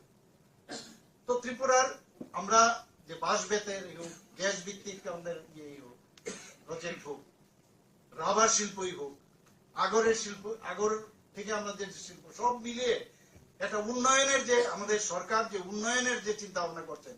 আর বেশিরভাগ ক্ষেত্রে আজকে দেখুন ন্যাশনাল হাইওয়ে যেগুলো হচ্ছে, এগুলো কোন দিকে যাচ্ছে, সবকটাই তো জনজাতি অধ্যুষিত এলাকা দিয়ে পাস হচ্ছে।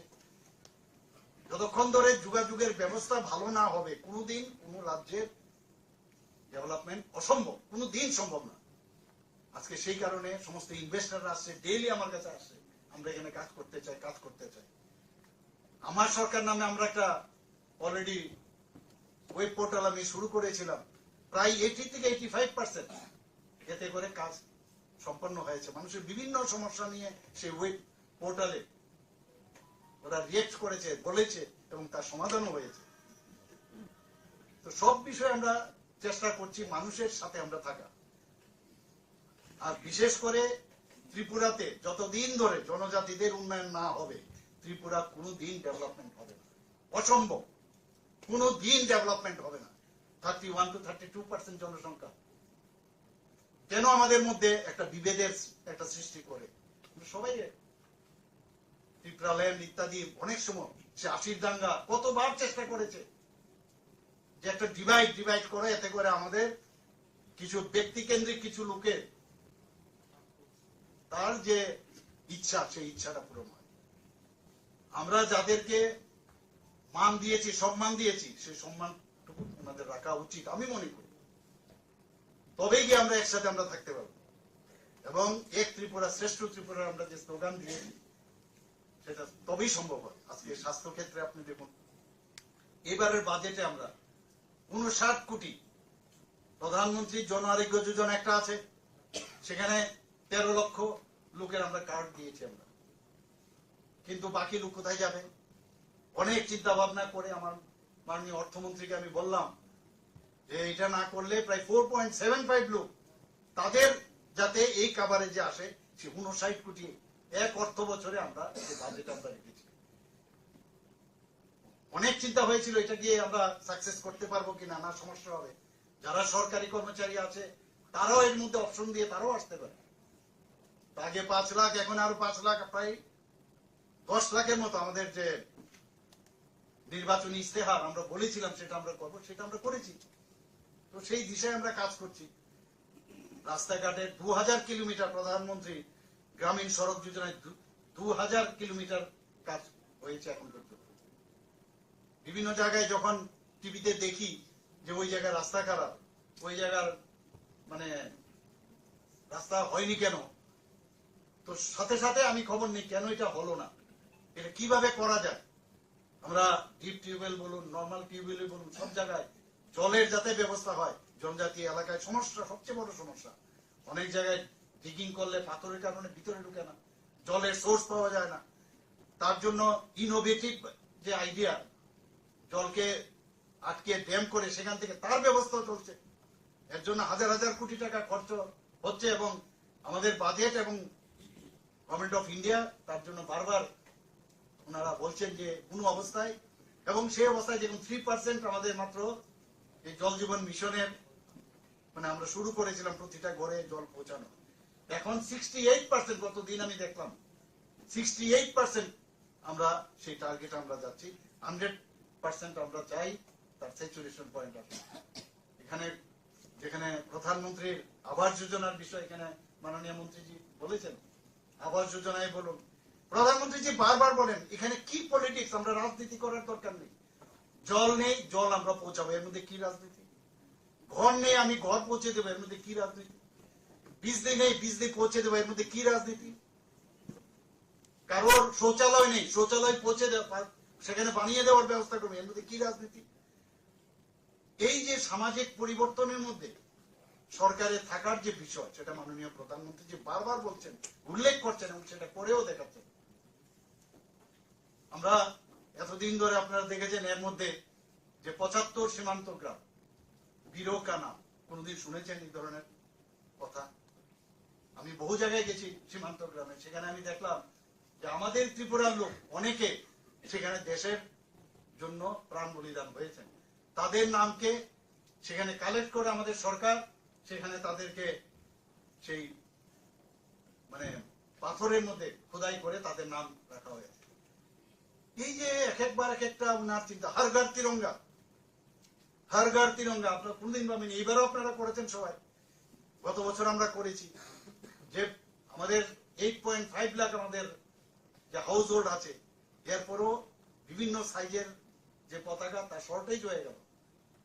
দেশাত্মবোধের ভাবনা চেতনা, সেটাকে প্রধানমন্ত্রীজির কারণে যে আবার সেটা ভাবিয়ে তোলা, সেই জিনিস কিন্তু আগে ছিল। আগে দেশ বাঁচলে তবেই আমরা বাঁচবো। এখানে আগে বা আমার বাঁচতে হবে, দেশ যাক চুল্লই, সেটাই ছিল আগে।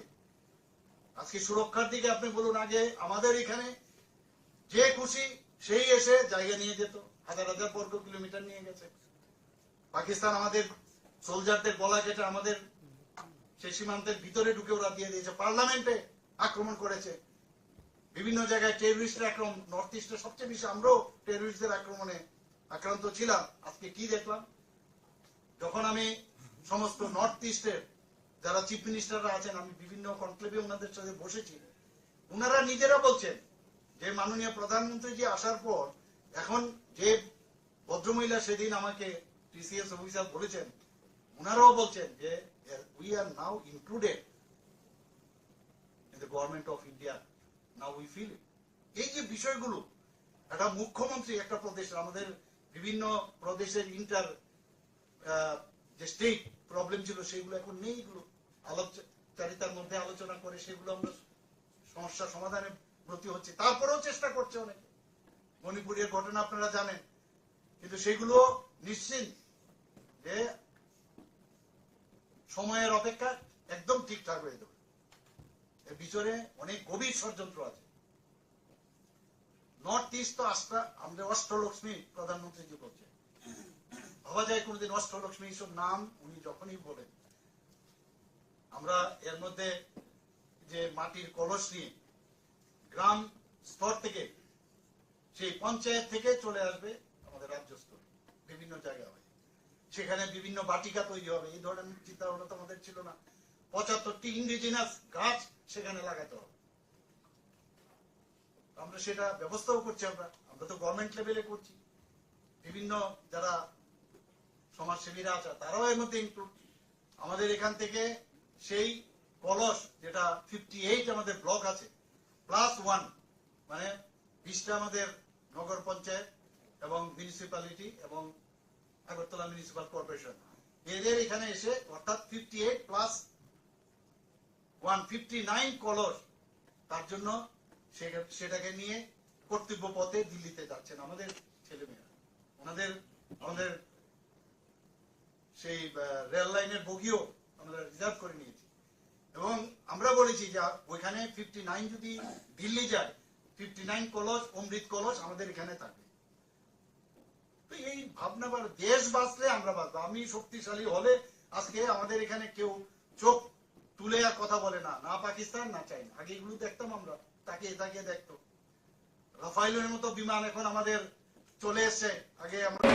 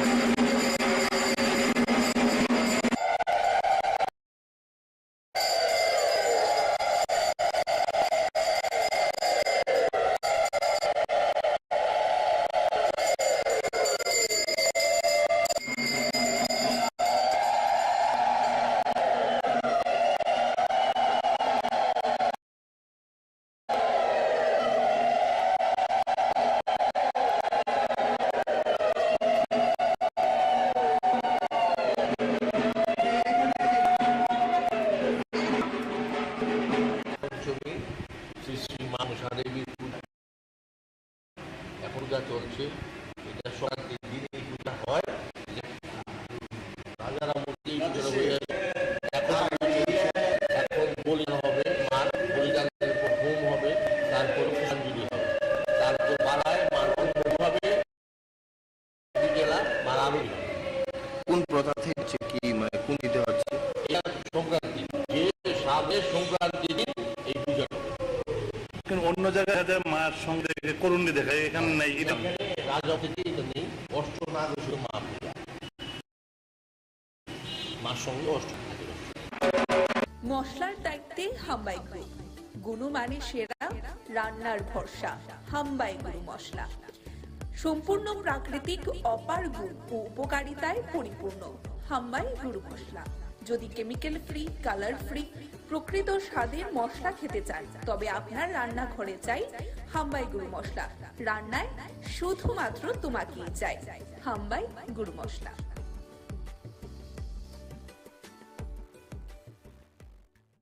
যদি আপনারা গ্রেফতার না করেন, আমরা প্রয়োজনে ছাত্র যুবরা মিলে কিন্তু আমরা রাজ্যের মধ্যে আমরা ত্রিপুরা বন্ধ আমরা ডাকতে বাধ্য হব।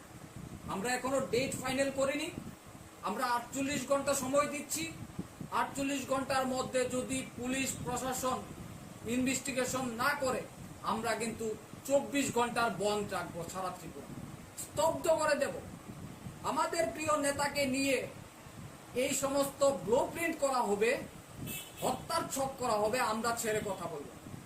যে একটা বিশেষ কারণে আজকে কৈলাসহর কংগ্রেস ভবনে আমরা সাংবাদিক সম্মেলন করতে যাচ্ছি এবং আপনারা গত 2 দিন আগে আমাদের রাজ্যের জাতি উপজাতির প্রিয় নেতা, প্রাক্তন মন্ত্রী এবং প্রাক্তন প্রদেশ কংগ্রেস সভাপতি এবং বর্তমান কৈলাসহর কেন্দ্রের বিধায়ক, উনাকে পরিকল্পনাভাবে একটা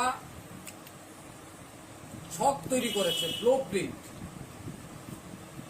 এটার মধ্যে যিনি নেতৃত্ব দিয়েছেন, যতটুকু আমরা শুনতে পেরেছি, এখানেরই বাসিন্দা আব্দুল মান্নান, উনার নেতৃত্বে একটা ব্লুপ্রিন্ট আমাদের রাজ্যের জাতি উপজাতির প্রিয় নেতাকে, বিরোধী সিনহাকে হত্যা করার জন্য একটা পরিকল্পনা নিয়েছি। আমরা তার তীব্রভাবে নিন্দা জানাচ্ছি এবং আমরা বলতে চাই যে যারাই এই সমস্ত কাজের সাথে যুক্ত তাদেরকে অবিলম্বে গ্রেপ্তার করা হোক। কে বা কারা এইগুলির সাথে মদত দিচ্ছে, এই রাজ্যে মাননীয় মুখ্যমন্ত্রী প্রফেসর ডক্টর মানিক সাহাজি বলেছেন মাফিয়া মুক্ত ত্রিপুরা। এই জায়গার মধ্যে আমাদের প্রিয় নেতাকে, বিধানসভার মেম্বার, বর্তমান বিধায়ক, উনাকে ব্লুপ্রিন্ট তৈরি করা হয়েছে, পরিকল্পিতভাবে একটা মার্ডার করার চক্রান্ত চলছে। এটা কি ধরনের চক্রান্ত? এখন পর্যন্ত কেন গ্রেপ্তার করা হয়নি এবং সেটার সাথে কারা জড়িত আছে এবং কার মদতে এইটা হয়েছে, আমরা জবাব চাই। রাজ্যের তাদেরকে অবিলম্বে গ্রেপ্তার করুন। যদি আপনারা গ্রেপ্তার না করেন, আমরা প্রয়োজনে ছাত্র যুবরা মিলে কিন্তু আমরা রাজ্যের মধ্যে আমরা ত্রিপুরা বন্ধ আমরা ডাকতে বাধ্য হব। আমরা এখনো ডেট ফাইনাল করিনি, আমরা 48 ঘন্টা সময় দিচ্ছি। 48 ঘন্টার মধ্যে যদি পুলিশ প্রশাসন ইনভেস্টিগেশন না করে, আমরা কিন্তু 24 ঘন্টার বন্ধ রাখবো, সারা ত্রিপুরা স্তব্ধ করে দেব। আমাদের প্রিয় নেতাকে নিয়ে এই সমস্ত ব্লুপ্রিন্ট করা হবে, হত্যার ছক করা হবে, আমরা ছেড়ে কথা বলবো। যে একটা বিশেষ কারণে আজকে কৈলাসহর কংগ্রেস ভবনে আমরা সাংবাদিক সম্মেলন করতে যাচ্ছি এবং আপনারা গত 2 দিন আগে আমাদের রাজ্যের জাতি উপজাতির প্রিয় নেতা, প্রাক্তন মন্ত্রী এবং প্রাক্তন প্রদেশ কংগ্রেস সভাপতি এবং বর্তমান কৈলাসহর কেন্দ্রের বিধায়ক, উনাকে পরিকল্পনাভাবে একটা ছক তৈরি করেছে, ব্লুপ্রিন্ট। এটার মধ্যে যিনি নেতৃত্ব দিয়েছেন, যতটুকু আমরা শুনতে পেরেছি, এখানেরই বাসিন্দা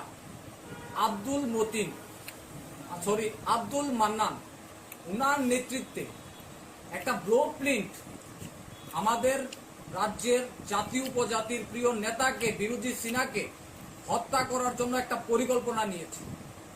আমরা তার তীব্রভাবে নিন্দা জানাচ্ছি এবং আমরা বলতে চাই যারাই এই সমস্ত কাজের সাথে যুক্ত তাদেরকে অবিলম্বে গ্রেপ্তার করা হোক।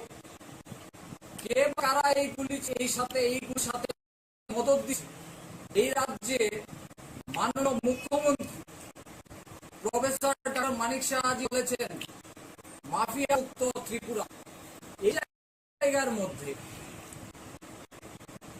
আমার প্রিয় নেতা, বিধানসভা মেম্বার, বর্তমান বিধায়ক, উনকে ব্লুপ্রিন্ট করা হয়েছে, পরিকল্পিতভাবে একটা মার্ডার করার চক্রান্ত চলছে।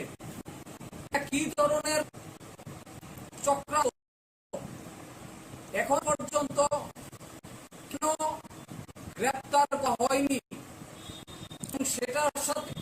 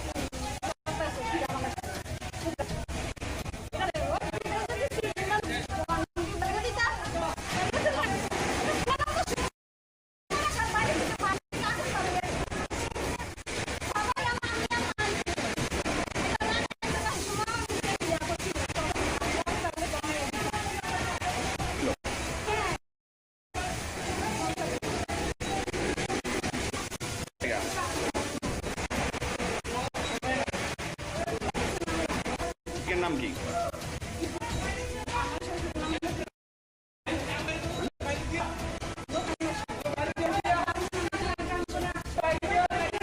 আনুমানিক কয়টা কল?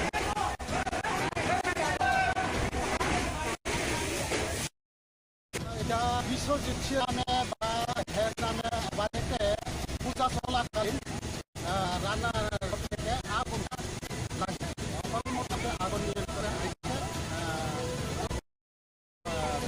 জিনিসটি নষ্ট হচ্ছে।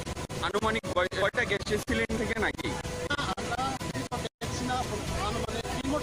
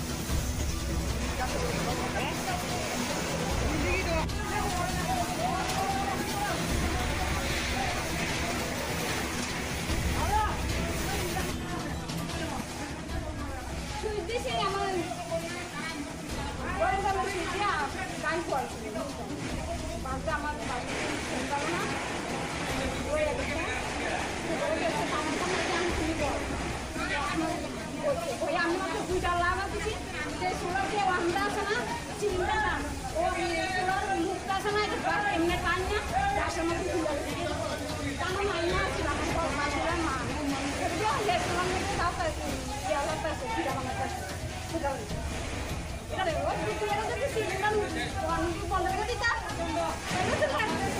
কুত্তা না তো সুসময় একটা সব বাইরে থেকে আসে সরে গেছে সবাই দেখলাম আমি আর মার না এটা না দেখতে পাবো সুসময় আমি ইয়া করছি সবাই আমরা চলে জমে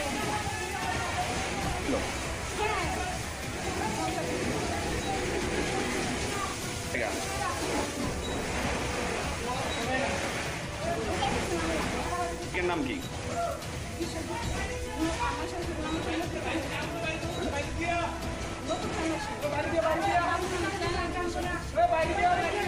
আনুমানিক কয়টা ঘর?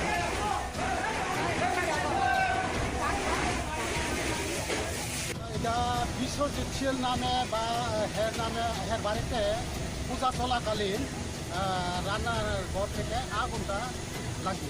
এখন মোটামুটি আগুন নিয়ন্ত্রণে আছে। জিনিসপত্রটি নষ্ট হয়েছে।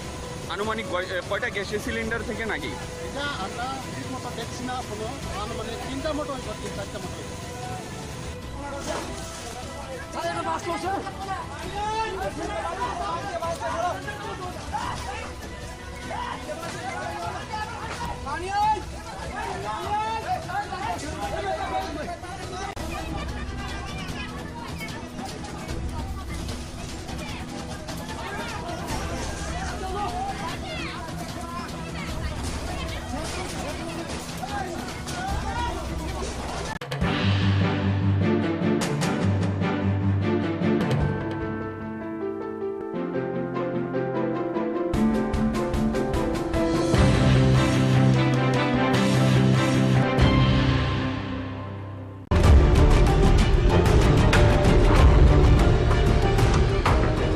বাজারে বেড়ে গেছে পেঁয়াজের দাম।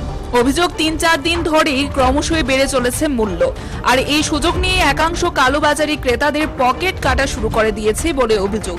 ৪০ থেকে ৪৫ টাকা দরে বিক্রি হচ্ছে খুচরো পেঁয়াজ কেজি প্রতি।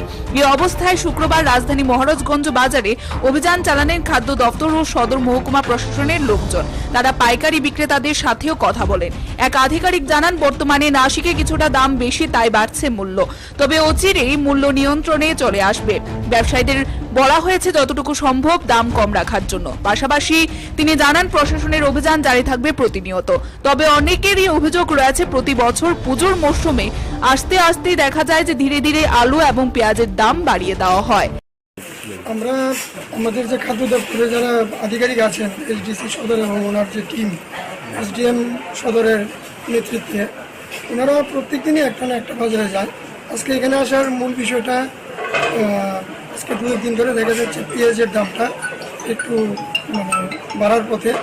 তাই আমিও এসেছি, ভেরিফাই করলাম যারা পাইকারি বিক্রি করেন এবং খুচরার সঙ্গে পাইকারির কী যোগাযোগ আছে, কত রেট থাকতে পারে সেটা দেখলাম। আলুর ক্ষেত্রে 20 টাকার মধ্যে ওনারা বিক্রি করতে পারছেন।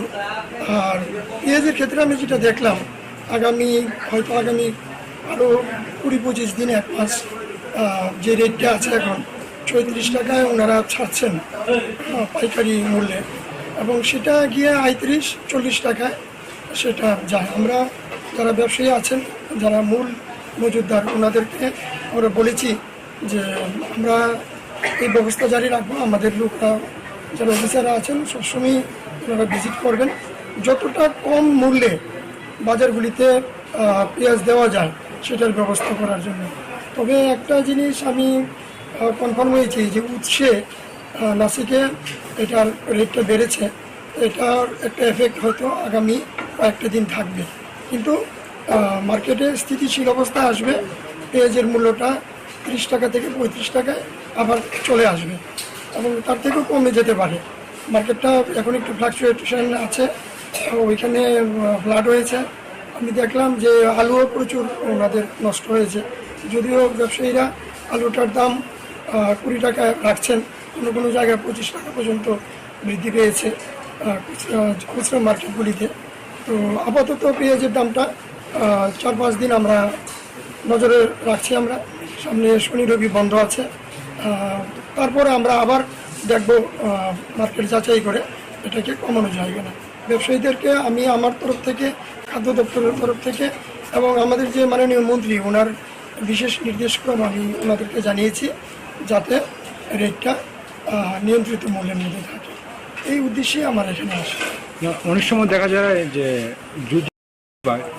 খুচরো বাজারে অনেক দাম থাকে, তো এটা নিয়ন্ত্রণ করার জন্য কি আপনারা কি কন্টিনিউ প্রসেসিং থাকবে? আমরা প্রতিনিয়তই কিন্তু আমাদের এই যে ফুডের টিম আছে, তারপর আপনার লিগ্যাল মেট্রোলজির অফিসাররা আছেন, ওনারা কিন্তু ভিজিট করছেন। সবসময় আমি হয়তো আসতে পারি না, এবং এসডিএমের যারা আছেন ওনারা আজকে বটতলা বাজার, কালকে গুলবাজার, পরশুদিন আরেকটা বাজার, এইভাবে কিন্তু প্রতিদিন আমরা একটা না একটা মার্কেটে আমরা ভিজিট করি, দেখি।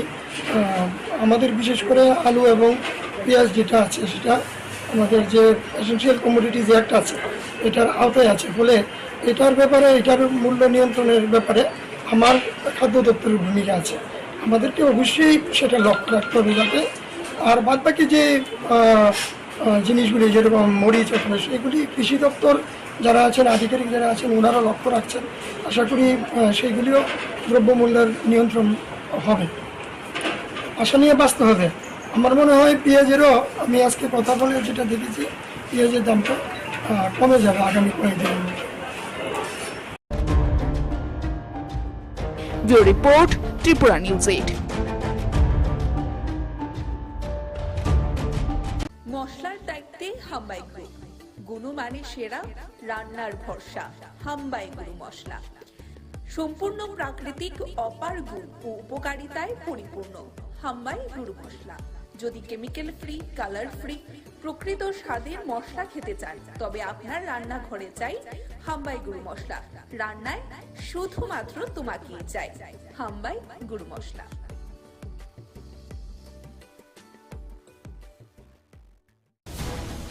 রাজ্যে আরো 4টি নতুন জাতীয় সড়ক হবে বলে শুক্রবার প্রজ্ঞা ভবনে এক কর্মশালায় কথা বলেন মুখ্যমন্ত্রী ডক্টর মানিক সাহা। মুখ্যমন্ত্রী ছাড়াও সেদিন উপস্থিত ছিলেন সমবায় মন্ত্রী শুক্লাচরণ নোয়াতিয়া, উপজাতি কল্যাণ দপ্তরের মন্ত্রী বিকাশ দেববর্মা এবং শিল্পমন্ত্রী শান্তনা চাকমা সহ দপ্তরের আধিকারিকরা।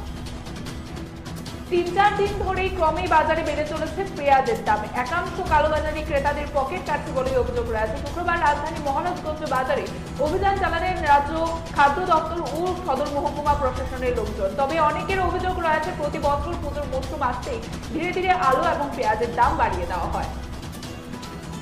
চোরের থাবায় এবারে সাংবাদিকদের বাড়িতে, বাড়ির লোকজনদের অনুপস্থিতিতেই সুযোগ নিয়ে হাত সাফাই করলো চোরের দল। ঘটনা রাজধানীর বট্টপুকুর বিবেকানন্দ ক্লাব সংলগ্ন এলাকায়। ঘটনায় এলাকায় বর্তমানে চাঞ্চল্য বিরাজ করছে।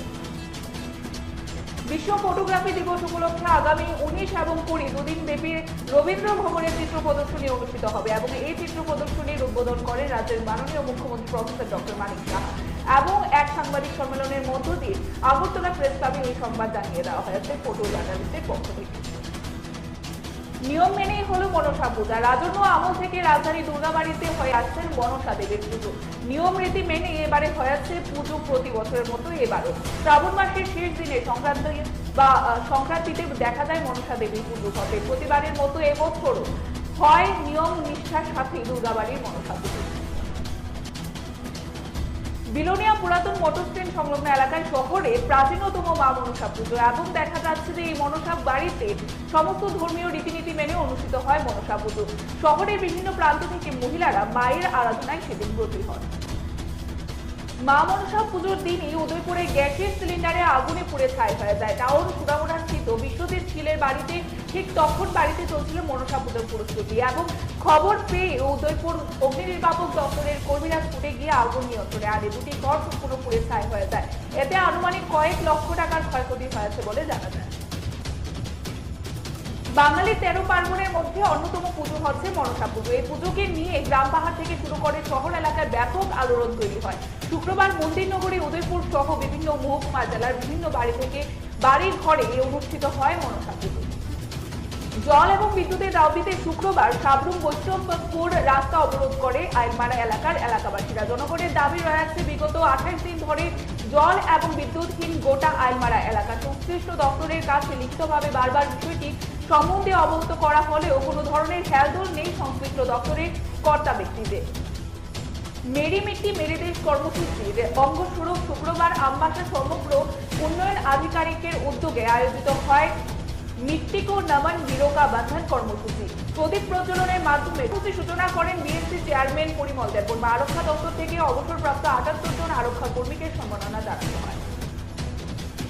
মশলার দায়িত্বে হাম্বাই গ্রুপ, গুণমানে সেরা, রান্নার ভরসা। হাম্বাই গুরু মশলা সম্পূর্ণ প্রাকৃতিক, অপার গুণ ও উপকারিতায় পরিপূর্ণ। হাম্বাই গুরু মশলা। যদি কেমিক্যাল ফ্রি, কালার ফ্রি, প্রকৃত স্বাদের মশলা খেতে চান তবে আপনার রান্নাঘরে চাই হাম্বাই গুরু মশলা। রান্নায় শুধুমাত্র তোমাকেই চাই হাম্বাই গুরু মশলা।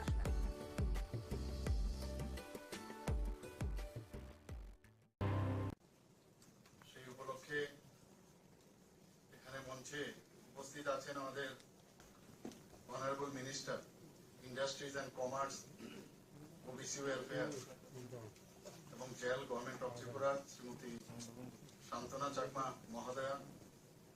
উপস্থিত একটু আগে যিনি ওনার সুন্দর বক্তব্য এখানে রেখেছেন, আমাদের ত্রিপুরা সরকারের ট্রাইবেল ওয়েলফেয়ারের মাননীয় মন্ত্রী শ্রী বিকাশ দেববর্মা মহোদয়। তাছাড়া প্রারম্ভিক যে আলোচনা শুরু হয়েছিল এখানে ভাষণে আমাদের ত্রিপুরা সরকারের মাননীয় মন্ত্রী cooperation, tribal welfare, government of Tripura Shri Shuklacharan Noatia এবং ট্রাইবেল ওয়েলফেয়ার ডিপার্টমেন্টের যিনি সেক্রেটারি মহোদয় আছেন শ্রী এল.টি. ডাউলং মহোদয়, শ্রী এস. প্রভু এডিশনাল সেক্রেটারি ট্রাইবেল ওয়েলফেয়ার।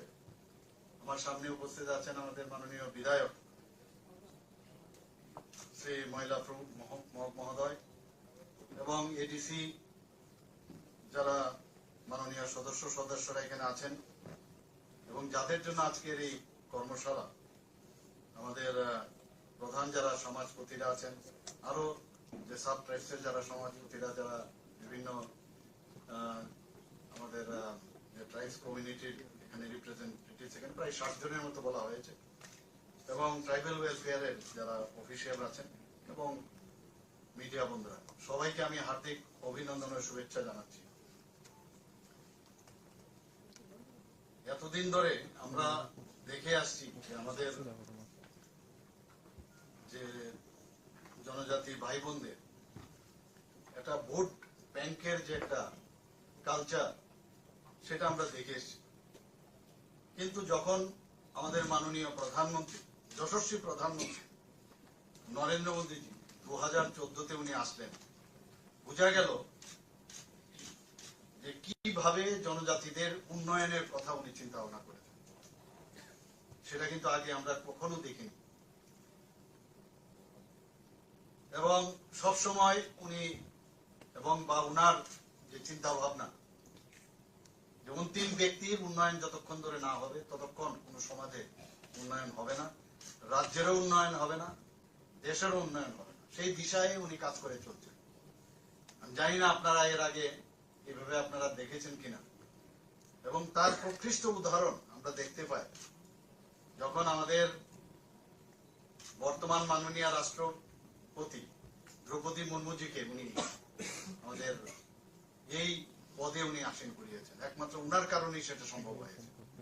এটা জনজাতি শ্রেণীর উড়িষ্যার একদম গরিব ঘরের একজন মহিলা, উনার কারণে আজকে রাষ্ট্রপতি পদে বসিয়েছেন। এর থেকে বড় আর কি হতে আমাদের এখানেও আপনারা দেখেছেন আমাদের মন্ত্রিসভাতেও একজন মহিলা আছেন এবং এই জনজাতি গোষ্ঠীরই উনি প্রতিনিধিত্ব করেন। আমাদের শুক্লাবাবু এখানে শুক্লাচরণ নোয়াতিও আছেন, আর আমাদের তো ট্রাইবেল মিনিস্টার আছেনই। সবাই যেখানে যার যথাস্থান সেখানে এই সরকার এবং আমাদের মাননীয় প্রধানমন্ত্রীজি সেই দিকটা রাখেন। আমাদের কেন্দ্রীয় সরকারও আপনারা দেখবেন সমস্ত জায়গায় যারা যারা বিশেষ বিশেষ পদে আছে মন্ত্রিসভায়ও জনজাতিদের সেই স্থান উনি দিয়েছেন। আমার মনে আছে আমি যখন কিছুদিনের জন্য রাজ্যসভায় আমি গিয়েছি, সেখানে আমি রাজ্যসভায় যেদিন আমি শপথ নিলাম, এর পরের দিনই আমাকে এসে বলল যে ডারলং কমিউনিটি নিয়ে আপনাকে বলতে হবে। তো আমি বললাম এটা কি বুঝতে পারলাম না কি, বলে আপনার কাছে 1.5 ঘন্টা সময় আছে, আপনি বুঝে নিন। দৌড়ে এদিক সেদিক গেলাম, গিয়ে যাই কালেকশন করলাম যে আমাদের ট্রাইবেল কমিউনিটি ত্রিপুরার, তাদের যে ট্রাইবেল মানে গোষ্ঠীর মধ্যে অফিসিয়ালি ইনক্লুড করতে হবে। তার জন্য আমি জোরালো ওখানে বক্তব্য রাখলাম। আমার মনে হলো আমি কি রেখেছি জানি না, তবে 1-2 জন এসে আমাকে হাত মিলালো, বললো খুব ভালো বলেছেন। তাই আমি বললাম নিশ্চয়ই তাহলে ভালোই বলেছি, এবং সেদিনই বিল পাস হয়ে গেল। তো আমার মনে হলো একটা প্রথম দিন গিয়েই এরকম একটা কাজ করতে পারলাম, তাও আবার জনজাতিদের জন্য। আমি নিজেকে ভাগ্যবান মনে করছি যে আমি ত্রিপুরার প্রতিনিধি হয়ে সেখানে ওনাদের জন্য একটা কাজ করতে পেরেছি। আমরা জানি যে ত্রিপুরাতে 19টা জাতি গোষ্ঠী, তারপরও সাব ট্রাইবস আছে, যে কারণে আমাদের এডিসিতে 28টা সিট আছে প্রতিনিধিত্ব করার জন্য। কিন্তু আমাদের এই সরকার ডিসিশন নিয়েছে না, আমাদের সব যারা এখানে অনেকে এসছেন আজকে, তাদের প্রতিনিধিত্বের জন্য যাতে সব গোষ্ঠীর থেকে প্রতিনিধিত্ব হয়, তার জন্য আমরা 50টা সিটের জন্য আমরা এখানে ক্যাবিনেটের ডিসিশন নিয়ে আমরা দিল্লিতে থাকবো। হয়তোবা আমরা সময়ের অপেক্ষা, এগুলো হবে আমাদের। তো এইগুলোতে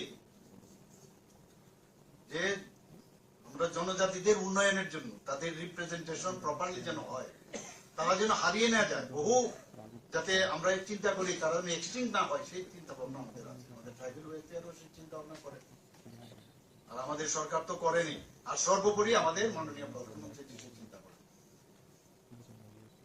যে কথাটা এখানে বলা হয়েছে, এতদিন ধরে মহারাজাদের যে ডাইনেস্টি, তাদেরকে 35 বছর আমরা দেখেছি একদম মানে রাজবাড়ির সেই ওয়ালের ভিতরে ঢুকিয়ে দেওয়ার ব্যবস্থা হয়েছে।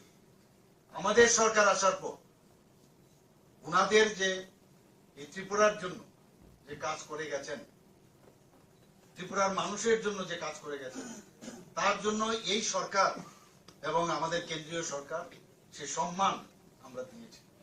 এখানে বলা হয়েছে ওনার সেই সিঙ্গার বিল, আমাদের ছোটবেলায় আমরা জানতাম যে এয়ারপোর্ট, আগরতলা এয়ারপোর্ট মানে সিঙ্গার বিল এয়ারপোর্টে যেতে হবে।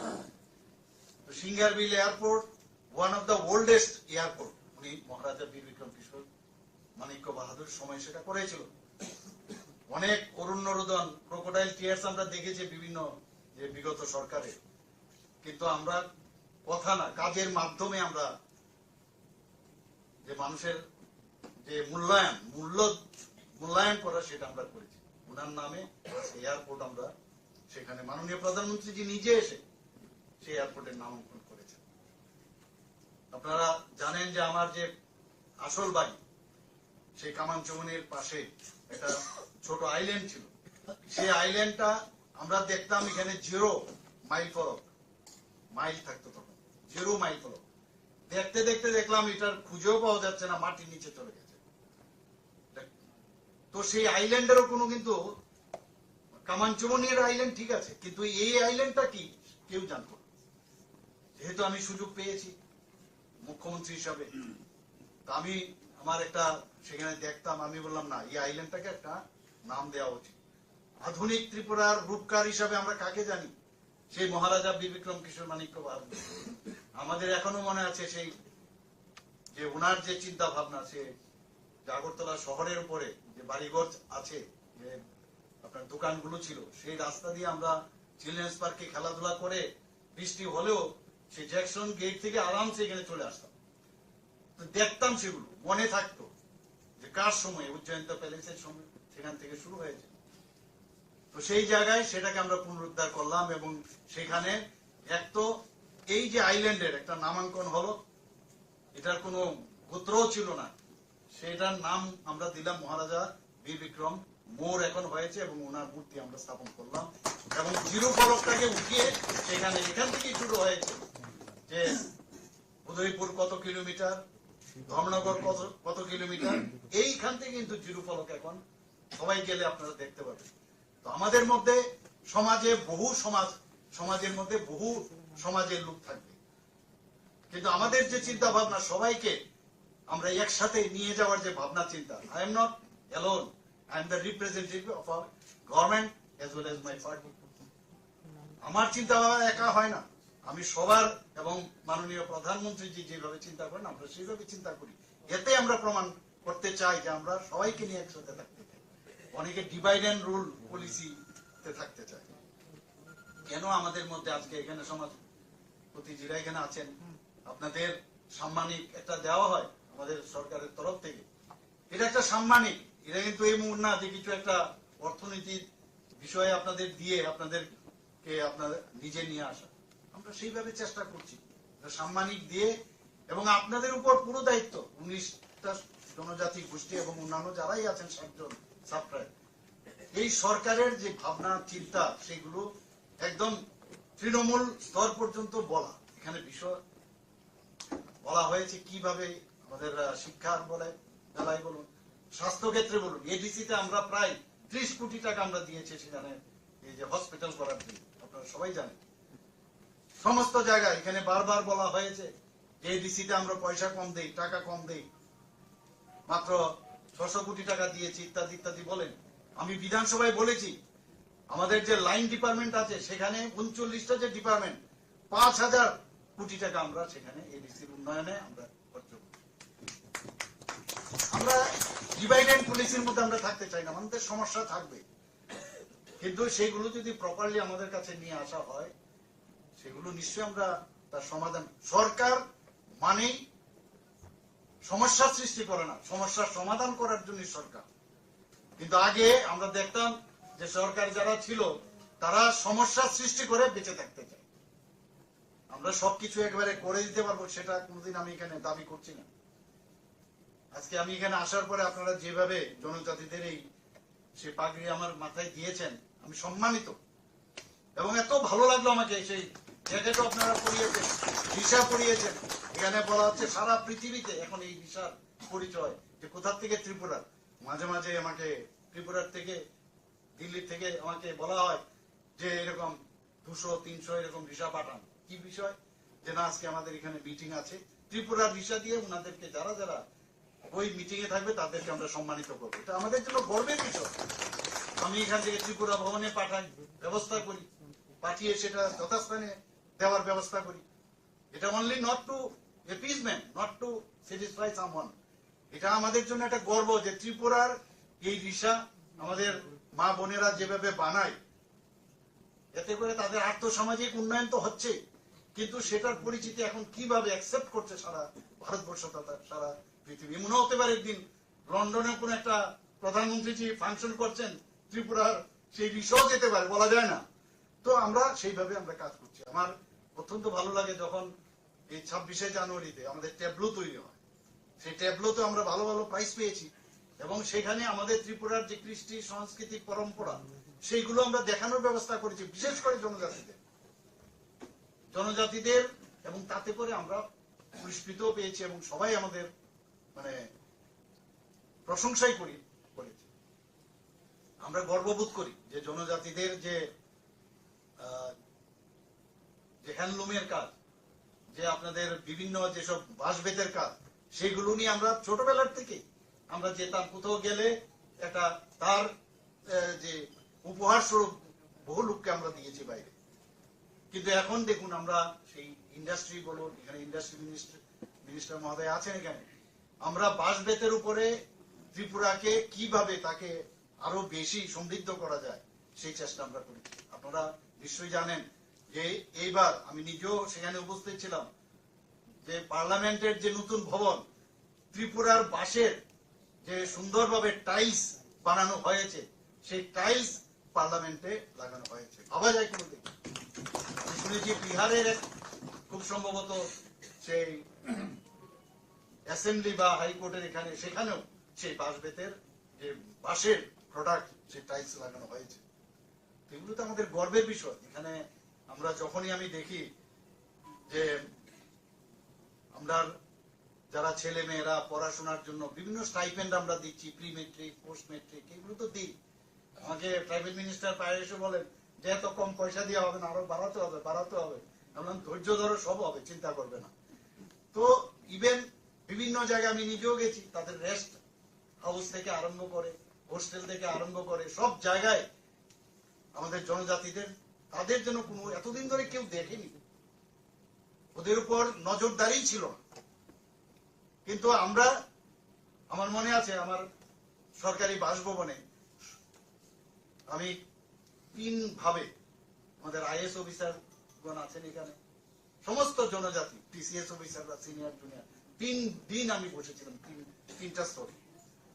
একজন আইএস অফিসার মহিলা, আমার মনে আছে, উনি আমাকে বলছিলেন সেই মিটিং এর পরে, now we think that we are included, as if we are included. এই যে বিষয়,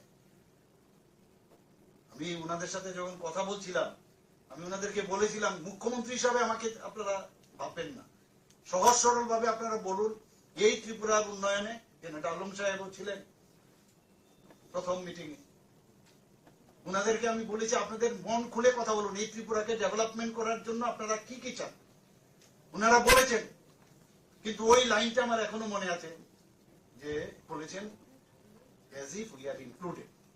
মাননীয় প্রধানমন্ত্রী নরেন্দ্র মোদী যে আজকে আপনারা দেখছেন যে অ্যাক্টিভ পলিসির কারণে আজকে ত্রিপুরার, বিশেষ করে নর্থ ইস্টের তো ডেভেলপমেন্ট হয়েছে, ত্রিপুরারও ডেভেলপমেন্ট উচ্চগ্রামে, এটা তো বলার অপেক্ষা রাখে না।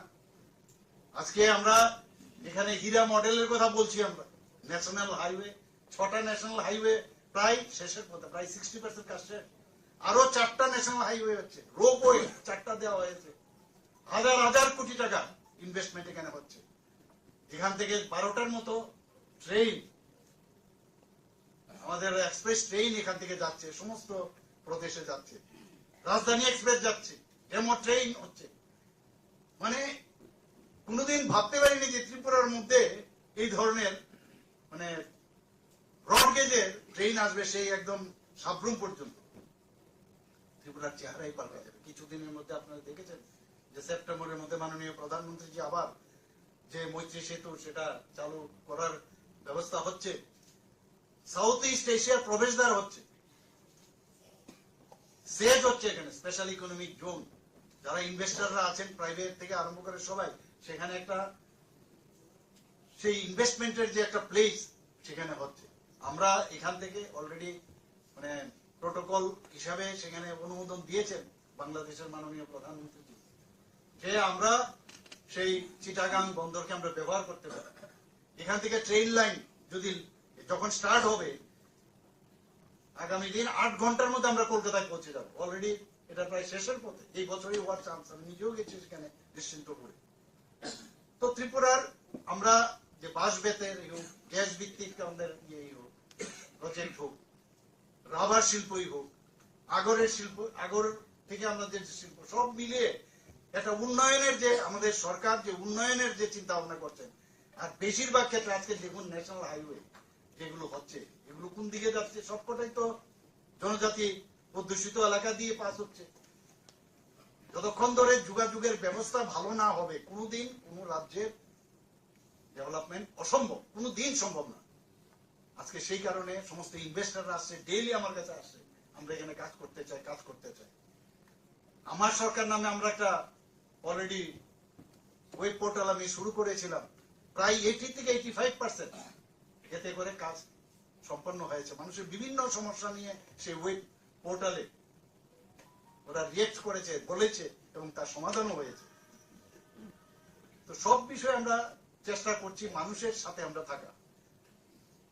আর বিশেষ করে ত্রিপুরাতে যতদিন ধরে জনজাতিদের উন্নয়ন না হবে, ত্রিপুরা কোনোদিন ডেভেলপমেন্ট হবে না, অসম্ভব, কোনোদিন ডেভেলপমেন্ট হবে না। 31 to 32% জনসংখ্যা কেন আমাদের মধ্যে একটা বিভেদের একটা সৃষ্টি করে? সবাই ত্রিপুরাল্যান্ড ইত্যাদি অনেক সময় সে 80 দাঙ্গা কতবার চেষ্টা করেছে যে একটা ডিভাইড করে, এতে করে আমাদের কিছু ব্যক্তি কেন্দ্রিক কিছু লোকের তার যে ইচ্ছা, সেই ইচ্ছাটা পূরণ হয়। আমরা যাদেরকে মান দিয়েছি, সম্মান দিয়েছি, সেই সম্মানটুকু ওনাদের রাখা উচিত আমি মনে করি। তবেই গিয়ে আমরা একসাথে আমরা থাকতে পারবো। এবং এক ত্রিপুরা শ্রেষ্ঠ ত্রিপুরার আমরা যে স্লোগান দিয়েছি, সেটা তবেই সম্ভব হয়। আজকে স্বাস্থ্য ক্ষেত্রে আপনি দেখুন, এবারের বাজেটে আমরা 59 কোটি, প্রধানমন্ত্রী জন আরোগ্য যোজনা একটা আছে, সেখানে 13 লক্ষ লোকের আমরা কার্ড দিয়েছি আমরা। কিন্তু বাকি লোক কোথায় যাবে? অনেক চিন্তা ভাবনা করে আমার মাননীয় অর্থমন্ত্রীকে আমি বললাম যে এটা না করলে প্রায় 4.75 লোক তাদের যাতে এই কাভারেজে আসে, সে 59 কোটি এক অর্থ বছরে আমরা বাজেট আমরা রেখেছি। অনেক চিন্তা হয়েছিল এটা গিয়ে আমরা সাকসেস করতে পারবো কিনা, না সমস্যা হবে। যারা সরকারি কর্মচারী আছে তারাও এর মধ্যে অপশন দিয়ে তারাও আসতে পারে। আগে 5 লাখ, এখন আরো 5 লাখ, প্রায় 10 লাখের মতো আমাদের যে নির্বাচনী ইস্তেহার আমরা বলেছিলাম সেটা আমরা করবো, সেটা আমরা করেছি। তো সেই দিশায় আমরা কাজ করছি। রাস্তাঘাটে 2000 কিলোমিটার প্রধানমন্ত্রী গ্রামীণ সড়ক যোজনায় 2000 কিলোমিটার কাজ হয়েছে এখন পর্যন্ত। বিভিন্ন জায়গায় যখন টিভিতে দেখি যে ওই জায়গায় রাস্তা খারাপ, ওই জায়গার মানে রাস্তা হয়নি কেন, তো সাথে সাথে আমি খবর নিই কেন এটা হলো না, এটা কিভাবে করা যায়। আমরা ডিপ টিউবওয়েল বলুন, নর্মাল টিউবওয়েল বলুন, সব জায়গায় জলের যাতে ব্যবস্থা হয়। জনজাতি এলাকায় সমস্যা, সবচেয়ে বড় সমস্যা, অনেক জায়গায় ডিগিং করলে পাথরের কারণে ভিতরে ঢুকে না, জলের সোর্স পাওয়া যায় না। তার জন্য ইনোভেটিভ যে আইডিয়া, জলকে আটকে ড্যাম করে সেখান থেকে তার ব্যবস্থা চলছে। এর জন্য হাজার হাজার কোটি টাকা খরচ হচ্ছে এবং আমাদের বাজেট এবং গভর্নমেন্ট অফ ইন্ডিয়া তার জন্য বারবার ওনারা বলছেন যে কোনো অবস্থায়, এবং সেই অবস্থায় দেখুন 3% আমাদের মাত্র এই জল জীবন মিশনের মানে আমরা শুরু করেছিলাম প্রতিটা ঘরে জল পৌঁছানো। এখন 68%, গতদিন আমি দেখলাম 68% আমরা সেই টার্গেট আমরা যাচ্ছি। 100% আমরা চাই তার স্যাচুরেশন পয়েন্ট আছে। এখানে যেখানে প্রধানমন্ত্রীর আবাস যোজনার বিষয় এখানে মাননীয় মন্ত্রীজি বলেছেন, আবাস যোজনায় বলুন, প্রধানমন্ত্রীজি বারবার বলেন এখানে কি পলিটিক্স, আমরা রাজনীতি করার দরকার নেই। জল নেই, জল আমরা পৌঁছাবো, এর মধ্যে কি রাজনীতি? ঘর নেই, আমি ঘর পৌঁছে দেবো, এর মধ্যে কি রাজনীতি? বিজলি নেই, বিজলি পৌঁছে দেবো, এর মধ্যে কি রাজনীতি? কারোর শৌচালয় নেই, শৌচালয় পৌঁছে দেওয়া, সেখানে বানিয়ে দেওয়ার ব্যবস্থা করবে, এর মধ্যে কি রাজনীতি? এই যে সামাজিক পরিবর্তনের মধ্যে সরকারের থাকার যে বিষয়, সেটা মাননীয় প্রধানমন্ত্রী যে বারবার বলছেন, উল্লেখ করছেন এবং সেটা করেও দেখাচ্ছেন। আমরা এতদিন ধরে আপনারা দেখেছেন এর মধ্যে যে 75 সীমান্ত গ্রাম, বিরোকানা, কোনদিন শুনেছেন এই ধরনের কথা? আমি বহু জায়গায় গেছি সীমান্ত গ্রামে, সেখানে আমি দেখলাম যে আমাদের ত্রিপুরার লোক অনেকে সেখানে দেশের জন্য প্রাণ বলিদান হয়েছেন। তাদের নামকে সেখানে কালেক্ট করে আমাদের সরকার সেখানে তাদেরকে সেই মানে পাথরের মধ্যে খোদাই করে তাদের নাম রাখা হয়েছে। এই যে এক একবার এক একটা উনার চিন্তা, হর ঘর তিরঙ্গা, হর ঘর তিরঙ্গা, আপনারা কোনদিন ভাবেনি, এইবারও আপনারা করেছেন সবাই, গত বছর আমরা করেছি। যে আমাদের 8.5 লাখ আমাদের যে হাউস হোল্ড আছে, এরপরও বিভিন্ন সাইজের যে পতাকা তার শর্টেজ হয়ে গেল। দেশাত্মবোধের ভাবনা চেতনা, সেটাকে প্রধানমন্ত্রীজির কারণে যে আবার সেটা ভাবিয়ে তোলা, সেই জিনিস কিন্তু আগে ছিল। আগে দেশ বাঁচলে তবেই আমরা বাঁচবো, এখানে আগে বা আমার বাঁচতে হবে, দেশ যাক চুল্লই, সেটাই ছিল আগে। আজকে সুরক্ষার দিকে আপনি বলুন, আগে আমাদের এখানে যে খুশি সেই এসে জায়গা নিয়ে যেত, হাজার হাজার বর্গ কিলোমিটার নিয়ে গেছে।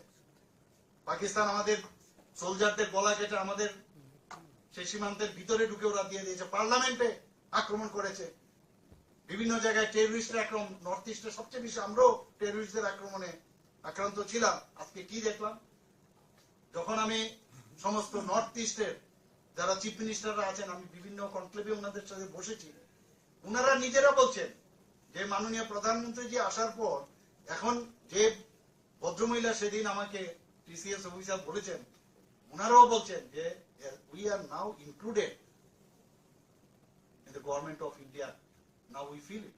এই যে বিষয়গুলো, একটা মুখ্যমন্ত্রী একটা প্রদেশের, আমাদের বিভিন্ন প্রদেশের ইন্টার যে স্টেট প্রবলেম ছিল সেগুলো এখন নেই, এগুলো আলোচনার মধ্যে আলোচনা করে সেগুলো আমরা সমস্যা সমাধানে ব্রতী হচ্ছে। তারপরেও চেষ্টা করছে অনেকে, মণিপুরের ঘটনা আপনারা জানেন, কিন্তু সেগুলো নিশ্চিত যে সময়ের অপেক্ষা একদম ঠিকঠাক হয়ে যাবে। এর ভিতরে অনেক গভীর ষড়যন্ত্র আছে। নর্থ ইস্ট তো আমাদের অষ্টলক্ষ্মী প্রধানমন্ত্রীজি করছে, ভাবা যায় কোনোদিন অষ্টলক্ষ্মী এইসব নাম উনি যখনই বলেন, আমরা এর মধ্যে যে মাটির কলস নিয়ে গ্রাম স্তর থেকে, সেই পঞ্চায়েত থেকে চলে আসবে আমাদের রাজ্য স্তরে, বিভিন্ন জায়গায় হয়, সেখানে বিভিন্ন বাটিকা তৈরি হবে। এই ধরনের চিন্তা ভাবনা তো আমাদের ছিল না। 75টি ইন্ডিজিনাস গাছ সেখানে লাগাতে হবে। আমরা সেটা ব্যবস্থাও করছি। আমরা তো গভর্নমেন্ট লেভেলে করছি, বিভিন্ন যারা সমাজসেবীরা আছে তারাও এর মধ্যে ইনক্লুড। আমাদের এখান থেকে সেই কলস যেটা 58 আমাদের ব্লক আছে +1, মানে 20টা আমাদের নগর পঞ্চায়েত এবং মিউনিসিপ্যালিটি এবং আগরতলা মিউনিসিপাল কর্পোরেশন, এদের এখানে এসে অর্থাৎ 58 + 159 কলস, তার জন্য সেটাকে নিয়ে কর্তব্য পথে দিল্লিতে যাচ্ছেন আমাদের ছেলেমেয়েরা। আমাদের সেই রেল লাইনের বগিও আমরা রিজার্ভ করে নিয়েছি এবং আমরা বলেছি যে ওইখানে 59 যদি দিল্লি যায়, 59 কলস, অমৃত কলস আমাদের এখানে থাকবে। তো এই ভাবনা, দেশ বাঁচলে আমরা বাঁচবো। আমি শক্তিশালী হলে আজকে আমাদের এখানে কেউ চোখ তুলে আর কথা বলে না, না পাকিস্তান না চাইনা। আগে এগুলো দেখতাম আমরা, তাকিয়ে তাকিয়ে দেখতো। রাফাইলের মতো বিমান এখন আমাদের চলে এসছে, আগে আমরা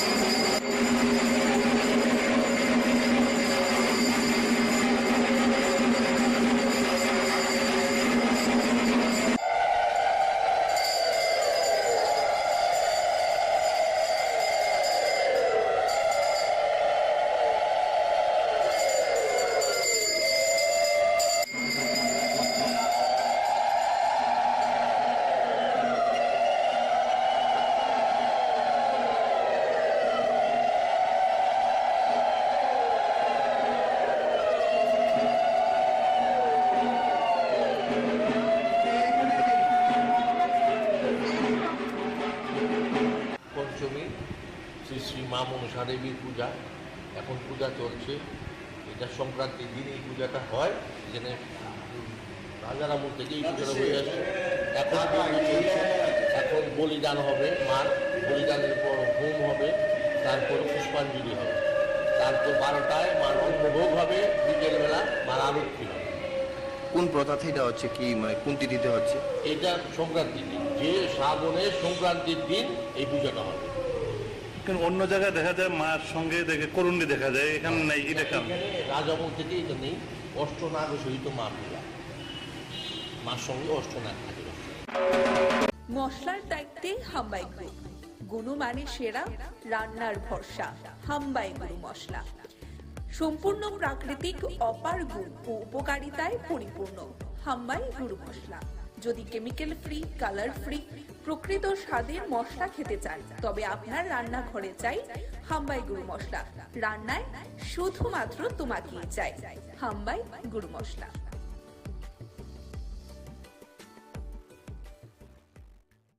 যদি আপনারা গ্রেফতার না করেন, আমরা প্রয়োজনে ছাত্র যুবরা মিলে কিন্তু আমরা রাজ্যের মধ্যে আমরা ত্রিপুরা বন্ধ আমরা ডাকতে বাধ্য হব। আমরা এখনো ডেট ফাইনাল করিনি। আমরা 48 ঘন্টা সময় দিচ্ছি। 48 ঘন্টার মধ্যে যদি পুলিশ প্রশাসন ইনভেস্টিগেশন না করে, আমরা কিন্তু 24 ঘন্টার বন্ধ রাখবো। সারা ত্রিপুরা স্তব্ধ করে দেব। আমাদের প্রিয় নেতাকে নিয়ে এই সমস্ত ব্লুপ্রিন্ট করা হবে, হত্যার ছক করা হবে, আমরা ছেড়ে কথা বলবো। যে একটা বিশেষ কারণে আজকে কৈলাসহর কংগ্রেস ভবনে আমরা সাংবাদিক সম্মেলন করতে যাচ্ছি এবং আপনারা গত 2 দিন আগে আমাদের রাজ্যের জাতি উপজাতির প্রিয় নেতা, প্রাক্তন মন্ত্রী এবং প্রাক্তন প্রদেশ কংগ্রেস সভাপতি এবং বর্তমান কৈলাসহর কেন্দ্রের বিধায়ক, উনাকে পরিকল্পনাভাবে একটা ছক করেছে, ব্লুপ্রিন্ট।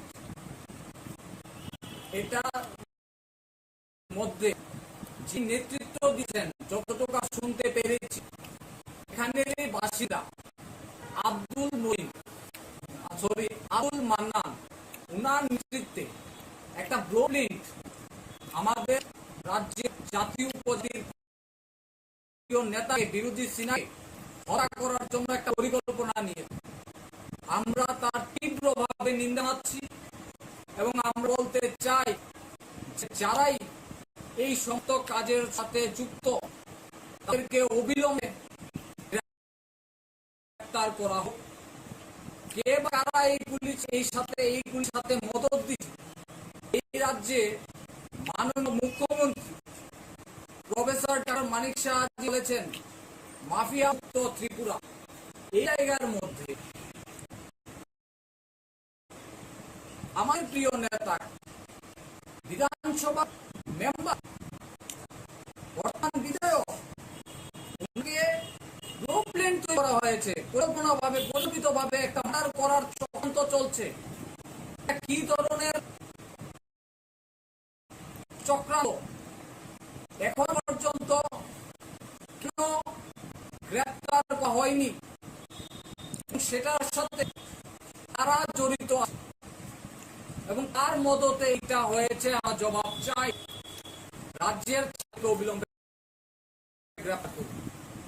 যদি আপনারা গ্রেফতার না করেন, আমরা প্রয়োজনে ছাত্র জোড়া মিলে কিন্তু আমরা রাজ্যের মধ্যে আমরা পুরো বন্ধ আমরা রাখতে বাধ্য হব।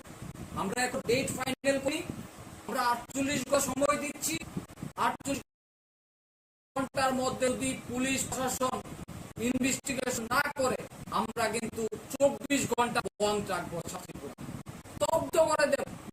আমাদের প্রিয় নেতাই নিয়ে এই সমস্ত ব্লুপ্রিন্ট করা হবে, হত্যা করা হবে, আমি ছেড়ে কথা বলবো। একটা বিশেষ কারণে আজকে কৈলাসহর কলেজ ভবনে আমরা সাংবাদিক সম্মেলন করতে যাচ্ছি। আপনারা গত 2 দিন আগে আমাদের রাজ্যের জাতীয় উপজাতির প্রিয়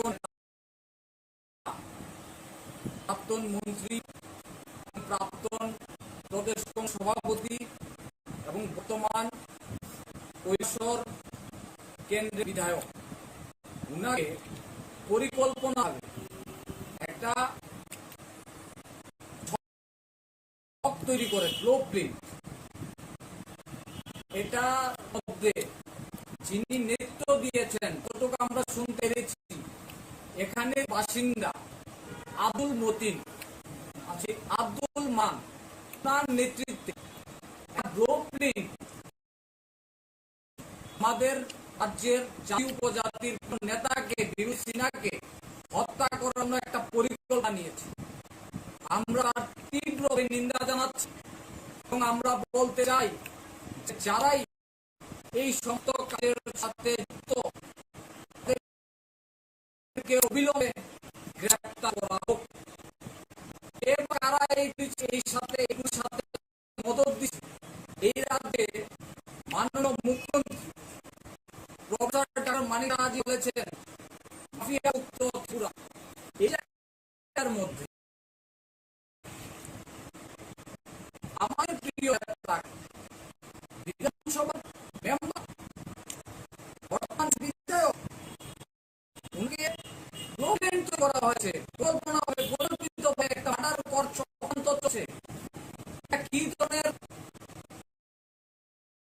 চক্রান্ত এখন পর্যন্ত কেন গ্রেফতার করা হয়নি, সেটার সাথে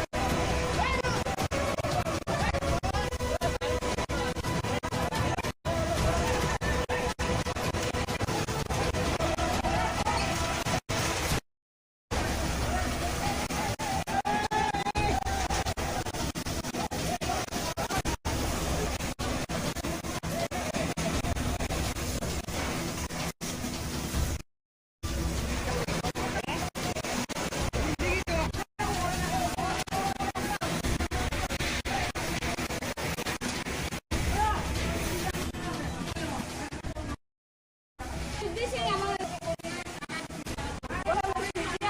গাড়ি করে বাসটা আমার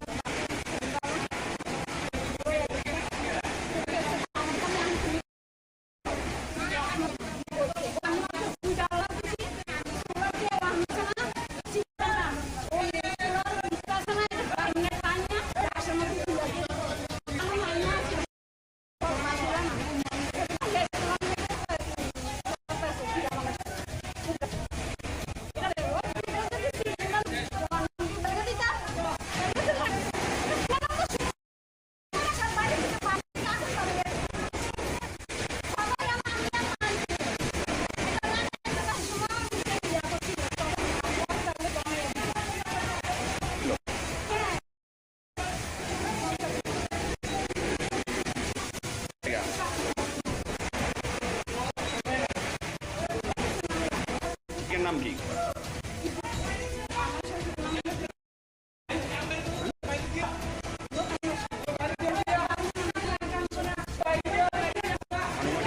কয়টার পর?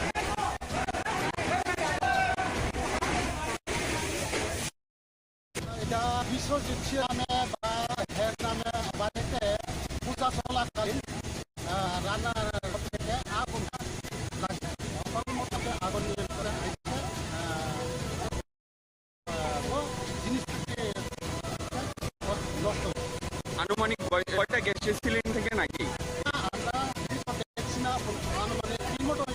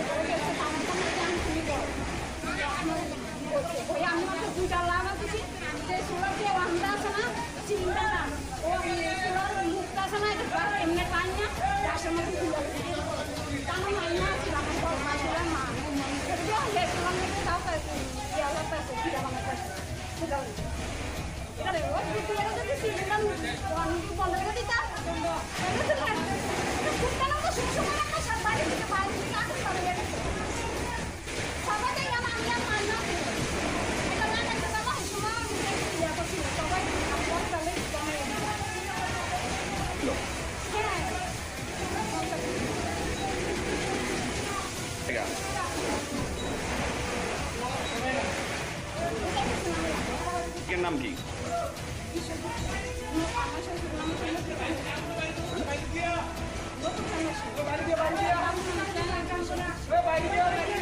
আনুমানিক কয়টা ঘর?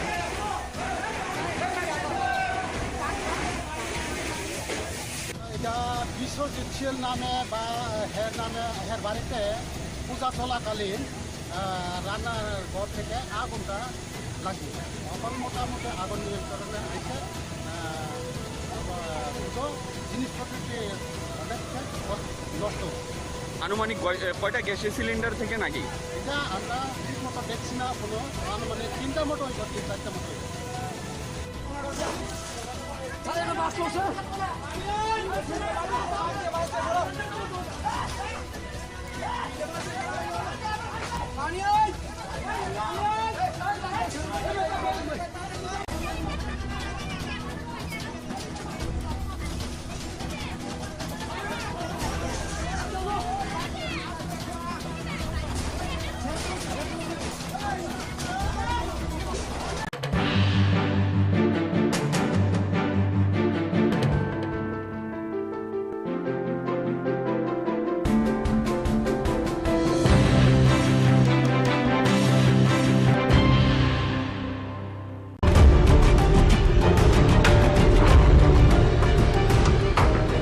বাজারে বেড়ে গেছে পেঁয়াজের দাম।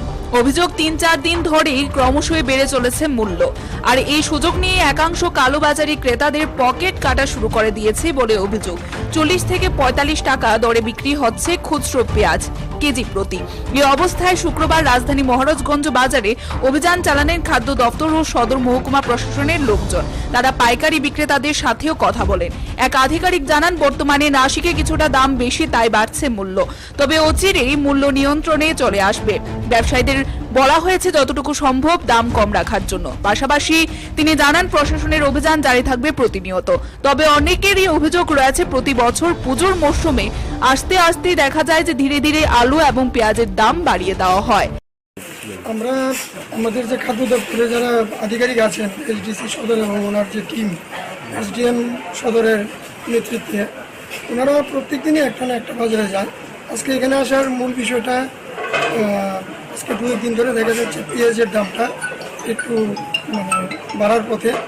তাই আমিও এসেছি, ভেরিফাই করলাম যারা পাইকারি বিক্রি করেন এবং খুচরার সঙ্গে পাইকারির কী যোগাযোগ আছে, কত রেট থাকতে পারে সেটা দেখলাম। আলুর ক্ষেত্রে 20 টাকার মধ্যে ওনারা বিক্রি করতে পারছেন। আর পেঁয়াজের ক্ষেত্রে আমি যেটা দেখলাম, আগামী আরও 20-25 দিন, 1 মাস যে রেটটা আছে এখন 36 টাকায় ওনারা ছাড়ছেন পাইকারি মূল্যে, এবং সেটা গিয়ে 35-40 টাকায় সেটা যায়। আমরা যারা ব্যবসায়ী আছেন, যারা মূল মজুতদার, ওনাদেরকে আমরা বলেছি যে আমরা এই ব্যবস্থা জারি রাখবো। আমাদের লোকরা যারা অফিসাররা আছেন সবসময় ওনারা ভিজিট করবেন, যতটা কম মূল্যে বাজারগুলিতে পেঁয়াজ দেওয়া যায় সেটার ব্যবস্থা করার জন্য। তবে একটা জিনিস আমি কনফার্ম হয়েছি যে উৎসে নাসিকে এটার রেটটা বেড়েছে, এটার একটা এফেক্ট হয়তো আগামী কয়েকটা দিন থাকবে, কিন্তু মার্কেটে স্থিতিশীল অবস্থা আসবে। পেঁয়াজের মূল্যটা 30 টাকা থেকে 35 টাকায় আবার চলে আসবে, এবং তার থেকেও কমে যেতে পারে। মার্কেটটা এখন একটু ফ্লাকচুয়েশন আছে, ওইখানে ফ্লাড হয়েছে। আমি দেখলাম যে আলুও প্রচুর ওনাদের নষ্ট হয়েছে, যদিও ব্যবসায়ীরা আলুটার দাম 20 টাকায় রাখছেন, কোনো জায়গায় 25 টাকা পর্যন্ত বৃদ্ধি পেয়েছে খুচরা মার্কেটগুলিতে। তো আপাতত পেঁয়াজের দামটা 4-5 দিন আমরা নজরে রাখছি। আমরা সামনে শনি রবি বন্ধ আছে, তারপরে আমরা আবার দেখব মার্কেট যাচাই করে এটাকে কমানো যায় কিনা। ব্যবসায়ীদেরকে আমি আমার তরফ থেকে, খাদ্য দপ্তরের তরফ থেকে, এবং আমাদের যে মাননীয় মন্ত্রী, ওনার বিশেষ নির্দেশক্রম আমি ওনাদেরকে জানিয়েছি যাতে রেটটা নিয়ন্ত্রিত মূল্যের মধ্যে থাকে। এই উদ্দেশ্যে আমার এখানে আসে। অনেক সময় দেখা যায় যে খুচরো বাজারে অনেক দাম থাকে, তো এটা নিয়ন্ত্রণ করার জন্য কি আপনারা কি কন্টিনিউ প্রসেসিং থাকবে? আমরা প্রতিনিয়তই কিন্তু আমাদের এই যে ফুডের টিম আছে, তারপর আপনার লিগ্যাল টেকনোলজির অফিসাররা আছেন, ওনারা কিন্তু ভিজিট করছেন। আর সবসময় আমি হয়তো আসতে পারি না, এবং এসডিএম এর যারা আছেন ওনারা আজকে বটতলা বাজার, কালকে গুলবাজার, পরশুদিন আরেকটা বাজার, এইভাবে কিন্তু প্রতিদিন আমরা একটা না একটা মার্কেটে আমরা ভিজিট করি, দেখি। আমাদের বিশেষ করে আলু এবং পেঁয়াজ যেটা আছে সেটা আমাদের যে এসেনশিয়াল কমোডিটিজ অ্যাক্ট আছে এটার আওতায় আছে, ফলে এটার ব্যাপারে, এটার মূল্য নিয়ন্ত্রণের ব্যাপারে আমার খাদ্য দপ্তরের ভূমিকা আছে। আমাদেরকে অবশ্যই সেটা লক্ষ্য রাখতে হবে যাতে, আর বাদবাকি যে জিনিসগুলি যেরকম মরিচ ওখানে, সেগুলি কৃষি দপ্তর যারা আছেন, আধিকারিক যারা আছেন, ওনারা লক্ষ্য রাখছেন। আশা করি সেইগুলিও দ্রব্যমূল্যের নিয়ন্ত্রণ হবে, আশা নিয়ে বাঁচতে হবে। আমার মনে হয় পেঁয়াজেরও, আমি আজকে কথা বলে যেটা দেখেছি, পেঁয়াজের দামটা কমে যাবে আগামী কয়েকদিনের মধ্যে। Bureau report, Tripura news 8। মশলার দায়িত্বে হাম্বাই গ্রুপ, গুণমানে সেরা, রান্নার ভরসা। হাম্বাই গুরু মশলা সম্পূর্ণ প্রাকৃতিক, অপার গুণ ও উপকারিতায় পরিপূর্ণ। হাম্বাই গুরু মশলা। যদি কেমিক্যাল ফ্রি, কালার ফ্রি, প্রকৃত স্বাদের মশলা খেতে চান, তবে আপনার রান্নাঘরে চাই হাম্বাই গুরু মশলা। রান্নায় শুধুমাত্র তোমাকেই চাই হাম্বাই গুরু মশলা।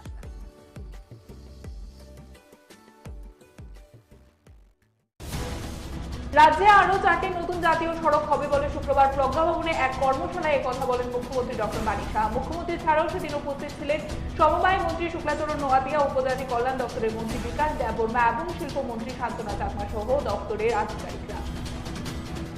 3-4 দিন ধরেই ক্রমেই বাজারে বেড়ে চলেছে পেঁয়াজের দাম। একাংশ কালোবাজারি ক্রেতাদের পকেট কাটছে বলে অভিযোগ রয়েছে। শুক্রবার রাজধানী মহারাজগঞ্জ বাজারে অভিযান চালালেন রাজ্য খাদ্য দপ্তর ও সদর মহকুমা প্রশাসনের লোকজন। তবে অনেকের অভিযোগ রয়েছে, প্রতি বছর পুজোর মরশুম আসতেই ধীরে ধীরে আলু এবং পেঁয়াজের দাম বাড়িয়ে দেওয়া হয়। চোরের থাবায় এবারে সাংবাদিকদের বাড়িতে, বাড়ির লোকজনদের অনুপস্থিতিতেই সুযোগ নিয়ে হাত ছাপায় করল চোরের দল। ঘটনা রাজধানীর বট্টপুকুর বিবেকানন্দ ক্লাব সংলগ্ন এলাকায়। ঘটনায় এলাকায় বর্তমানে চাঞ্চল্য বিরাজ করছে। বিশ্ব ফটোগ্রাফি দিবস উপলক্ষে আগামী 19 এবং 20 দুদিন ব্যাপী রবীন্দ্র ভবনে চিত্র প্রদর্শনী অনুষ্ঠিত হবে এবং এই চিত্র প্রদর্শনীর উদ্বোধন করেন রাজ্যের মাননীয় মুখ্যমন্ত্রী প্রফেসর ডক্টর মানিক সাহা। এবং এক সাংবাদিক সম্মেলনের মধ্য দিয়ে আগরতলা প্রেস ক্লাবে এই সংবাদ জানিয়ে দেওয়া হয়েছে ফটো জার্নালিস্টের পক্ষ থেকে। নিয়ম মেনেই হলো মনসা পূজা। রাজন্য আমল থেকে রাজধানী দুর্গাবাড়িতে হয়ে আসছেন মনসা দেবীর পুজো। নিয়ম রীতি মেনে এবারে হয়েছে পুজো প্রতি বছরের মতো এবারও। শ্রাবণ মাসের শেষ দিনে সংক্রান্তিতে দেখা যায় মনসা দেবীর পুজো হবে। প্রতিবারের মতো এবছরও হয় নিয়ম নিষ্ঠার সাথে দুর্গাবাড়ির মনসা পুজো। বিলোনিয়া পুরাতন মোটর স্ট্যান্ড সংলগ্ন এলাকায় শহরে প্রাচীনতম মা মনসা পুজো এবং দেখা যাচ্ছে যে এই মনসা বাড়িতে সমস্ত ধর্মীয় রীতিনীতি মেনে অনুষ্ঠিত হয় মনসা পুজো। শহরের বিভিন্ন প্রান্ত থেকে মহিলারা মায়ের আরাধনায় সেদিন ব্রতী হন। মা মনসা পুজোর দিনই উদয়পুরে গ্যাসের সিলিন্ডারে আগুনে পুড়ে ছাই হয়ে যায়। টাউন সুরামুড়া স্থিত বিশ্বজিৎ ছিলের বাড়িতে ঠিক তখন বাড়িতে চলছিল মনসা পুজোর প্রস্তুতি এবং খবর পেয়ে উদয়পুর অগ্নি নির্বাপক দপ্তরের কর্মীরা ছুটে গিয়ে আগুন নিয়ন্ত্রণে আনে। দুটি ঘর সম্পূর্ণ পুড়ে ছাই হয়ে যায়। এতে আনুমানিক কয়েক লক্ষ টাকার ক্ষয়ক্ষতি হয়েছে বলে জানা যায়। বাঙালির 13 পার্বণের মধ্যে অন্যতম পুজো হচ্ছে মনসা পুজো। এই পুজোকে নিয়ে গ্রাম পাহাড় থেকে শুরু করে শহর এলাকায় ব্যাপক আলোড়ন তৈরি হয়। শুক্রবার মন্দির নগরী উদয়পুর সহ বিভিন্ন মহকুমা জেলার বিভিন্ন বাড়ি থেকে বাড়ির ঘরে অনুষ্ঠিত হয় মনসা পুজো। জল এবং বিদ্যুতের দাও দিতে শুক্রবার সাবরুম বৈষ্ণবপুর রাস্তা অবরোধ করে আইলমারা এলাকার এলাকাবাসীরা। জনগণের দাবি রয়েছে, বিগত 28 দিন ধরে জল এবং বিদ্যুৎহীন গোটা আইলমারা এলাকা। সংশ্লিষ্ট দপ্তরের কাছে লিখিতভাবে বারবার বিষয়টি সম্বন্ধে অবগত করা হলেও কোনো ধরনের হেলদোল নেই সংশ্লিষ্ট দপ্তরের কর্তা ব্যক্তিদের। মেরি মিট্টি মেরি দেশ কর্মসূচির অঙ্গস্বরূপ শুক্রবার আমবাসা সমগ্র উন্নয়ন আধিকারিকের উদ্যোগে আয়োজিত হয় মিট্টি কো নমন বিরোকা বন্ধন কর্মসূচি। প্রদীপ প্রজ্বলনের মাধ্যমে সূচনা করেন বিএসসি চেয়ারম্যান পরিমল দেববর্মা। আরক্ষা দপ্তর থেকে অবসরপ্রাপ্ত 78 জন আরক্ষা কর্মীকে সম্মাননা জানানো হয়। মশলার দায়িত্বে হাম্বাই গ্রুপ, গুণমানে সেরা, রান্নার ভরসা। হাম্বাই গুরু মশলা সম্পূর্ণ প্রাকৃতিক অপার গুণ ও উপকারিতায় পরিপূর্ণ হাম্বাই গুরু মশলা। যদি কেমিক্যাল ফ্রি, কালার ফ্রি, প্রকৃত স্বাদের মশলা খেতে চান তবে আপনার রান্নাঘরে চাই হাম্বাই গুরু মশলা। রান্নায় শুধুমাত্র তোমাকেই চাই হাম্বাই গুরু মশলা।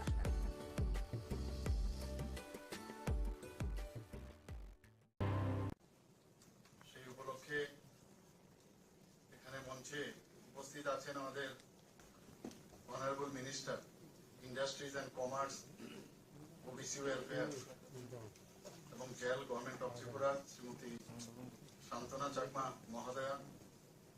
উপস্থিত একটু আগে যিনি ওনার সুন্দর বক্তব্য এখানে রেখেছেন, আমাদের ত্রিপুরা সরকারের ট্রাইবেল ওয়েলফেয়ারের মাননীয় মন্ত্রী শ্রী বিকাশ দেববর্মা মহোদয়। তাছাড়া প্রারম্ভিক যে আলোচনা শুরু হয়েছিল এখানে ভাষণে আমাদের ত্রিপুরা সরকারের মাননীয় মন্ত্রী cooperation tribal welfare government of Tripura Shri Shuklacharan Noatia এবং ট্রাইবেল ওয়েলফেয়ার ডিপার্টমেন্টের যিনি সেক্রেটারি মহোদয় আছেন শ্রী এল.টি. ডাউলং মহোদয়, শ্রী এস প্রভু এডিশনাল সেক্রেটারি ট্রাইবেল ওয়েলফেয়ারে। আমার সামনে উপস্থিত আছেন আমাদের মাননীয় বিধায়ক শ্রী মহিলাপ্রভু মহোদয় এবং এডিসি যারা মাননীয় সদস্যরা এখানে আছেন এবং যাদের জন্য আজকের এই কর্মশালা, আমাদের প্রধান যারা সমাজপতিরা আছেন, আরো যে সাব ট্রাইবসের যারা সমাজপতিরা, যারা বিভিন্ন আমাদের যে ট্রাইবস কমিউনিটির এখানে রিপ্রেজেন্টেটিভস, এখানে প্রায় 60 জনের মতো বলা হয়েছে, এবং ট্রাইবেল ওয়েলফেয়ারের যারা অফিসিয়াল আছেন এবং মিডিয়া বন্ধুরা, সবাইকে আমি হার্দিক অভিনন্দন ও শুভেচ্ছা জানাচ্ছি।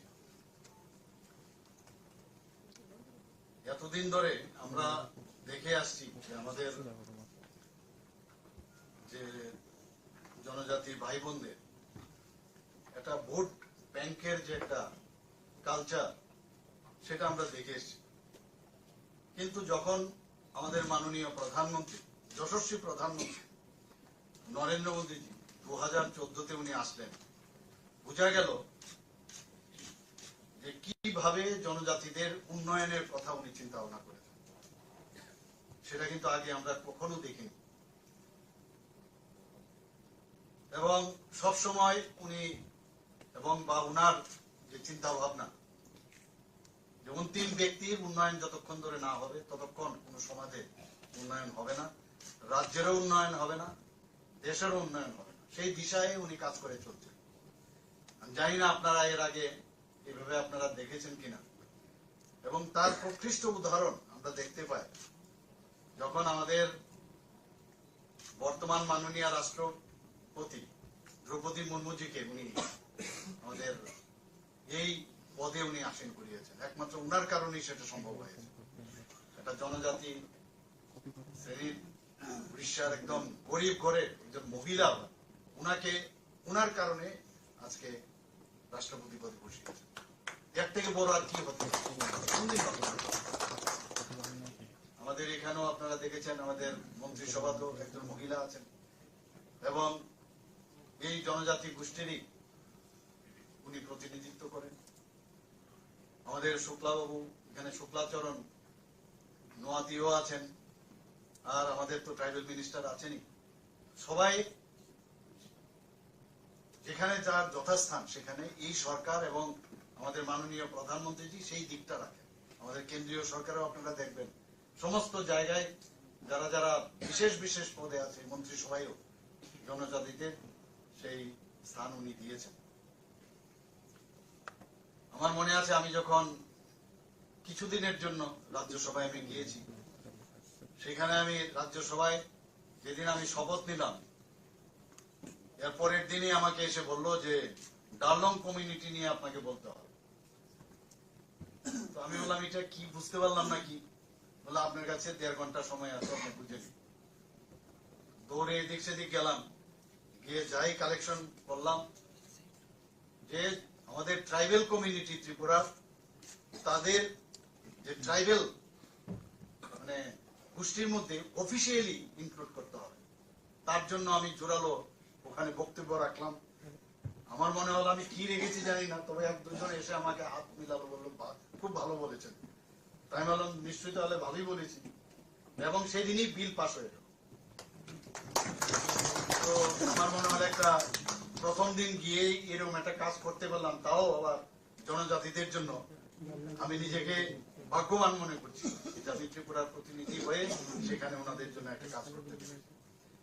আমরা জানি যে ত্রিপুরাতে 19টা জাতি গোষ্ঠী, তারপরও সাব ট্রাইবস আছে, যে কারণে আমাদের এডিসিতে 28টা সিট আছে প্রতিনিধিত্ব করার জন্য।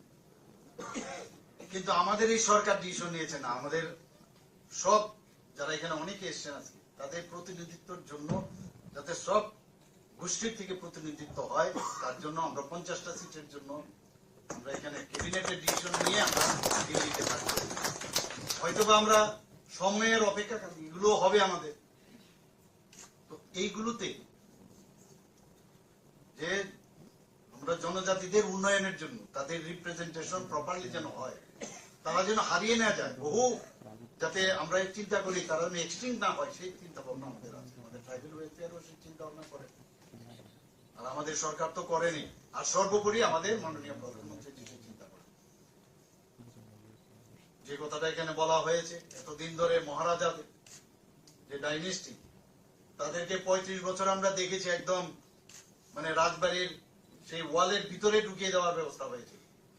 আমাদের সরকার আসার পর উনাদের যে এই ত্রিপুরার জন্য যে কাজ করে গেছেন, ত্রিপুরার মানুষের জন্য যে কাজ করে গেছেন, তার জন্য এই সরকার এবং আমাদের কেন্দ্রীয় সরকার সে সম্মান আমরা দিয়েছি। এখানে বলা হয়েছে ওনার সে সিঙ্গার বিল, আমাদের ছোটবেলায় আমরা জানতাম যে এয়ারপোর্ট, আগরতলা এয়ারপোর্ট মানে সিঙ্গার বিল এয়ারপোর্টে যেতে হবে।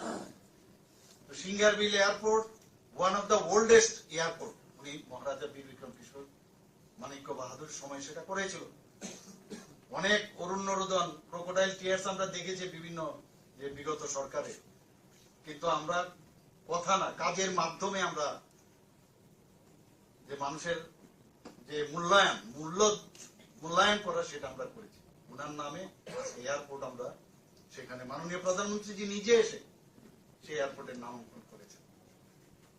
আপনারা জানেন যে আমার যে আসল বাড়ি সেই কামানচৌনের পাশে একটা ছোট আইল্যান্ড ছিল, সেই আইল্যান্ডটা আমরা দেখতাম এখানে 0 মাইল ফলক, মাইল থাকতো তখন 0 মাইল ফলক। দেখতে দেখতে দেখলাম এটার খুঁজেও পাওয়া যাচ্ছে না, মাটির নিচে চলে গেছে। তো সেই আইল্যান্ডেরও কোনো কিন্তু কামানচৌনের আইল্যান্ড ঠিক আছে, কিন্তু এই আইল্যান্ডটা কি কেউ জানতো না।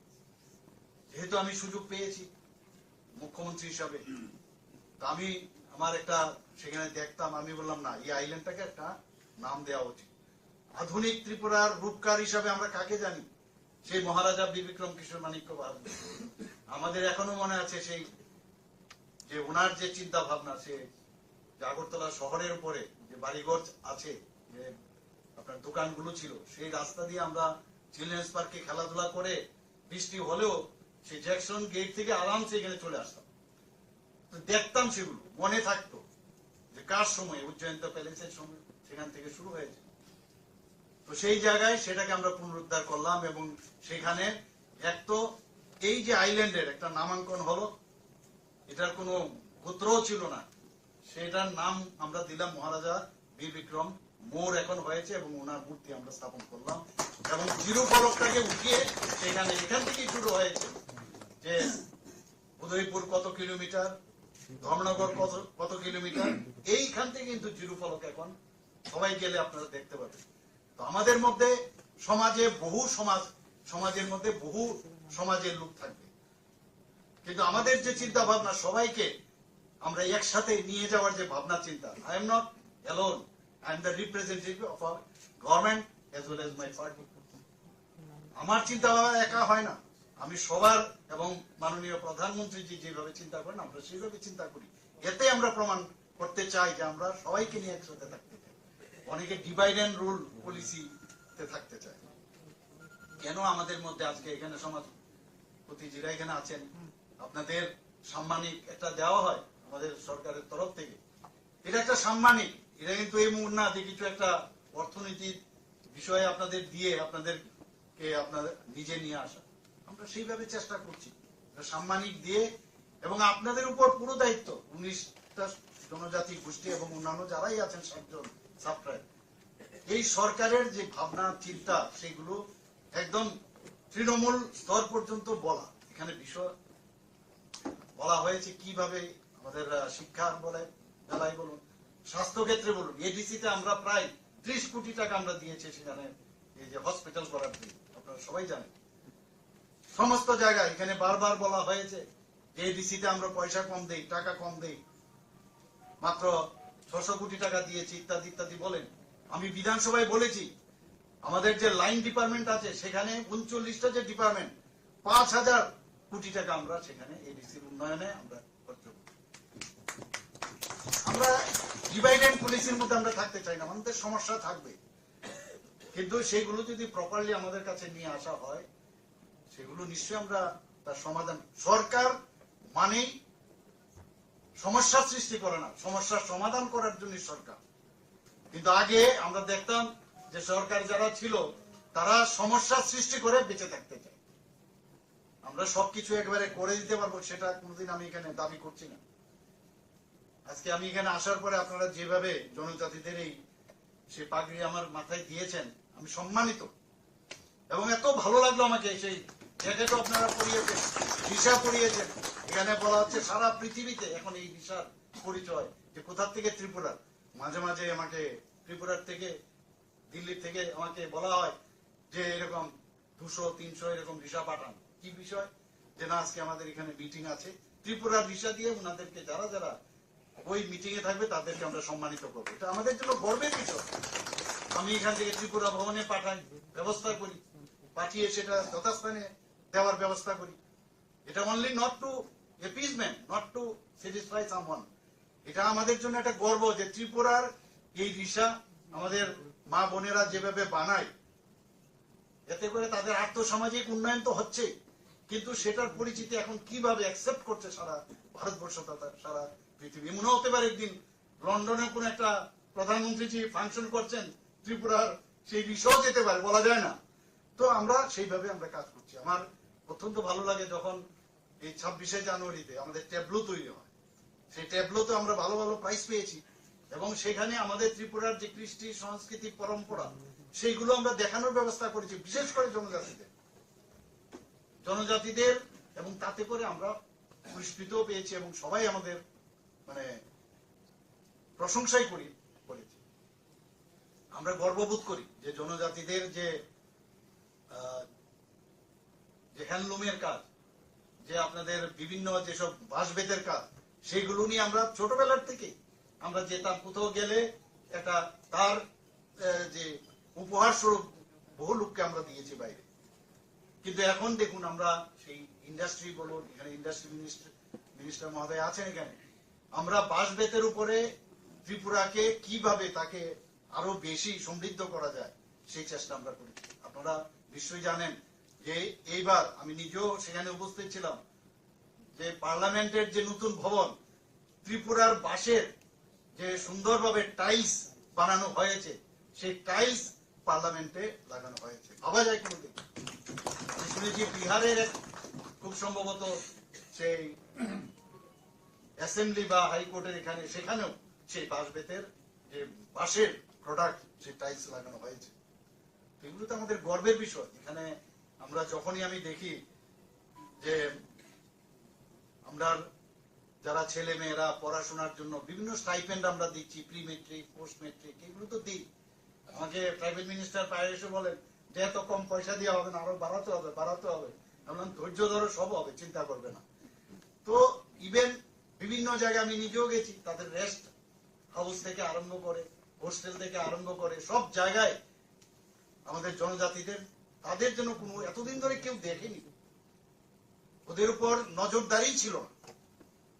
কিন্তু আমরা, আমার মনে আছে আমার সরকারি বাসভবনে আমি 3 ভাবে, আমাদের আইএস অফিসার গণ আছেন এখানে, সমস্ত জনজাতি, টিসিএস অফিসাররা, সিনিয়র জুনিয়র, 3 দিন আমি বসেছিলাম 3টা স্তরে। একজন আইএস অফিসার মহিলা, আমার মনে আছে, উনি আমাকে বলছিলেন সেই মিটিং এর পরে, now we think that we are included, as if we are included. এই যে বিষয়, আমি ওনাদের সাথে যখন কথা বলছিলাম, আমি ওনাদেরকে বলেছিলাম, মুখ্যমন্ত্রী হিসাবে আমাকে আপনারা ভাববেন না, সহজ সরল ভাবে আপনারা বলুন এই ত্রিপুরার উন্নয়নে, এটা আলম সাহেবও ছিলেন প্রথম মিটিং এ, ওনাদেরকে আমি বলেছি আপনাদের মন খুলে কথা বলুন, এই ত্রিপুরাকে ডেভেলপমেন্ট করার জন্য আপনারা কি কি চান। ওনারা বলেছেন, কিন্তু ওই লাইনটা আমার এখনো মনে আছে, যে বলেছেন as if we are included. মাননীয় প্রধানমন্ত্রী নরেন্দ্র মোদী আজকে আপনারা দেখছেন যে অ্যাক্টিভ পলিসির কারণে আজকে ত্রিপুরার, বিশেষ করে নর্থ ইস্টের তো ডেভেলপমেন্ট হয়েছে, ত্রিপুরারও ডেভেলপমেন্ট উচ্চগ্রামে, এটা তো বলার অপেক্ষা রাখে না। আজকে আমরা এখানে হীরা মডেলের কথা বলছি, আমরা ন্যাশনাল হাইওয়ে, 6টা ন্যাশনাল হাইওয়ে প্রায় শেষের পথে, প্রায় 60% কাজ শেষ। আরো 4টা ন্যাশনাল হাইওয়ে হচ্ছে, রোপওয়ে 4টা দেওয়া হয়েছে, হাজার হাজার কোটি টাকা ইনভেস্টমেন্ট এখানে হচ্ছে। এখান থেকে 12টার মতো ট্রেন, আমাদের এক্সপ্রেস ট্রেন এখান থেকে যাচ্ছে, সমস্ত প্রদেশে যাচ্ছে, রাজধানী এক্সপ্রেস যাচ্ছে, ডেমো ট্রেন হচ্ছে। মানে কোনোদিন ভাবতে পারিনি যে ত্রিপুরার মধ্যে এই ধরনের মানে ব্রড গেজের ট্রেন আসবে, সেই একদম সাবরুম পর্যন্ত। ত্রিপুরার চেহারাই পাল্টে যাবে কিছুদিনের মধ্যে। আপনারা দেখেছেন যে সেপ্টেম্বরের মধ্যে মাননীয় প্রধানমন্ত্রী যে আবার যে মৈত্রী সেতু সেটা চালু করার ব্যবস্থা হচ্ছে, সাউথ ইস্ট এশিয়ার প্রবেশদ্বার হচ্ছে, সেজ হচ্ছে এখানে স্পেশাল ইকোনমিক জোন। যারা ইনভেস্টররা আছেন প্রাইভেট থেকে আরম্ভ করে সবাই, সেখানে একটা সেই ইনভেস্টমেন্টের যে একটা প্লেস সেখানে হচ্ছে। আমরা এখান থেকে অলরেডি মানে প্রোটোকল হিসাবে সেখানে অনুমোদন দিয়েছেন বাংলাদেশের মাননীয় প্রধানমন্ত্রী, যে আমরা সেই চিটাগাং বন্দরকে আমরা ব্যবহার করতে পারি। এখান থেকে ট্রেন লাইন যদি যখন স্টার্ট হবে, আগামী দিন 8 ঘন্টার মধ্যে আমরা কলকাতায় পৌঁছে যাবো। অলরেডি এটা প্রায় শেষের পথে, এই বছরই হওয়ার চান্স, আমি নিজেও গেছি সেখানে নিশ্চিন্ত করে। তো ত্রিপুরার আমরা যে বাঁশ বেতের গ্যাস ভিত্তিক আমাদের প্রজেক্ট হোক, রাবার শিল্পই হোক, আগরের শিল্প, আগর থেকে আমরা যে শিল্প, সব মিলিয়ে একটা উন্নয়নের যে আমাদের সরকার যে উন্নয়নের যে চিন্তা ভাবনা করছেন। আর বেশিরভাগ ক্ষেত্রে আজকে দেখুন ন্যাশনাল হাইওয়ে যেগুলো হচ্ছে, এগুলো কোন দিকে যাচ্ছে? সবকটাই তো জনজাতি অধ্যুষিত এলাকা দিয়ে পাস হচ্ছে। যতক্ষণ ধরে যোগাযোগের ব্যবস্থা ভালো না হবে, কোনোদিন কোন রাজ্যের ডেভেলপমেন্ট অসম্ভব, কোনোদিন সম্ভব না। আজকে সেই কারণে সমস্ত ইনভেস্টররা আসছে, ডেইলি আমার কাছে আসছে, আমরা এখানে কাজ করতে চাই, কাজ করতে চাই।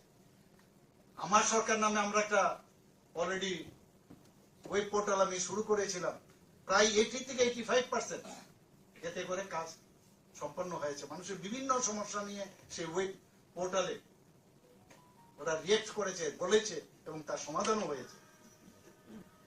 তো সব বিষয়ে আমরা চেষ্টা করছি মানুষের সাথে আমরা থাকা।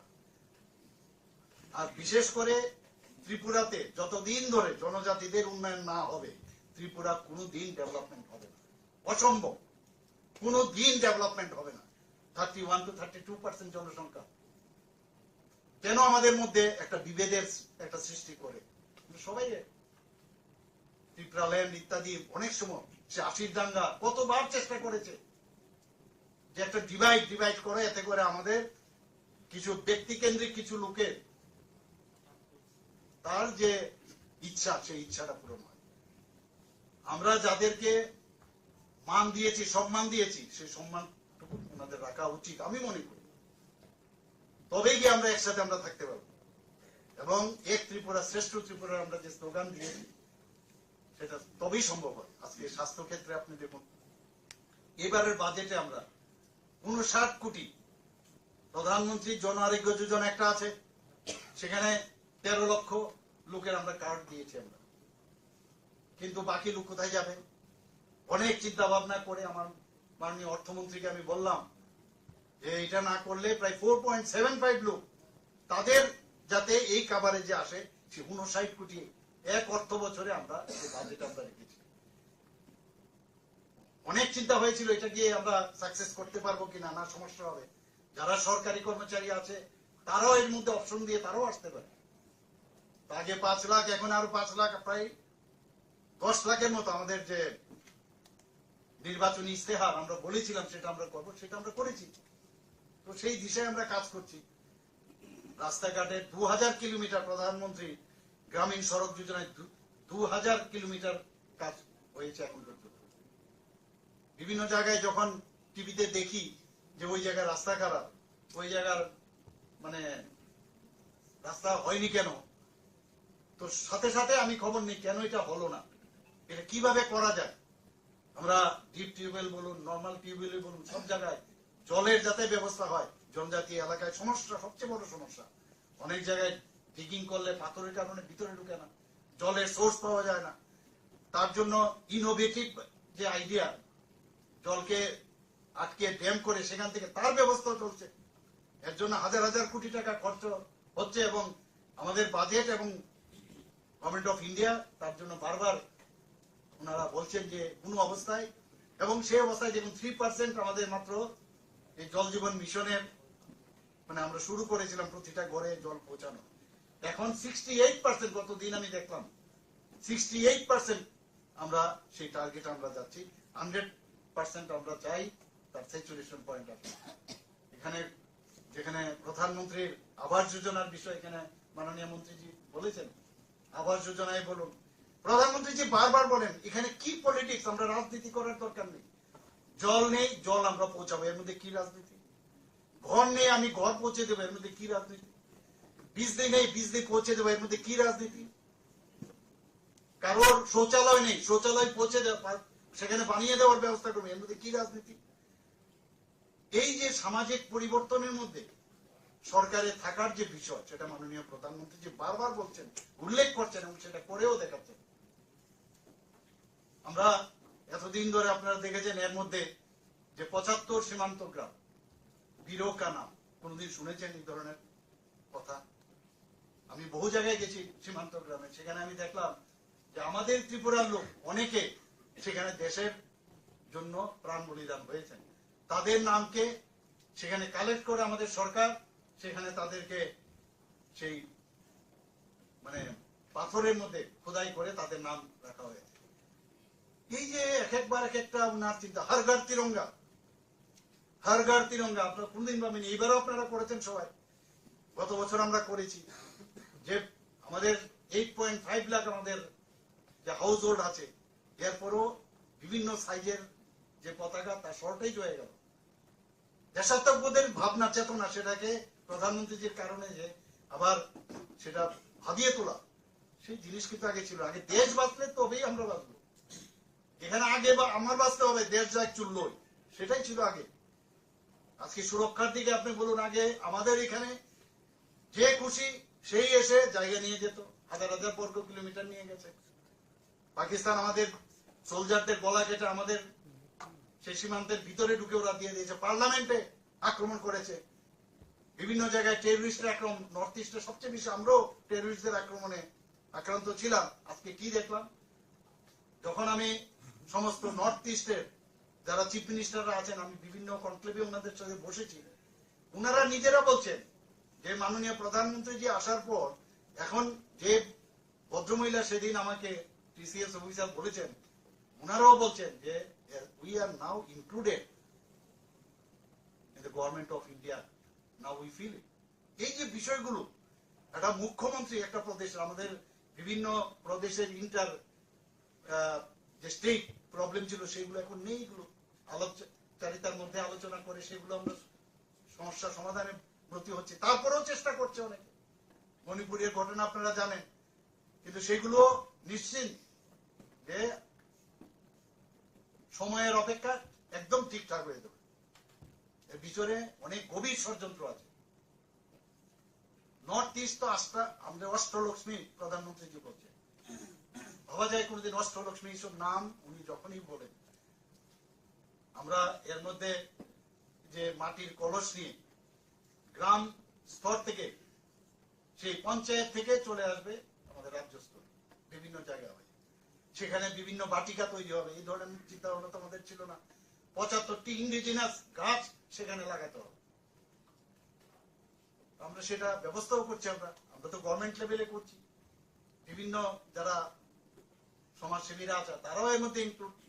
আমাদের এখান থেকে সেই কলস যেটা 58 আমাদের ব্লক আছে +1, মানে 20টা আমাদের নগর পঞ্চায়েত এবং মিউনিসিপ্যালিটি এবং আগরতলা মিউনিসিপাল কর্পোরেশন, এদের এখানে এসে অর্থাৎ 58 + 159 কলস, তার জন্য সেটাকে নিয়ে কর্তব্য পথে দিল্লিতে যাচ্ছেন আমাদের ছেলেমেয়েরা। আমাদের সেই রেল লাইনের বগিও আমরা রিজার্ভ করে নিয়েছি এবং আমরা বলেছি যে ওইখানে 59 যদি দিল্লি যায়, 59 কলস অমৃত কলস আমাদের এখানে থাকবে। তো এই ভাবনা, দেশ বাঁচলে আমরা বাঁচবো। আমি শক্তিশালী হলে আজকে আমাদের এখানে কেউ চোখ তুলে আর কথা বলে না, না পাকিস্তান না চাইনা। আগে এগুলো দেখতাম আমরা, তাকিয়ে তাকিয়ে দেখতো। রাফাইলের মতো বিমান এখন আমাদের চলে এসছে, আগে আমরা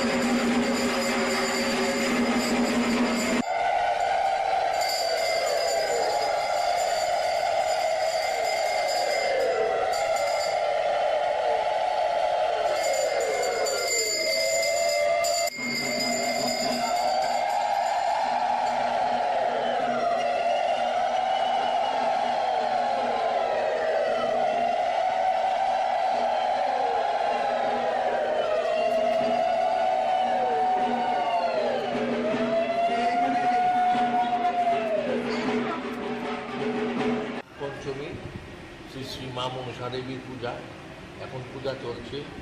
এটা সংক্রান্তির দিন এই পূজাটা হয়, এখানে রাজার আমল থেকে এই পূজাটা হয়ে আসে। এখন চলছে, এখন বলিদান হবে, মার বলিদানের পর হোম হবে, তারপর পুষ্পাঞ্জলি হবে, তারপর 12টায় মার অন্নভোগ হবে, বিকেলবেলা মার আরতি হবে। কোন প্রথা থেকে হচ্ছে, কি মানে কোন তিথিতে হচ্ছে? এটা সংক্রান্তির দিন, যে শ্রাবণের সংক্রান্তির দিন এই পূজাটা হবে। অন্য জায়গায় দেখা যায় মার সঙ্গে করুণী দেখা যায়, এখানে নাই। এটা কেন? রাজামল থেকে এটা নেই। অষ্টনাগ সহিত মা পূজা, মার সঙ্গে অষ্টনাগ থাকে। মশলার দায়িত্বে হাম্বাই গ্রুপ, গুণমানে সেরা, রান্নার ভরসা। হাম্বাই গুরু মশলা সম্পূর্ণ প্রাকৃতিক, অপার গুণ ও উপকারিতায় পরিপূর্ণ। হাম্বাই গুরু মশলা। যদি কেমিক্যাল ফ্রি, কালার ফ্রি, প্রকৃত স্বাদের মশলা খেতে চান, তবে আপনার রান্নাঘরে চাই হাম্বাই গুরু মশলা। রান্নায় শুধুমাত্র তোমাকেই চাই হাম্বাই গুরু মশলা।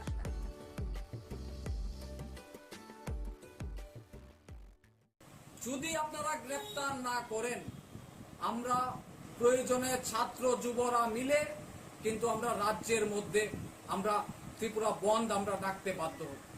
আমরা এখনো ডেট ফাইনাল করিনি। আমরা 48 ঘন্টা সময় দিচ্ছি। 48 ঘন্টার মধ্যে যদি পুলিশ প্রশাসন ইনভেস্টিগেশন না করে, আমরা কিন্তু 24 ঘন্টার বন্ধ রাখবো। সারা ত্রিপুরা স্তব্ধ করে দেব। আমাদের প্রিয় নেতাকে নিয়ে এই সমস্ত ব্লুপ্রিন্ট করা হবে, হত্যার ছক করা হবে, আমরা ছেড়ে কথা বলবো। যে একটা বিশেষ কারণে আজকে কৈলাসহর কংগ্রেস ভবনে আমরা সাংবাদিক সম্মেলন করতে যাচ্ছি এবং আপনারা গত 2 দিন আগে আমাদের রাজ্যের জাতি উপজাতির প্রিয় নেতা, প্রাক্তন মন্ত্রী এবং প্রাক্তন প্রদেশ কংগ্রেস সভাপতি এবং বর্তমান কৈলাসহর কেন্দ্রের বিধায়ক, উনাকে পরিকল্পনাভাবে একটা ছক তৈরি করেছে, ব্লুপ্রিন্ট। এটার মধ্যে যিনি নেতৃত্ব দিয়েছেন, যতটুকু আমরা শুনতে পেরেছি, এখানেরই বাসিন্দা আব্দুল মান্নান, উনার নেতৃত্বে একটা ব্লু প্রিন্ট আমাদের রাজ্যের জাতি উপজাতির প্রিয় নেতাকে বিরোধী সিনহাকে হত্যা করার জন্য একটা পরিকল্পনা নিয়েছে। আমরা তার তীব্রভাবে নিন্দা জানাচ্ছি এবং আমরা বলতে চাই যে যারাই এই সমস্ত কাজের সাথে যুক্ত তাদেরকে অবিলম্বে গ্রেপ্তার করা হোক। কে বা কারা এইগুলির সাথে মদত দিচ্ছে? এই রাজ্যে মাননীয় মুখ্যমন্ত্রী প্রফেসর ডক্টর মানিক সাহাজি বলেছেন মাফিয়া মুক্ত ত্রিপুরা। এই জায়গার মধ্যে আমাদের প্রিয় নেতাকে বিধানসভার মেম্বার বর্তমান বিধায়ক উনাকে ব্লুপ্রিন্ট তৈরি করা হয়েছে, পরিকল্পিতভাবে একটা মার্ডার করার চক্রান্ত চলছে। এটা কি ধরনের চক্রান্ত? এখন পর্যন্ত কেন গ্রেপ্তার করা হয়নি এবং সেটার সাথে কারা জড়িত আছে এবং কার মদতে এইটা হয়েছে আমরা জবাব চাই। রাজ্যের তাদেরকে অবিলম্বে গ্রেপ্তার করুন। যদি আপনারা গ্রেপ্তার না করেন আমরা প্রয়োজনে ছাত্র যুবরা মিলে কিন্তু আমরা রাজ্যের মধ্যে আমরা ত্রিপুরা বন্ধ আমরা ডাকতে বাধ্য হব। আমরা এখনো ডেট ফাইনাল করিনি, আমরা 48 ঘন্টা সময় দিচ্ছি। 48 ঘন্টার মধ্যে যদি পুলিশ প্রশাসন ইনভেস্টিগেশন না করে আমরা কিন্তু 24 ঘন্টার বন্ধ রাখবো, সারা ত্রিপুরা স্তব্ধ করে দেব। আমাদের প্রিয় নেতাকে নিয়ে এই সমস্ত ব্লুপ্রিন্ট করা হবে, হত্যার ছক করা হবে, আমরা ছেড়ে কথা বলবো। যে একটা বিশেষ কারণে আজকে কৈলাসহর কংগ্রেস ভবনে আমরা সাংবাদিক সম্মেলন করতে যাচ্ছি এবং আপনারা গত 2 দিন আগে আমাদের রাজ্যের জাতি উপজাতির প্রিয় নেতা প্রাক্তন মন্ত্রী এবং প্রাক্তন প্রদেশ কংগ্রেস সভাপতি এবং বর্তমান কৈলাসহর কেন্দ্রের বিধায়ক উনাকে পরিকল্পনাভাবে একটা ছক তৈরি করেছে, ব্লুপ্রিন্ট। এটার মধ্যে যিনি নেতৃত্ব দিয়েছেন যতটুকু আমরা শুনতে পেরেছি এখানেরই বাসিন্দা আব্দুল মান্নান, উনার নেতৃত্বে একটা ব্লুপ্রিন্ট আমাদের রাজ্যের জাতীয় উপজাতি প্রিয় নেতা বিরোধী সিনহাকে হত্যা করার জন্য একটা পরিকল্পনা নিয়েছে। আমরা তার তীব্রভাবে নিন্দা জানাচ্ছি এবং আমরা বলতে চাই এই সমস্ত কাজের সাথে যুক্ত তাদেরকে অবিলম্বে গ্রেফতার করা হোক। কে বা কারা এইগুলির সাথে মদত রাজ্যে মাননীয় মুখ্যমন্ত্রী প্রফেসর মানিক সাহাজি বলেছেন মাফিয়া মুক্ত ত্রিপুরা। এই জায়গার মধ্যে আমাদের প্রিয় নেতা বিধানসভা মেম্বার বর্তমান ব্লুপ্রিন্ট হয়েছে, কোনোভাবে পরিকল্পিতভাবে একটা মার্ডার করার চক্র চলছে। কি ধরনের চক্রান্ত এখন পর্যন্ত কেন গ্রেপ্তার হয়নি সেটার সাথে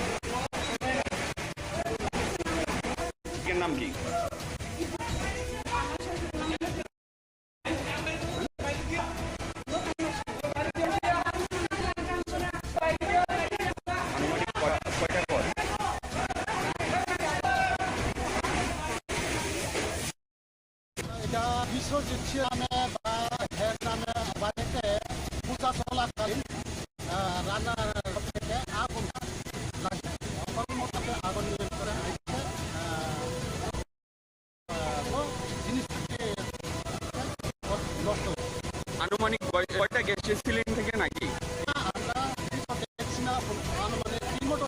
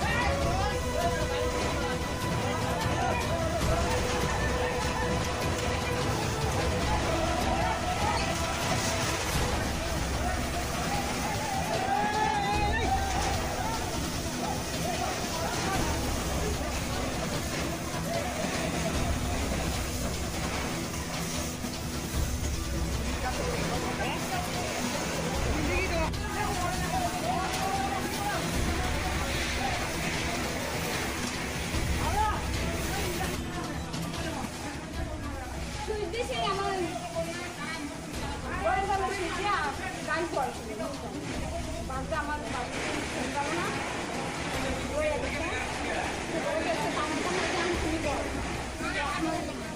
ওই আমি তো দুইটা লাগা দিচ্ছি যে সোলার দিয়ে বান্ধা আছে না সিলিন্ডারটা ও সোলার মুখটা আছে না এটা এমনি পান না গ্যাসের মধ্যে খুলে জানো মাই না আমার ঘর মাসুরা মা মনে করবে লেটলাম তাও দেওয়া পাইছে কি আমার কাছে এটা ওই ভিতরে যদি সিলিন্ডার আমি বন্ধ করে দিতা সুলতানা তো সুসময় একটা সব বাড়ি থেকে বাইরে থেকে আসতে পারে সবাই আমি আর মাই না এটা না একটা বাবা সময় ইয়া করছিল সবাই আমার তাহলে জমে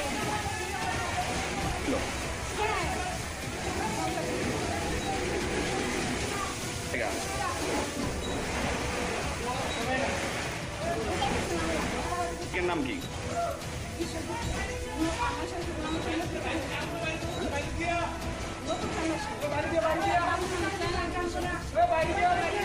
আনুমানিক কয়টা ঘর?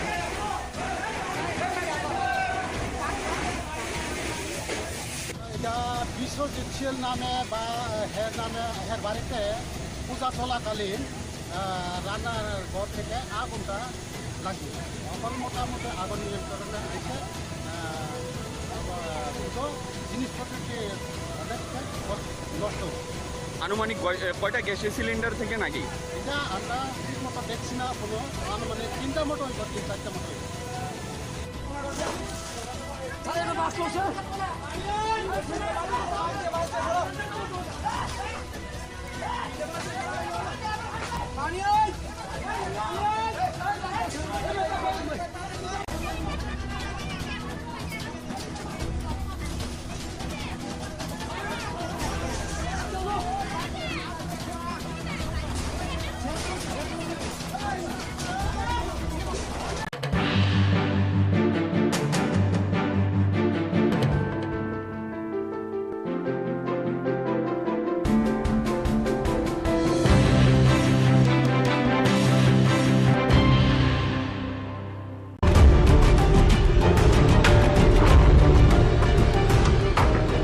বাজারে বেড়ে গেছে পেঁয়াজের দাম। অভিযোগ ৩-৪ দিন ধরেই ক্রমশই বেড়ে চলেছে মূল্য, আর এই সুযোগ নিয়ে একাংশ কালোবাজারি ক্রেতাদের পকেট কাটা শুরু করে দিয়েছে বলে অভিযোগ। ৪০ থেকে ৪৫ টাকা দরে বিক্রি হচ্ছে খুচরো পেঁয়াজ কেজি প্রতি।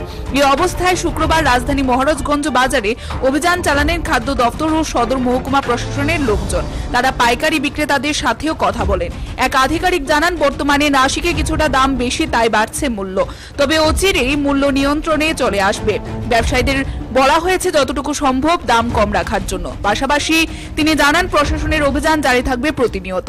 তবে অনেকেরই অভিযোগ রয়েছে, প্রতি বছর পুজোর মরশুমে আস্তে আস্তে দেখা যায় যে ধীরে ধীরে আলু এবং পেঁয়াজের দাম বাড়িয়ে দেওয়া হয়। আমরা আমাদের যে খাদ্য দপ্তরে যারা আধিকারিক আছেন, এসডিসি সদর এবং ওনার যে টিম এসডিএম সদরের নেতৃত্বে, ওনারা প্রত্যেক দিনই একটা না একটা বাজারে যায়। আজকে এখানে আসার মূল বিষয়টা, আজকে 2 দিন ধরে দেখা যাচ্ছে পেঁয়াজের দামটা একটু বাড়ার পথে। তাই আমিও এসেছি, ভেরিফাই করলাম যারা পাইকারি বিক্রি করেন এবং খুচরার সঙ্গে পাইকারির কী যোগাযোগ আছে, কত রেট থাকতে পারে সেটা দেখলাম। আলুর ক্ষেত্রে 20 টাকার মধ্যে ওনারা বিক্রি করতে পারছেন।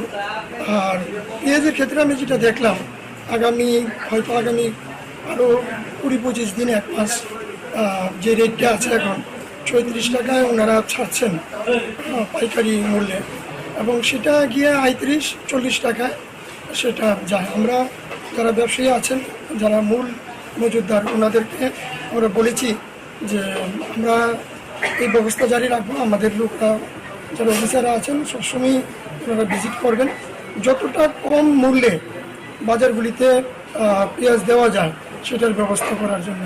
তবে একটা জিনিস আমি কনফার্ম হয়েছি যে উৎসে নাসিকে এটার রেটটা বেড়েছে, এটার একটা এফেক্ট হয়তো আগামী কয়েকটা দিন থাকবে, কিন্তু মার্কেটে স্থিতিশীল অবস্থা আসবে। পেঁয়াজের মূল্যটা 30 টাকা থেকে 35 টাকায় আবার চলে আসবে এবং তার থেকেও কমে যেতে পারে। মার্কেটটা এখন একটু ফ্লাকচুয়েশন আছে, ওইখানে ফ্লাড হয়েছে, আমি দেখলাম যে আলুও প্রচুর ওনাদের নষ্ট হয়েছে। যদিও ব্যবসায়ীরা আলুটার দাম 20 টাকা রাখছেন, কোনো কোনো জায়গায় 25 টাকা পর্যন্ত বৃদ্ধি পেয়েছে খুচরা মার্কেটগুলিতে। তো আপাতত পেঁয়াজের দামটা 4-5 দিন আমরা নজরে রাখছি। আমরা সামনে শনি রবি বন্ধ আছে, তারপরে আমরা আবার দেখব মার্কেট যাচাই করে এটাকে কমানো যায় কিনা। ব্যবসায়ীদেরকে আমি আমার তরফ থেকে, খাদ্য দপ্তরের তরফ থেকে এবং আমাদের যে মাননীয় মন্ত্রী ওনার বিশেষ নির্দেশক্রম আমি ওনাদেরকে জানিয়েছি যাতে রেটটা নিয়ন্ত্রিত মূল্যের মধ্যে থাকে। এই উদ্দেশ্যে আমার এখানে আসে। অনেক সময় দেখা যায় যে খুচরো বাজারে অনেক দাম থাকে, তো এটা নিয়ন্ত্রণ করার জন্য কি আপনারা কি কন্টিনিউ প্রসেসিং থাকবে? আমরা প্রতিনিয়তই কিন্তু আমাদের এই যে ফুডের টিম আছে, তারপর আপনার লিগ্যাল রেগুলেটরি যে অফিসাররা আছেন ওনারা কিন্তু ভিজিট করছেন। সবসময় আমি হয়তো আসতে পারি না, এবং SDM এর যারা আছেন ওনারা আজকে বটতলা বাজার, কালকে গুলবাজার, পরশু দিন আরেকটা বাজার, এইভাবে কিন্তু প্রতিদিন আমরা একটা না একটা মার্কেটে আমরা ভিজিট করি, দেখি। আমাদের বিশেষ করে আলু এবং পেঁয়াজ যেটা আছে সেটা আমাদের যে এসেনশিয়াল কমোডিটিজ অ্যাক্ট আছে এটার আওতায় আছে, ফলে এটার ব্যাপারে, এটার মূল্য নিয়ন্ত্রণের ব্যাপারে আমার খাদ্য দপ্তরের ভূমিকা আছে। আমাদেরকে অবশ্যই সেটা লক্ষ্য রাখতে হবে যাতে, আর বাদ বাকি যে জিনিসগুলি যেরকম মরিচ অথবা সেগুলি কৃষি দপ্তর যারা আছেন, আধিকারিক যারা আছেন ওনারা লক্ষ্য রাখছেন। আশা করি সেইগুলিও দ্রব্যমূল্যের নিয়ন্ত্রণ হবে। আশা নিয়ে বাঁচতে হবে। আমার মনে হয় পেঁয়াজেরও, আমি আজকে কথা বলে যেটা দেখেছি, পেঁয়াজের দামটা কমে যাবে আগামী কয়েকদিনের মধ্যে। Bureau report, Tripura news 8। মশলার দায়িত্বে হাম্বাই গ্রুপ, গুণমানে সেরা, রান্নার ভরসা। হাম্বাই গুরু মশলা সম্পূর্ণ প্রাকৃতিক, অপার গুণ ও উপকারিতায় পরিপূর্ণ। হাম্বাই গুরু মশলা। যদি কেমিক্যাল ফ্রি, কালার ফ্রি, প্রকৃত স্বাদের মশলা খেতে চান তবে আপনার রান্নাঘরে চাই হাম্বাই গুরু মশলা। রান্নায় শুধুমাত্র তোমাকেই চাই হাম্বাই গুরু মশলা।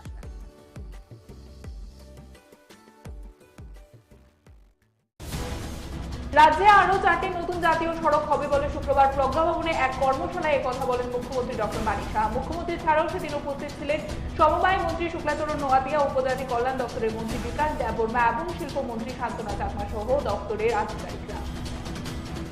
3-4 দিন ধরেই ক্রমেই বাজারে বেড়ে চলেছে পেঁয়াজের দাম। একাংশ কালোবাজারি ক্রেতাদের পকেট কাটছে বলে অভিযোগ রয়েছে। শুক্রবার রাজধানী মহারাজগঞ্জ বাজারে অভিযান চালালেন রাজ্য খাদ্য দপ্তর ও সদর মহকুমা প্রশাসনের লোকজন। তবে অনেকের অভিযোগ রয়েছে প্রতি বছর পুজোর মরশুম আসতেই ধীরে ধীরে আলু এবং পেঁয়াজের দাম বাড়িয়ে দেওয়া হয়।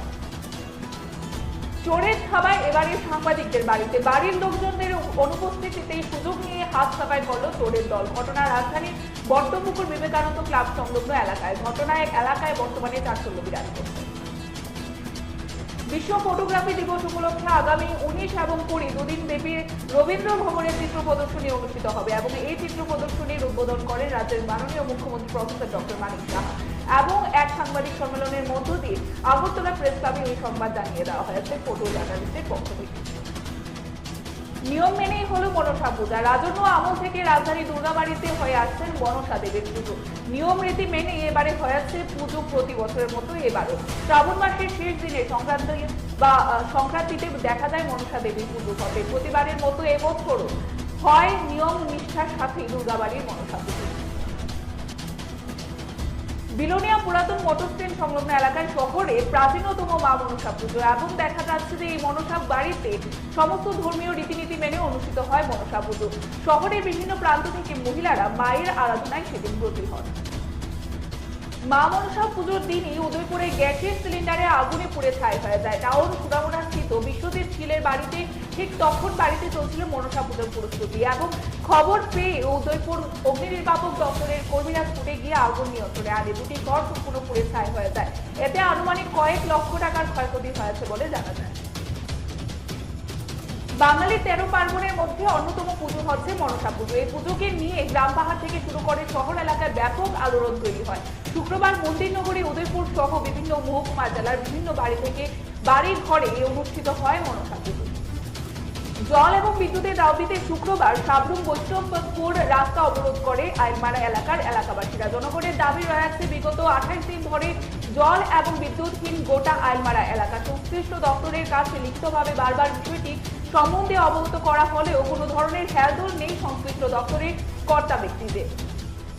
মেরি মিট্টি মেরে দেশ কর্মসূচির অঙ্গস্বরূপ শুক্রবার আমবাসা সমগ্র উন্নয়ন আধিকারিকের উদ্যোগে আয়োজিত হয় মিট্টি কো নমন বীরো কা বন্ধন কর্মসূচি।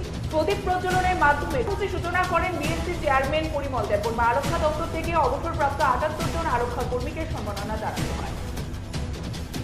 মশলার দায়িত্বে হাম্বাই গ্রুপ, গুণমানে সেরা, রান্নার ভরসা। হাম্বাই গুরু মশলা সম্পূর্ণ প্রাকৃতিক, অপার গুণ ও উপকারিতায় পরিপূর্ণ। হাম্বাই গুরু মশলা। যদি কেমিক্যাল ফ্রি, কালার ফ্রি, প্রকৃত স্বাদের মশলা খেতে চান তবে আপনার রান্নাঘরে চাই হাম্বাই গুরু মশলা। রান্নায় শুধুমাত্র তোমাকেই চাই হাম্বাই গুরু মশলা।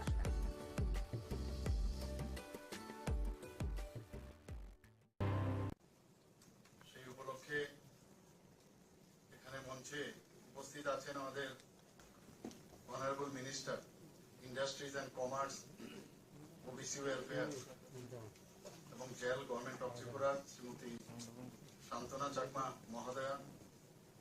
উপস্থিত একটু আগে যিনি ওনার সুন্দর বক্তব্য এখানে রেখেছেন, আমাদের ত্রিপুরা সরকারের ট্রাইবেল ওয়েলফেয়ারের মাননীয় মন্ত্রী শ্রী বিকাশ দেববর্মা মহোদয়। তাছাড়া প্রারম্ভিক যে আলোচনা শুরু হয়েছিল এখানে ভাষণে আমাদের ত্রিপুরা সরকারের মাননীয় মন্ত্রী cooperation, tribal welfare, government of Tripura Shri Shuklacharan Noatia এবং ট্রাইবেল ওয়েলফেয়ার ডিপার্টমেন্টের যিনি সেক্রেটারি মহোদয় আছেন শ্রী এল.টি. ডাওলং মহোদয়, শ্রী এস প্রভু এডিশনাল সেক্রেটারি ট্রাইবেল ওয়েলফেয়ার। আমার সামনে উপস্থিত আছেন আমাদের মাননীয় বিধায়ক শ্রী মহিলা প্রভু মহোদয় এবং এডিসি যারা মাননীয় সদস্যরা এখানে আছেন এবং যাদের জন্য আজকের এই কর্মশালা, আমাদের প্রধান যারা সমাজপতিরা আছেন, আরো যে সাব ট্রাইবসের যারা সমাজপতিরা, যারা বিভিন্ন আমাদের যে ট্রাইবস কমিউনিটির এখানে রিপ্রেজেন্টেটিভ, এখানে প্রায় 60 জনের মতো বলা হয়েছে, এবং ট্রাইবেল ওয়েলফেয়ারের যারা অফিসিয়াল আছেন এবং মিডিয়া বন্ধুরা, সবাইকে আমি হার্দিক অভিনন্দন ও শুভেচ্ছা জানাচ্ছি। এতদিন ধরে আমরা দেখে আসছি যে আমাদের যে জনজাতি ভাই বোনদের একটা ভোট ব্যাংকের যে একটা কালচার, সেটা আমরা দেখে এসছি। কিন্তু যখন আমাদের মাননীয় প্রধানমন্ত্রী, যশস্বী প্রধানমন্ত্রী নরেন্দ্র মোদীজি 2014-তে উনি আসলেন, বোঝা গেল যে কিভাবে জনজাতিদের উন্নয়নের কথা উনি চিন্তা ভাবনা করেছেন। সেটা কিন্তু আগে আমরা কখনো দেখিনি এবং সবসময় উনি এবং বা উনার যে চিন্তা ভাবনা, যে অন্তিম ব্যক্তির উন্নয়ন যতক্ষণ ধরে না হবে ততক্ষণ কোন সমাজে উন্নয়ন হবে না, রাজ্যেরও উন্নয়ন হবে না, দেশেরও উন্নয়ন হবে না। সেই দিশায় উনি কাজ করে চলছেন। আমি জানি না আপনারা এর আগে এভাবে আপনারা দেখেছেন কিনা, এবং তার প্রকৃষ্ট উদাহরণ আমরা দেখতে পাই যখন আমাদের বর্তমান মাননীয় রাষ্ট্রপতি দ্রৌপদী মুর্মুজিকে উনি আমাদের এই পদে উনি আসীন করিয়েছেন। একমাত্র উনার কারণেই সেটা সম্ভব হয়েছে। এটা জনজাতি শ্রেণীর উড়িষ্যার একদম গরিব ঘরে একজন মহিলা, উনাকে উনার কারণে আজকে রাষ্ট্রপতি পদে বসিয়েছেন। এর থেকে বড় আর কি হতে। আমাদের এখানেও আপনারা দেখেছেন আমাদের মন্ত্রিসভাতেও একজন মহিলা আছেন এবং এই জনজাতি গোষ্ঠীরই উনি প্রতিনিধিত্ব করেন। আমাদের শুক্লাবাবু এখানে শুক্লাচরণ নোয়াতিও আছেন, আর আমাদের তো ট্রাইবেল মিনিস্টার আছেনই। সবাই যেখানে যার যথাস্থান সেখানে এই সরকার এবং আমাদের মাননীয় প্রধানমন্ত্রীজি সেই দিকটা রাখেন। আমাদের কেন্দ্রীয় সরকারও আপনারা দেখবেন সমস্ত জায়গায় যারা যারা বিশেষ বিশেষ পদে আছে মন্ত্রিসভায়ও জনজাতিদের সেই স্থান উনি দিয়েছেন। আমার মনে আছে আমি যখন কিছুদিনের জন্য রাজ্যসভায় আমি গিয়েছি, সেখানে আমি রাজ্যসভায় যেদিন আমি শপথ নিলাম, এর পরের দিনই আমাকে এসে বললো যে ডালং কমিউনিটি নিয়ে আপনাকে বলতে হবে। তো আমি বললাম এটা কি, বুঝতে পারলাম না কি। বললাম আপনার কাছে 1.5 ঘন্টা সময় আছে, আপনি বুঝে নিন। দৌড়ে এদিক সেদিক গেলাম, গিয়ে যাই কালেকশন করলাম যে আমাদের ট্রাইবেল কমিউনিটি ত্রিপুরা, তাদের যে ট্রাইবেল মানে গোষ্ঠীর মধ্যে অফিসিয়ালি ইনক্লুড করতে হবে, তার জন্য আমি জোরালো ওখানে বক্তব্য রাখলাম। আমার মনে হলো আমি কি রেখেছি জানি না, তবে 1-2 জন এসে আমাকে হাত মিলালো, বললো খুব ভালো বলেছেন। তাই আমি বললাম নিশ্চয়ই তাহলে ভালোই বলেছি, এবং সেই দিনই বিল পাস হয়ে গেল। তো আমার মনে হলো একটা প্রথম দিন গিয়েই এরকম একটা কাজ করতে পারলাম, তাও আবার জনজাতিদের জন্য। আমি নিজেকে ভাগ্যবান মনে করছি যে আমি ত্রিপুরার প্রতিনিধি হয়ে সেখানে ওনাদের জন্য একটা কাজ করতে পেরেছি। আমরা জানি যে ত্রিপুরাতে 19টা জাতি গোষ্ঠী, তারপরও সাব ট্রাইবস আছে, যে কারণে আমাদের এডিসিতে 28টা সিট আছে প্রতিনিধিত্ব করার জন্য। কিন্তু আমাদের এই সরকার ডিসিশন নিয়েছে না, আমাদের সব যারা এখানে অনেকে এসছেন আজকে, তাদের প্রতিনিধিত্বের জন্য যাতে সব গোষ্ঠীর থেকে প্রতিনিধিত্ব হয়, তার জন্য আমরা 50টা সিটের জন্য আমরা এখানে ক্যাবিনেটের ডিসিশন নিয়ে আমরা দিল্লিতে থাকবো। হয়তোবা আমরা সময়ের অপেক্ষা, এগুলো হবে আমাদের। তো এইগুলোতে যে আমরা জনজাতিদের উন্নয়নের জন্য তাদের রিপ্রেজেন্টেশন প্রপারলি যেন হয়, তারা যেন হারিয়ে না যায়, বহু যাতে আমরা চিন্তা করি তারা যেন এক্সটিংক্ট না হয়, সেই চিন্তা ভাবনা আমাদের আছে। আমাদের ট্রাইবাল ওয়েলফেয়ারও সেই চিন্তা ভাবনা করে, আর আমাদের সরকার তো করেনি। আর সর্বোপরি আমাদের মাননীয় প্রধানমন্ত্রী যে চিন্তা করে, যে কথাটা এখানে বলা হয়েছে, এতদিন ধরে মহারাজাদের যে ডাইনেস্টি, তাদেরকে 35 বছর আমরা দেখেছি একদম মানে রাজবাড়ির সেই ওয়ালের ভিতরে ঢুকিয়ে দেওয়ার ব্যবস্থা হয়েছে। আমাদের সরকার আসার পর উনাদের যে এই ত্রিপুরার জন্য যে কাজ করে গেছেন, ত্রিপুরার মানুষের জন্য যে কাজ করে গেছেন, তার জন্য এই সরকার এবং আমাদের কেন্দ্রীয় সরকার সে সম্মান আমরা দিয়েছি। এখানে বলা হয়েছে ওনার সে সিঙ্গার বিল, আমাদের ছোটবেলায় আমরা জানতাম যে এয়ারপোর্ট, আগরতলা এয়ারপোর্ট মানে সিঙ্গার বিল এয়ারপোর্টে যেতে হবে। তো singer bill airport one of the oldest airport, উনি মহারাজা বীর বিক্রম কিশোর মানিক্য বাহাদুর সময় সেটা করেছিল। অনেক অরণ্য রোদন, ক্রোকোডাইল টিয়ার্স আমরা দেখেছি বিভিন্ন যে বিগত সরকারে, কিন্তু আমরা কথা না, কাজের মাধ্যমে আমরা যে মানুষের যে মূল্যায়ন করা সেটা আমরা করেছি। ওনার নামে এয়ারপোর্ট আমরা সেখানে মাননীয় প্রধানমন্ত্রীজি নিজে এসে সেই এয়ারপোর্টের নামাঙ্কন করেছেন। আপনারা জানেন যে আমার যে আসল বাড়ি সেই কামানচৌনির পাশে একটা ছোট আইল্যান্ড ছিল, সেই আইল্যান্ডটা আমরা দেখতাম এখানে 0 মাইল ফরক, মাইল থাকতো তখন 0 মাইল ফরক। দেখতে দেখতে দেখলাম এটার খুঁজেও পাওয়া যাচ্ছে না, মাটির নিচে চলে গেছে। তো সেই আইল্যান্ডেরও কোনো কিন্তু কামানচৌনির আইল্যান্ড ঠিক আছে, কিন্তু এই আইল্যান্ডটা কি কেউ জানতো না। যেহেতু আমি সুযোগ পেয়েছি মুখ্যমন্ত্রী হিসাবে, আমি আমার একটা সেখানে দেখতাম, আমি বললাম না, এই আইল্যান্ডটাকে একটা নাম দেওয়া উচিত। আধুনিক ত্রিপুরার রূপকার হিসাবে আমরা কাকে জানি? সেই মহারাজা বীর বিক্রম কিশোর মানিক্য বাহাদুর। আমাদের এখনো মনে আছে সেই যে ওনার যে চিন্তা ভাবনা, সে আগরতলা শহরের উপরে যে বাড়িঘর আছে, যে আপনার দোকানগুলো ছিল, সেই রাস্তা দিয়ে আমরা চিলড্রেন্স পার্কে খেলাধুলা করে বৃষ্টি হলেও সেই জ্যাকসন গেট থেকে আরামসে এখানে চলে আসতাম। তো দেখতাম, সেগুলো মনে থাকতো যে কার সময়, উজ্জয়ন্ত প্যালেসের সময় সেখান থেকে শুরু হয়েছে। তো সেই জায়গায় সেটাকে আমরা পুনরুদ্ধার করলাম, এবং সেখানে এক তো এই যে আইল্যান্ডের একটা নামাঙ্কন হলো, এটার কোনো গোত্রও ছিল না, সেটার নাম আমরা দিলাম মহারাজা বীর বিক্রম মোড় এখন হয়েছে, এবং ওনার মূর্তি আমরা স্থাপন করলাম। এবং 0 ফলকটাকে উঠিয়ে সেখানে এখান থেকেই শুরু হয়েছে যে উদয়পুর কত কিলোমিটার, ধর্মনগর কত কিলোমিটার, এইখান থেকে কিন্তু জিরো ফলক এখন সবাই গেলে আপনারা দেখতে পাবেন। তো আমাদের মধ্যে সমাজের মধ্যে বহু সমাজের লোক থাকবে, কিন্তু আমাদের যে চিন্তা ভাবনা সবাইকে আমরা একসাথে নিয়ে যাওয়ার যে ভাবনা চিন্তা, I am not alone, I am the representative of our government as well as my party. আমার চিন্তা ভাবনা একা হয় না, আমি সবার এবং মাননীয় প্রধানমন্ত্রী জি যেভাবে চিন্তা করেন আমরা সেইভাবে চিন্তা করি। এতে আমরা প্রমাণ করতে চাই যে আমরা সবাইকে নিয়ে একসাথে থাকতে চাই। অনেকে ডিভাইড এন্ড রুল পলিসিতে থাকতে চায়। কেন আমাদের মধ্যে আজকে এখানে সমাজপতি যারা এখানে আছেন, আপনাদের সাম্মানিক একটা দেওয়া হয় আমাদের সরকারের তরফ থেকে, এটা একটা সাম্মানিক, এটা কিন্তু এই মুহূর্তে না যে কিছু একটা অর্থনীতির বিষয়ে আপনাদের দিয়ে আপনাদেরকে আপনাদের নিজে নিয়ে আসা।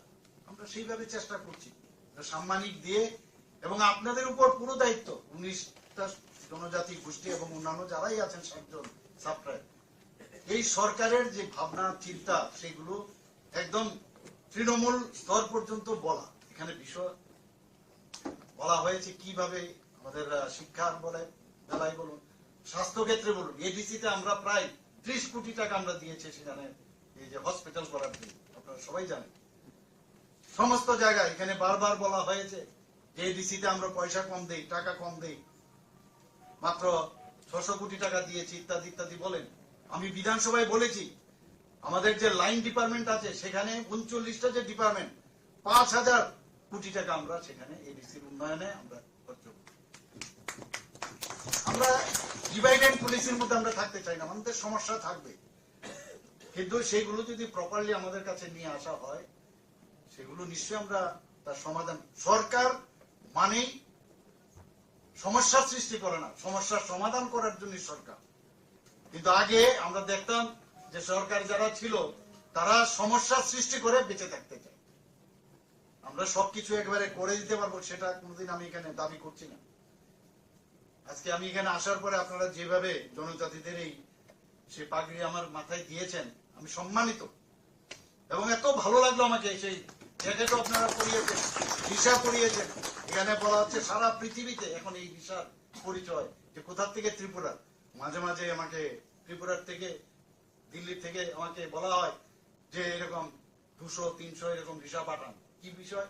যে না আজকে আমাদের এখানে মিটিং আছে, ত্রিপুরার ভিসা দিয়ে ওনাদেরকে যারা যারা ওই মিটিং এ থাকবে তাদেরকে আমরা সম্মানিত করবো। এটা আমাদের জন্য গর্বের বিষয়। আমি এখান থেকে ত্রিপুরা ভবনে পাঠাই, ব্যবস্থা করি, পাঠিয়ে সেটা যথাস্থানে দেওয়ার ব্যবস্থা করি।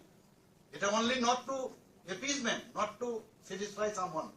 এটা আমাদের জন্য একটা গর্ব যে ত্রিপুরার এই ভিসা আমাদের মা বোনেরা যেভাবে বানায়, এতে করে তাদের আর্থসামাজিক উন্নয়ন তো হচ্ছে, কিন্তু সেটার পরিচিতি এখন কিভাবে অ্যাকসেপ্ট করছে সারা ভারতবর্ষ তথা সারা পৃথিবী। এমন হতে পারে একদিন লন্ডনে কোন একটা প্রধানমন্ত্রী ফাংশন করছেন, ত্রিপুরার সেই বিষয় যেতে পারে, বলা যায় না।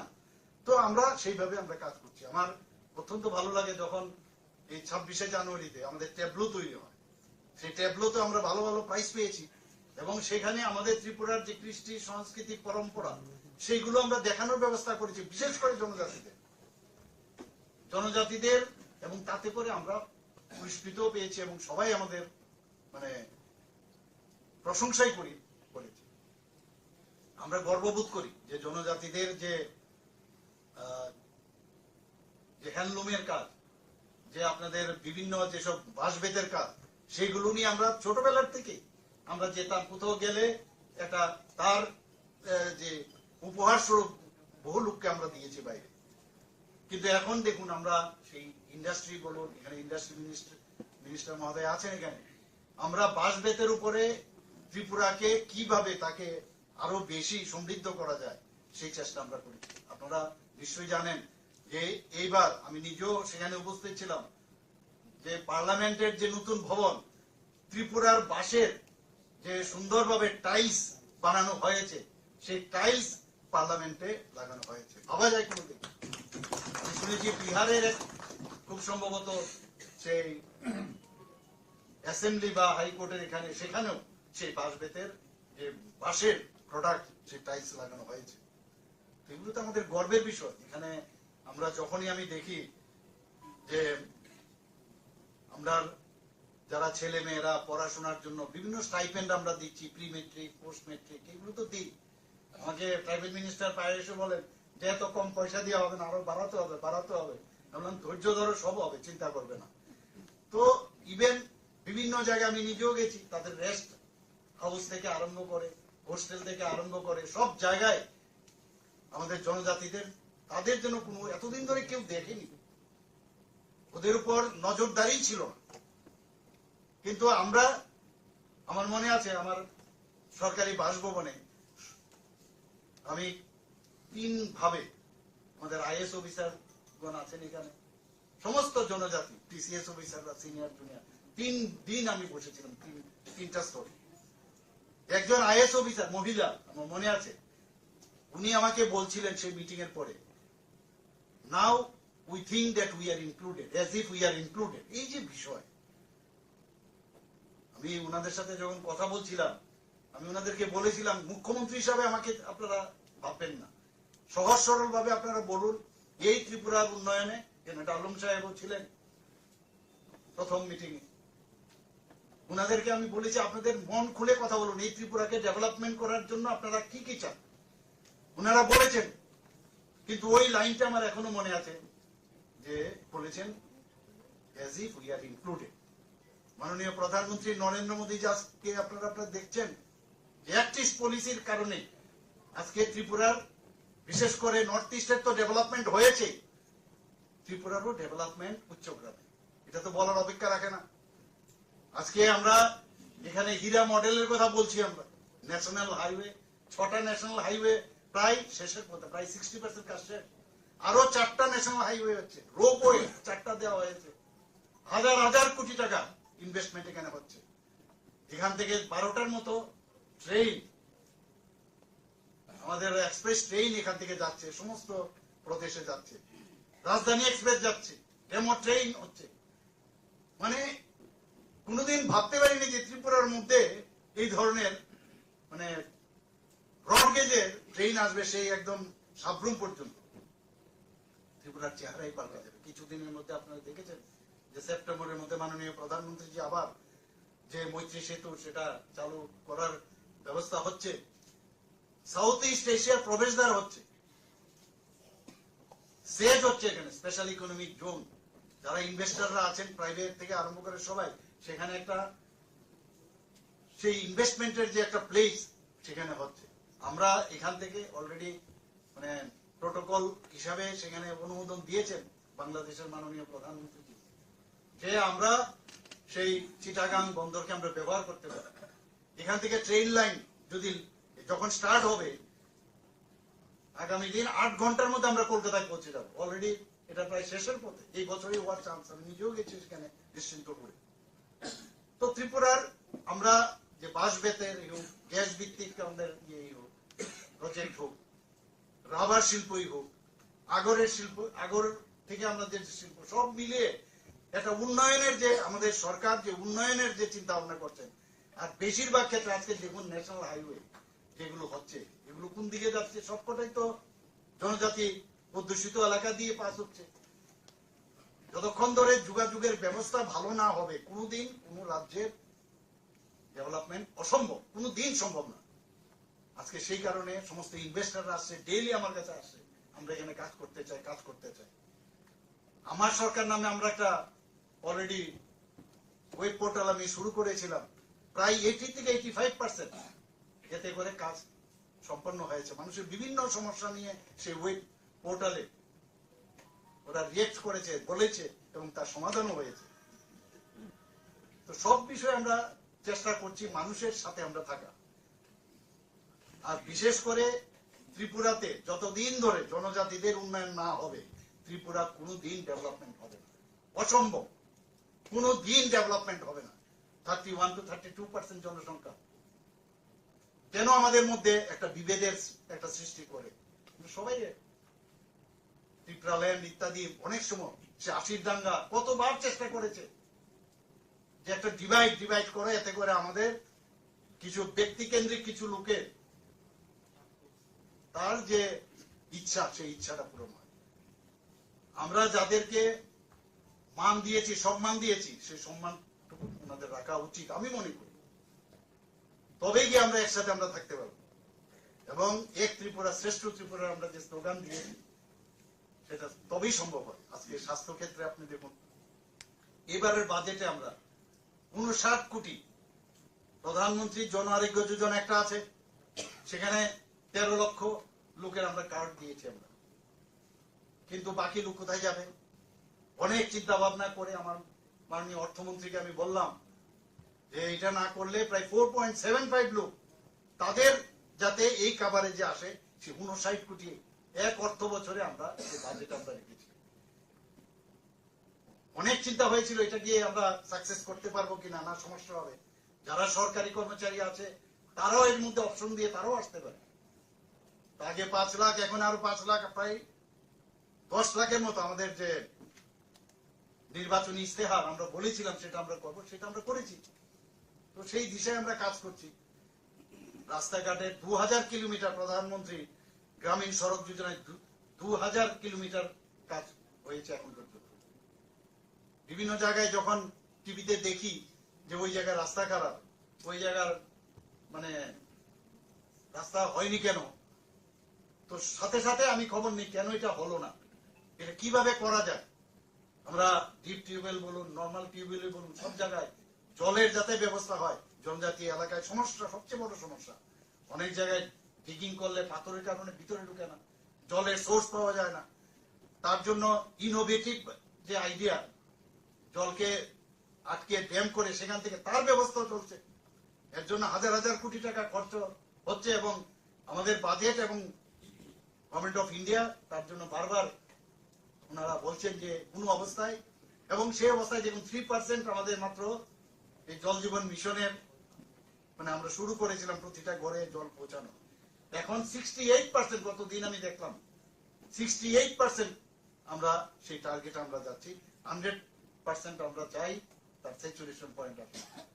এখানে যেখানে প্রধানমন্ত্রীর আবাস যোজনার বিষয় এখানে মাননীয় মন্ত্রীজি বলেছেন, আবাস যোজনায় বলুন, প্রধানমন্ত্রীজি বারবার বলেন এখানে কি পলিটিক্স, আমরা রাজনীতি করার দরকার নেই।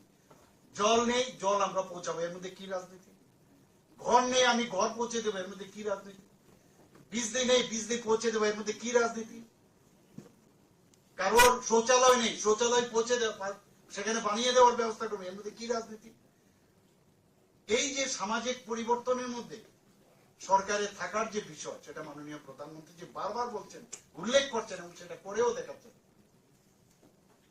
আমরা এতদিন ধরে আপনারা দেখেছেন এর মধ্যে যে 75 সীমান্ত গ্রাম, বিরোকা নাম, কোনদিন শুনেছেন এই ধরনের কথা? আমি বহু জায়গায় গেছি সীমান্ত গ্রামে, সেখানে আমি দেখলাম যে আমাদের ত্রিপুরার লোক অনেকে সেখানে দেশের জন্য প্রাণ বলিদান হয়েছেন, তাদের নামকে সেখানে কালেক্ট করে আমাদের সরকার সেখানে তাদেরকে সেই মানে পাথরের মধ্যে খোদাই করে তাদের নাম রাখা হয়েছে। এই যে এক একবার এক একটা উনার চিন্তা, হর ঘর তিরঙ্গা, হর ঘর তিরঙ্গা, আপনারা কোনদিন ভাবেন, এইবারও আপনারা করেছেন সবাই, গত বছর আমরা করেছি, যে আমাদের 8.5 লাখ আমাদের যে হাউস হোল্ড আছে, এরপরও বিভিন্ন সাইজের যে পতাকা তার শর্টেজ হয়ে গেল। দেশাত্মবোধের ভাবনা চেতনা, সেটাকে প্রধানমন্ত্রীজির কারণে যে আবার সেটা ভাবিয়ে তোলা, সেই জিনিস কিন্তু আগে ছিল। আগে দেশ বাঁচলে তবেই আমরা বাঁচবো, এখানে আগে বা আমার বাঁচতে হবে, দেশ যাক চুল্লোই, সেটাই ছিল আগে। আজকে সুরক্ষার দিকে আপনি বলুন, আগে আমাদের এখানে যে খুশি সেই এসে জায়গা নিয়ে যেত, হাজার হাজার বর্গ কিলোমিটার নিয়ে গেছে।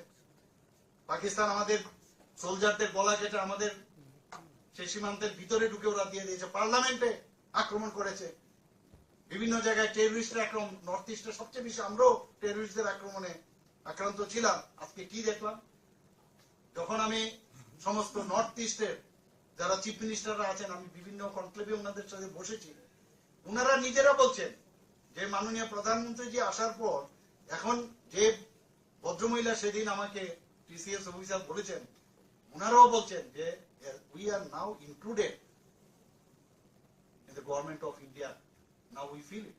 এই যে বিষয়গুলো, একটা মুখ্যমন্ত্রী একটা প্রদেশের, আমাদের বিভিন্ন প্রদেশের যে স্টেট প্রবলেম ছিল সেগুলো এখন নেই, এগুলো আলাপচারিতার মধ্যে আলোচনা করে সেগুলো আমরা সমস্যা সমাধানে ব্রতী হচ্ছে, তারপরেও চেষ্টা করছে অনেকে। মণিপুরের ঘটনা আপনারা জানেন, কিন্তু সেগুলো নিশ্চিত যে সময়ের অপেক্ষা একদম ঠিকঠাক হয়ে যাবে। এর পিছনে অনেক গভীর ষড়যন্ত্র আছে। নর্থ ইস্ট তো আমাদের অষ্টলক্ষ্মী প্রধানমন্ত্রী করছে, ভাবা যায় কোনদিন অষ্টলক্ষ্মী এইসব নাম উনি যখনই বলেন। আমরা এর মধ্যে যে মাটির কলস নিয়ে গ্রাম স্তর থেকে, সেই পঞ্চায়েত থেকে চলে আসবে আমাদের রাজ্য স্তরে, বিভিন্ন জায়গায় হবে, সেখানে বিভিন্ন বাটিকা তৈরি হবে। এই ধরনের চিন্তা ভাবনা তো আমাদের ছিল না। 75টি ইন্ডিজিনাস গাছ সেখানে লাগাতে হবে। আমরা সেটা ব্যবস্থাও করছি। আমরা তো গভর্নমেন্ট লেভেলে করছি, বিভিন্ন যারা সমাজসেবীরা আছে তারাও এর মধ্যে ইনক্লুড। আমাদের এখান থেকে সেই কলস যেটা 58 আমাদের ব্লক আছে +1, মানে 20টা আমাদের নগর পঞ্চায়েত এবং মিউনিসিপ্যালিটি এবং আগরতলা মিউনিসিপাল কর্পোরেশন, এদের এখানে এসে অর্থাৎ 58 + 159 কলস, তার জন্য সেটাকে নিয়ে কর্তব্য পথে দিল্লিতে যাচ্ছেন আমাদের ছেলেমেয়েরা।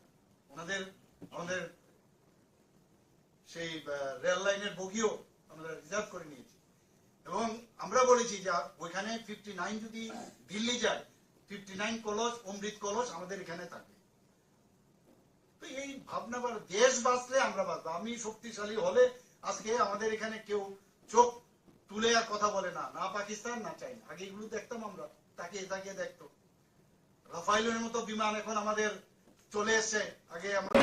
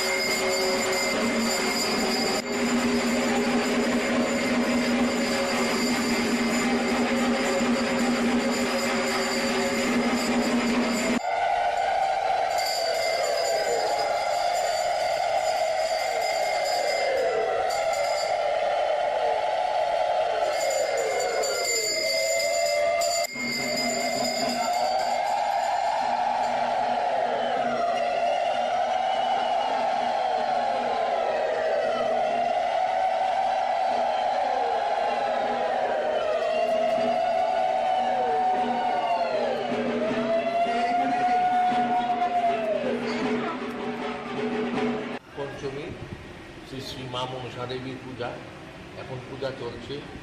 এটা সংক্রান্তির দিন এই পূজাটা হয়, এখানে রাজার আমল থেকে এই পূজাটা হয়ে আসে। এখন চলছে, এখন বলিদান হবে, মার বলিদানের পর হোম হবে, তারপর পুষ্পাঞ্জলি হবে, তারপর 12টায় মার অন্নভোগ হবে, বিকেলবেলা মার আরতি হবে। কোন প্রথা এটা হচ্ছে কি, মানে কোন তিথিতে হচ্ছে? এটা সংক্রান্তির দিন, যে শ্রাবণের সংক্রান্তির দিন এই পূজাটা হবে। কিন্তু অন্য জায়গায় দেখা যায় মার সঙ্গে করুণী দেখা যায়, এখানে নাই। এটা কেন? রাজামল থেকে এটা নেই। অষ্টনাগ সহিত মা পূজা, মার সঙ্গে অষ্টনাগ থাকে। মশলার দায়িত্বে হাম্বাই গ্রুপ, গুণমানে সেরা, রান্নার ভরসা। হাম্বাই গুরু মশলা সম্পূর্ণ প্রাকৃতিক, অপার গুণ ও উপকারিতায় পরিপূর্ণ। হাম্বাই গুরু মশলা। যদি কেমিক্যাল ফ্রি, কালার ফ্রি, প্রকৃত স্বাদের মশলা খেতে চান, তবে আপনার রান্নাঘরে চাই হাম্বাই গুরু মশলা। রান্নায় শুধুমাত্র তোমাকেই চাই। হাম্বাই গুরু মশলা।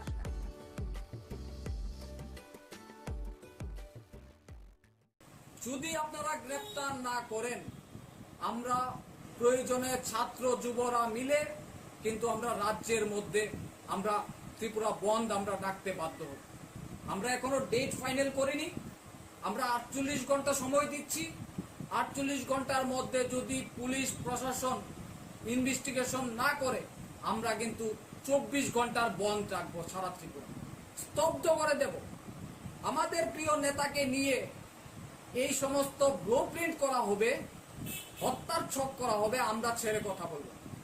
যে একটা বিশেষ কারণে আজ আজকে কৈলাসহর কংগ্রেস ভবনে আমরা সাংবাদিক সম্মেলন করতে যাচ্ছি এবং আপনারা গত 2 দিন আগে আমাদের রাজ্যের জাতি উপজাতির প্রিয় নেতা, প্রাক্তন মন্ত্রী এবং প্রাক্তন প্রদেশ কংগ্রেস সভাপতি এবং বর্তমান কৈলাসহর কেন্দ্রের বিধায়ক, উনাকে পরিকল্পনাভাবে একটা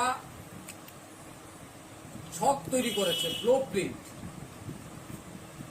এটার মধ্যে যিনি নেতৃত্ব দিয়েছেন, যতটুকু আমরা শুনতে পেরেছি, এখানেরই বাসিন্দা আব্দুল মান্নান, উনার নেতৃত্বে একটা ব্লু প্রিন্ট আমাদের রাজ্যের জাতি উপজাতির প্রিয় নেতাকে, বিরোধী সিনহাকে হত্যা করার জন্য একটা পরিকল্পনা নিয়েছি।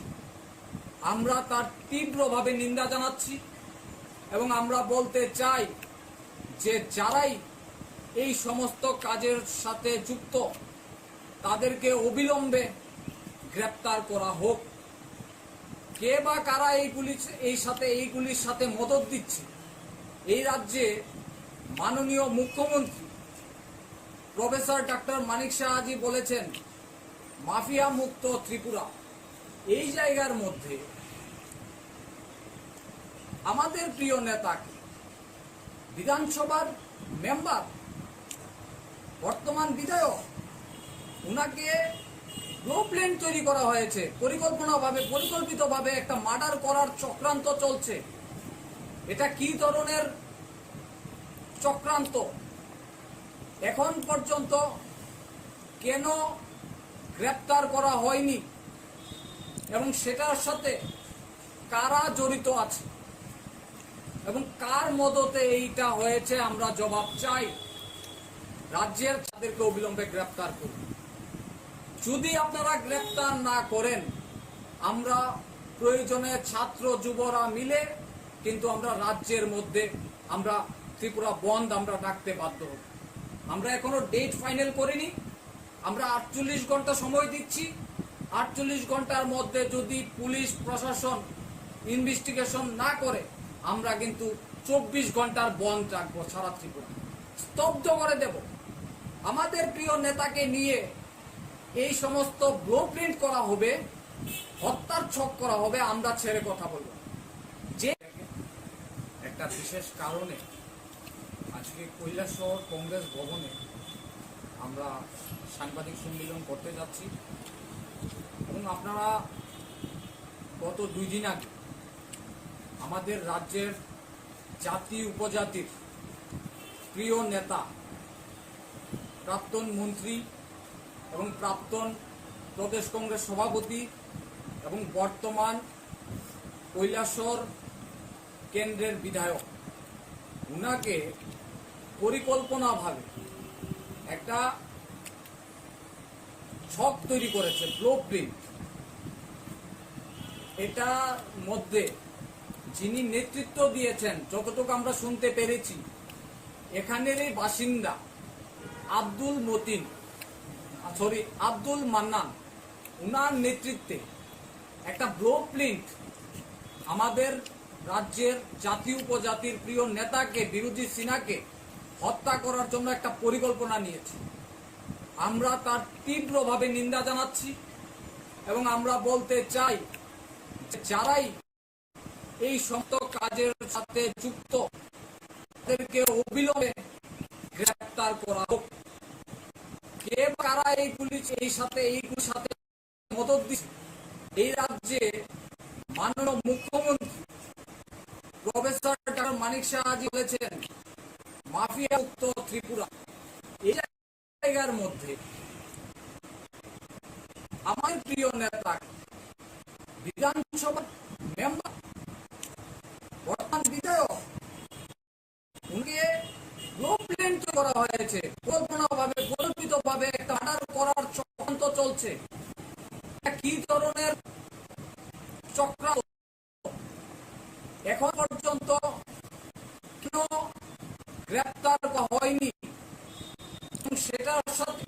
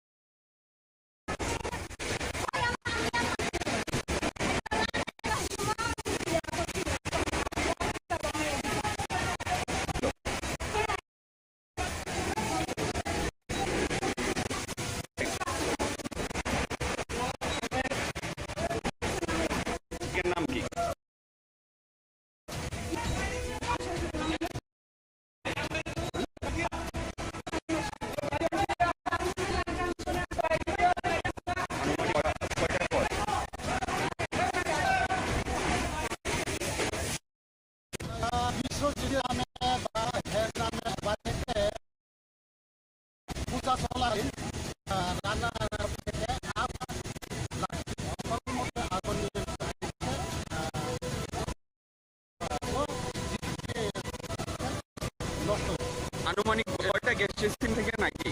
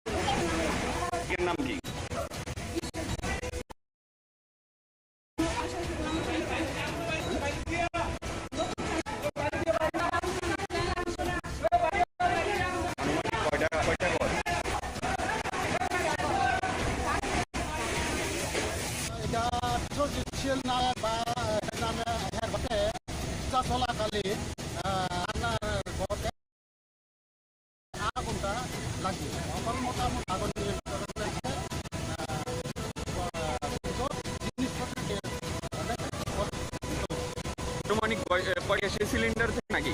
এটা আমরা ঠিক মতো না মানে 3টার মতো 4টা মতো।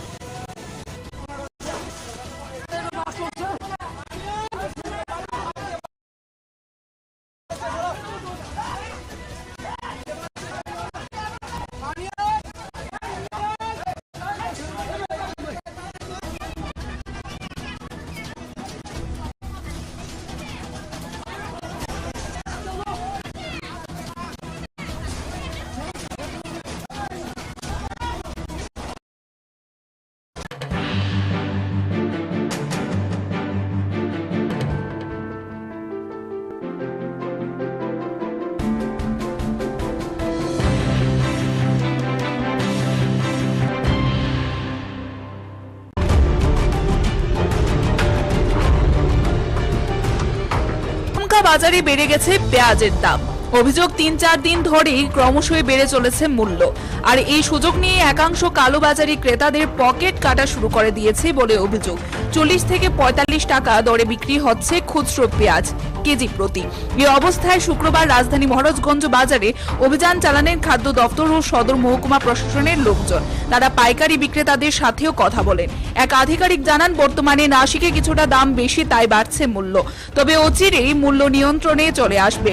ব্যবসায়ীদের বলা হয়েছে যতটুকু সম্ভব দাম কম রাখার জন্য। পাশাপাশি তিনি জানান, প্রশাসনের অভিযান জারি থাকবে প্রতিনিয়ত। তবে অনেকেরই অভিযোগ রয়েছে, প্রতি বছর পুজোর মরশুমে আসতে আসতে দেখা যায় যে ধীরে ধীরে আলু এবং পেঁয়াজের দাম বাড়িয়ে দেওয়া হয়। আমরা আমাদের যে খাদ্য দপ্তরে যারা আধিকারিক আছেন, এইচডিসি সদর এবং ওনার যে টিম এসডিএম সদরের নেতৃত্বে, ওনারা প্রত্যেক দিনই একটা না একটা বাজারে যায়। আজকে এখানে আসার মূল বিষয়টা, আজকে 2 দিন ধরে দেখা যাচ্ছে পেঁয়াজের দামটা একটু বাড়ার পথে। তাই আমিও এসেছি, ভেরিফাই করলাম যারা পাইকারি বিক্রি করেন এবং খুচরার সঙ্গে পাইকারির কী যোগাযোগ আছে, কত রেট থাকতে পারে সেটা দেখলাম। আলুর ক্ষেত্রে 20 টাকার মধ্যে ওনারা বিক্রি করতে পারছেন। আর পেঁয়াজের ক্ষেত্রে আমি যেটা দেখলাম, আগামী আরও 20-25 দিনে 1 মাস যে রেটটা আছে এখন 34 টাকায় ওনারা ছাড়ছেন পাইকারি মূল্যে, এবং সেটা গিয়ে 35-40 টাকায় সেটা যায়। আমরা যারা ব্যবসায়ী আছেন, যারা মূল মজুতদার, ওনাদেরকে আমরা বলেছি যে আমরা এই ব্যবস্থা জারি রাখবো। আমাদের লোকরা যারা অফিসাররা আছেন সবসময় ওনারা ভিজিট করবেন, যতটা কম মূল্যে বাজারগুলিতে পেঁয়াজ দেওয়া যায় সেটার ব্যবস্থা করার জন্য। তবে একটা জিনিস আমি কনফার্ম হয়েছি যে উৎসে নাসিকে এটার রেটটা বেড়েছে, এটার একটা এফেক্ট হয়তো আগামী কয়েকটা দিন থাকবে, কিন্তু মার্কেটে স্থিতিশীল অবস্থা আসবে। পেঁয়াজের মূল্যটা 30 টাকা থেকে 35 টাকায় আবার চলে আসবে এবং তার থেকেও কমে যেতে পারে। মার্কেটটা এখন একটু ফ্লাকচুয়েশন আছে, ওইখানে ফ্লাড হয়েছে।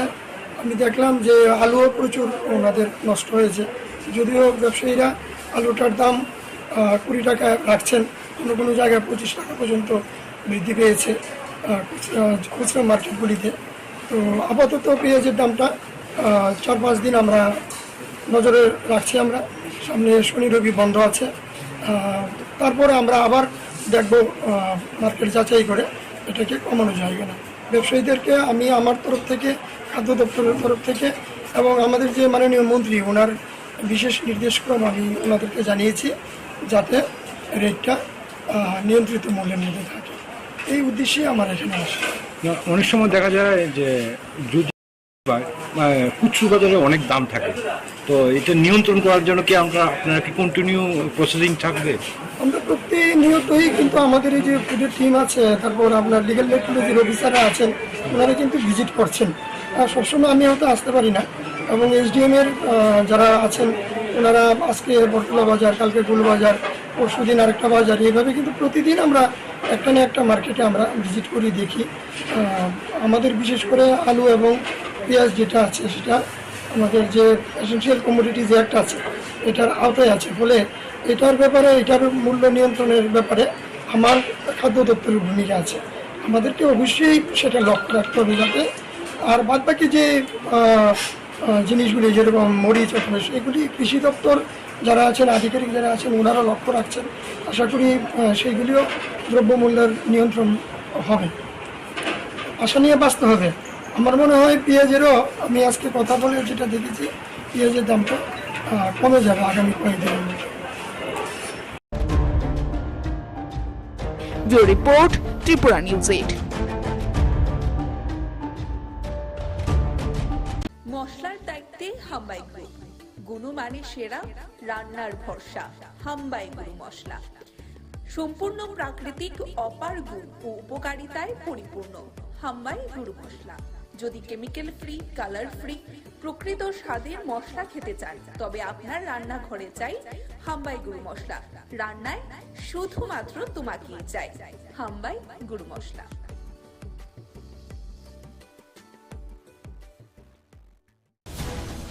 রাজ্যে আরো 4টি নতুন জাতীয় সড়ক হবে বলে শুক্রবার প্রজ্ঞা ভবনে এক কর্মশালায় কথা বলেন মুখ্যমন্ত্রী ডক্টর মানিক সাহা। মুখ্যমন্ত্রী ছাড়াও সেদিন উপস্থিত ছিলেন সমবায় মন্ত্রী শুক্লাচরণ নোয়াতিয়া, উপজাতি কল্যাণ দপ্তরের মন্ত্রী বিকাশ দেববর্মা এবং শিল্পমন্ত্রী শান্তনা চাকমা সহ দপ্তরের আধিকারিকরা।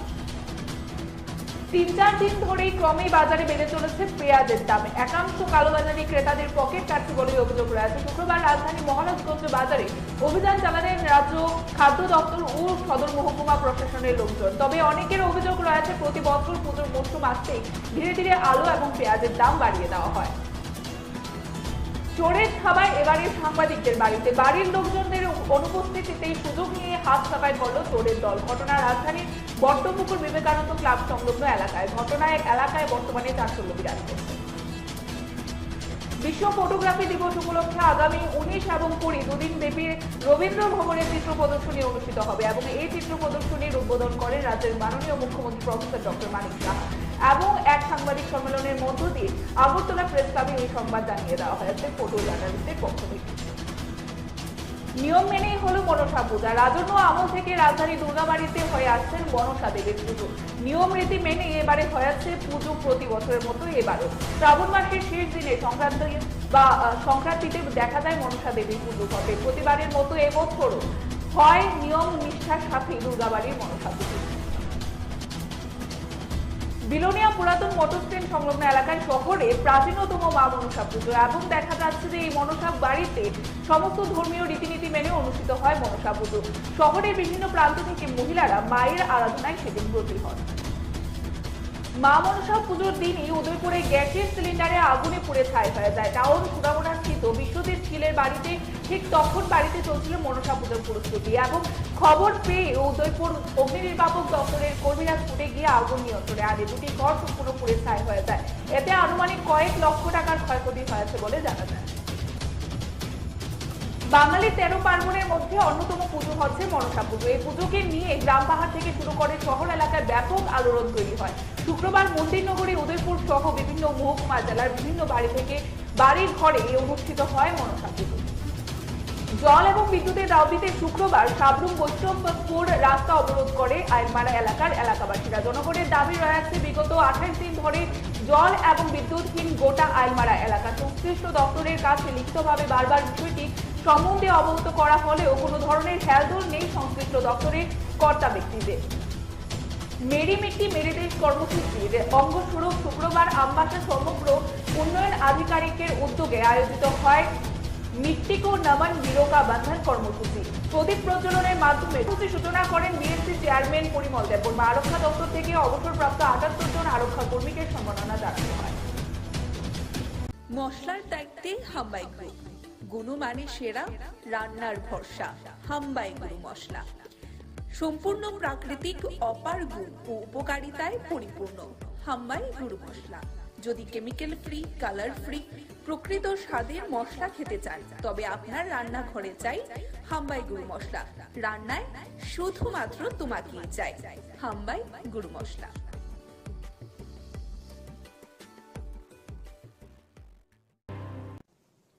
সেই উপলক্ষে এখানে মঞ্চে উপস্থিত আছেন আমাদের honourable minister industries and commerce, OBC welfare এবং jail, government of Tripura Shrimati Shantana Chakma মহোদয়া।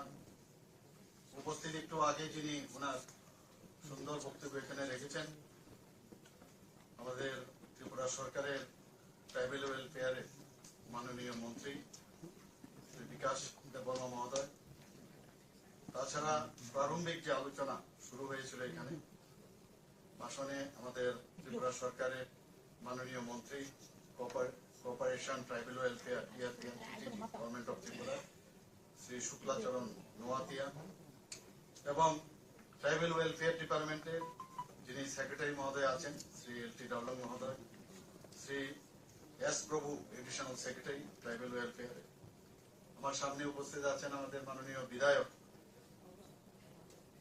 Shri মহিলাপ্রভু মহোদয় এবং এডিসি যারা মাননীয় সদস্যরা এখানে আছেন এবং যাদের জন্য আজকের এই কর্মশালা, আমাদের প্রধান যারা সমাজপতিরা আছেন, আরো যে সাব ট্রাইবসের যারা সমাজপতিরা, যারা বিভিন্ন আমাদের যে ট্রাইবস কমিউনিটির এখানে রিপ্রেজেন্টেটিভস, এখানে প্রায় 60 জনের মতো বলা হয়েছে, এবং ট্রাইবেল ওয়েলফেয়ারের যারা অফিসিয়াল আছেন এবং মিডিয়া বন্ধুরা, সবাইকে আমি হার্দিক অভিনন্দন ও শুভেচ্ছা জানাচ্ছি। এতদিন ধরে আমরা দেখে আসছি যে আমাদের যে জনজাতি ভাই বোনদের একটা ভোট ব্যাংকের যে একটা কালচার, সেটা আমরা দেখে এসছি। কিন্তু যখন আমাদের মাননীয় প্রধানমন্ত্রী, যশস্বী প্রধানমন্ত্রী নরেন্দ্র মোদীজি 2014-তে উনি আসলেন, বোঝা গেল যে কিভাবে জনজাতিদের উন্নয়নের কথা উনি চিন্তা ভাবনা করেছেন। সেটা কিন্তু আগে আমরা কখনো দেখিনি। এবং সব সময় উনি এবং বা উনার যে চিন্তা ভাবনা, যেমন 3 ব্যক্তির উন্নয়ন যতক্ষণ ধরে না হবে ততক্ষণ কোন সমাজে উন্নয়ন হবে না, রাজ্যেরও উন্নয়ন হবে না, দেশেরও উন্নয়ন হবে না। সেই দিশায় উনি কাজ করে চলছেন। আমি জানি না আপনারা এর আগে এভাবে আপনারা দেখেছেন কিনা। এবং তার প্রকৃষ্ট উদাহরণ আমরা দেখতে পাই যখন আমাদের বর্তমান মাননীয় রাষ্ট্রপতি দ্রৌপদী মুর্মুজিকে উনি আমাদের এই পদে উনি আসীন করিয়েছেন। একমাত্র উনার কারণেই সেটা সম্ভব হয়েছে। একটা জনজাতি শ্রেণীর উড়িষ্যার একদম গরিব ঘরের একজন মহিলা, উনাকে উনার কারণে আজকে রাষ্ট্রপতি পদে বসিয়েছেন। এর থেকে বড় আর কি হতে আমাদের এখানেও আপনারা দেখেছেন আমাদের মন্ত্রিসভাতেও একজন মহিলা আছেন এবং এই জনজাতি গোষ্ঠীরই উনি প্রতিনিধিত্ব করেন। আমাদের শুক্লাবাবু এখানে শুক্লাচরণ নোয়াতিও আছেন, আর আমাদের তো ট্রাইবেল মিনিস্টার আছেনই। সবাই এখানে যার যথাস্থান সেখানে এই সরকার এবং আমাদের মাননীয় প্রধানমন্ত্রীজি সেই দিকটা রাখেন। আমাদের কেন্দ্রীয় সরকারও আপনারা দেখবেন সমস্ত জায়গায় যারা যারা বিশেষ বিশেষ পদে আছে মন্ত্রিসভায়ও জনজাতিদের সেই স্থান উনি দিয়েছেন। আমার মনে আছে আমি যখন কিছুদিনের জন্য রাজ্যসভায় আমি গিয়েছি, সেখানে আমি রাজ্যসভায় যেদিন আমি শপথ নিলাম, এর পরের দিনই আমাকে এসে বলল যে ডালং কমিউনিটি নিয়ে আপনাকে বলতে হবে। তো আমি বললাম এটা কি, বুঝতে পারলাম না কি। বলে আপনার কাছে 1.5 ঘন্টা সময় আছে, আপনি বুঝে নিন। দৌড়ে এদিক সেদিক গেলাম, গিয়ে যাই কালেকশন করলাম যে আমাদের ট্রাইবেল কমিউনিটি ত্রিপুরা, তাদের যে ট্রাইবেল মানে গোষ্ঠীর মধ্যে অফিসিয়ালি ইনক্লুড করতে হবে। তার জন্য আমি জোরালো ওখানে বক্তব্য রাখলাম। আমার মনে হলো আমি কি রেখেছি জানি না, তবে 1-2 জন এসে আমাকে হাত মিলালো, বললো খুব ভালো বলেছেন। তাই বললাম নিশ্চয়ই তাহলে ভালোই বলেছি। এবং সেদিনই বিল পাস হয়ে গেল।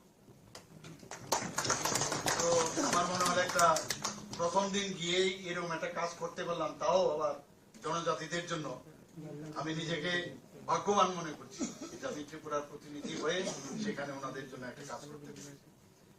আমরা জানি যে ত্রিপুরাতে 19টা জাতি গোষ্ঠী, তারপরও সাব ট্রাইবস আছে, যে কারণে আমাদের এডিসিতে 28টা সিট আছে প্রতিনিধিত্ব করার জন্য।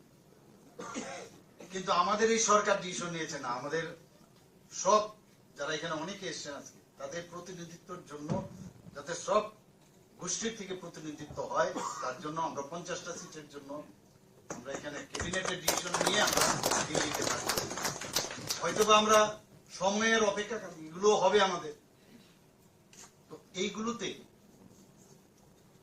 যে আমরা জনজাতিদের উন্নয়নের জন্য তাদের রিপ্রেজেন্টেশন প্রপারলি যেন হয়, তারা যেন হারিয়ে না যায়, বহু যাতে আমরা চিন্তা করি তারা যেন এক্সটিংক্ট না হয়, সেই চিন্তা ভাবনা আমাদের আছে। আমাদের ট্রাইবাল ওয়েলফেয়ারও সেই চিন্তা ভাবনা করে, আর আমাদের সরকার তো করেনি।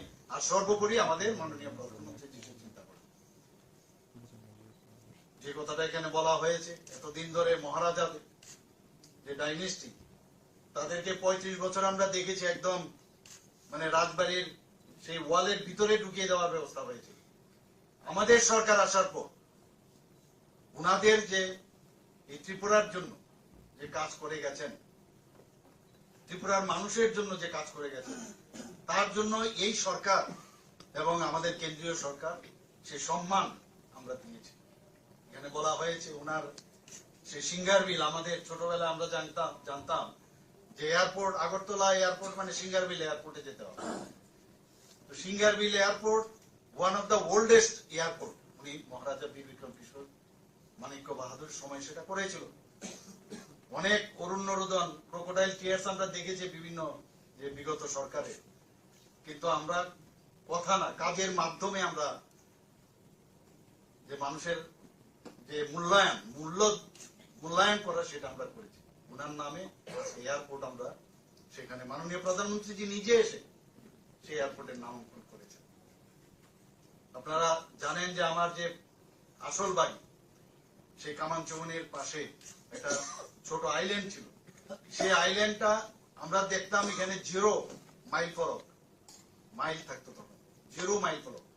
দেখতে দেখতে দেখলাম এটার খুঁজেও পাওয়া যাচ্ছে না, মাটির নিচে চলে গেছে। তো সেই আইল্যান্ডেরও কোনো কিন্তু কামানচৌমনির আইল্যান্ড ঠিক আছে, কিন্তু এই আইল্যান্ডটা কি কেউ জানতো না। যেহেতু আমি সুযোগ পেয়েছি মুখ্যমন্ত্রী হিসাবে, তো আমি আমার একটা সেখানে দেখতাম, আমি বললাম না, এই আইল্যান্ডটাকে একটা নাম দেওয়া উচিত। আধুনিক ত্রিপুরার রূপকার হিসাবে আমরা কাকে জানি? সেই মহারাজা বীর বিক্রম কিশোর মানিক্য বাহাদুর। আমাদের এখনো মনে আছে সেই যে ওনার যে চিন্তা ভাবনা, সে আগরতলা শহরের উপরে যে বাড়িঘর আছে, যে আপনার দোকানগুলো ছিল, সেই রাস্তা দিয়ে আমরা চিলড্রেন্স পার্কে খেলাধুলা করে বৃষ্টি হলেও সেই জ্যাকসন গেট থেকে আরামসে এখানে চলে আসতাম। দেখতাম, সেগুলো মনে থাকতো যে কার সময়, উজ্জয়ন্ত প্যালেসের সময় সেখান থেকে শুরু হয়েছে।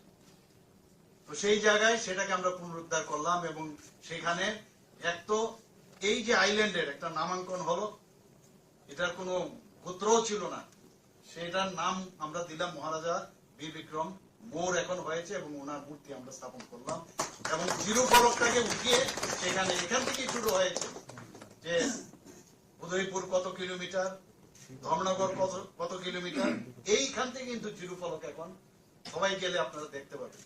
তো আমাদের মধ্যে সমাজে বহু সমাজের মধ্যে বহু সমাজের লোক থাকবে, কিন্তু আমাদের যে চিন্তা ভাবনা সবাইকে আমরা একসাথে নিয়ে যাওয়ার যে ভাবনা চিন্তা, I am not alone, I am the representative of our government as well as my party. আমার চিন্তা ভাবনা একা হয় না, আমি সবার এবং মাননীয় প্রধানমন্ত্রী যেভাবে চিন্তা করেন আমরা সেইভাবে চিন্তা করি। এতে আমরা প্রমাণ করতে চাই যে আমরা সবাইকে নিয়ে একসাথে থাকতে চাই। অনেকে ডিভাইড এন্ড রুল পলিসিতে থাকতে চায়। কেন আমাদের মধ্যে আজকে এখানে সমাজপতি যারা এখানে আছেন, আপনাদের সাম্মানিক একটা দেওয়া হয় আমাদের সরকারের তরফ থেকে, এটা একটা সাম্মানিক, এটা কিন্তু এই মুহূর্তে না যে কিছু একটা অর্থনীতির বিষয়ে আপনাদের দিয়ে আপনাদেরকে আপনাদের নিজে নিয়ে আসা। আমরা সেইভাবে চেষ্টা করছি সাম্মানিক দিয়ে, এবং আপনাদের উপর পুরো দায়িত্ব 19টা জনজাতি গোষ্ঠী এবং অন্যান্য যারাই আছেন 7 জন সাবট্রাইব। এই সরকারের যে ভাবনা চিন্তা সেগুলো একদম তৃণমূল স্তর পর্যন্ত বলা। এখানে বিষয় বলা হয়েছে কিভাবে আমাদের শিক্ষার বেলায় বলুন, স্বাস্থ্য ক্ষেত্রে বলুন, এডিসিতে আমরা প্রায় 30 কোটি টাকা আমরা দিয়েছি সেখানে এই যে হসপিটাল করার জন্য, আপনারা সবাই জানেন। সমস্ত জায়গায় এখানে বারবার বলা হয়েছে যে এডিসিতে আমরা পয়সা কম দেই, টাকা কম দেই, মাত্র 600 কোটি টাকা দিয়েছি ইত্যাদি ইত্যাদি বলেন।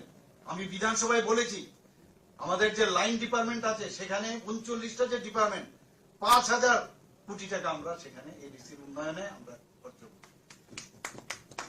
আমরা ডিভাইড এন্ড পলিসির মধ্যে আমরা থাকতে চাই না, আমাদের সমস্যা থাকবে, কিন্তু সেগুলো যদি প্রপারলি আমাদের কাছে নিয়ে আসা হয় সেগুলো নিশ্চয়ই আমরা তার সমাধান। সরকার মানেই সমস্যা সৃষ্টি করে না, সমস্যার সমাধান করার জন্য সরকার। কিন্তু আগে আমরা দেখতাম যে সরকার যারা ছিল তারা সমস্যা সৃষ্টি করে বেঁচে থাকতে চায়। আমরা সবকিছু একবারে করে দিতে পারবো সেটা কোনোদিন আমি এখানে দাবি করছি না। আজকে আমি এখানে আসার পরে আপনারা যেভাবে জনজাতিদের এই সে পাগড়ি আমার মাথায় দিয়েছেন আমি সম্মানিত, এবং এত ভালো লাগলো আমাকে। সেই জ্যাকেটও আপনারা পরিয়েছেন, দিশা পরিয়েছেন। এখানে বলা হচ্ছে সারা পৃথিবীতে এখন এই দিশার পরিচয় যে কোথা থেকে ত্রিপুরা। মাঝে মাঝে আমাকে ত্রিপুরার থেকে দিল্লি থেকে আমাকে বলা হয় যে এরকম 200-300 এরকম ভিসা পাঠান। কি বিষয়? যে না আজকে আমাদের এখানে মিটিং আছে, ত্রিপুরার ভিসা দিয়ে ওনাদেরকে যারা যারা ওই মিটিং এ থাকবে তাদেরকে আমরা সম্মানিত করবো। এটা আমাদের জন্য গর্বের বিষয়। আমি এখান থেকে ত্রিপুরা ভবনে পাঠাই, ব্যবস্থা করি, পাঠিয়ে সেটা যথাস্থানে দেওয়ার ব্যবস্থা করি। এটা only not to appeasement, not to satisfy someone. এটা আমাদের জন্য একটা গর্ব যে ত্রিপুরার এই ভিসা আমাদের মা বোনেরা যেভাবে বানায়, এতে করে তাদের আর্থসামাজিক উন্নয়ন তো হচ্ছে, কিন্তু সেটার পরিচিতি এখন কিভাবে অ্যাকসেপ্ট করছে সারা ভারতবর্ষ তথা সারা পৃথিবী। মনে হতে পারে একদিন লন্ডনে কোন একটা প্রধানমন্ত্রী যে ফাংশন করছেন ত্রিপুরার সেই বিষয় যেতে পারে, বলা যায় না।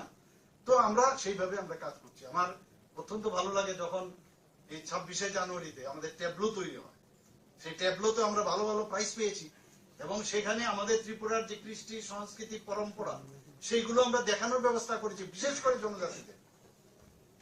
জনজাতিদের, এবং তাতে করে আমরা পুরস্কৃত পেয়েছি এবং সবাই আমাদের মানে প্রশংসাই করেছি। আমরা গর্ববোধ করি যে জনজাতিদের যে হ্যান্ডলুমের কাজ, যে আপনাদের বিভিন্ন যেসব বাঁশবেতের কাজ, সেগুলো নিয়ে আমরা ছোটবেলার থেকে আমরা যেতাম, কোথাও গেলে একটা তার যে উপহার স্বরূপ বহু লোককে আমরা দিয়েছি বাইরে। কিন্তু এখন দেখুন আমরা সেই ইন্ডাস্ট্রি বলুন, এখানে ইন্ডাস্ট্রি মিনিস্টার মহোদয় আছেন, এখানে আমরা বাঁশবেতের উপরে ত্রিপুরাকে কিভাবে তাকে আরো বেশি সমৃদ্ধ করা যায় সেই চেষ্টা আমরা করি। আপনারা নিশ্চয়ই জানেন যে এইবার আমি নিজেও সেখানে উপস্থিত ছিলাম, যে পার্লামেন্টের যে নতুন ভবন, ত্রিপুরার বাঁশের যে সুন্দরভাবে টাইলস বানানো হয়েছে, সেই টাইলস পার্লামেন্টে লাগানো হয়েছে। ভাবা যায় কোনোদিন? আমি শুনেছি বিহারের খুব সম্ভবত সেই অ্যাসেম্বলি বা হাইকোর্টের এখানে, সেখানেও সেই বাঁশবেতের যে বাঁশের প্রোডাক্ট, সেই টাইলস লাগানো হয়েছে। এগুলো তো আমাদের গর্বের বিষয়। এখানে আমরা যখনই আমি দেখি যে আমরা যারা ছেলে মেয়েরা পড়াশোনার জন্য বিভিন্ন স্টাইপেন্ড আমরা দিচ্ছি, প্রি মেট্রিক, পোস্ট মেট্রিক, এগুলো তো দিই। আমাকে ট্রাইবেল মিনিস্টার পায়ে এসে বলেন যে এত কম পয়সা দিয়ে হবে না, আরো বাড়াতে হবে। আমি বললাম ধৈর্য ধরো, সব হবে, চিন্তা করবে না। তো ইভেন বিভিন্ন জায়গায় আমি নিজেও গেছি, তাদের রেস্ট হাউস থেকে আরম্ভ করে, হোস্টেল থেকে আরম্ভ করে, সব জায়গায় আমাদের জনজাতিদের তাদের জন্য কোনো এতদিন ধরে কেউ দেখেনি, ওদের উপর নজরদারি ছিল না। কিন্তু আমরা, আমার মনে আছে আমার সরকারি বাসভবনে আমি 3 ভাবে, আমাদের আইএস অফিসার গণ আছেন এখানে, সমস্ত জনজাতি, টিসিএস অফিসাররা, সিনিয়র জুনিয়র, 3 দিন আমি বসেছিলাম 3টা স্তরে। একজন আইএস অফিসার মহিলা, আমার মনে আছে, উনি আমাকে বলছিলেন সেই মিটিং এর পরে, now we think that we are included, as if we are included. এই যে বিষয়, আমি ওনাদের সাথে যখন কথা বলছিলাম, আমি ওনাদেরকে বলেছিলাম মুখ্যমন্ত্রী হিসাবে আমাকে আপনারা ভাববেন না, সহজ সরল ভাবে আপনারা বলুন এই ত্রিপুরার উন্নয়নে। এটা আলম সাহেবও ছিলেন প্রথম মিটিং এ, ওনাদেরকে আমি বলেছি আপনাদের মন খুলে কথা বলুন, এই ত্রিপুরাকে ডেভেলপমেন্ট করার জন্য আপনারা কি কি চান। ওনারা বলেছেন, কিন্তু ওই লাইনটা আমার এখনো মনে আছে, যে বলেছেন as if we are included. মাননীয় প্রধানমন্ত্রী নরেন্দ্র মোদী আজকে আপনারা দেখছেন যে অ্যাক্টিভ পলিসির কারণে আজকে ত্রিপুরার বিশেষ করে নর্থ ইস্টের তো ডেভেলপমেন্ট হয়েছে, ত্রিপুরারও ডেভেলপমেন্ট উচ্চগ্রামে, এটা তো বলার অপেক্ষা রাখে না। আজকে আমরা এখানে হীরা মডেলের কথা বলছি, আমরা ন্যাশনাল হাইওয়ে, 6টা ন্যাশনাল হাইওয়ে প্রায় শেষের পথে, প্রায় 60% কাজ শেষ। আরো 4টা ন্যাশনাল হাইওয়ে হচ্ছে, রোপওয়ে 4টা দেওয়া হয়েছে, হাজার হাজার কোটি টাকা ইনভেস্টমেন্ট এখানে হচ্ছে। এখান থেকে 12টার মতো ট্রেন, আমাদের এক্সপ্রেস ট্রেন এখান থেকে যাচ্ছে, সমস্ত প্রদেশে যাচ্ছে, রাজধানী এক্সপ্রেস যাচ্ছে, ডেমো ট্রেন হচ্ছে। মানে কোনোদিন ভাবতে পারিনি যে ত্রিপুরার মধ্যে এই ধরনের মানে ব্রড গেজের ট্রেন আসবে, সেই একদম সাবরুম পর্যন্ত। ত্রিপুরার চেহারাই পাল্টে যাবে কিছুদিনের মধ্যে। আপনারা দেখেছেন যে সেপ্টেম্বরের মধ্যে মাননীয় প্রধানমন্ত্রী যে আবার যে মৈত্রী সেতু সেটা চালু করার ব্যবস্থা হচ্ছে, সাউথ ইস্ট এশিয়ার প্রবেশদ্বার হচ্ছে, সেজ হচ্ছে এখানে স্পেশাল ইকোনমিক জোন। যারা ইনভেস্টররা আছেন প্রাইভেট থেকে আরম্ভ করে সবাই, সেখানে একটা সেই ইনভেস্টমেন্টের যে একটা প্লেস সেখানে হচ্ছে। আমরা এখান থেকে অলরেডি মানে প্রোটোকল হিসাবে সেখানে অনুমোদন দিয়েছেন বাংলাদেশের মাননীয় প্রধানমন্ত্রী, যে আমরা সেই চিটাগাং বন্দরকে আমরা ব্যবহার করতে পারি। এখান থেকে ট্রেন লাইন যদি যখন স্টার্ট হবে, আগামী দিন 8 ঘন্টার মধ্যে আমরা কলকাতায় পৌঁছে যাবো। অলরেডি এটা প্রায় শেষের পথে, এই বছরই হওয়ার চান্স, আমি নিজেও গেছি সেখানে নিশ্চিন্ত করে। তো ত্রিপুরার আমরা যে বাঁশ বেতের গ্যাস ভিত্তিক আমাদের প্রজেক্ট হোক, রাবার শিল্পই হোক, আগরের শিল্প, আগর থেকে আমরা যে শিল্প, সব মিলিয়ে একটা উন্নয়নের যে আমাদের সরকার যে উন্নয়নের যে চিন্তা ভাবনা করছেন। আর বেশিরভাগ ক্ষেত্রে আজকে দেখুন ন্যাশনাল হাইওয়ে যেগুলো হচ্ছে, এগুলো কোন দিকে যাচ্ছে? সবকটাই তো জনজাতি অধ্যুষিত এলাকা দিয়ে পাস হচ্ছে। যতক্ষণ ধরে যোগাযোগের ব্যবস্থা ভালো না হবে, কোনোদিন কোন রাজ্যের ডেভেলপমেন্ট অসম্ভব, কোনোদিন সম্ভব না। আজকে সেই কারণে সমস্ত ইনভেস্টররা আসছে, ডেইলি আমার কাছে আসছে, আমরা এখানে কাজ করতে চাই, কাজ করতে চাই। আমার সরকার নামে আমরা একটা অলরেডি ওয়েব পোর্টাল আমি শুরু করেছিলাম, প্রায় 80 থেকে 85% এতে করে কাজ সম্পন্ন হয়েছে। মানুষের বিভিন্ন সমস্যা নিয়ে সেই ওয়েব পোর্টালে ওরা রিয়েক্ট করেছে, বলেছে, এবং তার সমাধানও হয়েছে। তো সব বিষয়ে আমরা চেষ্টা করছি মানুষের সাথে আমরা থাকা। আর বিশেষ করে ত্রিপুরাতে যতদিন ধরে জনজাতিদের উন্নয়ন না হবে, ত্রিপুরা কোনোদিন ডেভেলপমেন্ট হবে না, অসম্ভব, কোনোদিন ডেভেলপমেন্ট হবে না। 31 to 32% জনসংখ্যা কেন আমাদের মধ্যে একটা বিভেদের একটা সৃষ্টি করে? সবাই ত্রিপুরাল্যান্ড ইত্যাদি অনেক সময় সে 80 দাঙ্গা কতবার চেষ্টা করেছে যে একটা ডিভাইড করে, এতে করে আমাদের কিছু ব্যক্তি কেন্দ্রিক কিছু লোকের তার যে ইচ্ছা, সেই ইচ্ছাটা পূরণ হয়। আমরা যাদেরকে মান দিয়েছি, সম্মান দিয়েছি, সেই সম্মানটুকু আমাদের রাখা উচিত আমি মনে করি। তবেই গিয়ে আমরা একসাথে আমরা থাকতে পারবো।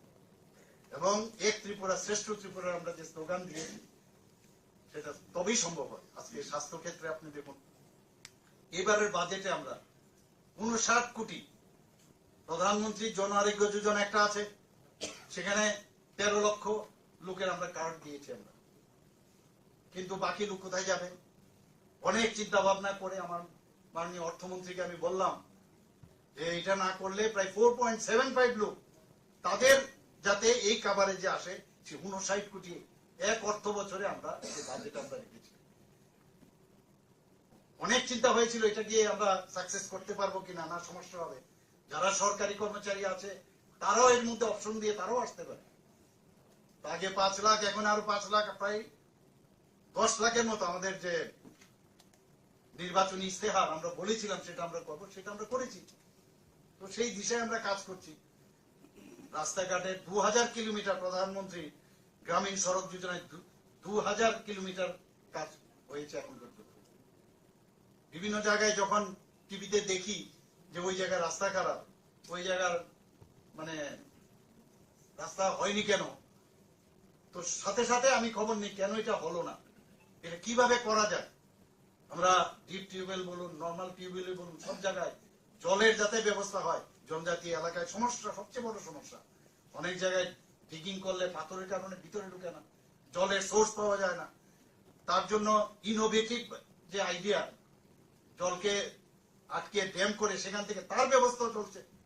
এর জন্য হাজার হাজার কোটি টাকা খরচ হচ্ছে এবং আমাদের বাজেট এবং গভর্নমেন্ট অফ ইন্ডিয়া তার জন্য বারবার ওনারা বলছেন যে কোনো অবস্থায়, এবং সেই অবস্থায় দেখুন 3% আমাদের মাত্র এই জল জীবন মিশনের মানে আমরা শুরু করেছিলাম প্রতিটা ঘরে জল পৌঁছানো। এখন 68%, গতদিন আমি দেখলাম 68% আমরা সেই টার্গেট আমরা যাচ্ছি।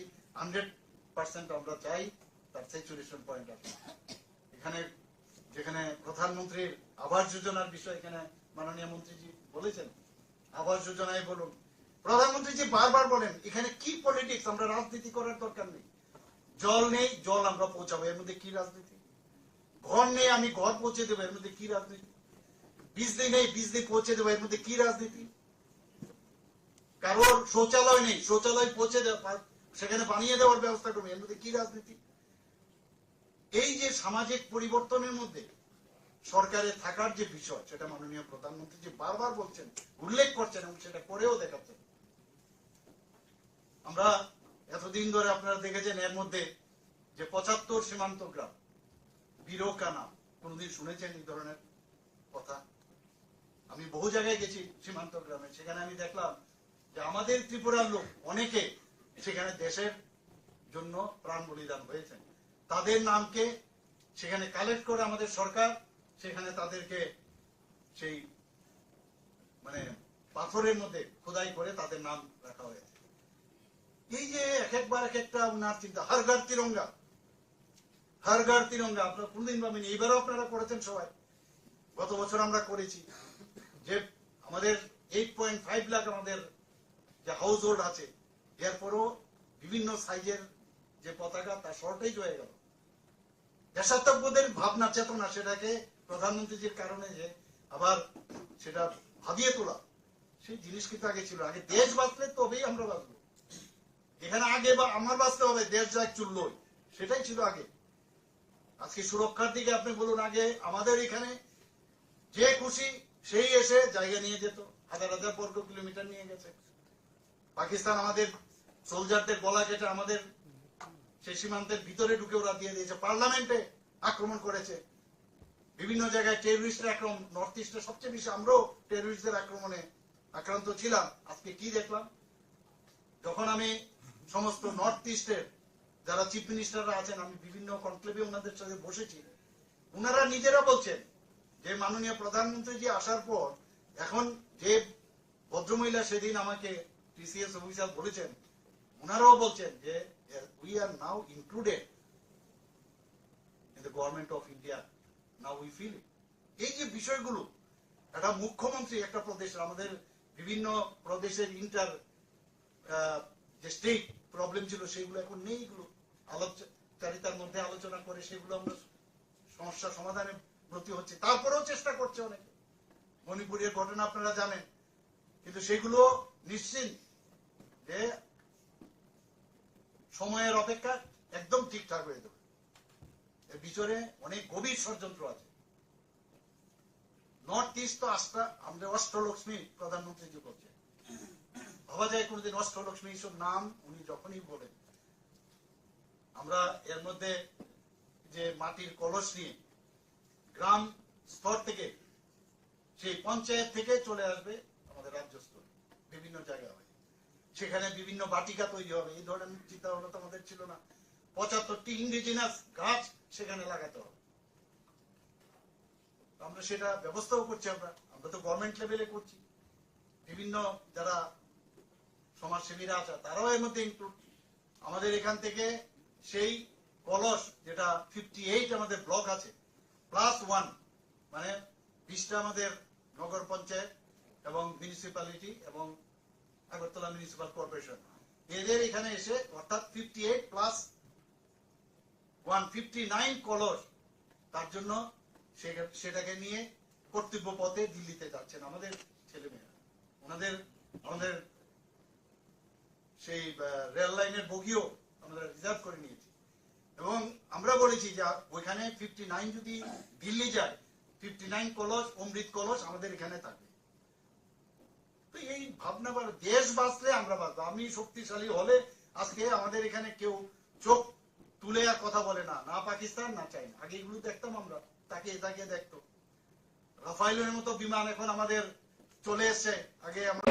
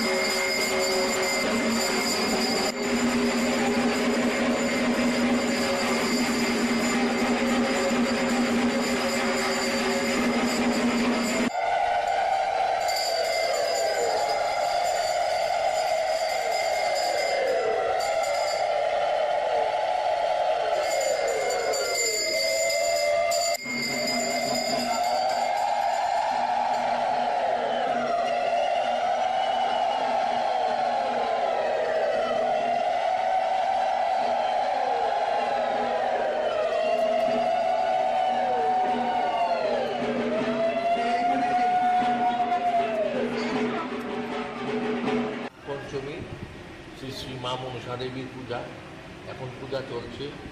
এটা সংক্রান্তির দিন এই পূজাটা হয়, এখানে রাজার আমল থেকে এই পূজাটা হয়ে আসছে। এখন চলছে, এখন বলিদান হবে, মার বলিদানের পর হোম হবে, তারপর পুষ্পাঞ্জলি হবে, তারপর 12টায় মার অন্নভোগ হবে, বিকেলবেলা মার আরতি হবে। কোন প্রথা থেকে হচ্ছে কি কোন তিথিতে হচ্ছে?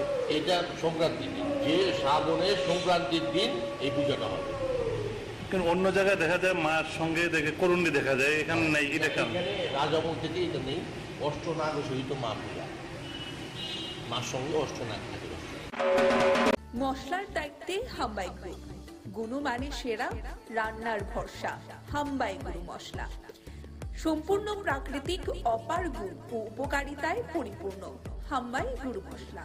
যদি কেমিক্যাল ফ্রি, কালার ফ্রি, প্রকৃত স্বাদের মশলা খেতে চান, তবে আপনার রান্নাঘরে চাই হাম্বাই গুরু মশলা। রান্নায় শুধুমাত্র তোমাকেই চাই হাম্বাই গুরু মশলা।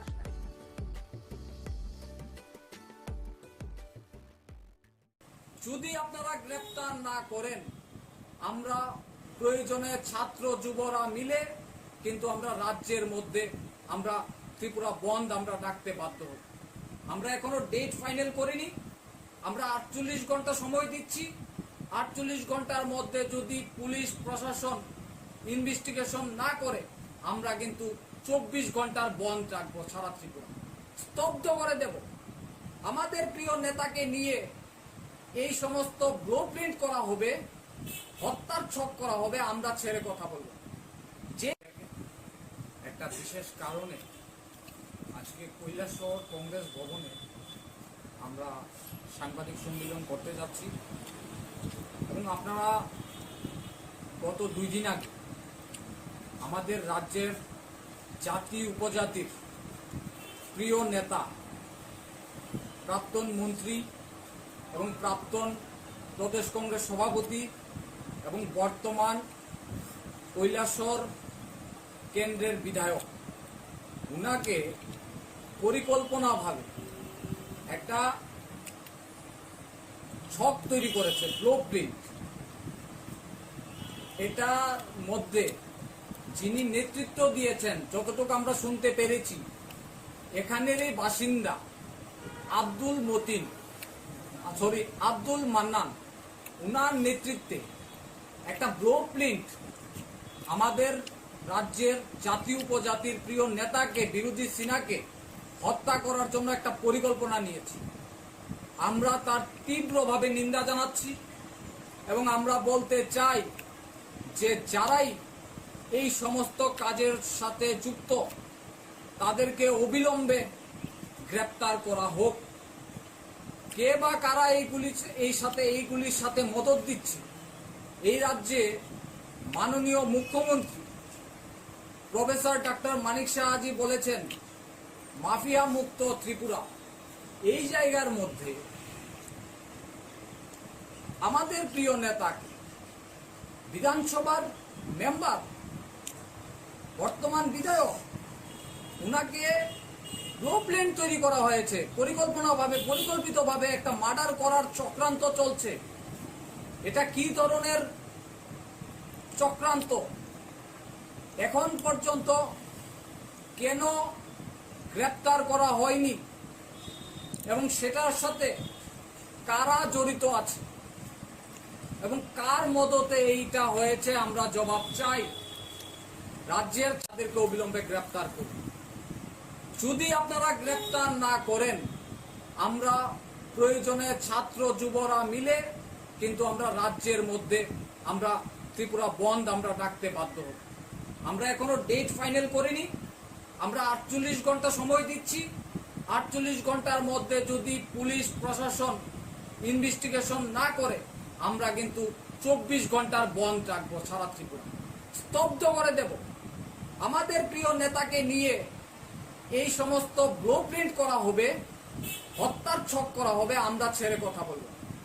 যে একটা বিশেষ কারণে আজকে কৈলাসহর কংগ্রেস ভবনে আমরা সাংবাদিক সম্মেলন করতে যাচ্ছি এবং আপনারা গত 2 দিন আগে আমাদের রাজ্যের জাতি উপজাতির প্রিয় নেতা, প্রাক্তন মন্ত্রী এবং প্রাক্তন প্রদেশ কংগ্রেস সভাপতি এবং বর্তমান কৈলাসহর কেন্দ্রের বিধায়ক, উনাকে পরিকল্পনাভাবে একটা ছক তৈরি করেছে, ব্লুপ্রিন্ট। এটার মধ্যে যিনি নেতৃত্ব দিয়েছেন, যতটুকু আমরা শুনতে পেরেছি, এখানেরই বাসিন্দা আব্দুল মান্নান, উনার নেতৃত্বে একটা ব্লুপ্রিন্ট আমাদের রাজ্যের জাতি উপজাতির প্রিয় নেতাকে, বিরোধী সিনহাকে হত্যা করার জন্য একটা পরিকল্পনা নিয়েছে। আমরা তার তীব্রভাবে নিন্দা জানাচ্ছি এবং আমরা বলতে চাই, যারাই এই সমস্ত কাজের সাথে যুক্ত, তাদেরকে অবিলম্বে গ্রেফতার করা হোক। কে কারা এই পুলিশের সাথে মদত দিচ্ছে? এই রাজ্যে মাননীয় মুখ্যমন্ত্রী প্রফেসর ডক্টর মানিক সাহাজি বলেছেন মাফিয়া মুক্ত ত্রিপুরা। এই জায়গার মধ্যে আমার প্রিয় নেতা, বিধানসভা মেম্বার, বর্তমান বিধায়ক, উনকে ব্লুপ্রিন্ট করা হয়েছে, পরিকল্পিতভাবে একটা মার্ডার করার চক্রান্ত চলছে। কি ধরনের চক্রান্ত? এখন পর্যন্ত কেন গ্রেপ্তার হয়নি এবং সেটার সাথে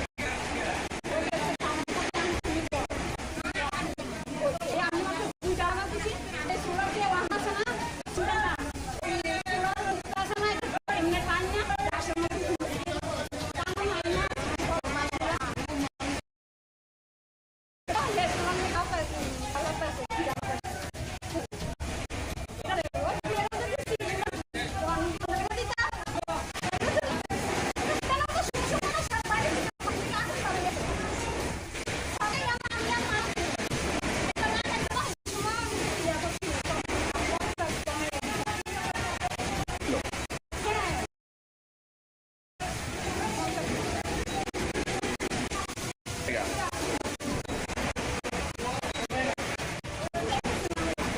के नाम की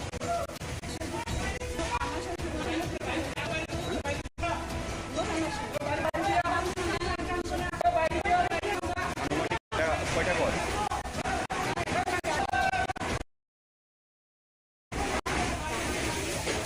এটা বিশ্বজিৎ নামে বা হের নামে বাড়িতে পূজা চলাকালীন রান্নার ঘর থেকে আগুন লাগে। আমার মনে হচ্ছে আগুন নিয়ন্ত্রণে এসে তো জিনিসটি নষ্ট হচ্ছে। আনুমানিক কয়টা গ্যাসের সিলিন্ডার থেকে নাকি আমরা দেখছি না, মানে একটা মোটো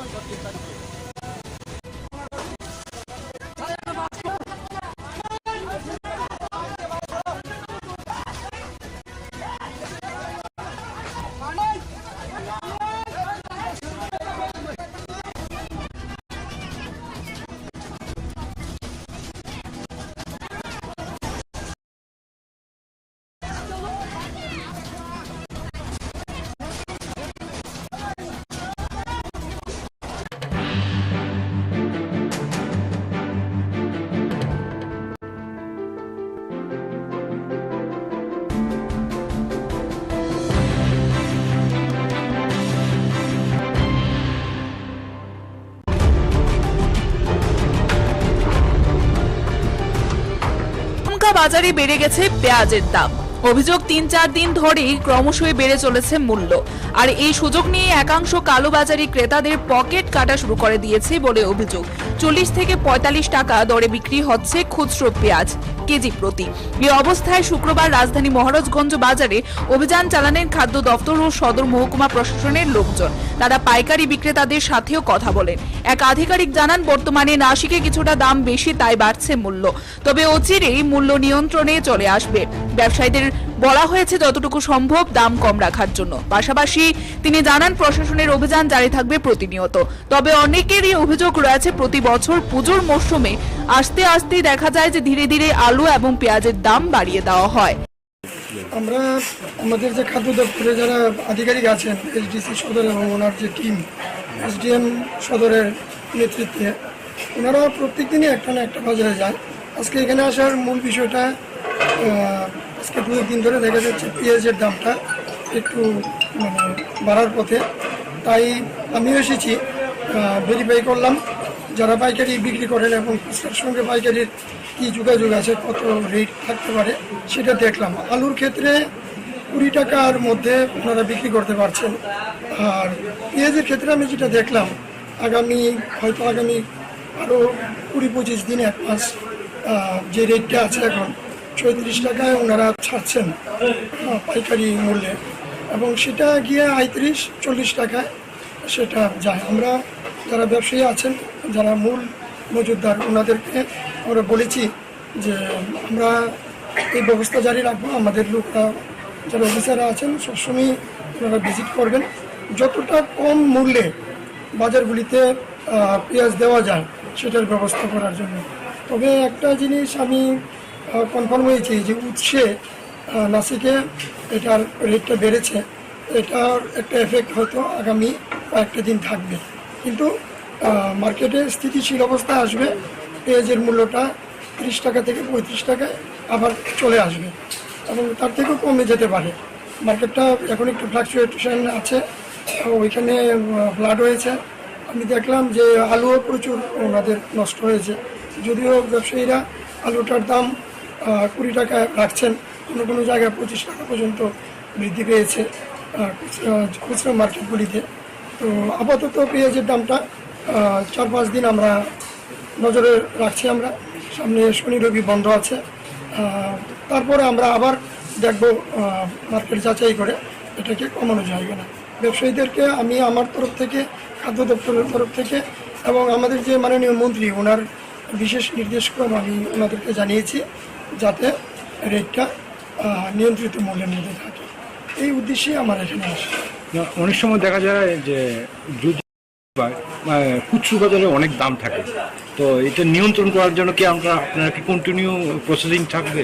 আমরা প্রতিনিয়তই কিন্তু আমাদের এই যে ফুডের টিম আছে, তারপর আপনার লিগ্যাল রেগুলেটরি অফিসাররা আছেন, ওনারা কিন্তু ভিজিট করছেন। সবসময় আমি হয়তো আসতে পারি না, এবং এসডিএম এর যারা আছেন ওনারা আজকে বটতলা বাজার, কালকে গুলবাজার, পরশুদিন আরেকটা বাজার, এইভাবে কিন্তু প্রতিদিন আমরা একটা না একটা মার্কেটে আমরা ভিজিট করি, দেখি। আমাদের বিশেষ করে আলু এবং পেঁয়াজ যেটা আছে সেটা আমাদের যে এসেনশিয়াল কমোডিটিজ অ্যাক্ট আছে এটার আওতায় আছে, ফলে এটার ব্যাপারে, এটার মূল্য নিয়ন্ত্রণের ব্যাপারে আমার খাদ্য দপ্তরের ভূমিকা আছে। আমাদেরকে অবশ্যই সেটা লক্ষ্য রাখতে হবে যাতে, আর বাদবাকি যে জিনিসগুলি যেরকম মরিচ আছে সেগুলি কৃষি দপ্তর যারা আছেন, আধিকারিক যারা আছেন, ওনারা লক্ষ্য রাখছেন। আশা করি সেইগুলিও দ্রব্যমূল্যের নিয়ন্ত্রণ হবে, আশা নিয়ে বাঁচতে হবে। আমার মনে হয় পেঁয়াজেরও, আমি আজকে কথা বলে যেটা দেখেছি, পেঁয়াজের দামটা কমে যাবে আগামী কয়েকদিনের মধ্যে। Bureau report, Tripura news 8। মশলার দায়িত্বে হাম্বাই গ্রুপ, গুণমানে সেরা, রান্নার ভরসা। হাম্বাই গুরু মশলা সম্পূর্ণ প্রাকৃতিক, অপার গুণ ও উপকারিতায় পরিপূর্ণ। হাম্বাই গুরু মশলা। যদি কেমিক্যাল ফ্রি, কালার ফ্রি, প্রকৃত স্বাদের মশলা খেতে চান, তবে আপনার রান্নাঘরে চাই হাম্বাই গুরু মশলা। রান্নায় শুধুমাত্র তোমাকেই চাই হাম্বাই গুরু মশলা।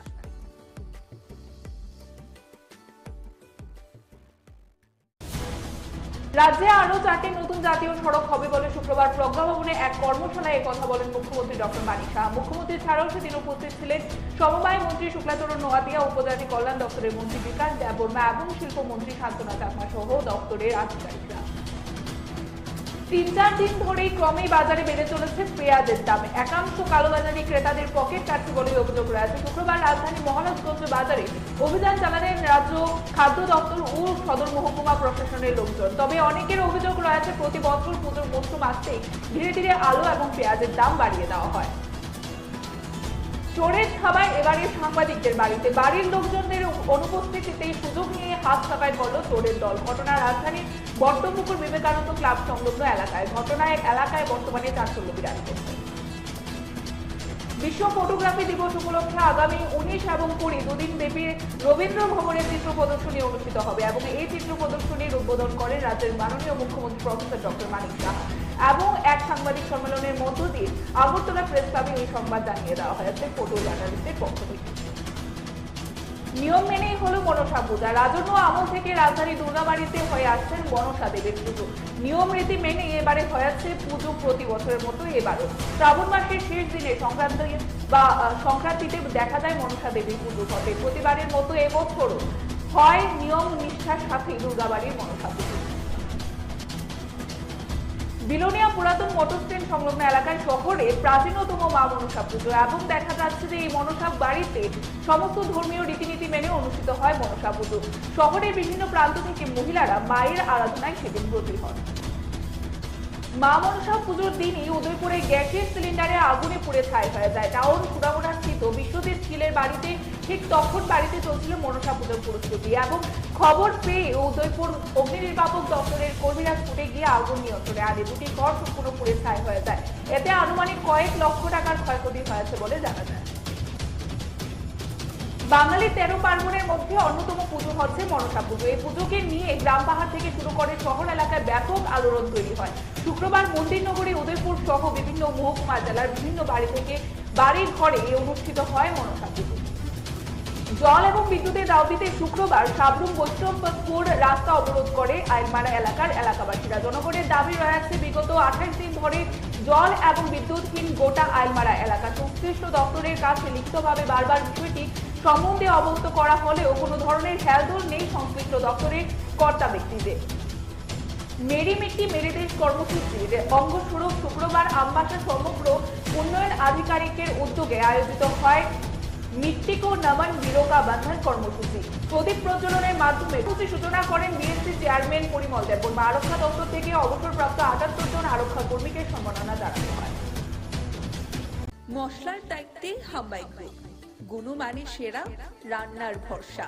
হাম্বাই গুরু মশলা সম্পূর্ণ প্রাকৃতিক অপার গুণ ও উপকারিতায় পরিপূর্ণ হাম্বাই গুরু মশলা।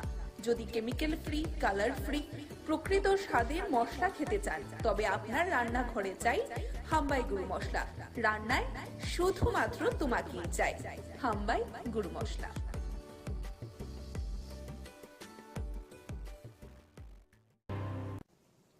সেই উপলক্ষে এখানে মঞ্চে উপস্থিত আছেন আমাদের honourable minister industries and commerce, OBC welfare এবং jail, government of Tripura Shrimati Shantana Chakma মহোদয়া।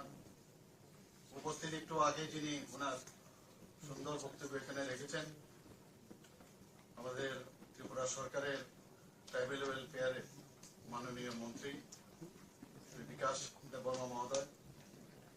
তাছাড়া প্রারম্ভিক যে আলোচনা শুরু হয়েছিল এখানে ভাষণে আমাদের ত্রিপুরা সরকারের মাননীয় মন্ত্রী cooperation tribal welfare government of Tripura Shri Shuklacharan Noatia এবং ট্রাইবেল ওয়েলফেয়ার ডিপার্টমেন্টের যিনি সেক্রেটারি মহোদয় আছেন শ্রী এল.টি. ডার্লং মহোদয়, শ্রী এস প্রভু এডিশনাল সেক্রেটারি ট্রাইবেল ওয়েলফেয়ারে।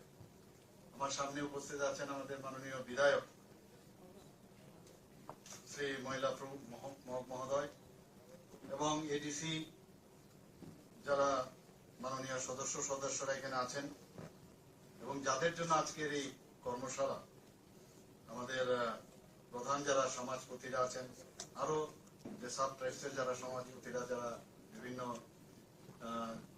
আমাদের যে ট্রাইবস কমিউনিটির এখানে রিপ্রেজেন্টেটিভ, এখানে প্রায় 60 জনের মতো বলা হয়েছে, এবং ট্রাইবেল ওয়েলফেয়ারের যারা অফিসিয়াল আছেন এবং মিডিয়া বন্ধুরা, সবাইকে আমি হার্দিক অভিনন্দন ও শুভেচ্ছা জানাচ্ছি। এতদিন ধরে আমরা দেখে আসছি যে আমাদের যে জনজাতি ভাই বোনদের একটা ভোট ব্যাংকের যে একটা কালচার, সেটা আমরা দেখে এসছি। কিন্তু যখন আমাদের মাননীয় প্রধানমন্ত্রী, যশস্বী প্রধানমন্ত্রী নরেন্দ্র মোদীজি 2014-তে উনি আসলেন, বোঝা গেল যে কিভাবে জনজাতিদের উন্নয়নের কথা উনি চিন্তা ভাবনা করেছেন। সেটা কিন্তু আগে আমরা কখনো দেখিনি এবং সব সময় উনি এবং বা উনার যে চিন্তা ভাবনা, যেমন 3 ব্যক্তির উন্নয়ন যতক্ষণ ধরে না হবে ততক্ষণ কোন সমাজে উন্নয়ন হবে না, রাজ্যেরও উন্নয়ন হবে না, দেশেরও উন্নয়ন হবে না। সেই দিশায় উনি কাজ করে চলছেন। আমি জানি না আপনারা এর আগে এভাবে আপনারা দেখেছেন কিনা, এবং তার প্রকৃষ্ট উদাহরণ আমরা দেখতে পাই যখন আমাদের বর্তমান মাননীয় রাষ্ট্রপতি দ্রৌপদী মুর্মুজিকে উনি আমাদের এই পদে উনি আসীন করিয়েছেন। একমাত্র উনার কারণেই সেটা সম্ভব হয়েছে। একটা জনজাতি শ্রেণীর উড়িষ্যার একদম গরিব ঘরের একজন মহিলা, উনাকে উনার কারণে আজকে রাষ্ট্রপতি পদে বসিয়েছেন। এর থেকে বড় আর কি হতে আমাদের এখানেও আপনারা দেখেছেন আমাদের মন্ত্রিসভাতেও একজন মহিলা আছেন এবং এই জনজাতি গোষ্ঠীরই উনি প্রতিনিধিত্ব করেন। আমাদের শুক্লাবাবু এখানে শুক্লাচরণ নোয়াতিও আছেন, আর আমাদের তো ট্রাইবেল মিনিস্টার আছেনই। সবাই যেখানে যার যথাস্থান সেখানে এই সরকার এবং আমাদের মাননীয় প্রধানমন্ত্রীজি সেই দিকটা রাখেন। আমাদের কেন্দ্রীয় সরকারেও আপনারা দেখবেন সমস্ত জায়গায় যারা যারা বিশেষ বিশেষ পদে আছে মন্ত্রিসভায়ও জনজাতিদের সেই স্থান উনি দিয়েছেন।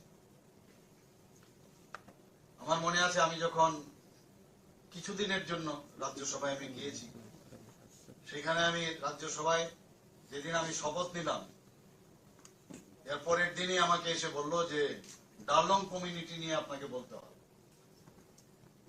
তো আমি বললাম এটা কি, বুঝতে পারলাম না কি। বললাম আপনার কাছে 1.5 ঘন্টা সময় আছে, আপনি বুঝে নিন। দৌড়ে এদিক সেদিক গেলাম, গিয়ে যাই কালেকশন করলাম যে আমাদের ট্রাইবেল কমিউনিটি ত্রিপুরা, তাদের যে ট্রাইবেল মানে গোষ্ঠীর মধ্যে অফিসিয়ালি ইনক্লুড করতে হবে। তার জন্য আমি জোরালো ওখানে বক্তব্য রাখলাম। আমার মনে হলো আমি কি রেখেছি জানি না, তবে এক দুজন এসে আমাকে হাত মিলালো, বললো খুব ভালো বলেছেন। তাই আমি বললাম নিশ্চয়ই তাহলে ভালোই বলেছি, এবং সেই দিনই বিল পাস হয়ে গেল। তো আমার মনে হয় একটা প্রথম দিন গিয়েই এরকম একটা কাজ করতে পারলাম, তাও আবার জনজাতিদের জন্য। আমি নিজেকে ভাগ্যবান মনে করছি যে আমি ত্রিপুরার প্রতিনিধি হয়ে সেখানে ওনাদের জন্য একটা কাজ করতে পেরেছি। আমরা জানি যে ত্রিপুরাতে 19টা জাতিগোষ্ঠী, তারপরও সাব ট্রাইবস আছে, যে কারণে আমাদের এডিসিতে 28টা সিট আছে প্রতিনিধিত্ব করার জন্য। কিন্তু আমাদের এই সরকার ডিসিশন নিয়েছে না, আমাদের সব যারা এখানে অনেকে এসছেন আজকে তাদের প্রতিনিধিত্বের জন্য, যাতে সব গোষ্ঠীর থেকে প্রতিনিধিত্ব হয়, তার জন্য আমরা 50টা সিটের জন্য আমরা এখানে ক্যাবিনেটের ডিসিশন নিয়ে আমরা দিল্লিতে থাকবো। হয়তোবা আমরা সময়ের অপেক্ষা, এগুলো হবে আমাদের। তো এইগুলোতে যে আমরা জনজাতিদের উন্নয়নের জন্য তাদের রিপ্রেজেন্টেশন প্রপারলি যেন হয়, তারা যেন হারিয়ে না যায়, বহু যাতে আমরা চিন্তা করি তারা যেন এক্সটিংক্ট না হয়, সেই চিন্তা ভাবনা আমাদের আছে। আমাদের ট্রাইবাল ওয়েলফেয়ারও সেই চিন্তা ভাবনা করে, আর আমাদের সরকার তো করেনি। আর সর্বোপরি আমাদের মাননীয় প্রধানমন্ত্রী সেই চিন্তা করে। যে কথাটা এখানে বলা হয়েছে, এতদিন ধরে মহারাজাদের যে ডাইনেস্টি, তাদেরকে 35 বছর আমরা দেখেছি একদম মানে রাজবাড়ির সেই ওয়ালের ভিতরে ঢুকিয়ে দেওয়ার ব্যবস্থা হয়েছে। আমাদের সরকার আসার পর ওনাদের যে এই ত্রিপুরার জন্য যে কাজ করে গেছেন, ত্রিপুরার মানুষের জন্য যে কাজ করে গেছেন, তার জন্য এই সরকার এবং আমাদের কেন্দ্রীয় সরকার সে সম্মান আমরা দিয়েছি। এখানে বলা হয়েছে ওনার সে সিঙ্গার বিল, আমাদের ছোটবেলায় আমরা জানতাম যে এয়ারপোর্ট, আগরতলা এয়ারপোর্ট মানে সিঙ্গার বিল এয়ারপোর্টে যেতে হবে। তো singer bill airport one of the oldest airport, উনি মহারাজা বীর বিক্রম কিশোর মানিক্য বাহাদুর সময় সেটা করেছিল। অনেক অরণ্য রোদন, ক্রোকোডাইল টিয়ার্স আমরা দেখেছি বিভিন্ন যে বিগত সরকারে, কিন্তু আমরা কথা না, কাজের মাধ্যমে আমরা যে মানুষের যে মূল্যায়ন করা সেটা আমরা করেছি। ওনার নামে এয়ারপোর্ট আমরা সেখানে মাননীয় প্রধানমন্ত্রীজি নিজে এসে সেই এয়ারপোর্টের নামাঙ্কন করেছেন। আপনারা জানেন যে আমার যে আসল বাড়ি সেই কামানচৌমনির পাশে একটা ছোট আইল্যান্ড ছিল। সেই আইল্যান্ডটা আমরা দেখতাম এখানে 0 মাইল ফলক, মাইল থাকতো তখন 0 মাইল ফলক। দেখতে দেখতে দেখলাম এটার খুঁজেও পাওয়া যাচ্ছে না, মাটির নিচে চলে গেছে। তো সেই আইল্যান্ডেরও কোনো কিন্তু কামানচৌমনির আইল্যান্ড ঠিক আছে, কিন্তু এই আইল্যান্ডটা কি কেউ জানতো না। যেহেতু আমি সুযোগ পেয়েছি মুখ্যমন্ত্রী হিসাবে, তা আমি আমার একটা সেখানে দেখতাম, আমি বললাম না, এই আইল্যান্ডটাকে একটা নাম দেওয়া উচিত। আধুনিক ত্রিপুরার রূপকার হিসাবে আমরা কাকে জানি? সেই মহারাজা বীর বিক্রম কিশোর মানিক্য বাহাদুর। আমাদের এখনো মনে আছে সেই যে ওনার যে চিন্তা ভাবনা, সে আগরতলা শহরের উপরে যে বাড়িঘর আছে, যে আপনার দোকানগুলো ছিল, সেই রাস্তা দিয়ে আমরা চিলড্রেন্স পার্কে খেলাধুলা করে বৃষ্টি হলেও সেই জ্যাকসন গেট থেকে আরামসে এখানে চলে আসতাম। তো দেখতাম, সেগুলো মনে থাকতো যে কার সময়, উজ্জয়ন্ত প্যালেসের সময় সেখান থেকে শুরু হয়েছে। তো সেই জায়গায় সেটাকে আমরা পুনরুদ্ধার করলাম, এবং সেখানে এক তো এই যে আইল্যান্ডের একটা নামাঙ্কন হলো, এটার কোনো গোত্রও ছিল না, সেটার নাম আমরা দিলাম মহারাজা বীর বিক্রম মোড় এখন হয়েছে, এবং ওনার মূর্তি আমরা স্থাপন করলাম। এবং জিরো ফলকটাকে উঠিয়ে সেখানে এখান থেকেই শুরু হয়েছে যে উদয়পুর কত কিলোমিটার, ধর্মনগর কত কিলোমিটার, এইখান থেকে কিন্তু জিরো ফলক এখন সবাই গেলে আপনারা দেখতে পাবেন। তো আমাদের মধ্যে সমাজে বহু সমাজের মধ্যে বহু সমাজের লোক থাকবে, কিন্তু আমাদের যে চিন্তা ভাবনা সবাইকে আমরা একসাথে নিয়ে যাওয়ার যে ভাবনা চিন্তা, I am not alone, I am the representative of our government as well as my party. আমার চিন্তা ভাবনা একা হয় না, আমি সবার এবং মাননীয় প্রধানমন্ত্রীজি যেভাবে চিন্তা করেন আমরা সেইভাবে চিন্তা করি। এতে আমরা প্রমাণ করতে চাই যে আমরা সবাইকে নিয়ে একসাথে থাকতে চাই। অনেকে ডিভাইড অ্যান্ড রুল পলিসিতে থাকতে চায়। কেন আমাদের মধ্যে আজকে এখানে সমাজপতি যারা এখানে আছেন, আপনাদের সাম্মানিক একটা দেওয়া হয় আমাদের সরকারের তরফ থেকে, এটা একটা সাম্মানিক, এটা কিন্তু এই মুহূর্তে না যে কিছু একটা অর্থনীতির বিষয়ে আপনাদের দিয়ে আপনাদেরকে আপনাদের নিজে নিয়ে আসা, আমরা সেইভাবে চেষ্টা করছি সাম্মানিক দিয়ে, এবং আপনাদের উপর পুরো দায়িত্ব 19টা জনজাতি গোষ্ঠী এবং অন্যান্য যারাই আছেন 7 জন সাবট্রাইব, এই সরকারের যে ভাবনা চিন্তা সেগুলো একদম তৃণমূল স্তর পর্যন্ত বলা। এখানে বিষয় বলা হয়েছে কিভাবে আমাদের শিক্ষার বেলায় বলুন, স্বাস্থ্য ক্ষেত্রে বলুন, এডিসিতে আমরা প্রায় 30 কোটি টাকা আমরা দিয়েছি সেখানে এই যে হসপিটাল করার জন্য, আপনারা সবাই জানেন। সমস্ত জায়গায় এখানে বারবার বলা হয়েছে এডিসিতে আমরা পয়সা কম দেই, টাকা কম দেই, মাত্র 600 কোটি টাকা দিয়েছি ইত্যাদি ইত্যাদি বলেন। আমি বিধানসভায় বলেছি আমাদের যে লাইন ডিপার্টমেন্ট আছে সেখানে 39টা যে ডিপার্টমেন্ট 5000 কোটি টাকা আমরা সেখানে এডিসির উন্নয়নে আমরা খরচ করি। আমরা ডিভাইড এন্ড পুলিশের মধ্যে আমরা থাকতে চাই না, আমাদের সমস্যা থাকবে, কিন্তু সেগুলো যদি প্রপারলি আমাদের কাছে নিয়ে আসা হয় সেগুলো নিশ্চয়ই আমরা তার সমাধান। সরকার মানেই সমস্যার সৃষ্টি করে না, সমস্যার সমাধান করার জন্য সরকার। কিন্তু আগে আমরা দেখতাম যে সরকার যারা ছিল তারা সমস্যার সৃষ্টি করে বেঁচে থাকতে চায়। আমরা সবকিছু একবারে করে দিতে পারবো সেটা কোনোদিন আমি এখানে দাবি করছি না। আজকে আমি এখানে আসার পরে আপনারা যেভাবে জনজাতিদের এই সে পাগড়ি আমার মাথায় দিয়েছেন আমি সম্মানিত, এবং এত ভালো লাগলো আমাকে। সেই জ্যাকেটও আপনারা পরিয়েছেন, ভিসা পরিয়েছেন। এখানে বলা হচ্ছে সারা পৃথিবীতে এখন এই ভিসার পরিচয় যে কোথা থেকে ত্রিপুরা। মাঝে মাঝে আমাকে ত্রিপুরার থেকে দিল্লি থেকে আমাকে বলা হয় যে এরকম 200-300 এরকম ভিসা পাঠান। কি বিষয়? যে না আজকে আমাদের এখানে মিটিং আছে, ত্রিপুরার ভিসা দিয়ে ওনাদেরকে যারা যারা ওই মিটিং এ থাকবে তাদেরকে আমরা সম্মানিত করবো। এটা আমাদের জন্য গর্বের বিষয়। আমি এখান থেকে ত্রিপুরা ভবনে পাঠাই, ব্যবস্থা করি, পাঠিয়ে সেটা যথাস্থানে দেওয়ার ব্যবস্থা করি।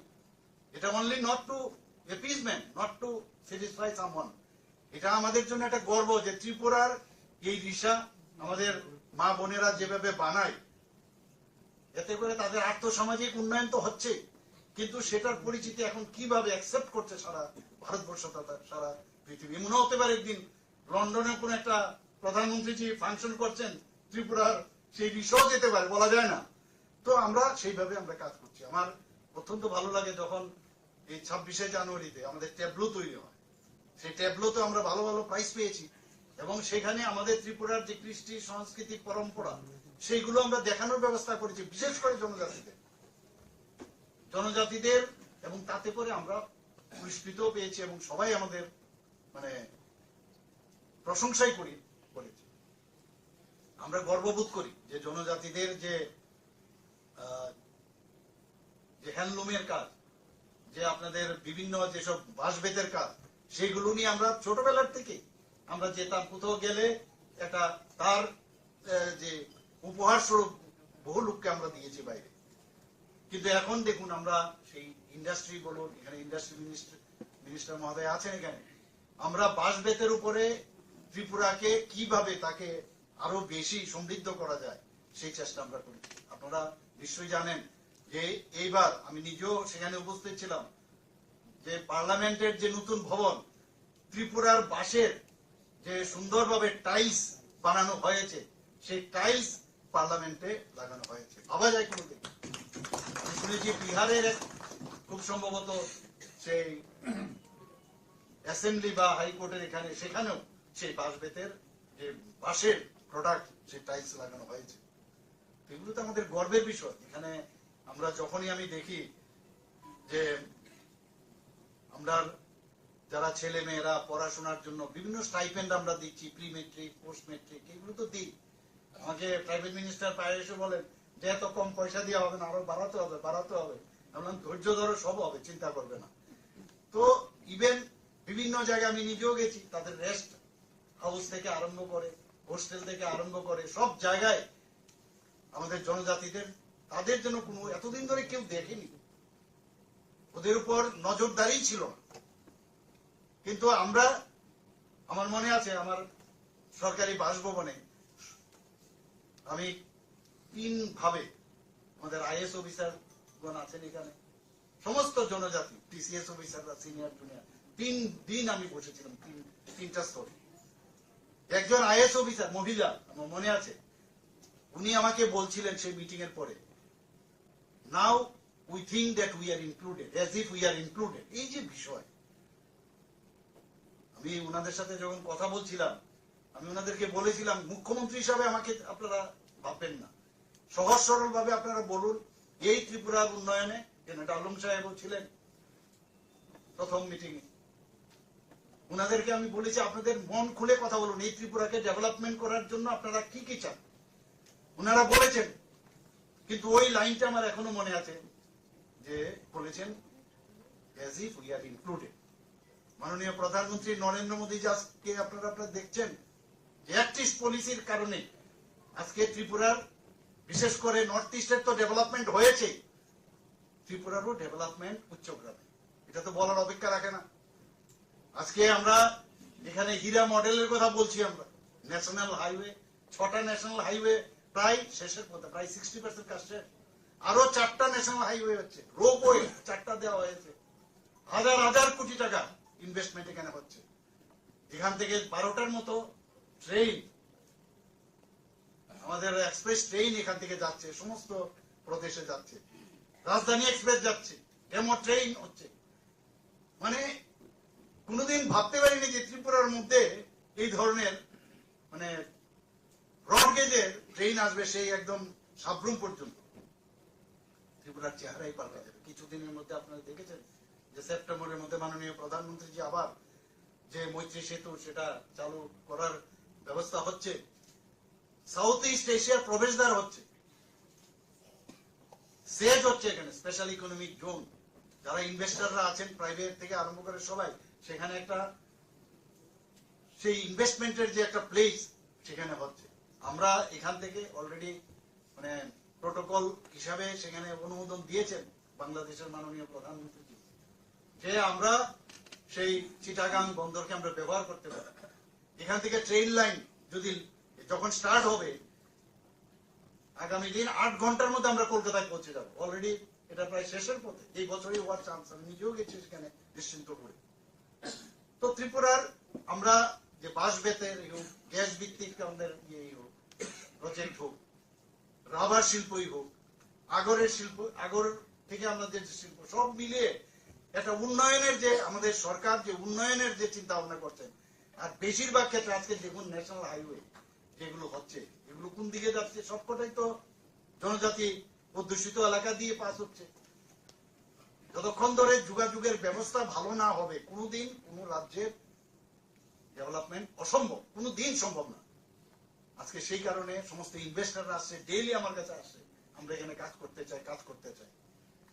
আমার সরকার নামে আমরা একটা অলরেডি ওয়েব পোর্টাল আমি শুরু করেছিলাম, প্রায় 80 থেকে 85% এতে করে কাজ সম্পন্ন হয়েছে। মানুষের বিভিন্ন সমস্যা নিয়ে সেই ওয়েব পোর্টালে ওরা রিয়েক্ট করেছে, বলেছে, এবং তার সমাধানও হয়েছে। তো সব বিষয়ে আমরা চেষ্টা করছি মানুষের সাথে আমরা থাকা। আর বিশেষ করে ত্রিপুরাতে যতদিন ধরে জনজাতিদের উন্নয়ন না হবে, ত্রিপুরা কোনোদিন ডেভেলপমেন্ট হবে না, অসম্ভব, কোনোদিন ডেভেলপমেন্ট হবে না। 31 to 32% জনসংখ্যা কেন আমাদের মধ্যে একটা বিভেদের একটা সৃষ্টি করে? সবাই ত্রিপুরাল্যান্ড ইত্যাদি অনেক সময় সে 80 দাঙ্গা কতবার চেষ্টা করেছে যে একটা ডিভাইড করে, এতে করে আমাদের কিছু ব্যক্তি কেন্দ্রিক কিছু লোকের তার যে ইচ্ছা, সেই ইচ্ছাটা পূরণ হয়। আমরা যাদেরকে মান দিয়েছি, সম্মান দিয়েছি, সেই সম্মানটুকু ওনাদের রাখা উচিত আমি মনে করি। তবেই গিয়ে আমরা একসাথে আমরা থাকতে পারবো। এবং এক ত্রিপুরা শ্রেষ্ঠ ত্রিপুরা আমরা যে স্লোগান দিয়েছি, সেটা তবেই সম্ভব হয়। আজকে স্বাস্থ্য ক্ষেত্রে আপনি দেখুন, এবারের বাজেটে আমরা 59 কোটি, প্রধানমন্ত্রী জন আরোগ্য যোজনা একটা আছে, সেখানে 13 লক্ষ লোকের আমরা কার্ড দিয়েছি আমরা। কিন্তু বাকি লোক কোথায় যাবে? অনেক চিন্তা ভাবনা করে আমার মাননীয় অর্থমন্ত্রীকে আমি বললাম যে এটা না করলে প্রায় 4.75 লোক তাদের যাতে এই কাভারেজে আসে, সে 59 কোটি এক অর্থ বছরে আমরা বাজেট আমরা রেখেছি। অনেক চিন্তা হয়েছিল এটা গিয়ে আমরা সাকসেস করতে পারবো কিনা, না সমস্যা হবে। যারা সরকারি কর্মচারী আছে তারাও এর মধ্যে অপশন দিয়ে তারাও আসতে পারে। আগে 5 লাখ, এখন আরো 5 লাখ, প্রায় 10 লাখের মতো আমাদের যে নির্বাচনী ইস্তেহার আমরা বলেছিলাম সেটা আমরা করবো, সেটা আমরা করেছি। তো সেই দিশায় আমরা কাজ করছি।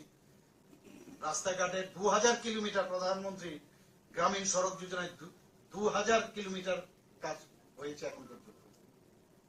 বিভিন্ন জায়গায় যখন টিভিতে দেখি যে ওই জায়গায় রাস্তা খারাপ, ওই জায়গার মানে রাস্তা হয়নি কেন, তো সাথে সাথে আমি খবর নিই কেন এটা হলো না, এটা কিভাবে করা যায়। আমরা ডিপ টিউবওয়েল বলুন, নর্মাল টিউবওয়েল বলুন, সব জায়গায় জলের যাতে ব্যবস্থা হয়। জনজাতি এলাকায় সমস্যা, সবচেয়ে বড় সমস্যা, অনেক জায়গায় ডিগিং করলে পাথরের কারণে ভিতরে ঢুকে না, জলের সোর্স পাওয়া যায় না। তার জন্য ইনোভেটিভ যে আইডিয়া, জলকে আটকে ড্যাম করে সেখান থেকে তার ব্যবস্থা চলছে। এর জন্য হাজার হাজার কোটি টাকা খরচ হচ্ছে এবং আমাদের বাজেট এবং গভর্নমেন্ট অফ ইন্ডিয়া তার জন্য বারবার ওনারা বলছেন যে কোনো অবস্থায়, এবং সেই অবস্থায় দেখুন 3% আমাদের মাত্র এই জল জীবন মিশনের মানে আমরা শুরু করেছিলাম প্রতিটা ঘরে জল পৌঁছানো। এখন 68%, গতদিন আমি দেখলাম 68% আমরা সেই টার্গেট আমরা যাচ্ছি। 100% আমরা চাই তার স্যাচুরেশন পয়েন্ট আছে। এখানে যেখানে প্রধানমন্ত্রীর আবাস যোজনার বিষয় এখানে মাননীয় মন্ত্রীজি বলেছেন, আবাস যোজনায় বলুন, প্রধানমন্ত্রীজি বারবার বলেন এখানে কি পলিটিক্স, আমরা রাজনীতি করার দরকার নেই। জল নেই, জল আমরা পৌঁছাবো, এর মধ্যে কি রাজনীতি? ঘর নেই, আমি ঘর পৌঁছে দেবো, এর মধ্যে কি রাজনীতি? বিজলি নেই, বিজলি পৌঁছে দেবো, এর মধ্যে কি রাজনীতি? কারোর শৌচালয় নেই, শৌচালয় পৌঁছে দেওয়া, সেখানে বানিয়ে দেওয়ার ব্যবস্থা করবে, এর মধ্যে কি রাজনীতি? এই যে সামাজিক পরিবর্তনের মধ্যে সরকারের থাকার যে বিষয়, সেটা মাননীয় প্রধানমন্ত্রী যে বারবার বলছেন, উল্লেখ করছেন এবং সেটা করেও দেখাচ্ছেন। আমরা এতদিন ধরে আপনারা দেখেছেন এর মধ্যে যে 75 সীমান্ত গ্রাম, বিরোকা নাম, কোনদিন শুনেছেন এই ধরনের কথা? আমি বহু জায়গায় গেছি সীমান্ত গ্রামে, সেখানে আমি দেখলাম যে আমাদের ত্রিপুরার লোক অনেকে সেখানে দেশের জন্য প্রাণ বলিদান হয়েছেন। তাদের নামকে সেখানে কালেক্ট করে আমাদের সরকার সেখানে তাদেরকে সেই মানে পাথরের মধ্যে খোদাই করে তাদের নাম রাখা হয়েছে।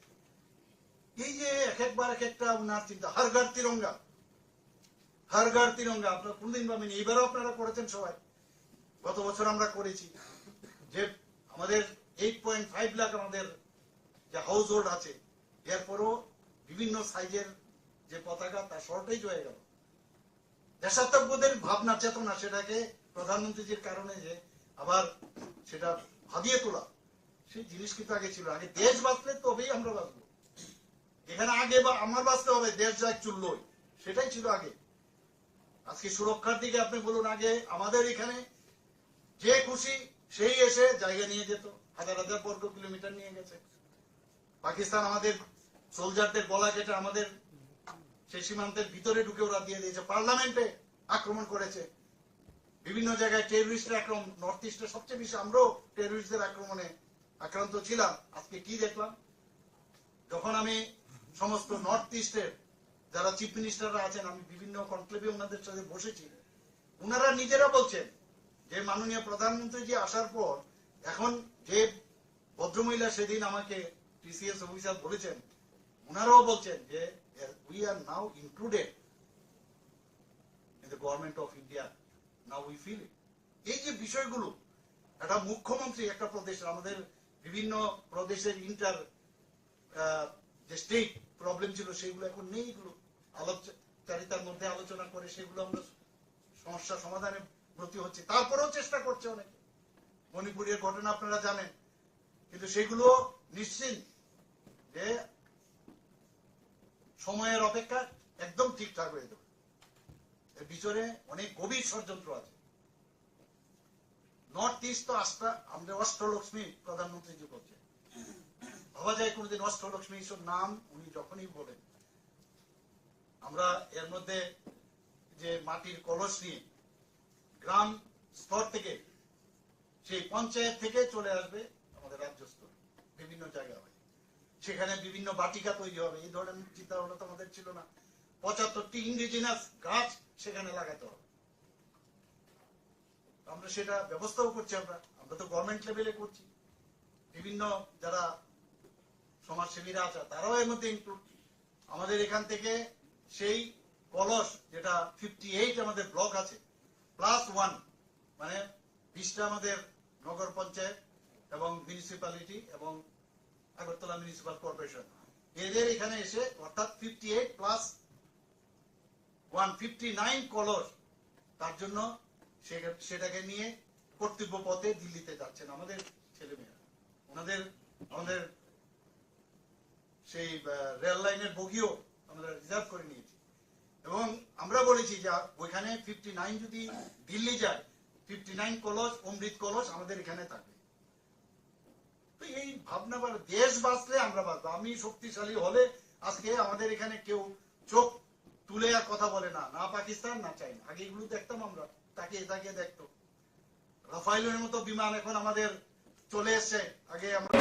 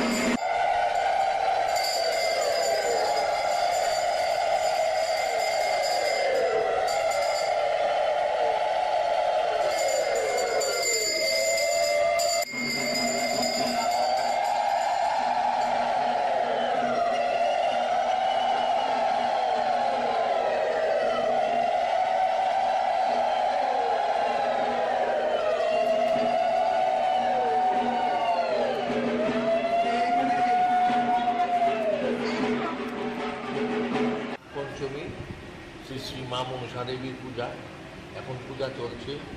এটা সংক্রান্তির দিন এই পূজাটা হয়, এখানে রাজার আমল থেকে এই পূজাটা হয়ে আসে। এখন চলছে, এখন বলিদান হবে, মার বলিদানের পর হোম হবে, তারপর পুষ্পাঞ্জলি হবে, তারপর 12টায় মার অন্নভোগ হবে, বিকেলবেলা মার আরতি হবে। কোন প্রথা থেকে হচ্ছে, কি মানে কোন তিথিতে হচ্ছে? এটা সংক্রান্তির দিন, যে শ্রাবণের সংক্রান্তির দিন এই পূজাটা হবে। অন্য জায়গায় দেখা যায় মার সঙ্গে দেখে করুণী দেখা যায়, এখানে নাই। এটা কেমন? রাজামল থেকে এটা নেই।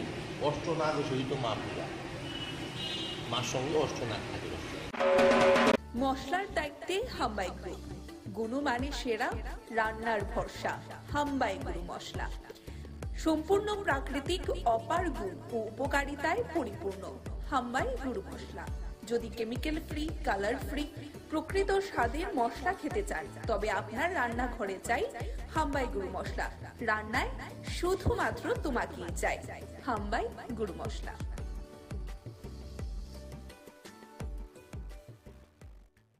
যদি আপনারা গ্রেফতার না করেন, আমরা প্রয়োজনে ছাত্র যুবরা মিলে কিন্তু আমরা রাজ্যের মধ্যে আমরা ত্রিপুরা বন্ধ আমরা ডাকতে বাধ্য হব। আমরা এখনো ডেট ফাইনাল করিনি, আমরা 48 ঘন্টা সময় দিচ্ছি। 48 ঘন্টার মধ্যে যদি পুলিশ প্রশাসন ইনভেস্টিগেশন না করে, আমরা কিন্তু 24 ঘন্টার বন্ধ রাখবো, সারা ত্রিপুরা স্তব্ধ করে দেব।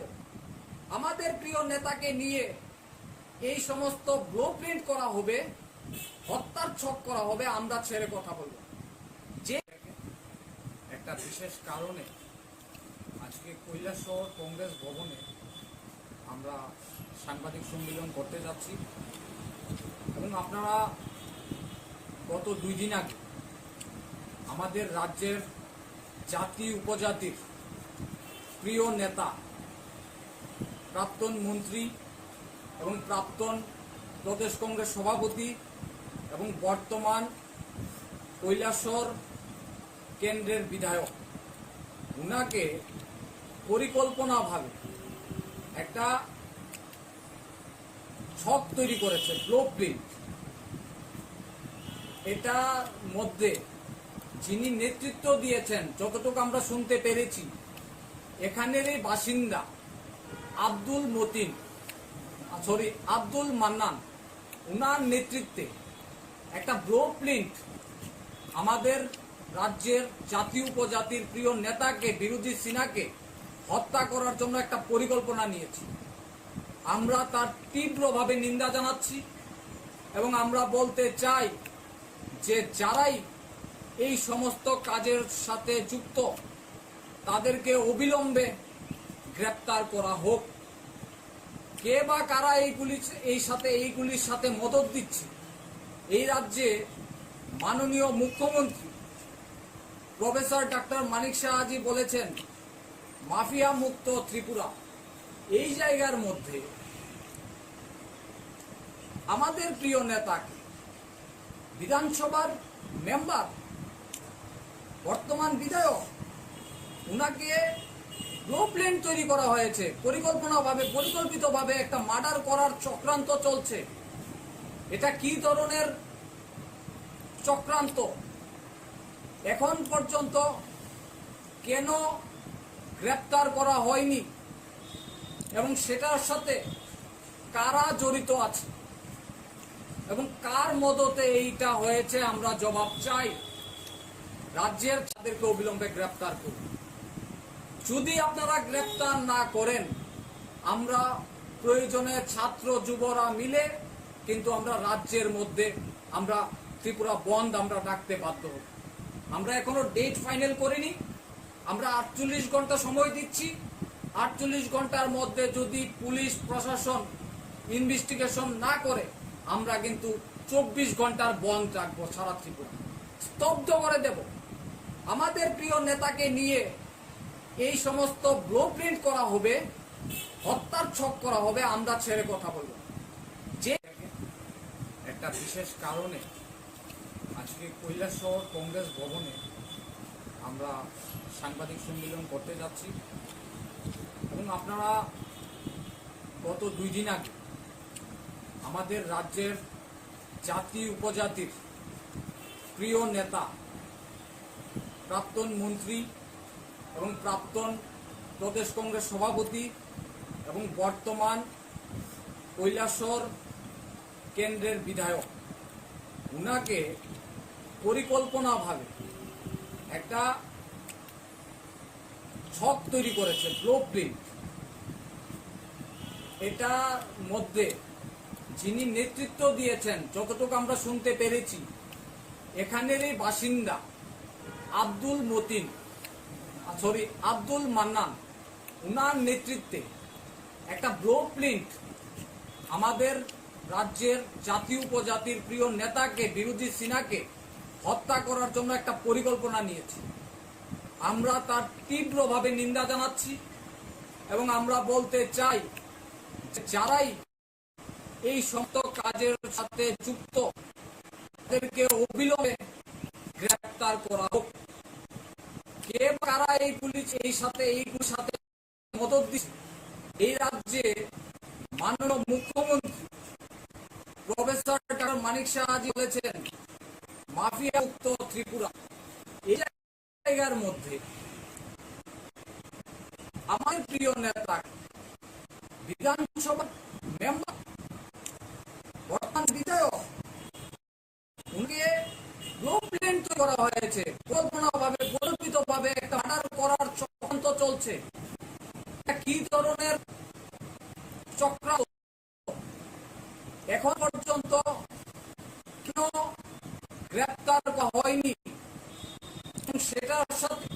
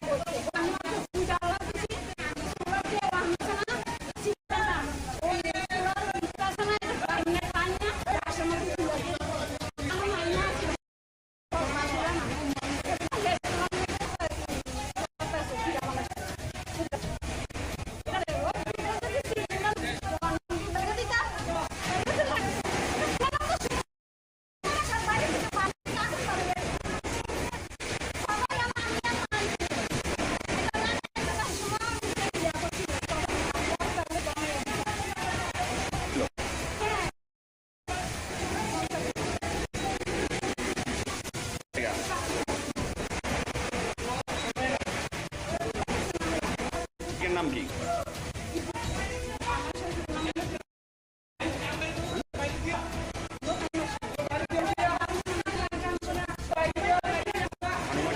কয়টা কল?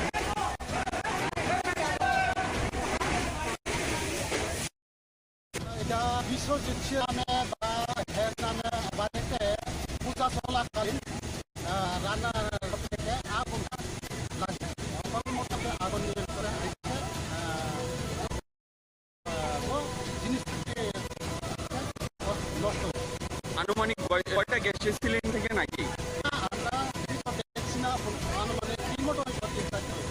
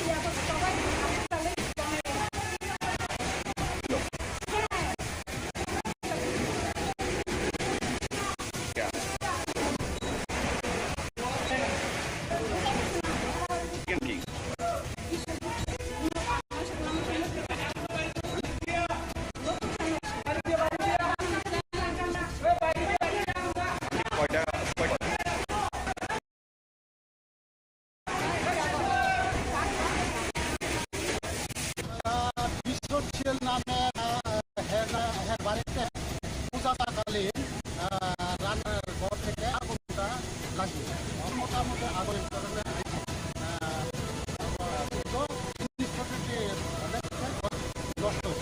আনুমানিক কয়টা গ্যাস সিলিন্ডার থেকে নাকি? এটা আমরা ঠিক মতো দেখলাম হলো আমি 3টা মতো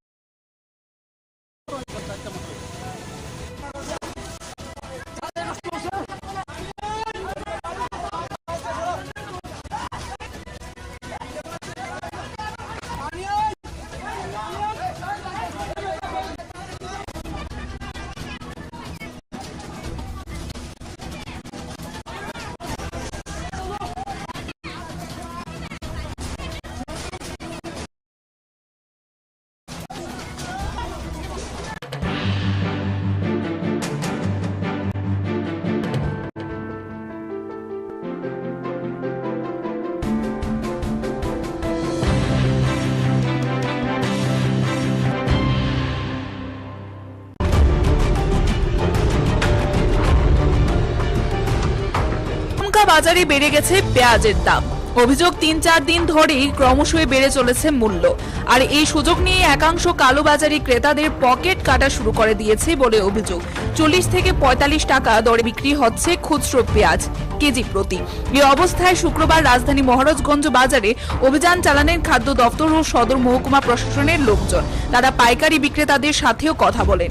এক আধিকারিক জানান, বর্তমানে নাসিকে কিছুটা দাম বেশি, তাই বাড়ছে মূল্য, তবে অচিরেই মূল্য নিয়ন্ত্রণে চলে আসবে। ব্যবসায়ীদের বলা হয়েছে যতটুকু সম্ভব দাম কম রাখার জন্য। পাশাপাশি তিনি জানান, প্রশাসনের অভিযান জারি থাকবে প্রতিনিয়ত। তবে অনেকেরই অভিযোগ রয়েছে, প্রতি বছর পুজোর মরশুমে আস্তে আস্তে দেখা যায় যে ধীরে ধীরে আলু এবং পেঁয়াজের দাম বাড়িয়ে দেওয়া হয়।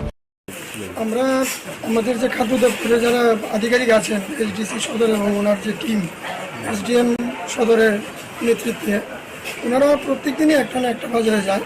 আজকে এখানে আসার মূল বিষয়টা, আজকে 2 দিন ধরে দেখা যাচ্ছে পেঁয়াজের দামটা একটু বাড়ার পথে। তাই আমিও এসেছি, ভেরিফাই করলাম যারা পাইকারি বিক্রি করেন এবং খুচরার সঙ্গে পাইকারির কী যোগাযোগ আছে, কত রেট থাকতে পারে সেটা দেখলাম। আলুর ক্ষেত্রে 20 টাকার মধ্যে ওনারা বিক্রি করতে পারছেন। আর পেঁয়াজের ক্ষেত্রে আমি যেটা দেখলাম, আগামী আরও 20-25 দিন, 1 মাস যে রেটটা আছে এখন 36 টাকায় ওনারা ছাড়ছেন পাইকারি মূল্যে, এবং সেটা গিয়ে 35-40 টাকায় সেটা যায়। আমরা যারা ব্যবসায়ী আছেন, যারা মূল মজুতদার, ওনাদেরকে আমরা বলেছি যে আমরা এই ব্যবস্থা জারি রাখবো। আমাদের লোকরা যারা অফিসাররা আছেন সবসময় ওনারা ভিজিট করবেন, যতটা কম মূল্যে বাজারগুলিতে পেঁয়াজ দেওয়া যায় সেটার ব্যবস্থা করার জন্য। তবে একটা জিনিস আমি কনফার্ম হয়েছি যে উৎসে নাসিকে এটার রেটটা বেড়েছে, এটার একটা এফেক্ট হয়তো আগামী কয়েকটা দিন থাকবে, কিন্তু মার্কেটে স্থিতিশীল অবস্থা আসবে।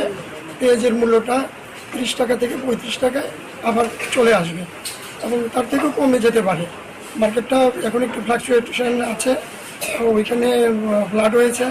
আমি দেখলাম যে আলুও প্রচুর ওনাদের নষ্ট হয়েছে, যদিও ব্যবসায়ীরা আলুটার দাম 20 টাকায় রাখছেন, কোনো কোনো জায়গায় 25 টাকা পর্যন্ত বৃদ্ধি পেয়েছে খুচরা মার্কেটগুলিতে। তো আপাতত পেঁয়াজের দামটা 4-5 দিন আমরা নজরে রাখছি। আমরা সামনে শনি রবি বন্ধ আছে, তারপরে আমরা আবার দেখব মার্কেট যাচাই করে এটাকে কমানো যায় কিনা। ব্যবসায়ীদেরকে আমি আমার তরফ থেকে, খাদ্য দপ্তরের তরফ থেকে এবং আমাদের যে মাননীয় মন্ত্রী, ওনার বিশেষ নির্দেশক্রম আমি ওনাদেরকে জানিয়েছি যাতে রেটটা নিয়ন্ত্রিত মূল্যের মধ্যে থাকে। এই উদ্দেশ্যে আমার এখানে আসে। অনেক সময় দেখা যায় যে খুচরো বাজারে অনেক দাম থাকে, তো এটা নিয়ন্ত্রণ করার জন্য কি আপনারা কি কন্টিনিউ প্রসেসিং থাকবে? আমরা প্রতিনিয়তই কিন্তু আমাদের এই যে ফুডের টিম আছে, তারপর আপনার লিগ্যাল মেট্রোলজির অফিসাররা আছেন, ওনারা কিন্তু ভিজিট করছেন। সবসময় আমি হয়তো আসতে পারি না, এবং এসডিএম এর যারা আছেন ওনারা আজকে বটতলা বাজার, কালকে গুলবাজার, পরশুদিন আরেকটা বাজার, এইভাবে কিন্তু প্রতিদিন আমরা একটা না একটা মার্কেটে আমরা ভিজিট করি, দেখি। আমাদের বিশেষ করে আলু এবং পেঁয়াজ যেটা আছে সেটা আমাদের যে এসেনশিয়াল কমোডিটিজ অ্যাক্ট আছে এটার আওতায় আছে, ফলে এটার ব্যাপারে, এটার মূল্য নিয়ন্ত্রণের ব্যাপারে আমার খাদ্য দপ্তরের ভূমিকা আছে। আমাদেরকে অবশ্যই সেটা লক্ষ্য রাখতে হবে যাতে, আর বাদ বাকি যে জিনিসগুলি যেরকম মরিচ অথবা এগুলি কৃষি দপ্তর যারা আছেন, আধিকারিক যারা আছেন, ওনারা লক্ষ্য রাখছেন। আশা করি সেইগুলিও দ্রব্যমূল্যের নিয়ন্ত্রণ হবে। আশা নিয়ে বাঁচতে হবে। আমার মনে হয় পেঁয়াজেরও, আমি আজকে কথা বলে যেটা দেখেছি, পেঁয়াজের দামটা কমে যাবে আগামী কয়েকদিনের মধ্যে। Bureau report, Tripura news 8।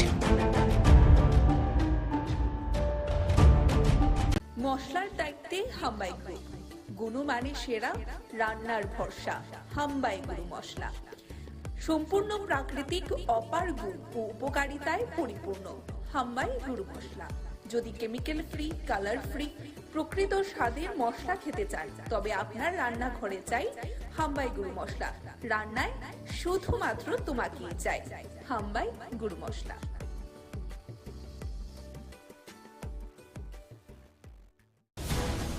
রাজ্যে আরো 4টি নতুন জাতীয় সড়ক হবে বলে শুক্রবার প্রজ্ঞা ভবনে এক কর্মশালায় কথা বলেন মুখ্যমন্ত্রী ডক্টর মানিক সাহা। মুখ্যমন্ত্রী ছাড়াও সেদিন উপস্থিত ছিলেন সমবায় মন্ত্রী শুক্লাচরণ নোয়াতিয়া, উপজাতি কল্যাণ দপ্তরের মন্ত্রী বিকাশ দেববর্মা এবং শিল্পমন্ত্রী শান্তনা চাকমা সহ দপ্তরের আধিকারিকরা। 3-4 দিন ধরেই ক্রমেই বাজারে বেড়ে চলেছে পেঁয়াজের দাম। একাংশ কালোবাজারি ক্রেতাদের পকেট কাটছে বলে অভিযোগ রয়েছে। শুক্রবার রাজধানী মহারাজগঞ্জ বাজারে অভিযান চালালেন রাজ্য খাদ্য দপ্তর ও সদর মহকুমা প্রশাসনের লোকজন। তবে অনেকের অভিযোগ রয়েছে, প্রতি বছর পুজোর মৌসুম আসতেই ধীরে ধীরে আলু এবং পেঁয়াজের দাম বাড়িয়ে দেওয়া হয়। চোরের থাবায় এবারে সাংবাদিকদের বাড়িতে, বাড়ির লোকজনদের অনুপস্থিতিতেই সুযোগ নিয়ে হাত ছাপাই করল চোরের দল। ঘটনা রাজধানীর বট্টপুকুর বিবেকানন্দ ক্লাব সংলগ্ন এলাকায়। ঘটনায় এলাকায় বর্তমানে চাঞ্চল্য বিরাজ করছে।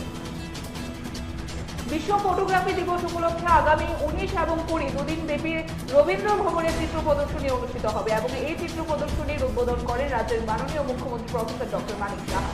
এবং এক সাংবাদিক সম্মেলনের মধ্য দিয়ে আগরতলা প্রেস ক্লাবে এই সংবাদ জানিয়ে দেওয়া হয়েছে ফটো জার্নালিস্টের পক্ষ থেকে। নিয়ম মেনেই হলো মনসা পূজা। রাজন্য আমল থেকে রাজধানী দুর্গাবাড়িতে হয়ে আসছেন মনসা দেবীর পুজো। নিয়ম রীতি মেনে এবারে হয়েছে পুজো প্রতি বছরের মতো এবারও। শ্রাবণ মাসের শেষ দিনে সংক্রান্তিতে দেখা যায় মনসা দেবীর পুজো হবে। প্রতিবারের মতো এবছরও হয় নিয়ম নিষ্ঠার সাথে দুর্গাবাড়ির মনসা পুজো। বিলোনিয়া পুরাতন মোটর স্ট্যান্ড সংলগ্ন এলাকায় শহরে প্রাচীনতম মা মনসা পুজো এবং দেখা যাচ্ছে যে এই মনসা বাড়িতে সমস্ত ধর্মীয় রীতিনীতি মেনে অনুষ্ঠিত হয় মনসা পুজো। শহরের বিভিন্ন প্রান্ত থেকে মহিলারা মায়ের আরাধনায় সেদিন ব্রতী হন। মা মনসা পুজোর দিনই উদয়পুরে গ্যাসের সিলিন্ডারে আগুনে পুড়ে ছাই হয়ে যায়। টাউন সুরামুড়া স্থিত বিশ্বজিৎ ছিলের বাড়িতে ঠিক তখন বাড়িতে চলছিল মনসা পুজোর প্রস্তুতি এবং খবর পেয়ে উদয়পুর অগ্নি নির্বাপক দপ্তরের কর্মীরা ছুটে গিয়ে আগুন নিয়ন্ত্রণে আনে। দুটি ঘর সম্পূর্ণ পুড়ে ছাই হয়ে যায়। এতে আনুমানিক কয়েক লক্ষ টাকার ক্ষয়ক্ষতি হয়েছে বলে জানা যায়। বাঙালির 13 পার্বণের মধ্যে অন্যতম পুজো হচ্ছে মনসা পুজো। এই পুজোকে নিয়ে গ্রাম পাহাড় থেকে শুরু করে শহর এলাকায় ব্যাপক আলোড়ন তৈরি হয়। শুক্রবার মন্দির নগরী উদয়পুর সহ বিভিন্ন মহকুমা জেলার বিভিন্ন বাড়ি থেকে বাড়ির ঘরে অনুষ্ঠিত হয় মনসা পুজো। জল এবং বিদ্যুতের দাবিতে শুক্রবার সাবরুম বৈষ্ণবপুর রাস্তা অবরোধ করে আইলমারা এলাকার এলাকাবাসীরা। জনগণের দাবি রয়েছে, বিগত 28 দিন ধরে জল এবং বিদ্যুৎহীন গোটা আইলমারা এলাকা। সংশ্লিষ্ট দপ্তরের কাছে লিখিতভাবে বারবার বিষয়টি সম্বন্ধে অবগত করা হলেও কোনো ধরনের হেলদোল নেই সংশ্লিষ্ট দপ্তরের কর্তা ব্যক্তিদের। মেরি মিট্টি মেরি দেশ কর্মসূচির অঙ্গস্বরূপ শুক্রবার আমবাসা সমগ্র উন্নয়ন আধিকারিকের উদ্যোগে আয়োজিত হয় মিট্টি কো নমন বীরো কা বন্ধন কর্মসূচি। প্রদীপ প্রজ্বলনের মাধ্যমে সূচনা করেন বিএসসি চেয়ারম্যান পরিমল দেববর্মা। আরক্ষা দপ্তর থেকে অবসরপ্রাপ্ত 78 জন আরক্ষা কর্মীকে সম্মাননা জানানো হয়। মশলার দায়িত্বে হাম্বাই গ্রুপ, গুণমানে সেরা, রান্নার ভরসা। হাম্বাই গুরু মশলা সম্পূর্ণ প্রাকৃতিক অপার গুণ ও উপকারিতায় পরিপূর্ণ হাম্বাই গুরু মশলা। যদি কেমিক্যাল ফ্রি, কালার ফ্রি, প্রকৃত স্বাদের মশলা খেতে চান, তবে আপনার রান্নাঘরে চাই হাম্বাই গুরু মশলা। রান্নায় শুধুমাত্র তোমাকেই চাই হাম্বাই গুরু মশলা।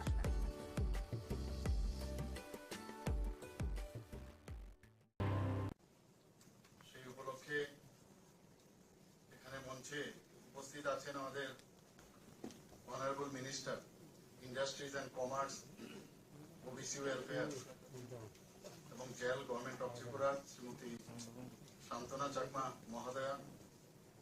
উপস্থিত একটু আগে যিনি ওনার সুন্দর বক্তব্য এখানে রেখেছেন, আমাদের ত্রিপুরা সরকারের ট্রাইবেল ওয়েলফেয়ারের মাননীয় মন্ত্রী শ্রী বিকাশ দেববর্মা মহোদয়। তাছাড়া প্রারম্ভিক যে আলোচনা শুরু হয়েছিল এখানে ভাষণে আমাদের ত্রিপুরা সরকারের মাননীয় মন্ত্রী cooperation, tribal welfare, government of Tripura Shri Shuklacharan Noatia এবং ট্রাইবেল ওয়েলফেয়ার ডিপার্টমেন্টের যিনি সেক্রেটারি মহোদয় আছেন শ্রী এল.টি. ডাউলং মহোদয়, শ্রী এস প্রভু এডিশনাল সেক্রেটারি ট্রাইবেল ওয়েলফেয়ার। আমার সামনে উপস্থিত আছেন আমাদের মাননীয় বিধায়ক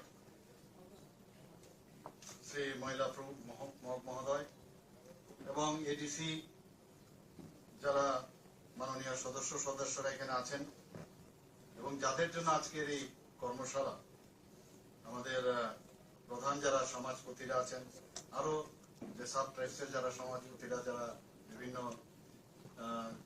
আমাদের যে ট্রাইবস কমিউনিটির এখানে রিপ্রেজেন্টেটিভ, এখানে প্রায় 60 জনের মতো বলা হয়েছে, এবং ট্রাইবেল ওয়েলফেয়ারের যারা অফিসিয়াল আছেন এবং মিডিয়া বন্ধুরা, সবাইকে আমি হার্দিক অভিনন্দন ও শুভেচ্ছা জানাচ্ছি।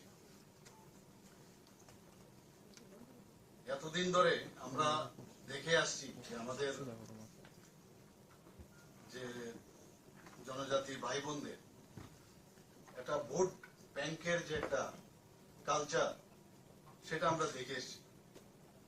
কিন্তু যখন আমাদের মাননীয় প্রধানমন্ত্রী, যশস্বী প্রধানমন্ত্রী নরেন্দ্র মোদীজি 2014-তে উনি আসলেন, বোঝা গেল যে কিভাবে জনজাতিদের উন্নয়নের কথা উনি চিন্তা ভাবনা করেছেন। সেটা কিন্তু আগে আমরা কখনো দেখিনি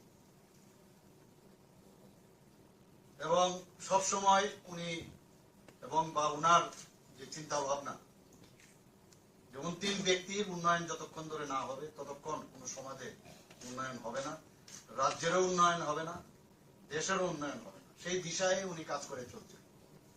আমি জানি না আপনারা এর আগে এভাবে আপনারা দেখেছেন কিনা, এবং তার প্রকৃষ্ট উদাহরণ আমরা দেখতে পাই যখন আমাদের বর্তমান মাননীয় রাষ্ট্রপতি দ্রৌপদী মুর্মুজিকে উনি আমাদের এই পদে উনি আসীন করিয়েছেন। একমাত্র উনার কারণেই সেটা সম্ভব হয়েছে। একটা জনজাতি শ্রেণীর বিশ্বের একদম গরিব ঘরের একজন মহিলা, উনাকে উনার কারণে আজকে রাষ্ট্রপতি পদে বসিয়েছেন। এর থেকে বড় আর কি হতে। আমাদের এখানেও আপনারা দেখেছেন আমাদের মন্ত্রিসভাতেও একজন মহিলা আছেন এবং এই জনজাতি গোষ্ঠীরই উনি প্রতিনিধিত্ব করেন। আমাদের শুক্লাবাবু এখানে, শুক্লাচরণ নোয়াতিও আছেন, আর আমাদের তো ট্রাইবেল মিনিস্টার আছেনই। সবাই যেখানে যার যথাস্থান সেখানে এই সরকার এবং আমাদের মাননীয় প্রধানমন্ত্রীজি সেই দিকটা রাখেন। আমাদের কেন্দ্রীয় সরকারও আপনারা দেখবেন সমস্ত জায়গায় যারা যারা বিশেষ বিশেষ পদে আছে, মন্ত্রিসভায়ও জনজাতিদের সেই স্থান উনি দিয়েছেন। আমার মনে আছে আমি যখন কিছুদিনের জন্য রাজ্যসভায় আমি গিয়েছি, সেখানে আমি রাজ্যসভায় যেদিন আমি শপথ নিলাম, এর পরের দিনই আমাকে এসে বললো যে ডালং কমিউনিটি নিয়ে আপনাকে বলতে হবে। তো আমি বললাম এটা কি, বুঝতে পারলাম না কি। বললাম আপনার কাছে 1.5 ঘন্টা সময় আছে, আপনি বুঝে নিন। দৌড়ে এদিক সেদিক গেলাম, গিয়ে যাই কালেকশন করলাম যে আমাদের ট্রাইবেল কমিউনিটি ত্রিপুরা, তাদের যে ট্রাইবেল মানে গোষ্ঠীর মধ্যে অফিসিয়ালি ইনক্লুড করতে হবে। তার জন্য আমি জোরালো ওখানে বক্তব্য রাখলাম। আমার মনে হলো আমি কি রেখেছি জানি না, তবে এক দুজন এসে আমাকে হাত মিলালো, বললো খুব ভালো বলেছেন। তাই আমি বললাম নিশ্চয়ই তাহলে ভালোই বলেছি, এবং সেদিনই বিল পাস হয়ে গেল। তো আমার মনে হলো একটা প্রথম দিন গিয়েই এরকম একটা কাজ করতে পারলাম, তাও আবার জনজাতিদের জন্য। আমি নিজেকে ভাগ্যবান মনে করছি যে আমি ত্রিপুরার প্রতিনিধি হয়ে সেখানে ওনাদের জন্য একটা কাজ করতে পেরেছি। আমরা জানি যে ত্রিপুরাতে 19টা জাতিগোষ্ঠী, তারপরও সাব ট্রাইবস আছে, যে কারণে আমাদের এডিসিতে 28টা সিট আছে প্রতিনিধিত্ব করার জন্য। কিন্তু আমাদের এই সরকার ডিসিশন নিয়েছে না, আমাদের সব যারা এখানে অনেকে এসছেন আজকে, তাদের প্রতিনিধিত্বের জন্য যাতে সব গোষ্ঠীর থেকে প্রতিনিধিত্ব হয়, তার জন্য আমরা 50টা সিটের জন্য আমরা এখানে ক্যাবিনেটের ডিসিশন নিয়ে আমরা দিল্লিতে থাকবো। হয়তোবা আমরা সময়ের অপেক্ষা, এগুলো হবে আমাদের। তো এইগুলোতে যে আমরা জনজাতিদের উন্নয়নের জন্য তাদের রিপ্রেজেন্টেশন প্রপারলি যেন হয়, তারা যেন হারিয়ে না যায়, বহু যাতে আমরা চিন্তা করি তারা যেন এক্সটিংক্ট না হয়, সেই চিন্তা ভাবনা আমাদের আছে। আমাদের ট্রাইবাল ওয়েলফেয়ারও সেই চিন্তা ভাবনা করে, আর আমাদের সরকার তো করেনি। আর সর্বোপরি আমাদের মাননীয় প্রধানমন্ত্রী সেই চিন্তা করে। যে কথাটা এখানে বলা হয়েছে, এতদিন ধরে মহারাজাদের যে ডাইনেস্টি, তাদেরকে 35 বছর আমরা দেখেছি একদম মানে রাজবাড়ির সেই ওয়ালের ভিতরে ঢুকিয়ে দেওয়ার ব্যবস্থা হয়েছে। আমাদের সরকার আসার পর উনাদের যে এই ত্রিপুরার জন্য যে কাজ করে গেছেন, ত্রিপুরার মানুষের জন্য যে কাজ করে গেছেন, তার জন্য এই সরকার এবং আমাদের কেন্দ্রীয় সরকার সে সম্মান আমরা দিয়েছি।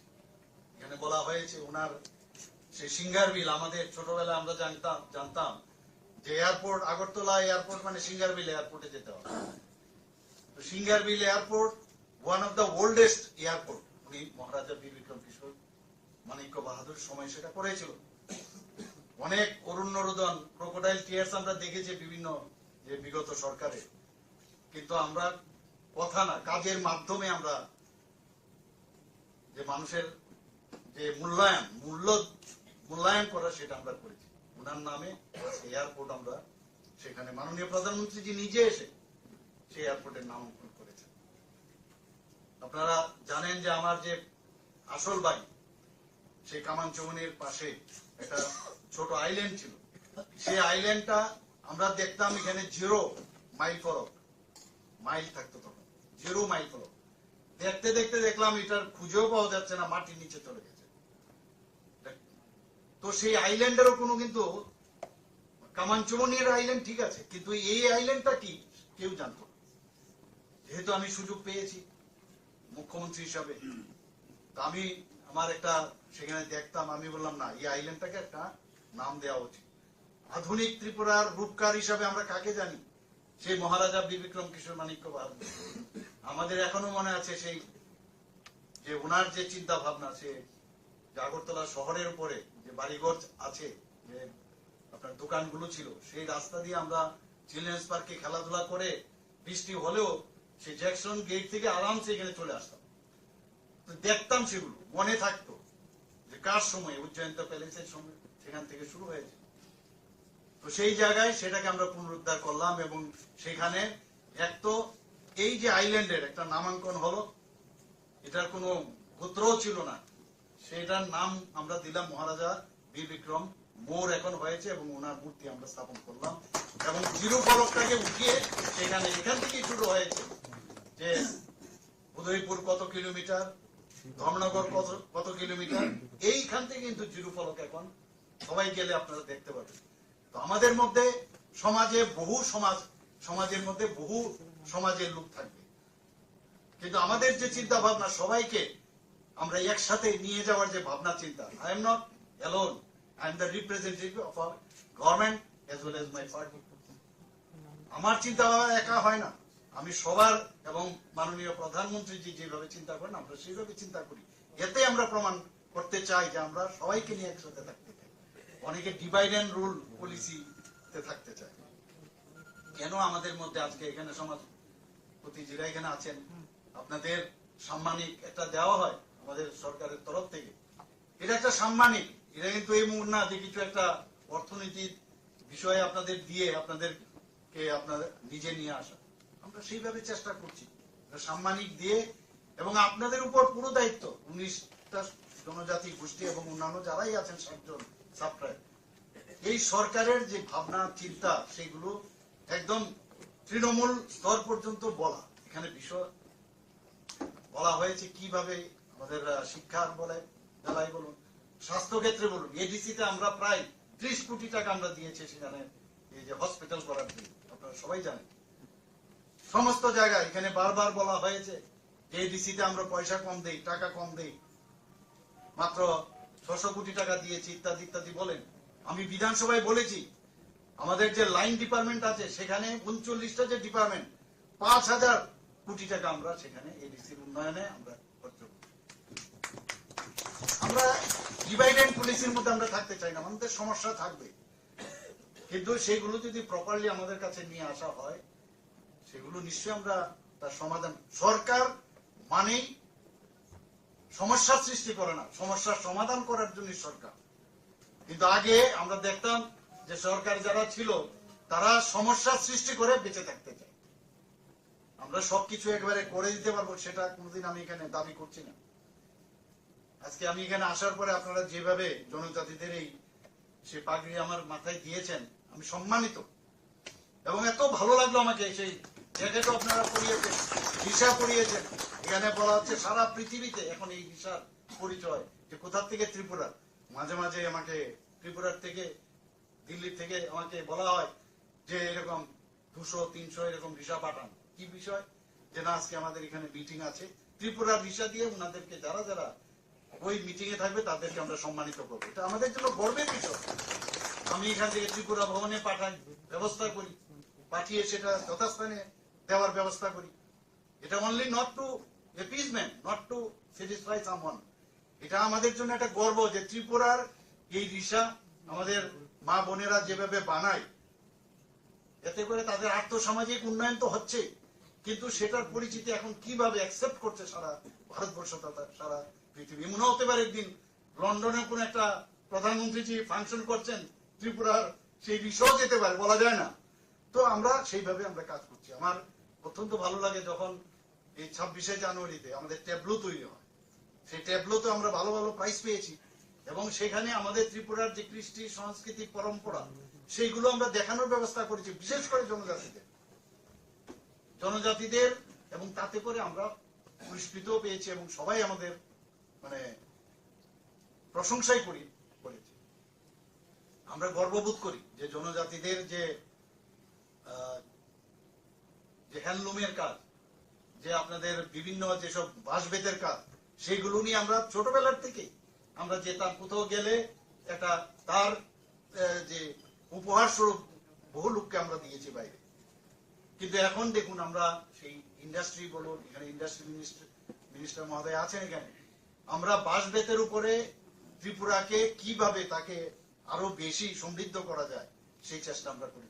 আপনারা নিশ্চয়ই জানেন যে এইবার আমি নিজেও সেখানে উপস্থিত ছিলাম যে পার্লামেন্টের যে নতুন ভবন, ত্রিপুরার বাঁশের যে সুন্দরভাবে টাইলস বানানো হয়েছে, সেই টাইলস পার্লামেন্টে লাগানো হয়েছে। ভাবা যায় কোনোদিন?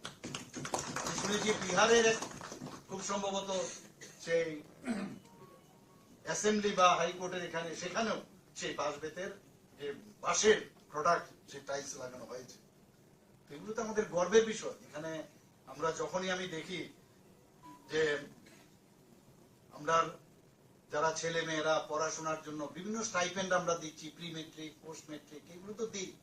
আমাকে ট্রাইবেল মিনিস্টার পায়ে এসে বলেন যে এত কম পয়সা দেওয়া হবে না, আরো বাড়াতে হবে। আমরা ধৈর্য ধরো, সব হবে, চিন্তা করবে না। তো ইভেন বিভিন্ন জায়গায় আমি নিজেও গেছি, তাদের রেস্ট হাউস থেকে আরম্ভ করে, হোস্টেল থেকে আরম্ভ করে, সব জায়গায় আমাদের জনজাতিদের তাদের জন্য কোনো এতদিন ধরে কেউ দেখেনি, ওদের উপর নজরদারি ছিল না। কিন্তু আমরা, আমার মনে আছে আমার সরকারি বাসভবনে আমি 3 ভাবে, আমাদের আইএস অফিসার গণ আছেন এখানে, সমস্ত জনজাতি, টিসিএস অফিসাররা, সিনিয়র জুনিয়র, 3 দিন আমি বসেছিলাম 3টা স্তরে, একজন আইএস অফিসার মহিলা, আমার মনে আছে, উনি আমাকে বলছিলেন সেই মিটিং এর পরে, now we think that we are included, as if we are included. এই যে বিষয়, আমি ওনাদের সাথে যখন কথা বলছিলাম, আমি ওনাদেরকে বলেছিলাম, মুখ্যমন্ত্রী হিসাবে আমাকে আপনারা ভাববেন না, সহজ সরল ভাবে আপনারা বলুন এই ত্রিপুরার উন্নয়নে, জেনারেল আলম সাহেবও ছিলেন প্রথম মিটিং এ, ওনাদেরকে আমি বলেছি আপনাদের মন খুলে কথা বলুন, এই ত্রিপুরাকে ডেভেলপমেন্ট করার জন্য আপনারা কি কি চান। ওনারা বলেছেন, কিন্তু ওই লাইনটা আমার এখনো মনে আছে, যে বলেছেন as if we are included।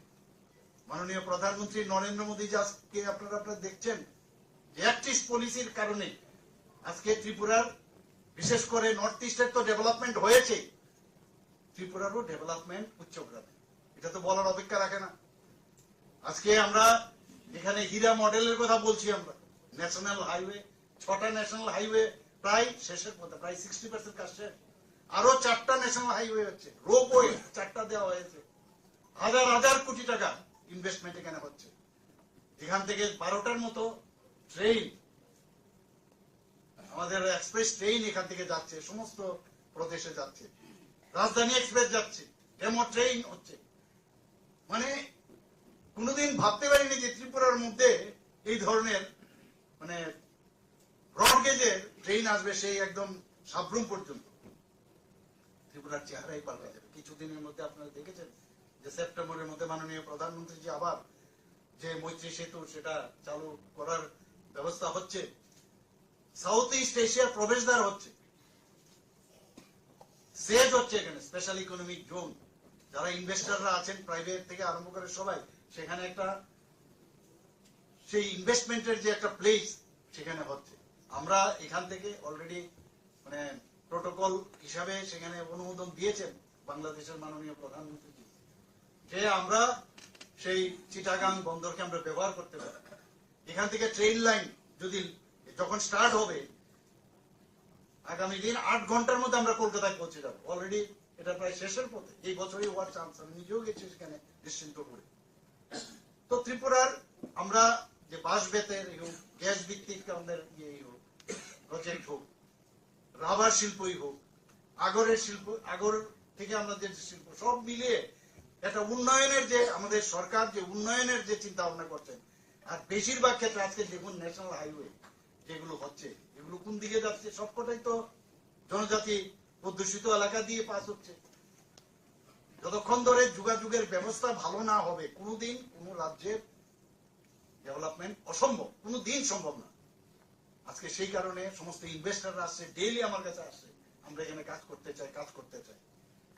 আমার সরকার নামে আমরা একটা অলরেডি ওয়েব পোর্টাল আমি শুরু করেছিলাম, প্রায় 80 থেকে 85% এতে করে কাজ সম্পন্ন হয়েছে। মানুষের বিভিন্ন সমস্যা নিয়ে সেই ওয়েব পোর্টালে ওরা রিয়েক্ট করেছে, বলেছে, এবং তার সমাধানও হয়েছে।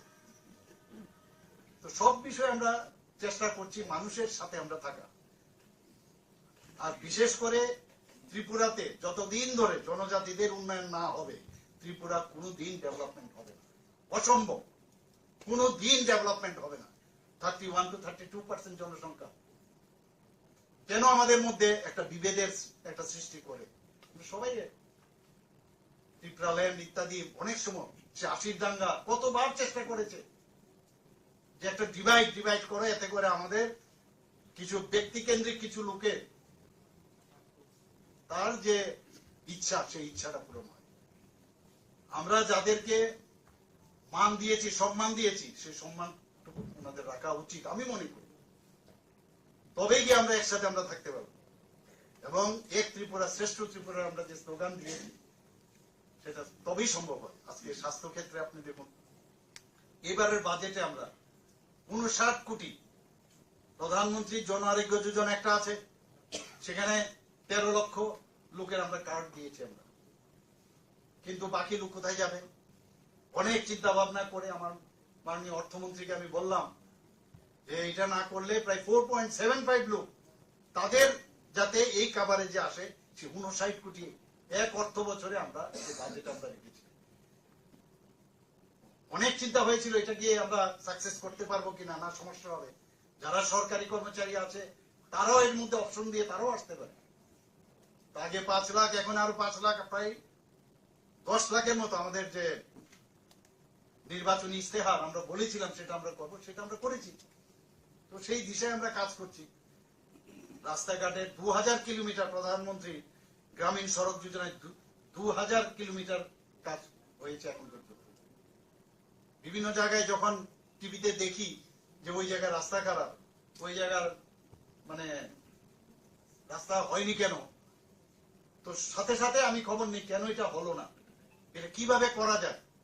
আমরা ডিপ টিউবওয়েল বলুন, নর্মাল টিউবওয়েল বলুন, সব জায়গায় জলের যাতে ব্যবস্থা হয়। জনজাতি এলাকায় সমস্যা, সবচেয়ে বড় সমস্যা, অনেক জায়গায় ডিগিং করলে পাথরের কারণে ভিতরে ঢুকে না, জলের সোর্স পাওয়া যায় না। তার জন্য ইনোভেটিভ যে আইডিয়া, জলকে আটকে ড্যাম করে সেখান থেকে তার ব্যবস্থা চলছে। এর জন্য হাজার হাজার কোটি টাকা খরচ হচ্ছে এবং আমাদের বাজেট এবং গভর্নমেন্ট অফ ইন্ডিয়া তার জন্য বারবার ওনারা বলছেন যে কোনো অবস্থায়, এবং সেই অবস্থায় যেমন 3% আমাদের মাত্র এই জল জীবন মিশনের মানে আমরা শুরু করেছিলাম প্রতিটা ঘরে জল পৌঁছানো, এখন 68%, গতদিন আমি দেখলাম 68% আমরা সেই টার্গেট আমরা যাচ্ছি। 100% আমরা চাই তার স্যাচুরেশন পয়েন্ট আছে। এখানে যেখানে প্রধানমন্ত্রীর আবাস যোজনার বিষয় এখানে মাননীয় মন্ত্রীজি বলেছেন, আবাস যোজনায় বলুন, প্রধানমন্ত্রীজি বারবার বলেন এখানে কি পলিটিক্স, আমরা রাজনীতি করার দরকার নেই। জল নেই, জল আমরা পৌঁছাবো, এর মধ্যে কি রাজনীতি? ঘর নেই, আমি ঘর পৌঁছে দেবো, এর মধ্যে কি রাজনীতি? বিজলি নেই, বিজলি পৌঁছে দেবো, এর মধ্যে কি রাজনীতি? কারোর শৌচালয় নেই, শৌচালয় পৌঁছে দেওয়া, সেখানে বানিয়ে দেওয়ার ব্যবস্থা করবে, এর মধ্যে কি রাজনীতি? এই যে সামাজিক পরিবর্তনের মধ্যে সরকারে থাকার যে বিষয়, সেটা মাননীয় প্রধানমন্ত্রী যে বারবার বলছেন, উল্লেখ করছেন এবং সেটা করেও দেখাচ্ছেন। আমরা এতদিন ধরে আপনারা দেখেছেন এর মধ্যে যে 75 সীমান্ত গ্রাম, বিরোকানা, কোনদিন শুনেছেন এই ধরনের কথা? আমি বহু জায়গায় গেছি সীমান্ত গ্রামে, সেখানে আমি দেখলাম যে আমাদের ত্রিপুরার লোক অনেকে সেখানে দেশের জন্য প্রাণ বলিদান হয়েছেন। তাদের নামকে সেখানে কালেক্ট করে আমাদের সরকার সেখানে তাদেরকে সেই মানে পাথরের মধ্যে খোদাই করে তাদের নাম রাখা হয়েছে। এই যে এক একবার এক একটা উনার চিন্তা, হর ঘর তিরঙ্গা, হর ঘর তিরঙ্গা, আপনারা কোনদিন ভাবেন, এইবারও আপনারা করেছেন সবাই, গত বছর আমরা করেছি। যে আমাদের 8.5 লাখ আমাদের যে হাউস হোল্ড আছে, এরপরও বিভিন্ন সাইজের যে পতাকা তার শর্টেজ হয়ে গেল। দেশাত্মবোধের ভাবনা চেতনা, সেটাকে প্রধানমন্ত্রীজির কারণে যে আবার সেটা ভাবিয়ে তোলা, সেই জিনিস কিন্তু আগে ছিল। আগে দেশ বাঁচলে তবেই আমরা বাঁচবো, এখানে আগে বা আমার বাঁচতে হবে, দেশ যা চুল্লই, সেটাই ছিল আগে। আজকে সুরক্ষার দিকে আপনি বলুন, আগে আমাদের এখানে যে খুশি সেই এসে জায়গা নিয়ে যেত, হাজার হাজার বর্গ কিলোমিটার নিয়ে গেছে। পাকিস্তান আমাদের সোলজারদের গলা কেটে আমাদের সেই সীমান্তের ভিতরে ঢুকে ওরা দিয়ে দিয়েছে, পার্লামেন্টে আক্রমণ করেছে, বিভিন্ন জায়গায় টেররিস্টের আক্রমণ, নর্থ ইস্টে সবচেয়ে বেশি আমরাও টেররিস্টদের আক্রমণে আক্রান্ত ছিলাম। আজকে কি দেখলাম, যখন আমি সমস্ত নর্থ ইস্টের যারা চিফ মিনিস্টাররা আছেন, আমি বিভিন্ন কনক্লেভে ওনাদের সাথে বসেছি, ওনারা নিজেরা বলছেন যে মাননীয় প্রধানমন্ত্রীজি আসার পর এখন যে ভদ্রমহিলা সেদিন আমাকে টিসিএস অফিসার বলেছেন, ওনারাও বলছেন যে we are now included in the government of India, now we feel it. এই যে বিষয়গুলো, একটা মুখ্যমন্ত্রী একটা প্রদেশ, আমাদের বিভিন্ন প্রদেশের ইন্টার যে স্টেট প্রবলেম ছিল সেগুলো এখন নেই, এগুলো আলোচনার মধ্যে আলোচনা করে সেগুলো আমরা সমস্যা সমাধানে ব্রতী হচ্ছে। তারপরেও চেষ্টা করছে অনেকে, মণিপুরের ঘটনা আপনারা জানেন, কিন্তু সেগুলো নিশ্চিত যে সময়ের অপেক্ষা একদম ঠিকঠাক হয়ে যাবে। এর ভিতরে অনেক গভীর ষড়যন্ত্র আছে। নর্থ ইস্ট তো আমাদের অষ্টলক্ষ্মী প্রধানমন্ত্রীজি বলছে, ভাবা যায় কোনদিন অষ্টলক্ষ্মী এইসব নাম উনি যখনই বলেন, আমরা এর মধ্যে যে মাটির কলস নিয়ে গ্রাম স্তর থেকে সেই পঞ্চায়েত থেকে চলে আসবে আমাদের রাজ্য স্তরে, বিভিন্ন জায়গায় হবে, সেখানে বিভিন্ন বাটিকা তৈরি হবে। এই ধরনের চিন্তা ভাবনা তো আমাদের ছিল না। 75টি ইন্ডিজিনাস গাছ সেখানে লাগাতে হবে। আমরা সেটা ব্যবস্থাও করছি। আমরা তো গভর্নমেন্ট লেভেলে করছি, বিভিন্ন যারা সমাজসেবীরা আছে তারাও এর মধ্যে ইনক্লুড। আমাদের এখান থেকে সেই কলস যেটা 58 আমাদের ব্লক আছে +1, মানে 20টা আমাদের নগর পঞ্চায়েত এবং মিউনিসিপ্যালিটি এবং আগরতলা মিউনিসিপাল কর্পোরেশন, এদের এখানে এসে অর্থাৎ 58 + 159 কলস, তার জন্য সেটাকে নিয়ে কর্তব্য পথে দিল্লিতে যাচ্ছেন আমাদের ছেলেমেয়েরা। আমাদের সেই রেল লাইনের বগিও আমরা রিজার্ভ করে নিয়েছি এবং আমরা বলেছি যে ওইখানে 59 যদি দিল্লি যায়, 59 কলস অমৃত কলস আমাদের এখানে থাকবে। তো এই ভাবনা, দেশ বাঁচলে আমরা বাঁচবো। আমি শক্তিশালী হলে আজকে আমাদের এখানে কেউ চোখ তুলে আর কথা বলে না, না পাকিস্তান না চাইনা। আগে এগুলো দেখতাম আমরা, তাকিয়ে তাকিয়ে দেখতো। রাফাইলের মতো বিমান এখন আমাদের চলে এসছে, আগে আমরা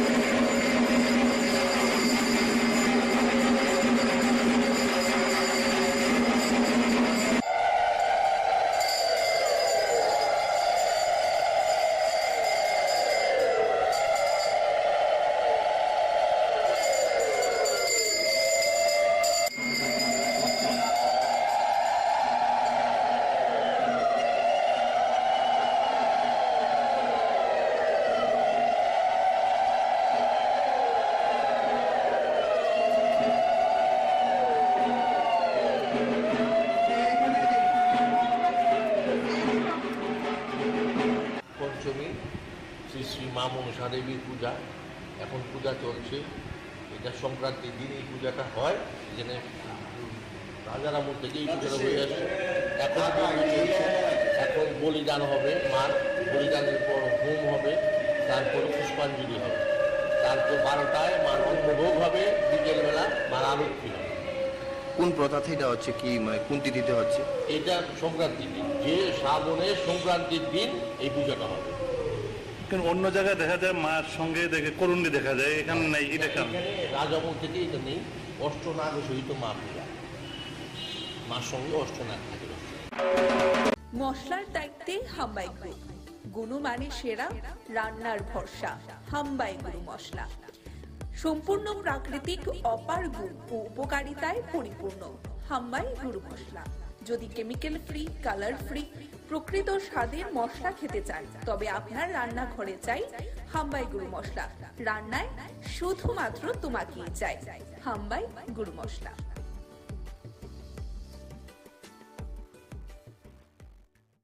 যদি আপনারা গ্রেফতার না করেন, আমরা প্রয়োজনে ছাত্র যুবরা মিলে কিন্তু আমরা রাজ্যের মধ্যে আমরা ত্রিপুরা বন্ধ আমরা ডাকতে বাধ্য হব। আমরা এখনো ডেট ফাইনাল করিনি। আমরা 48 ঘন্টা সময় দিচ্ছি। 48 ঘন্টার মধ্যে যদি পুলিশ প্রশাসন ইনভেস্টিগেশন না করে, আমরা কিন্তু 24 ঘন্টার বন্ধ রাখবো। সারা ত্রিপুরা স্তব্ধ করে দেব। আমাদের প্রিয় নেতাকে নিয়ে এই সমস্ত ব্লুপ্রিন্ট করা হবে, হত্যার ছক করা হবে, আমরা ছেড়ে কথা বলবো।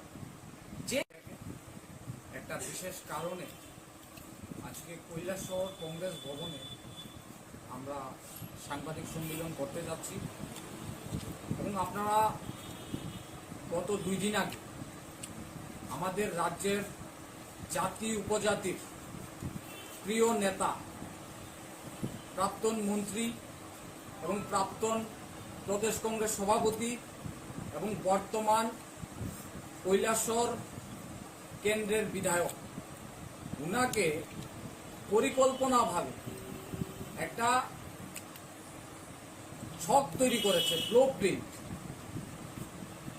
এটার মধ্যে যিনি নেতৃত্ব দিয়েছেন, যতটুকু আমরা শুনতে পেরেছি, এখানেরই বাসিন্দা আব্দুল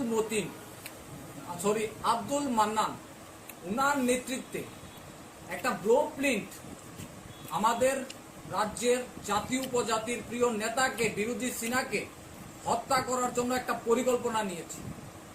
আমরা তার তীব্রভাবে নিন্দা জানাচ্ছি এবং আমরা বলতে চাই যে যারাই এই সমস্ত কাজের সাথে যুক্ত তাদেরকে অবিলম্বে গ্রেপ্তার করা হোক।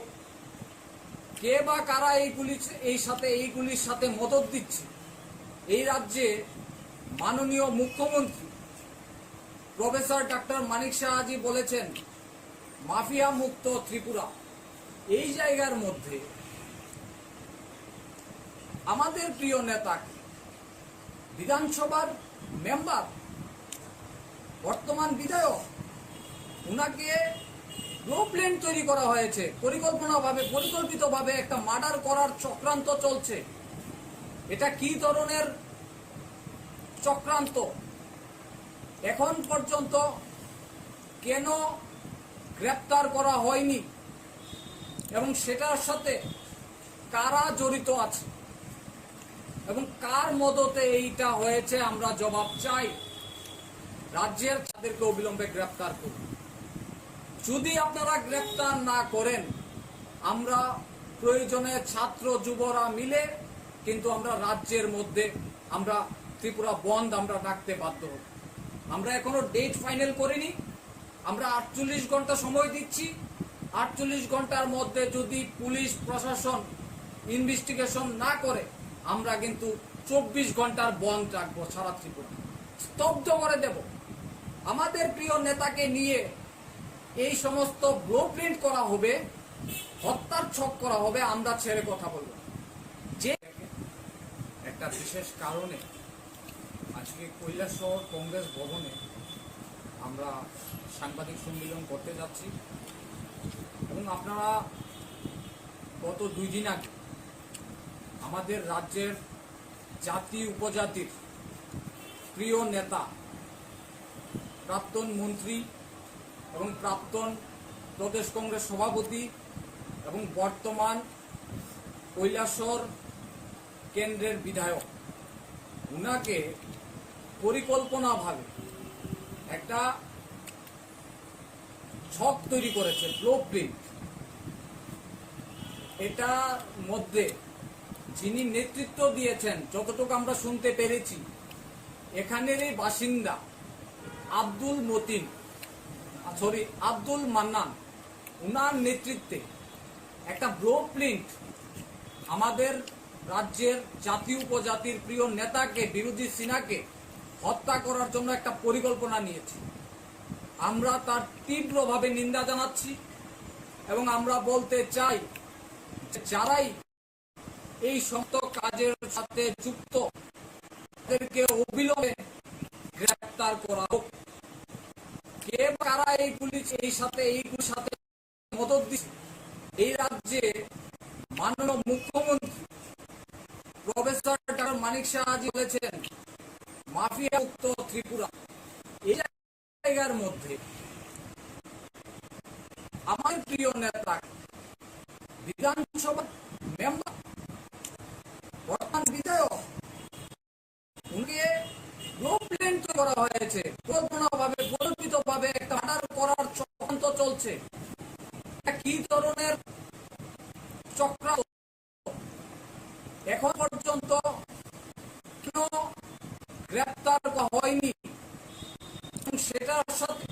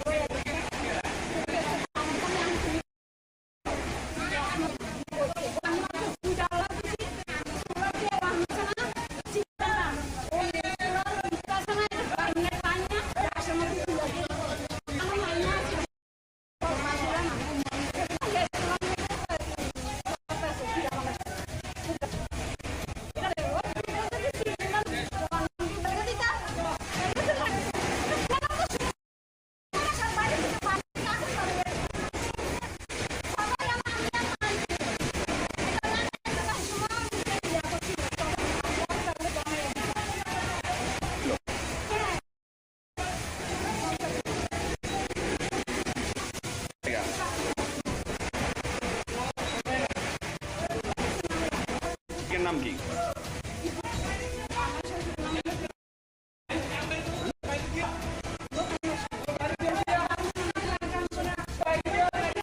আনুমানিক কয়টার পর?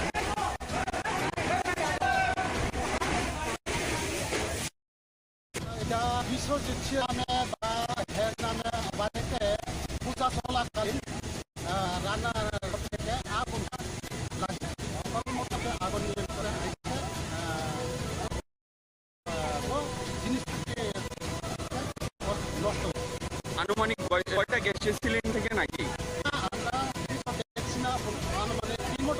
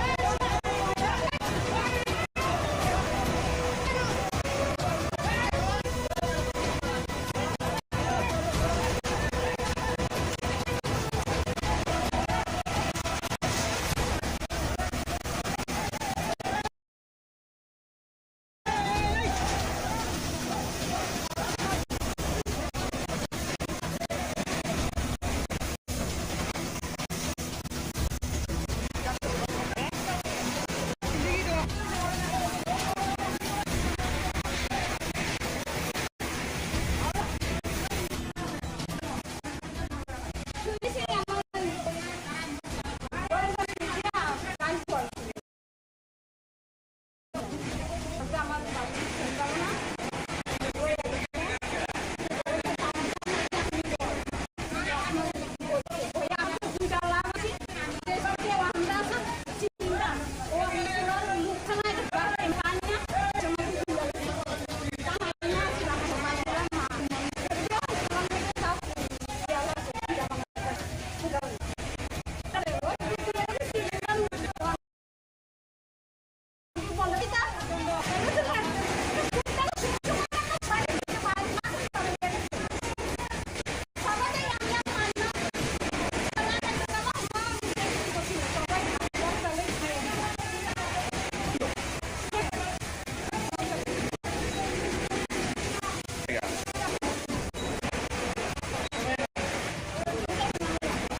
নাম কি?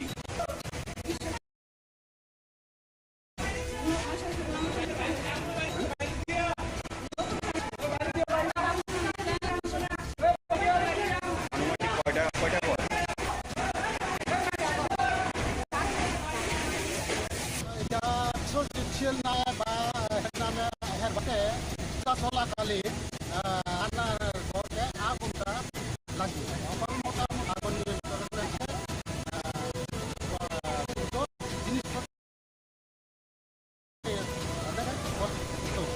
আনুমানিক কয়টা গ্যাসের সিলিন্ডার থেকে নাকি?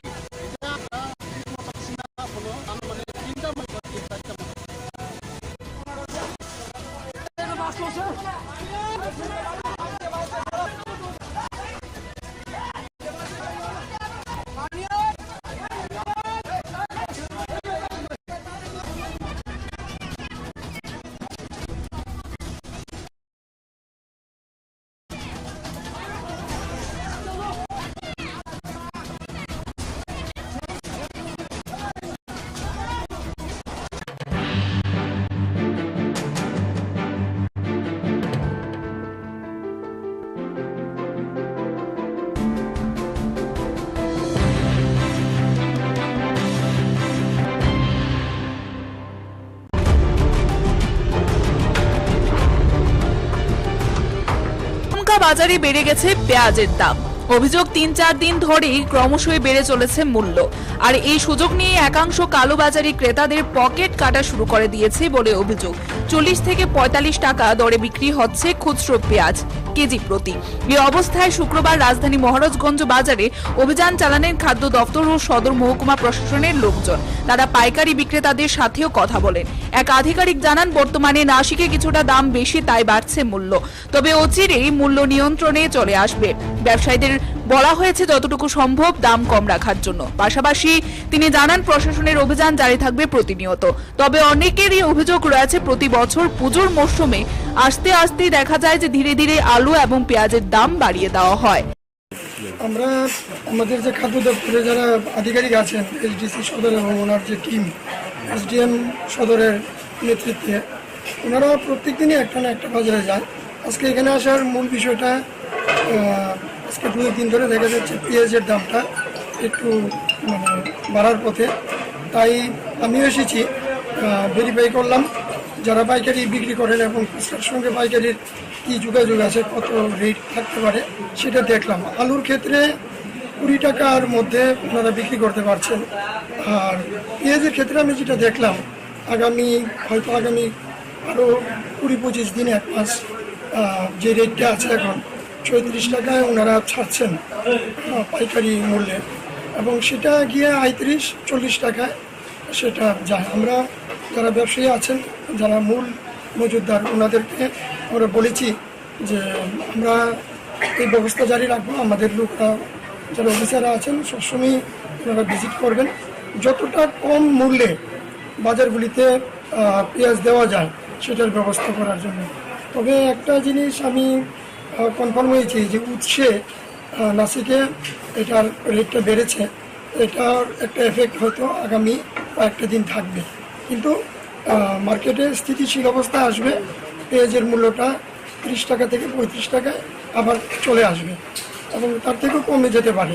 মার্কেটটা এখন একটু ফ্লাকচুয়েশন আছে, ওইখানে ফ্লাড হয়েছে। আমি দেখলাম যে আলুও প্রচুর ওনাদের নষ্ট হয়েছে, যদিও ব্যবসায়ীরা আলুটার দাম 20 টাকা রাখছেন, কোনো কোনো জায়গায় 25 টাকা পর্যন্ত বৃদ্ধি পেয়েছে খুচরা মার্কেটগুলিতে। তো আপাতত পেঁয়াজের দামটা 4-5 দিন আমরা নজরে রাখছি। আমরা সামনে শনি রবি বন্ধ আছে, তারপরে আমরা আবার দেখব মার্কেট যাচাই করে এটাকে কমানো যায় কিনা। ব্যবসায়ীদেরকে আমি আমার তরফ থেকে, খাদ্য দপ্তরের তরফ থেকে এবং আমাদের যে মাননীয় মন্ত্রী ওনার বিশেষ নির্দেশক্রম আমি ওনাদেরকে জানিয়েছি যাতে রেটটা নিয়ন্ত্রিত মূল্যের মধ্যে থাকে। এই উদ্দেশ্যে আমার এখানে আসে। অনেক সময় দেখা যায় যে খুচরো বাজারে অনেক দাম থাকে, তো এটা নিয়ন্ত্রণ করার জন্য কি আপনারা কি কন্টিনিউ প্রসেসিং থাকবে? আমরা প্রতিনিয়তই কিন্তু আমাদের এই যে ফুডের টিম আছে, তারপর আপনার লিগ্যাল মেট্রোলজির অফিসাররা আছেন, ওনারা কিন্তু ভিজিট করছেন। সবসময় আমি হয়তো আসতে পারি না, এবং এসডিএমের যারা আছেন ওনারা আজকে বটতলা বাজার, কালকে গুলবাজার, পরশুদিন আরেকটা বাজার, এইভাবে কিন্তু প্রতিদিন আমরা একটা না একটা মার্কেটে আমরা ভিজিট করি, দেখি। আমাদের বিশেষ করে আলু এবং পেঁয়াজ যেটা আছে সেটা আমাদের যে এসেনশিয়াল কমোডিটিজ অ্যাক্ট আছে এটার আওতায় আছে, ফলে এটার ব্যাপারে, এটার মূল্য নিয়ন্ত্রণের ব্যাপারে আমার খাদ্য দপ্তরের ভূমিকা আছে। আমাদেরকে অবশ্যই সেটা লক্ষ্য রাখতে হবে যাতে, আর বাদবাকি যে জিনিসগুলি যেরকম মরিচ ওখানে, সেগুলি কৃষি দপ্তর যারা আছেন, আধিকারিক যারা আছেন, ওনারা লক্ষ্য রাখছেন। আশা করি সেইগুলিও দ্রব্যমূল্যের নিয়ন্ত্রণ হবে। আশা নিয়ে বাঁচতে হবে। আমার মনে হয় পেঁয়াজেরও, আমি আজকে কথা বলে যেটা দেখেছি, পেঁয়াজের দামটা কমে যাবে আগামী কয়েকদিনের মধ্যে। Bureau report, Tripura news 8। মশলার দায়িত্বে হাম্বাই গ্রুপ, গুণমানে সেরা, রান্নার ভরসা। হাম্বাই গুরু মশলা সম্পূর্ণ প্রাকৃতিক, অপার গুণ ও উপকারিতায় পরিপূর্ণ। হাম্বাই গুরু মশলা। যদি কেমিক্যাল ফ্রি, কালার ফ্রি, প্রকৃত স্বাদের মশলা খেতে চান, তবে আপনার রান্নাঘরে চাই হাম্বাই গুরু মশলা। রান্নায় শুধুমাত্র তোমাকেই চাই হাম্বাই গুরু মশলা।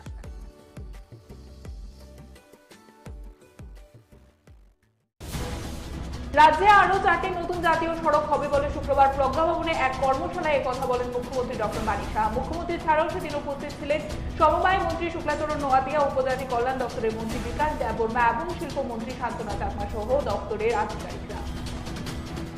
3-4 দিন ধরেই ক্রমেই বাজারে বেড়ে চলেছে পেঁয়াজের দাম। একাংশ কালোবাজারি ক্রেতাদের পকেট কাটছে বলে অভিযোগ রয়েছে। শুক্রবার রাজধানী মহারাজগঞ্জ বাজারে অভিযান চালালেন রাজ্য খাদ্য দপ্তর ও সদর মহকুমা প্রশাসনের লোকজন। তবে অনেকের অভিযোগ রয়েছে, প্রতি বছর পুজোর মরশুম আসতেই ধীরে ধীরে আলু এবং পেঁয়াজের দাম বাড়িয়ে দেওয়া হয়। চোরের খাবার এবারে সাংবাদিকদের বাড়িতে। বাড়ির লোকজনদের অনুপস্থিতিতেই সুযোগ নিয়ে হাত সাফাই করল চোরের দল। ঘটনা রাজধানীর বট্টপুকুর বিবেকানন্দ ক্লাব সংলগ্ন এলাকায়। ঘটনায় এলাকায় বর্তমানে চাঞ্চল্য বিরাজ করছে। বিশ্ব ফটোগ্রাফি দিবস উপলক্ষে আগামী 19 এবং 20 দুদিন ব্যাপী রবীন্দ্র ভবনে চিত্র প্রদর্শনী অনুষ্ঠিত হবে এবং এই চিত্র প্রদর্শনীর উদ্বোধন করেন রাজ্যের মাননীয় মুখ্যমন্ত্রী প্রফেসর ডক্টর মানিক সাহা।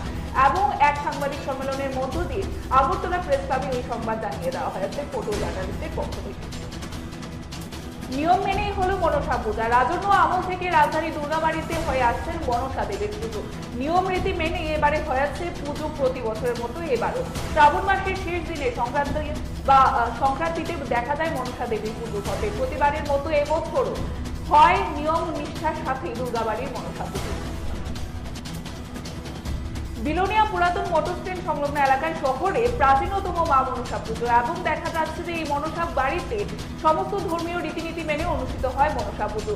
শহরের বিভিন্ন প্রান্ত থেকে মহিলারা মায়ের আরাধনায় সেদিন ব্রতী হন। মা মনসা পুজোর দিনই উদয়পুরে গ্যাসের সিলিন্ডারে আগুনে পুড়ে ছাই হয়ে যায়। টাউন সুরামুড়া স্থিত বিশ্বজিৎ ছিলের বাড়িতে ঠিক তখন বাড়িতে চলছিল মনসা পুজোর প্রস্তুতি এবং খবর পেয়ে উদয়পুর অগ্নি নির্বাপক দপ্তরের কর্মীরা ছুটে গিয়ে আগুন নিয়ন্ত্রণে আনে। দুটি ঘর সম্পূর্ণ পুড়ে ছাই হয়ে যায়। এতে আনুমানিক কয়েক লক্ষ টাকার ক্ষয়ক্ষতি হয়েছে বলে জানা যায়। বাঙালির 13 পার্বণের মধ্যে অন্যতম পুজো হচ্ছে মনসা পুজো। এই পুজোকে নিয়ে গ্রাম পাহাড় থেকে শুরু করে শহর এলাকায় ব্যাপক আলোড়ন তৈরি হয়। শুক্রবার মন্দির নগরী উদয়পুর সহ বিভিন্ন মহকুমা জেলার বিভিন্ন বাড়ি থেকে বাড়ির ঘরে অনুষ্ঠিত হয় মনসা পুজো। জল এবং বিদ্যুতের দাবিতে শুক্রবার সাবরুম বৈষ্ণবপুর রাস্তা অবরোধ করে আইনমারা এলাকার এলাকাবাসীরা। জনগণের দাবি রয়েছে বিগত 28 দিন ধরে জল এবং বিদ্যুৎহীন গোটা আইমারা এলাকা। সংশ্লিষ্ট দপ্তরের কাছে লিখিতভাবে বারবার বিষয়টি সম্বন্ধে অবগত করা হলেও কোনো ধরনের হেলদোল নেই সংশ্লিষ্ট দপ্তরের কর্তা ব্যক্তিদের।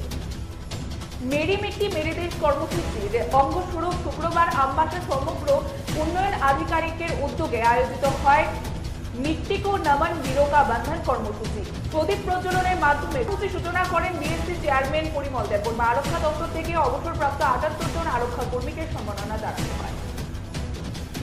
মশলার দায়িত্বে হাম্বাই গ্রুপ, গুণমানে সেরা, রান্নার ভরসা। হাম্বাই গুরু মশলা সম্পূর্ণ প্রাকৃতিক, অপার গুণ ও উপকারিতায় পরিপূর্ণ। হাম্বাই গুরু মশলা। যদি কেমিক্যাল ফ্রি, কালার ফ্রি, প্রকৃত স্বাদের মশলা খেতে চান তবে আপনার রান্নাঘরে চাই হাম্বাই গুরু মশলা। রান্নায় শুধুমাত্র তোমাকেই চাই হাম্বাই গুরু মশলা।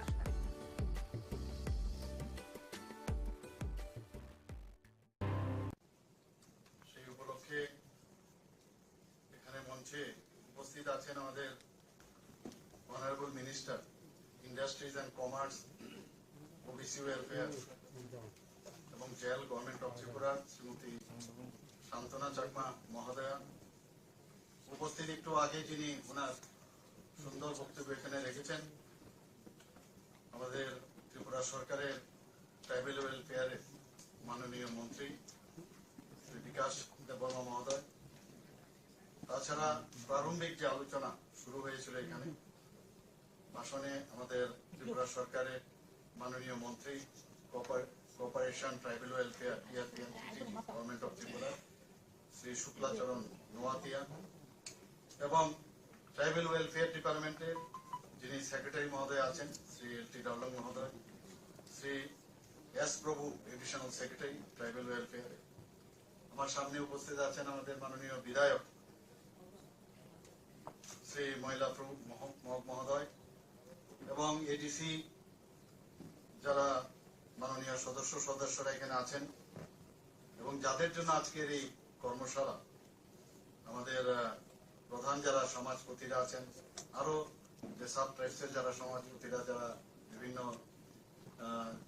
আমাদের যে ট্রাইবস কমিউনিটির এখানে রিপ্রেজেন্টেটিভস, এখানে প্রায় 60 জনের মতো বলা হয়েছে, এবং ট্রাইবেল ওয়েলফেয়ারের যারা অফিসিয়াল আছেন এবং মিডিয়া বন্ধুরা, সবাইকে আমি হার্দিক অভিনন্দন ও শুভেচ্ছা জানাচ্ছি। এতদিন ধরে আমরা দেখে আসছি যে আমাদের যে জনজাতি ভাই বোনদের একটা ভোট ব্যাংকের যে একটা কালচার, সেটা আমরা দেখে এসছি। কিন্তু যখন আমাদের মাননীয় প্রধানমন্ত্রী, যশস্বী প্রধানমন্ত্রী নরেন্দ্র মোদীজি 2014-তে উনি আসলেন, বোঝা গেল যে কিভাবে জনজাতিদের উন্নয়নের কথা উনি চিন্তা ভাবনা করেছেন। সেটা কিন্তু আগে আমরা কখনো দেখিনি। এবং সব সময় উনি এবং বা উনার যে চিন্তা ভাবনা, যেমন 3 ব্যক্তির উন্নয়ন যতক্ষণ ধরে না হবে ততক্ষণ কোন সমাজে উন্নয়ন হবে না, রাজ্যেরও উন্নয়ন হবে না, দেশেরও উন্নয়ন হবে না। সেই দিশায় উনি কাজ করে চলছেন। আমি জানি না আপনারা এর আগে এভাবে আপনারা দেখেছেন কিনা। এবং তার প্রকৃষ্ট উদাহরণ আমরা দেখতে পাই যখন আমাদের বর্তমান মাননীয় রাষ্ট্রপতি দ্রৌপদী মুর্মুজিকে উনি আমাদের এই পদে উনি আসীন করিয়েছেন। একমাত্র উনার কারণেই সেটা সম্ভব হয়েছে। একটা জনজাতি শ্রেণীর উড়িষ্যার একদম গরিব ঘরের একজন মহিলা, উনাকে উনার কারণে আজকে রাষ্ট্রপতি পদে বসিয়েছেন। এর থেকে বড় আর কি হতে আমাদের এখানেও আপনারা দেখেছেন আমাদের মন্ত্রিসভাতেও একজন মহিলা আছেন এবং এই জনজাতি গোষ্ঠীরই উনি প্রতিনিধিত্ব করেন। আমাদের শুক্লাবাবু এখানে শুক্লাচরণ নোয়াতিও আছেন, আর আমাদের তো ট্রাইবেল মিনিস্টার আছেনই। সবাই যেখানে যার যথাস্থান সেখানে এই সরকার এবং আমাদের মাননীয় প্রধানমন্ত্রীজি সেই দিকটা রাখেন। আমাদের কেন্দ্রীয় সরকারও আপনারা দেখবেন সমস্ত জায়গায় যারা যারা বিশেষ বিশেষ পদে আছে মন্ত্রিসভায়ও জনজাতিদের সেই স্থান উনি দিয়েছেন। আমার মনে আছে আমি যখন কিছুদিনের জন্য রাজ্যসভায় আমি গিয়েছি, সেখানে আমি রাজ্যসভায় যেদিন আমি শপথ নিলাম, এর পরের দিনই আমাকে এসে বললো যে ডার্লং কমিউনিটি নিয়ে আপনাকে বলতে হবে। তো আমি বললাম এটা কি, বুঝতে পারলাম না কি। বলে আপনার কাছে 1.5 ঘন্টা সময় আছে, আপনি বুঝে নিন। দৌড়ে এদিক সেদিক গেলাম, গিয়ে যাই কালেকশন করলাম যে আমাদের ট্রাইবেল কমিউনিটি ত্রিপুরা, তাদের যে ট্রাইবেল মানে গোষ্ঠীর মধ্যে অফিসিয়ালি ইনক্লুড করতে হবে। তার জন্য আমি জোরালো ওখানে বক্তব্য রাখলাম। আমার মনে হলো আমি কি রেখেছি জানি না, তবে 1-2 জন এসে আমাকে হাত মিলালো, বললো খুব ভালো বলেছেন। তাই আমি বললাম নিশ্চয়ই তাহলে ভালোই বলেছি, এবং সেই দিনই বিল পাস হয়ে গেল। তো আমার মনে হলো একটা প্রথম দিন গিয়েই এরকম একটা কাজ করতে পারলাম, তাও আবার জনজাতিদের জন্য। আমি নিজেকে ভাগ্যবান মনে করছি যে আমি ত্রিপুরার প্রতিনিধি হয়ে সেখানে ওনাদের জন্য একটা কাজ করতে পেরেছি। আমরা জানি যে ত্রিপুরাতে 19টা জাতি গোষ্ঠী, তারপরও সাব ট্রাইবস আছে, যে কারণে আমাদের এডিসিতে 28টা সিট আছে প্রতিনিধিত্ব করার জন্য। কিন্তু আমাদের এই সরকার ডিসিশন নিয়েছে না, আমাদের সব যারা এখানে অনেকে এসছেন আজকে, তাদের প্রতিনিধিত্বের জন্য যাতে সব গোষ্ঠীর থেকে প্রতিনিধিত্ব হয়, তার জন্য আমরা 50টা সিটের জন্য আমরা এখানে ক্যাবিনেটের ডিসিশন নিয়ে আমরা দিল্লিতে পারি। হয়তোবা আমরা সময়ের অপেক্ষা, এগুলো হবে আমাদের। তো এইগুলোতে যে আমরা জনজাতিদের উন্নয়নের জন্য তাদের রিপ্রেজেন্টেশন প্রপারলি যেন হয়, তারা যেন হারিয়ে না যায়, বহু যাতে আমরা চিন্তা করি তারা যেন এক্সটিংক্ট না হয়, সেই চিন্তা ভাবনা আমাদের আছে। আমাদের ট্রাইবাল ওয়েলফেয়ারও সেই চিন্তা ভাবনা করে, আর আমাদের সরকার তো করেনি। আর সর্বোপরি আমাদের মাননীয় প্রধানমন্ত্রী সেই চিন্তা করে। যে কথাটা এখানে বলা হয়েছে, এতদিন ধরে মহারাজাদের যে ডাইনেস্টি, তাদেরকে 35 বছর আমরা দেখেছি একদম মানে রাজবাড়ির সেই ওয়ালের ভিতরে ঢুকিয়ে দেওয়ার ব্যবস্থা হয়েছে। আমাদের সরকার আসার পর ওনাদের যে এই ত্রিপুরার জন্য যে কাজ করে গেছেন, ত্রিপুরার মানুষের জন্য যে কাজ করে গেছেন, তার জন্য এই সরকার এবং আমাদের কেন্দ্রীয় সরকার সে সম্মান আমরা দিয়েছি। এখানে বলা হয়েছে ওনার সে সিঙ্গার বিল, আমাদের ছোটবেলায় আমরা জানতাম যে এয়ারপোর্ট, আগরতলা এয়ারপোর্ট মানে সিঙ্গার বিল এয়ারপোর্টে যেতে হবে। তো singer bill airport one of the oldest airport, উনি মহারাজা বীর বিক্রম কিশোর মানিক্য বাহাদুর সময় সেটা করেছিল। অনেক অরণ্য রোদন, ক্রোকোডাইল টিয়ার্স আমরা দেখেছি বিভিন্ন যে বিগত সরকারে, কিন্তু আমরা কথা না, কাজের মাধ্যমে আমরা যে মানুষের যে মূল্যায়ন করা সেটা আমরা করেছি। ওনার নামে এয়ারপোর্ট আমরা সেখানে মাননীয় প্রধানমন্ত্রীজি নিজে এসে সেই এয়ারপোর্টের নামাঙ্কন করেছেন। আপনারা জানেন যে আমার যে আসল বাড়ি সেই কামানচৌনের পাশে একটা ছোট আইল্যান্ড ছিল। সেই আইল্যান্ডটা আমরা দেখতাম এখানে 0 মাইল ফলক, মাইল থাকতো তখন 0 মাইল ফলক। দেখতে দেখতে দেখলাম এটার খুঁজেও পাওয়া যাচ্ছে না, মাটির নিচে চলে গেছে। তো সেই আইল্যান্ডেরও কোনো কিন্তু কামানচৌনের আইল্যান্ড ঠিক আছে, কিন্তু এই আইল্যান্ডটা কি কেউ জানতো না। যেহেতু আমি সুযোগ পেয়েছি মুখ্যমন্ত্রী হিসাবে, তা আমি আমার একটা সেখানে দেখতাম, আমি বললাম না, এই আইল্যান্ডটাকে একটা নাম দেওয়া উচিত। আধুনিক ত্রিপুরার রূপকার হিসাবে আমরা কাকে জানি? সেই মহারাজা বীর বিক্রম কিশোর মানিক্য বাহাদুর। আমাদের এখনো মনে আছে সেই যে ওনার যে চিন্তা ভাবনা, সে আগরতলা শহরের উপরে যে বাড়িঘর আছে, যে আপনার দোকানগুলো ছিল, সেই রাস্তা দিয়ে আমরা চিলড্রেন্স পার্কে খেলাধুলা করে বৃষ্টি হলেও সেই জ্যাকসন গেট থেকে আরামসে এখানে চলে আসতাম। তো দেখতাম, সেগুলো মনে থাকতো যে কার সময়, উজ্জয়ন্ত প্যালেসের সময় সেখান থেকে শুরু হয়েছে। তো সেই জায়গায় সেটাকে আমরা পুনরুদ্ধার করলাম, এবং সেখানে এক তো এই যে আইল্যান্ডের একটা নামাঙ্কন হলো, এটার কোনো গোত্রও ছিল না, সেটার নাম আমরা দিলাম মহারাজা বীর বিক্রম মোড় এখন হয়েছে, এবং ওনার মূর্তি আমরা স্থাপন করলাম। এবং জিরো ফলকটাকে উঠিয়ে সেখানে এখান থেকেই শুরু হয়েছে যে উদয়পুর কত কিলোমিটার, ধর্মনগর কত কিলোমিটার, এইখান থেকে কিন্তু জিরো ফলক এখন সবাই গেলে আপনারা দেখতে পাবেন। তো আমাদের মধ্যে সমাজে বহু সমাজের মধ্যে বহু সমাজের লোক থাকবে, কিন্তু আমাদের যে চিন্তা ভাবনা সবাইকে আমরা একসাথে নিয়ে যাওয়ার যে ভাবনা চিন্তা, I am not alone, I am the representative of our government as well as my party. আমার চিন্তা ভাবনা একা হয় না, আমি সবার এবং মাননীয় প্রধানমন্ত্রী যেভাবে চিন্তা করেন আমরা সেইভাবে চিন্তা করি। এতে আমরা প্রমাণ করতে চাই যে আমরা সবাইকে নিয়ে একসাথে থাকতে চাই। অনেকে ডিভাইড অ্যান্ড রুল পলিসিতে থাকতে চায়। কেন আমাদের মধ্যে আজকে এখানে সমাজপতি যারা এখানে আছেন, আপনাদের সাম্মানিক একটা দেওয়া হয় আমাদের সরকারের তরফ থেকে, এটা একটা সাম্মানিক, এটা কিন্তু এই মুহূর্তে না যে কিছু একটা অর্থনীতির বিষয়ে আপনাদের দিয়ে আপনাদেরকে আপনাদের নিজে নিয়ে আসা। আমরা সেইভাবে চেষ্টা করছি সাম্মানিক দিয়ে, এবং আপনাদের উপর পুরো দায়িত্ব 19টা জনজাতি গোষ্ঠী এবং অন্যান্য যারাই আছেন 60 জন সাবট্রাইব। এই সরকারের যে ভাবনা চিন্তা সেগুলো একদম তৃণমূল স্তর পর্যন্ত বলা। এখানে বিষয় বলা হয়েছে কিভাবে আমাদের শিক্ষার বেলায় বলুন, স্বাস্থ্য ক্ষেত্রে বলুন, এডিসিতে আমরা প্রায় 30 কোটি টাকা আমরা দিয়েছি সেখানে এই যে হসপিটাল করার জন্য, আপনারা সবাই জানেন। সমস্ত জায়গায় এখানে বারবার বলা হয়েছে এডিসিতে আমরা পয়সা কম দেই, টাকা কম দেই, মাত্র 600 কোটি টাকা দিয়েছি ইত্যাদি ইত্যাদি বলেন। আমি বিধানসভায় বলেছি আমাদের যে লাইন ডিপার্টমেন্ট আছে সেখানে 39টা যে ডিপার্টমেন্ট 5000 কোটি টাকা আমরা সেখানে এডিসির উন্নয়নে আমরা খরচ করি।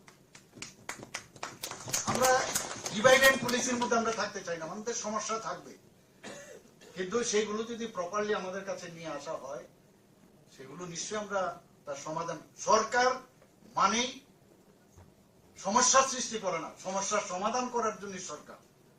কিন্তু আগে আমরা দেখতাম যে সরকার যারা ছিল তারা সমস্যার সৃষ্টি করে বেঁচে থাকতে চায়।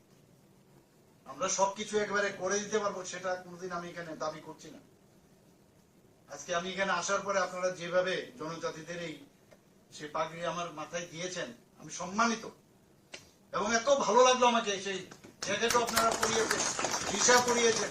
এখানে বলা হচ্ছে সারা পৃথিবীতে এখন এই ভিসার পরিচয় যে কোথা থেকে ত্রিপুরা। মাঝে মাঝে আমাকে ত্রিপুরার থেকে দিল্লি থেকে আমাকে বলা হয় যে এরকম 200-300 এরকম ভিসা পাঠান। কি বিষয়?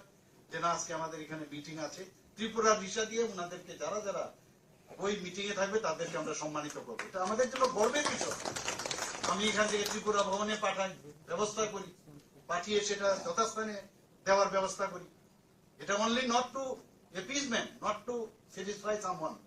এটা আমাদের জন্য একটা গর্ব যে ত্রিপুরার এই ভিসা আমাদের মা বোনেরা যেভাবে বানায়, এতে করে তাদের আর্থসামাজিক উন্নয়ন তো হচ্ছে, কিন্তু সেটার পরিচিতি এখন কিভাবে অ্যাকসেপ্ট করছে সারা ভারতবর্ষ তথা সারা পৃথিবী। এমনও হতে পারে একদিন লন্ডনে কোন একটা প্রধানমন্ত্রী যে ফাংশন করছেন ত্রিপুরার সেই বিষয় যেতে পারে, বলা যায় না। তো আমরা সেইভাবে আমরা কাজ করছি। আমার অত্যন্ত ভালো লাগে যখন এই 26শে জানুয়ারিতে আমাদের ট্যাবলো তৈরি হয়, সেই ট্যাবলোতে আমরা ভালো ভালো প্রাইজ পেয়েছি, এবং সেখানে আমাদের ত্রিপুরার যে কৃষ্টি সংস্কৃতি পরম্পরা সেইগুলো আমরা দেখানোর ব্যবস্থা করেছি, বিশেষ করে জনজাতিদের, এবং তাতে করে আমরা পুরস্কৃত পেয়েছি এবং সবাই আমাদের মানে প্রশংসাই করেছি। আমরা গর্ববোধ করি যে জনজাতিদের যে হ্যান্ডলুমের কাজ, যে আপনাদের বিভিন্ন যেসব বাঁশ-বেতের কাজ, সেগুলো নিয়ে আমরা ছোটবেলার থেকে আমরা যেতাম, কোথাও গেলে একটা তার যে উপহার স্বরূপ বহু লোককে আমরা দিয়েছি বাইরে। কিন্তু এখন দেখুন আমরা সেই ইন্ডাস্ট্রি বলুন, এখানে ইন্ডাস্ট্রি মিনিস্টার মহোদয় আছেন, এখানে আমরা বাঁশ-বেতের উপরে ত্রিপুরাকে কিভাবে তাকে আরো বেশি সমৃদ্ধ করা যায় সেই চেষ্টা আমরা করি। আপনারা নিশ্চয়ই জানেন যে এইবার আমি নিজেও সেখানে উপস্থিত ছিলাম, যে পার্লামেন্টের যে নতুন ভবন, ত্রিপুরার বাঁশের যে সুন্দরভাবে টাইলস বানানো হয়েছে, সেই টাইলস পার্লামেন্টে লাগানো হয়েছে। ভাবা যায় কোনোদিন? আমি শুনেছি বিহারের খুব সম্ভবত সেই অ্যাসেম্বলি বা হাইকোর্টের এখানে, সেখানেও সেই বাঁশ-বেতের যে বাঁশের প্রোডাক্ট সেই টাইলস লাগানো হয়েছে। এগুলো তো আমাদের গর্বের বিষয়। এখানে আমরা যখনই আমি দেখি যে আমরা যারা ছেলে মেয়েরা পড়াশোনার জন্য বিভিন্ন স্টাইপেন্ড আমরা দিচ্ছি, প্রি মেট্রিক, পোস্ট মেট্রিক, এগুলো তো দিই। আমাকে ট্রাইবাল মিনিস্টার বাইরে এসে বলেন যে এত কম পয়সা দিয়ে হবে না, আরো বাড়াতে হবে। আমরা ধৈর্য ধরো, সব হবে, চিন্তা করবে না। তো ইভেন বিভিন্ন জায়গায় আমি নিজেও গেছি, তাদের রেস্ট হাউস থেকে আরম্ভ করে, হোস্টেল থেকে আরম্ভ করে, সব জায়গায় আমাদের জনজাতিদের, তাদের জন্য কোনো এতদিন ধরে কেউ দেখেনি, ওদের উপর নজরদারি ছিল না। কিন্তু আমরা, আমার মনে আছে আমার সরকারি বাসভবনে আমি 3 ভাবে, আমাদের আইএস অফিসার গণ আছেন এখানে, সমস্ত জনজাতি, টিসিএস অফিসাররা, সিনিয়র জুনিয়র, 3 দিন আমি বসেছিলাম 3টা স্তরে। একজন আইএস অফিসার মহিলা, আমার মনে আছে, উনি আমাকে বলছিলেন সেই মিটিং এর পরে, now we think that we are included, as if we are included. এই যে বিষয়, আমি ওনাদের সাথে যখন কথা বলছিলাম, আমি ওনাদেরকে বলেছিলাম, মুখ্যমন্ত্রী হিসাবে আমাকে আপনারা ভাববেন না, সহজ সরল ভাবে আপনারা বলুন এই ত্রিপুরার উন্নয়নে, জেনারেল আলম সাহেবও ছিলেন প্রথম মিটিং এ, ওনাদেরকে আমি বলেছি আপনাদের মন খুলে কথা বলুন, এই ত্রিপুরাকে ডেভেলপমেন্ট করার জন্য আপনারা কি কি চান। ওনারা বলেছেন, কিন্তু ওই লাইনটা আমার এখনো মনে আছে, যে বলেছেন as if we are included. মাননীয় প্রধানমন্ত্রী নরেন্দ্র মোদী যে আজকে আপনারা দেখছেন, অ্যাক্টিভ পলিসির কারণে আজকে ত্রিপুরার, বিশেষ করে নর্থ ইস্টের তো ডেভেলপমেন্ট হয়েছে, ত্রিপুরারও ডেভেলপমেন্ট উচ্চগ্রামে, এটা তো বলার অপেক্ষা রাখে না। আজকে আমরা এখানে হীরা মডেলের কথা বলছি, আমরা ন্যাশনাল হাইওয়ে, 6টা ন্যাশনাল হাইওয়ে প্রায় শেষের পথে, প্রায় 60% কাজ শেষ।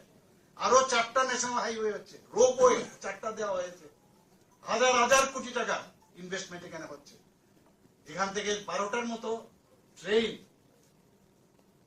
আমাদের এক্সপ্রেস ট্রেন এখান থেকে যাচ্ছে, সমস্ত প্রদেশে যাচ্ছে, রাজধানী এক্সপ্রেস যাচ্ছে, ডেমো ট্রেন হচ্ছে।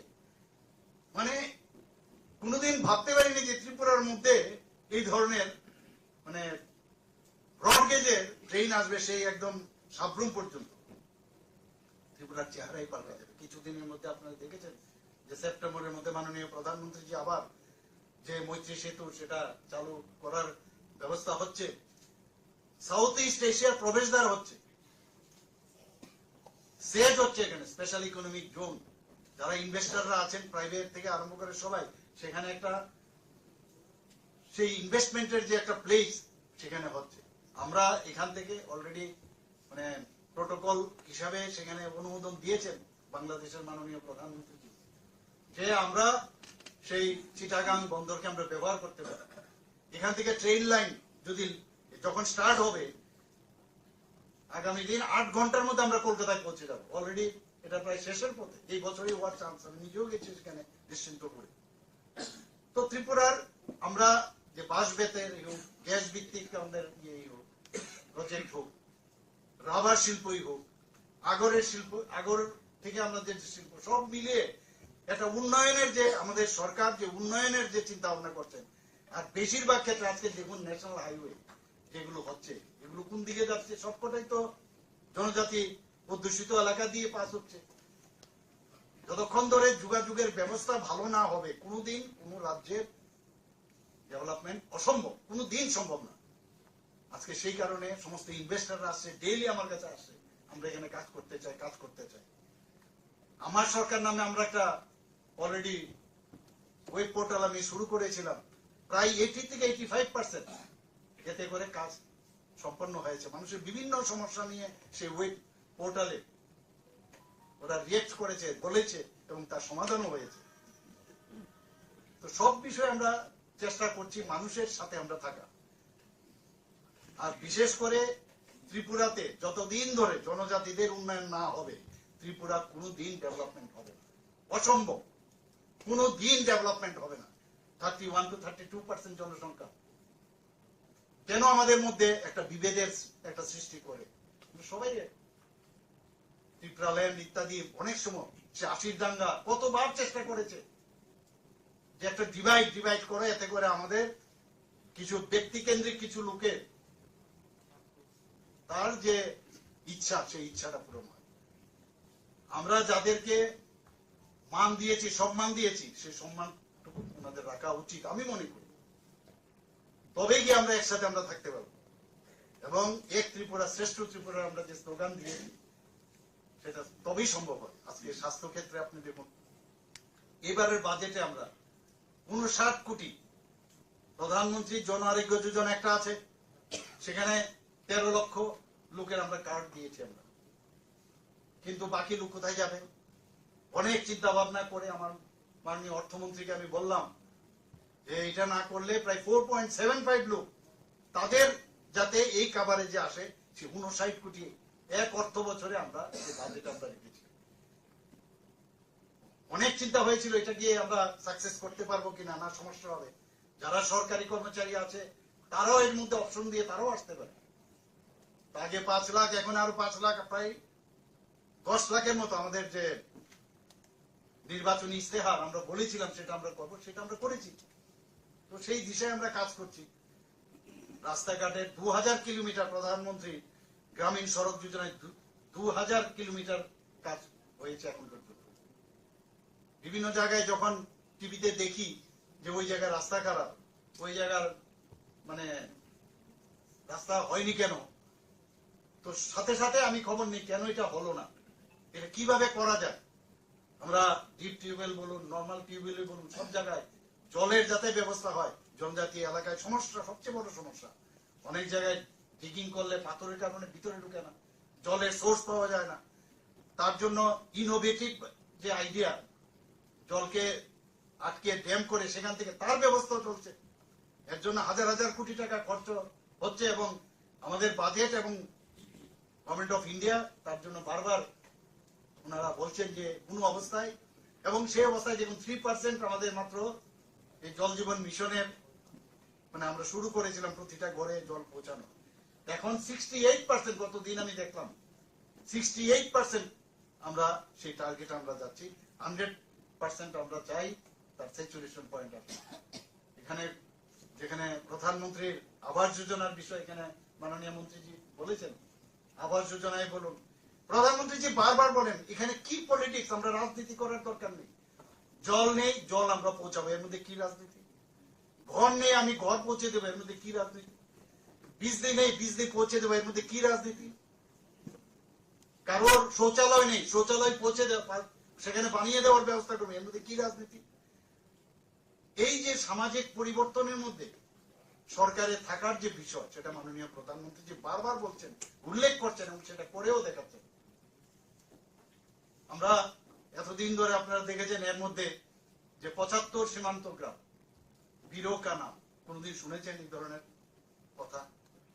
আমি বহু জায়গায় গেছি সীমান্ত গ্রামে, সেখানে আমি দেখলাম যে আমাদের ত্রিপুরার লোক অনেকে সেখানে দেশের জন্য প্রাণ বলিদান হয়েছেন।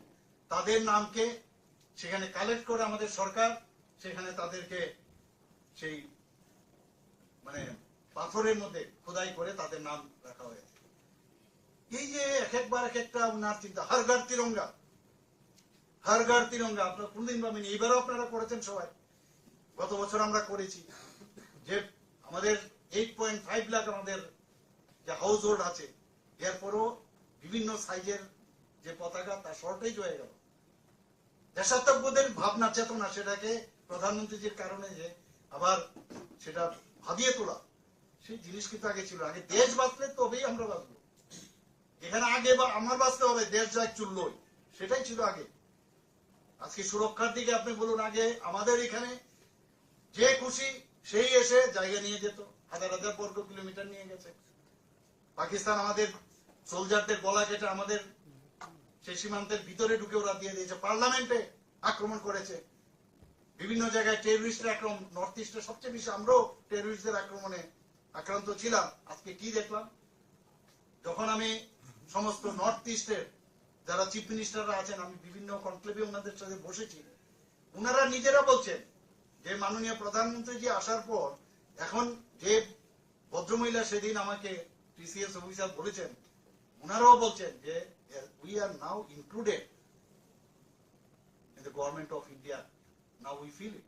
এই যে বিষয়গুলো, একটা মুখ্যমন্ত্রী একটা প্রদেশের, আমাদের বিভিন্ন প্রদেশের ইন্টার যে স্টেট প্রবলেম ছিল সেগুলো এখন নেই, এগুলো আলোচনার মধ্যে আলোচনা করে সেগুলো আমরা সমস্যা সমাধানে ব্রতী হচ্ছে। তারপরেও চেষ্টা করছে অনেকে, মণিপুরের ঘটনা আপনারা জানেন, কিন্তু সেগুলো নিশ্চিত যে সময়ের অপেক্ষা একদম ঠিকঠাক হয়ে যাবে। এর ভিতরে অনেক গভীর ষড়যন্ত্র আছে। নর্থ ইস্ট তো আমাদের অষ্টলক্ষ্মী প্রধানমন্ত্রী বলছে, ভাবা যায় কোনদিন অষ্টলক্ষ্মী এইসব নাম উনি যখনই বলেন। আমরা এর মধ্যে যে মাটির কলস নিয়ে গ্রাম স্তর থেকে, সেই পঞ্চায়েত থেকে চলে আসবে আমাদের রাজ্য স্তর, বিভিন্ন জায়গায় হয়, সেখানে বিভিন্ন বাটিকা তৈরি হবে। এই ধরনের চিন্তা ভাবনা তো আমাদের ছিল না। 75টি ইন্ডিজিনাস গাছ সেখানে লাগাতে হবে। আমরা সেটা ব্যবস্থাও করছি। আমরা তো গভর্নমেন্ট লেভেলে করছি, বিভিন্ন যারা সমাজসেবীরা আছে তারাও এর মধ্যে ইনক্লুড। আমাদের এখান থেকে সেই কলস যেটা 58 আমাদের ব্লক আছে +1, মানে 20টা আমাদের নগর পঞ্চায়েত এবং মিউনিসিপ্যালিটি এবং আগরতলা মিউনিসিপাল কর্পোরেশন, এদের এখানে এসে অর্থাৎ 58 + 159 কলস, তার জন্য সেটাকে নিয়ে কর্তব্য পথে দিল্লিতে যাচ্ছেন আমাদের ছেলেমেয়েরা। আমাদের সেই রেল লাইনের বগিও আমরা রিজার্ভ করে নিয়েছি এবং আমরা বলেছি যে ওইখানে 59 যদি দিল্লি যায়, 59 কলস, অমৃত কলস আমাদের এখানে থাকবে। তো এই ভাবনা, দেশ বাঁচলে আমরা বাঁচবো। আমি শক্তিশালী হলে আজকে আমাদের এখানে কেউ চোখ তুলে আর কথা বলে না, না পাকিস্তান না চাইনা। আগে এগুলো দেখতাম আমরা, তাকিয়ে তাকিয়ে দেখতো। রাফাইলের মতো বিমান এখন আমাদের চলে এসছে, আগে আমরা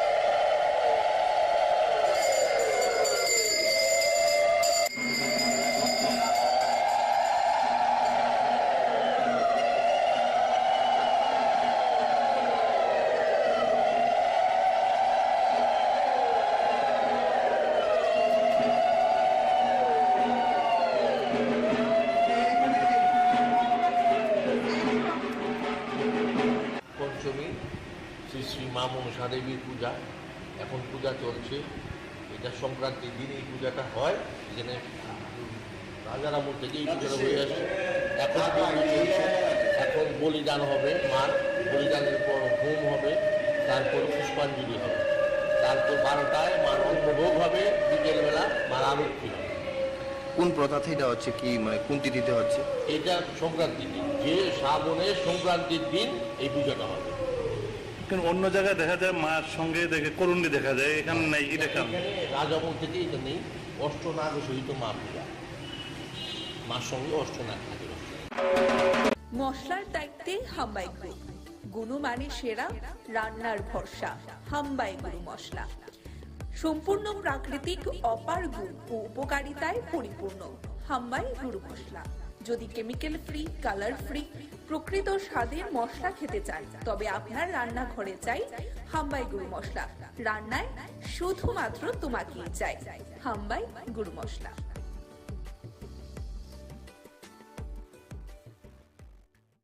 যদি আপনারা গ্রেফতার না করেন, আমরা প্রয়োজনে ছাত্র যুবরা মিলে কিন্তু আমরা রাজ্যের মধ্যে আমরা ত্রিপুরা বন্ধ আমরা ডাকতে বাধ্য হব। আমরা এখনো ডেট ফাইনাল করিনি। আমরা 48 ঘন্টা সময় দিচ্ছি। 48 ঘন্টার মধ্যে যদি পুলিশ প্রশাসন ইনভেস্টিগেশন না করে, আমরা কিন্তু 24 ঘন্টার বন্ধ রাখবো। সারা ত্রিপুরা স্তব্ধ করে দেব। আমাদের প্রিয় নেতাকে নিয়ে এই সমস্ত ব্লুপ্রিন্ট করা হবে, হত্যার ছক করা হবে, আমরা ছেড়ে কথা বলবো। যে একটা বিশেষ কারণে আজকে কৈলাসহর কংগ্রেস ভবনে আমরা সাংবাদিক সম্মেলন করতে যাচ্ছি এবং আপনারা গত 2 দিন আগে আমাদের রাজ্যের জাতি উপজাতির প্রিয় নেতা, প্রাক্তন মন্ত্রী এবং প্রাক্তন প্রদেশ কংগ্রেস সভাপতি এবং বর্তমান কৈলাসহর কেন্দ্রের বিধায়ক, উনাকে পরিকল্পনাভাবে একটা ছক তৈরি করেছে, ব্লুপ্রিন্ট। এটা মধ্যে যিনি নেতৃত্ব দিয়েছেন, যতটুকু আমরা শুনতে পেরেছি, এখানেরই বাসিন্দা আব্দুল মান্নান, উনার নেতৃত্বে একটা ব্লুপ্রিন্ট আমাদের রাজ্যের জাতি উপজাতির প্রিয় নেতাকে, বিরোধী সিনহাকে হত্যা করার জন্য একটা পরিকল্পনা নিয়েছি। আমরা তার তীব্রভাবে নিন্দা জানাচ্ছি এবং আমরা বলতে চাই যে যারাই এই সমস্ত কাজের সাথে যুক্ত তাদেরকে অবিলম্বে গ্রেপ্তার করা হোক। কে বা কারা এইগুলির সাথে মদত দিচ্ছে, এই রাজ্যে মাননীয় মুখ্যমন্ত্রী প্রফেসর ডক্টর মানিক সাহাজি বলেছেন মাফিয়া মুক্ত ত্রিপুরা। এই জায়গার মধ্যে আমাদের প্রিয় নেতা, বিধানসভার মেম্বার, বর্তমান বিধায়ক, উনাকে ব্লুপ্রিন্ট তৈরি করা হয়েছে, পরিকল্পিতভাবে একটা মার্ডার করার চক্রান্ত চলছে।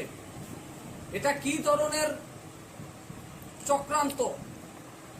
এখন পর্যন্ত কেন গ্রেপ্তার করা হয়নি এবং সেটার সাথে কারা জড়িত আছে এবং কার মদতে এইটা হয়েছে, আমরা জবাব চাই।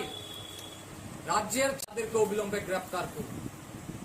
যদি আপনারা গ্রেপ্তার না করেন, আমরা প্রয়োজনে ছাত্র যুবরা মিলে কিন্তু আমরা রাজ্যের মধ্যে আমরা ত্রিপুরা বন্ধ আমরা ডাকতে বাধ্য হব। আমরা এখনো ডেট ফাইনাল করিনি, আমরা 48 ঘন্টা সময় দিচ্ছি। 48 ঘন্টার মধ্যে যদি পুলিশ প্রশাসন ইনভেস্টিগেশন না করে, আমরা কিন্তু 24 ঘন্টার বন্ধ রাখবো, সারা ত্রিপুরা স্তব্ধ করে দেব। আমাদের প্রিয় নেতাকে নিয়ে এই সমস্ত ব্লুপ্রিন্ট করা হবে, হত্যার ছক করা হবে, আমরা ছেড়ে কথা বলবো। যে একটা বিশেষ কারণে আজকে কৈলাসহর কংগ্রেস ভবনে আমরা সাংবাদিক সম্মেলন করতে যাচ্ছি এবং আপনারা গত 2 দিন আগে আমাদের রাজ্যের জাতি উপজাতির প্রিয় নেতা, প্রাক্তন মন্ত্রী এবং প্রাক্তন প্রদেশ কংগ্রেস সভাপতি এবং বর্তমান কৈলাসহর কেন্দ্রের বিধায়ক, উনাকে পরিকল্পনাভাবে একটা ছক তৈরি করেছে, ব্লুপ্রিন্ট। এটা মধ্যে যিনি নেতৃত্ব দিয়েছেন, যতটুকু আমরা শুনতে পেরেছি, এখানেরই বাসিন্দা আব্দুল মান্নান, উনার নেতৃত্বে একটা ব্লুপ্রিন্ট আমাদের রাজ্যের জাতি উপজাতির প্রিয় নেতাকে, বিরোধী সিনহাকে হত্যা করার জন্য একটা পরিকল্পনা নিয়েছে। আমরা তার তীব্রভাবে নিন্দা জানাচ্ছি এবং আমরা বলতে চাই যারাই এই সমস্ত কাজের সাথে যুক্ত তাদেরকে অবিলম্বে গ্রেপ্তার করা হোক। কে বা কারা এইগুলির সাথে মদত দিচ্ছে, এই রাজ্যে মাননীয় মুখ্যমন্ত্রী প্রফেসর ডক্টর মানিক সাহাজি বলেছেন মাফিয়া মুক্ত ত্রিপুরা। এই জায়গার মধ্যে আমার প্রিয় নেতা, বিধানসভার মেম্বার, বর্তমান বিধায়ক, উনকে ব্লুপ্রিন্ট করা হয়েছে, পরিকল্পিতভাবে একটা মার্ডার করার চক্রান্ত চলছে। কি ধরনের চক্রান্ত?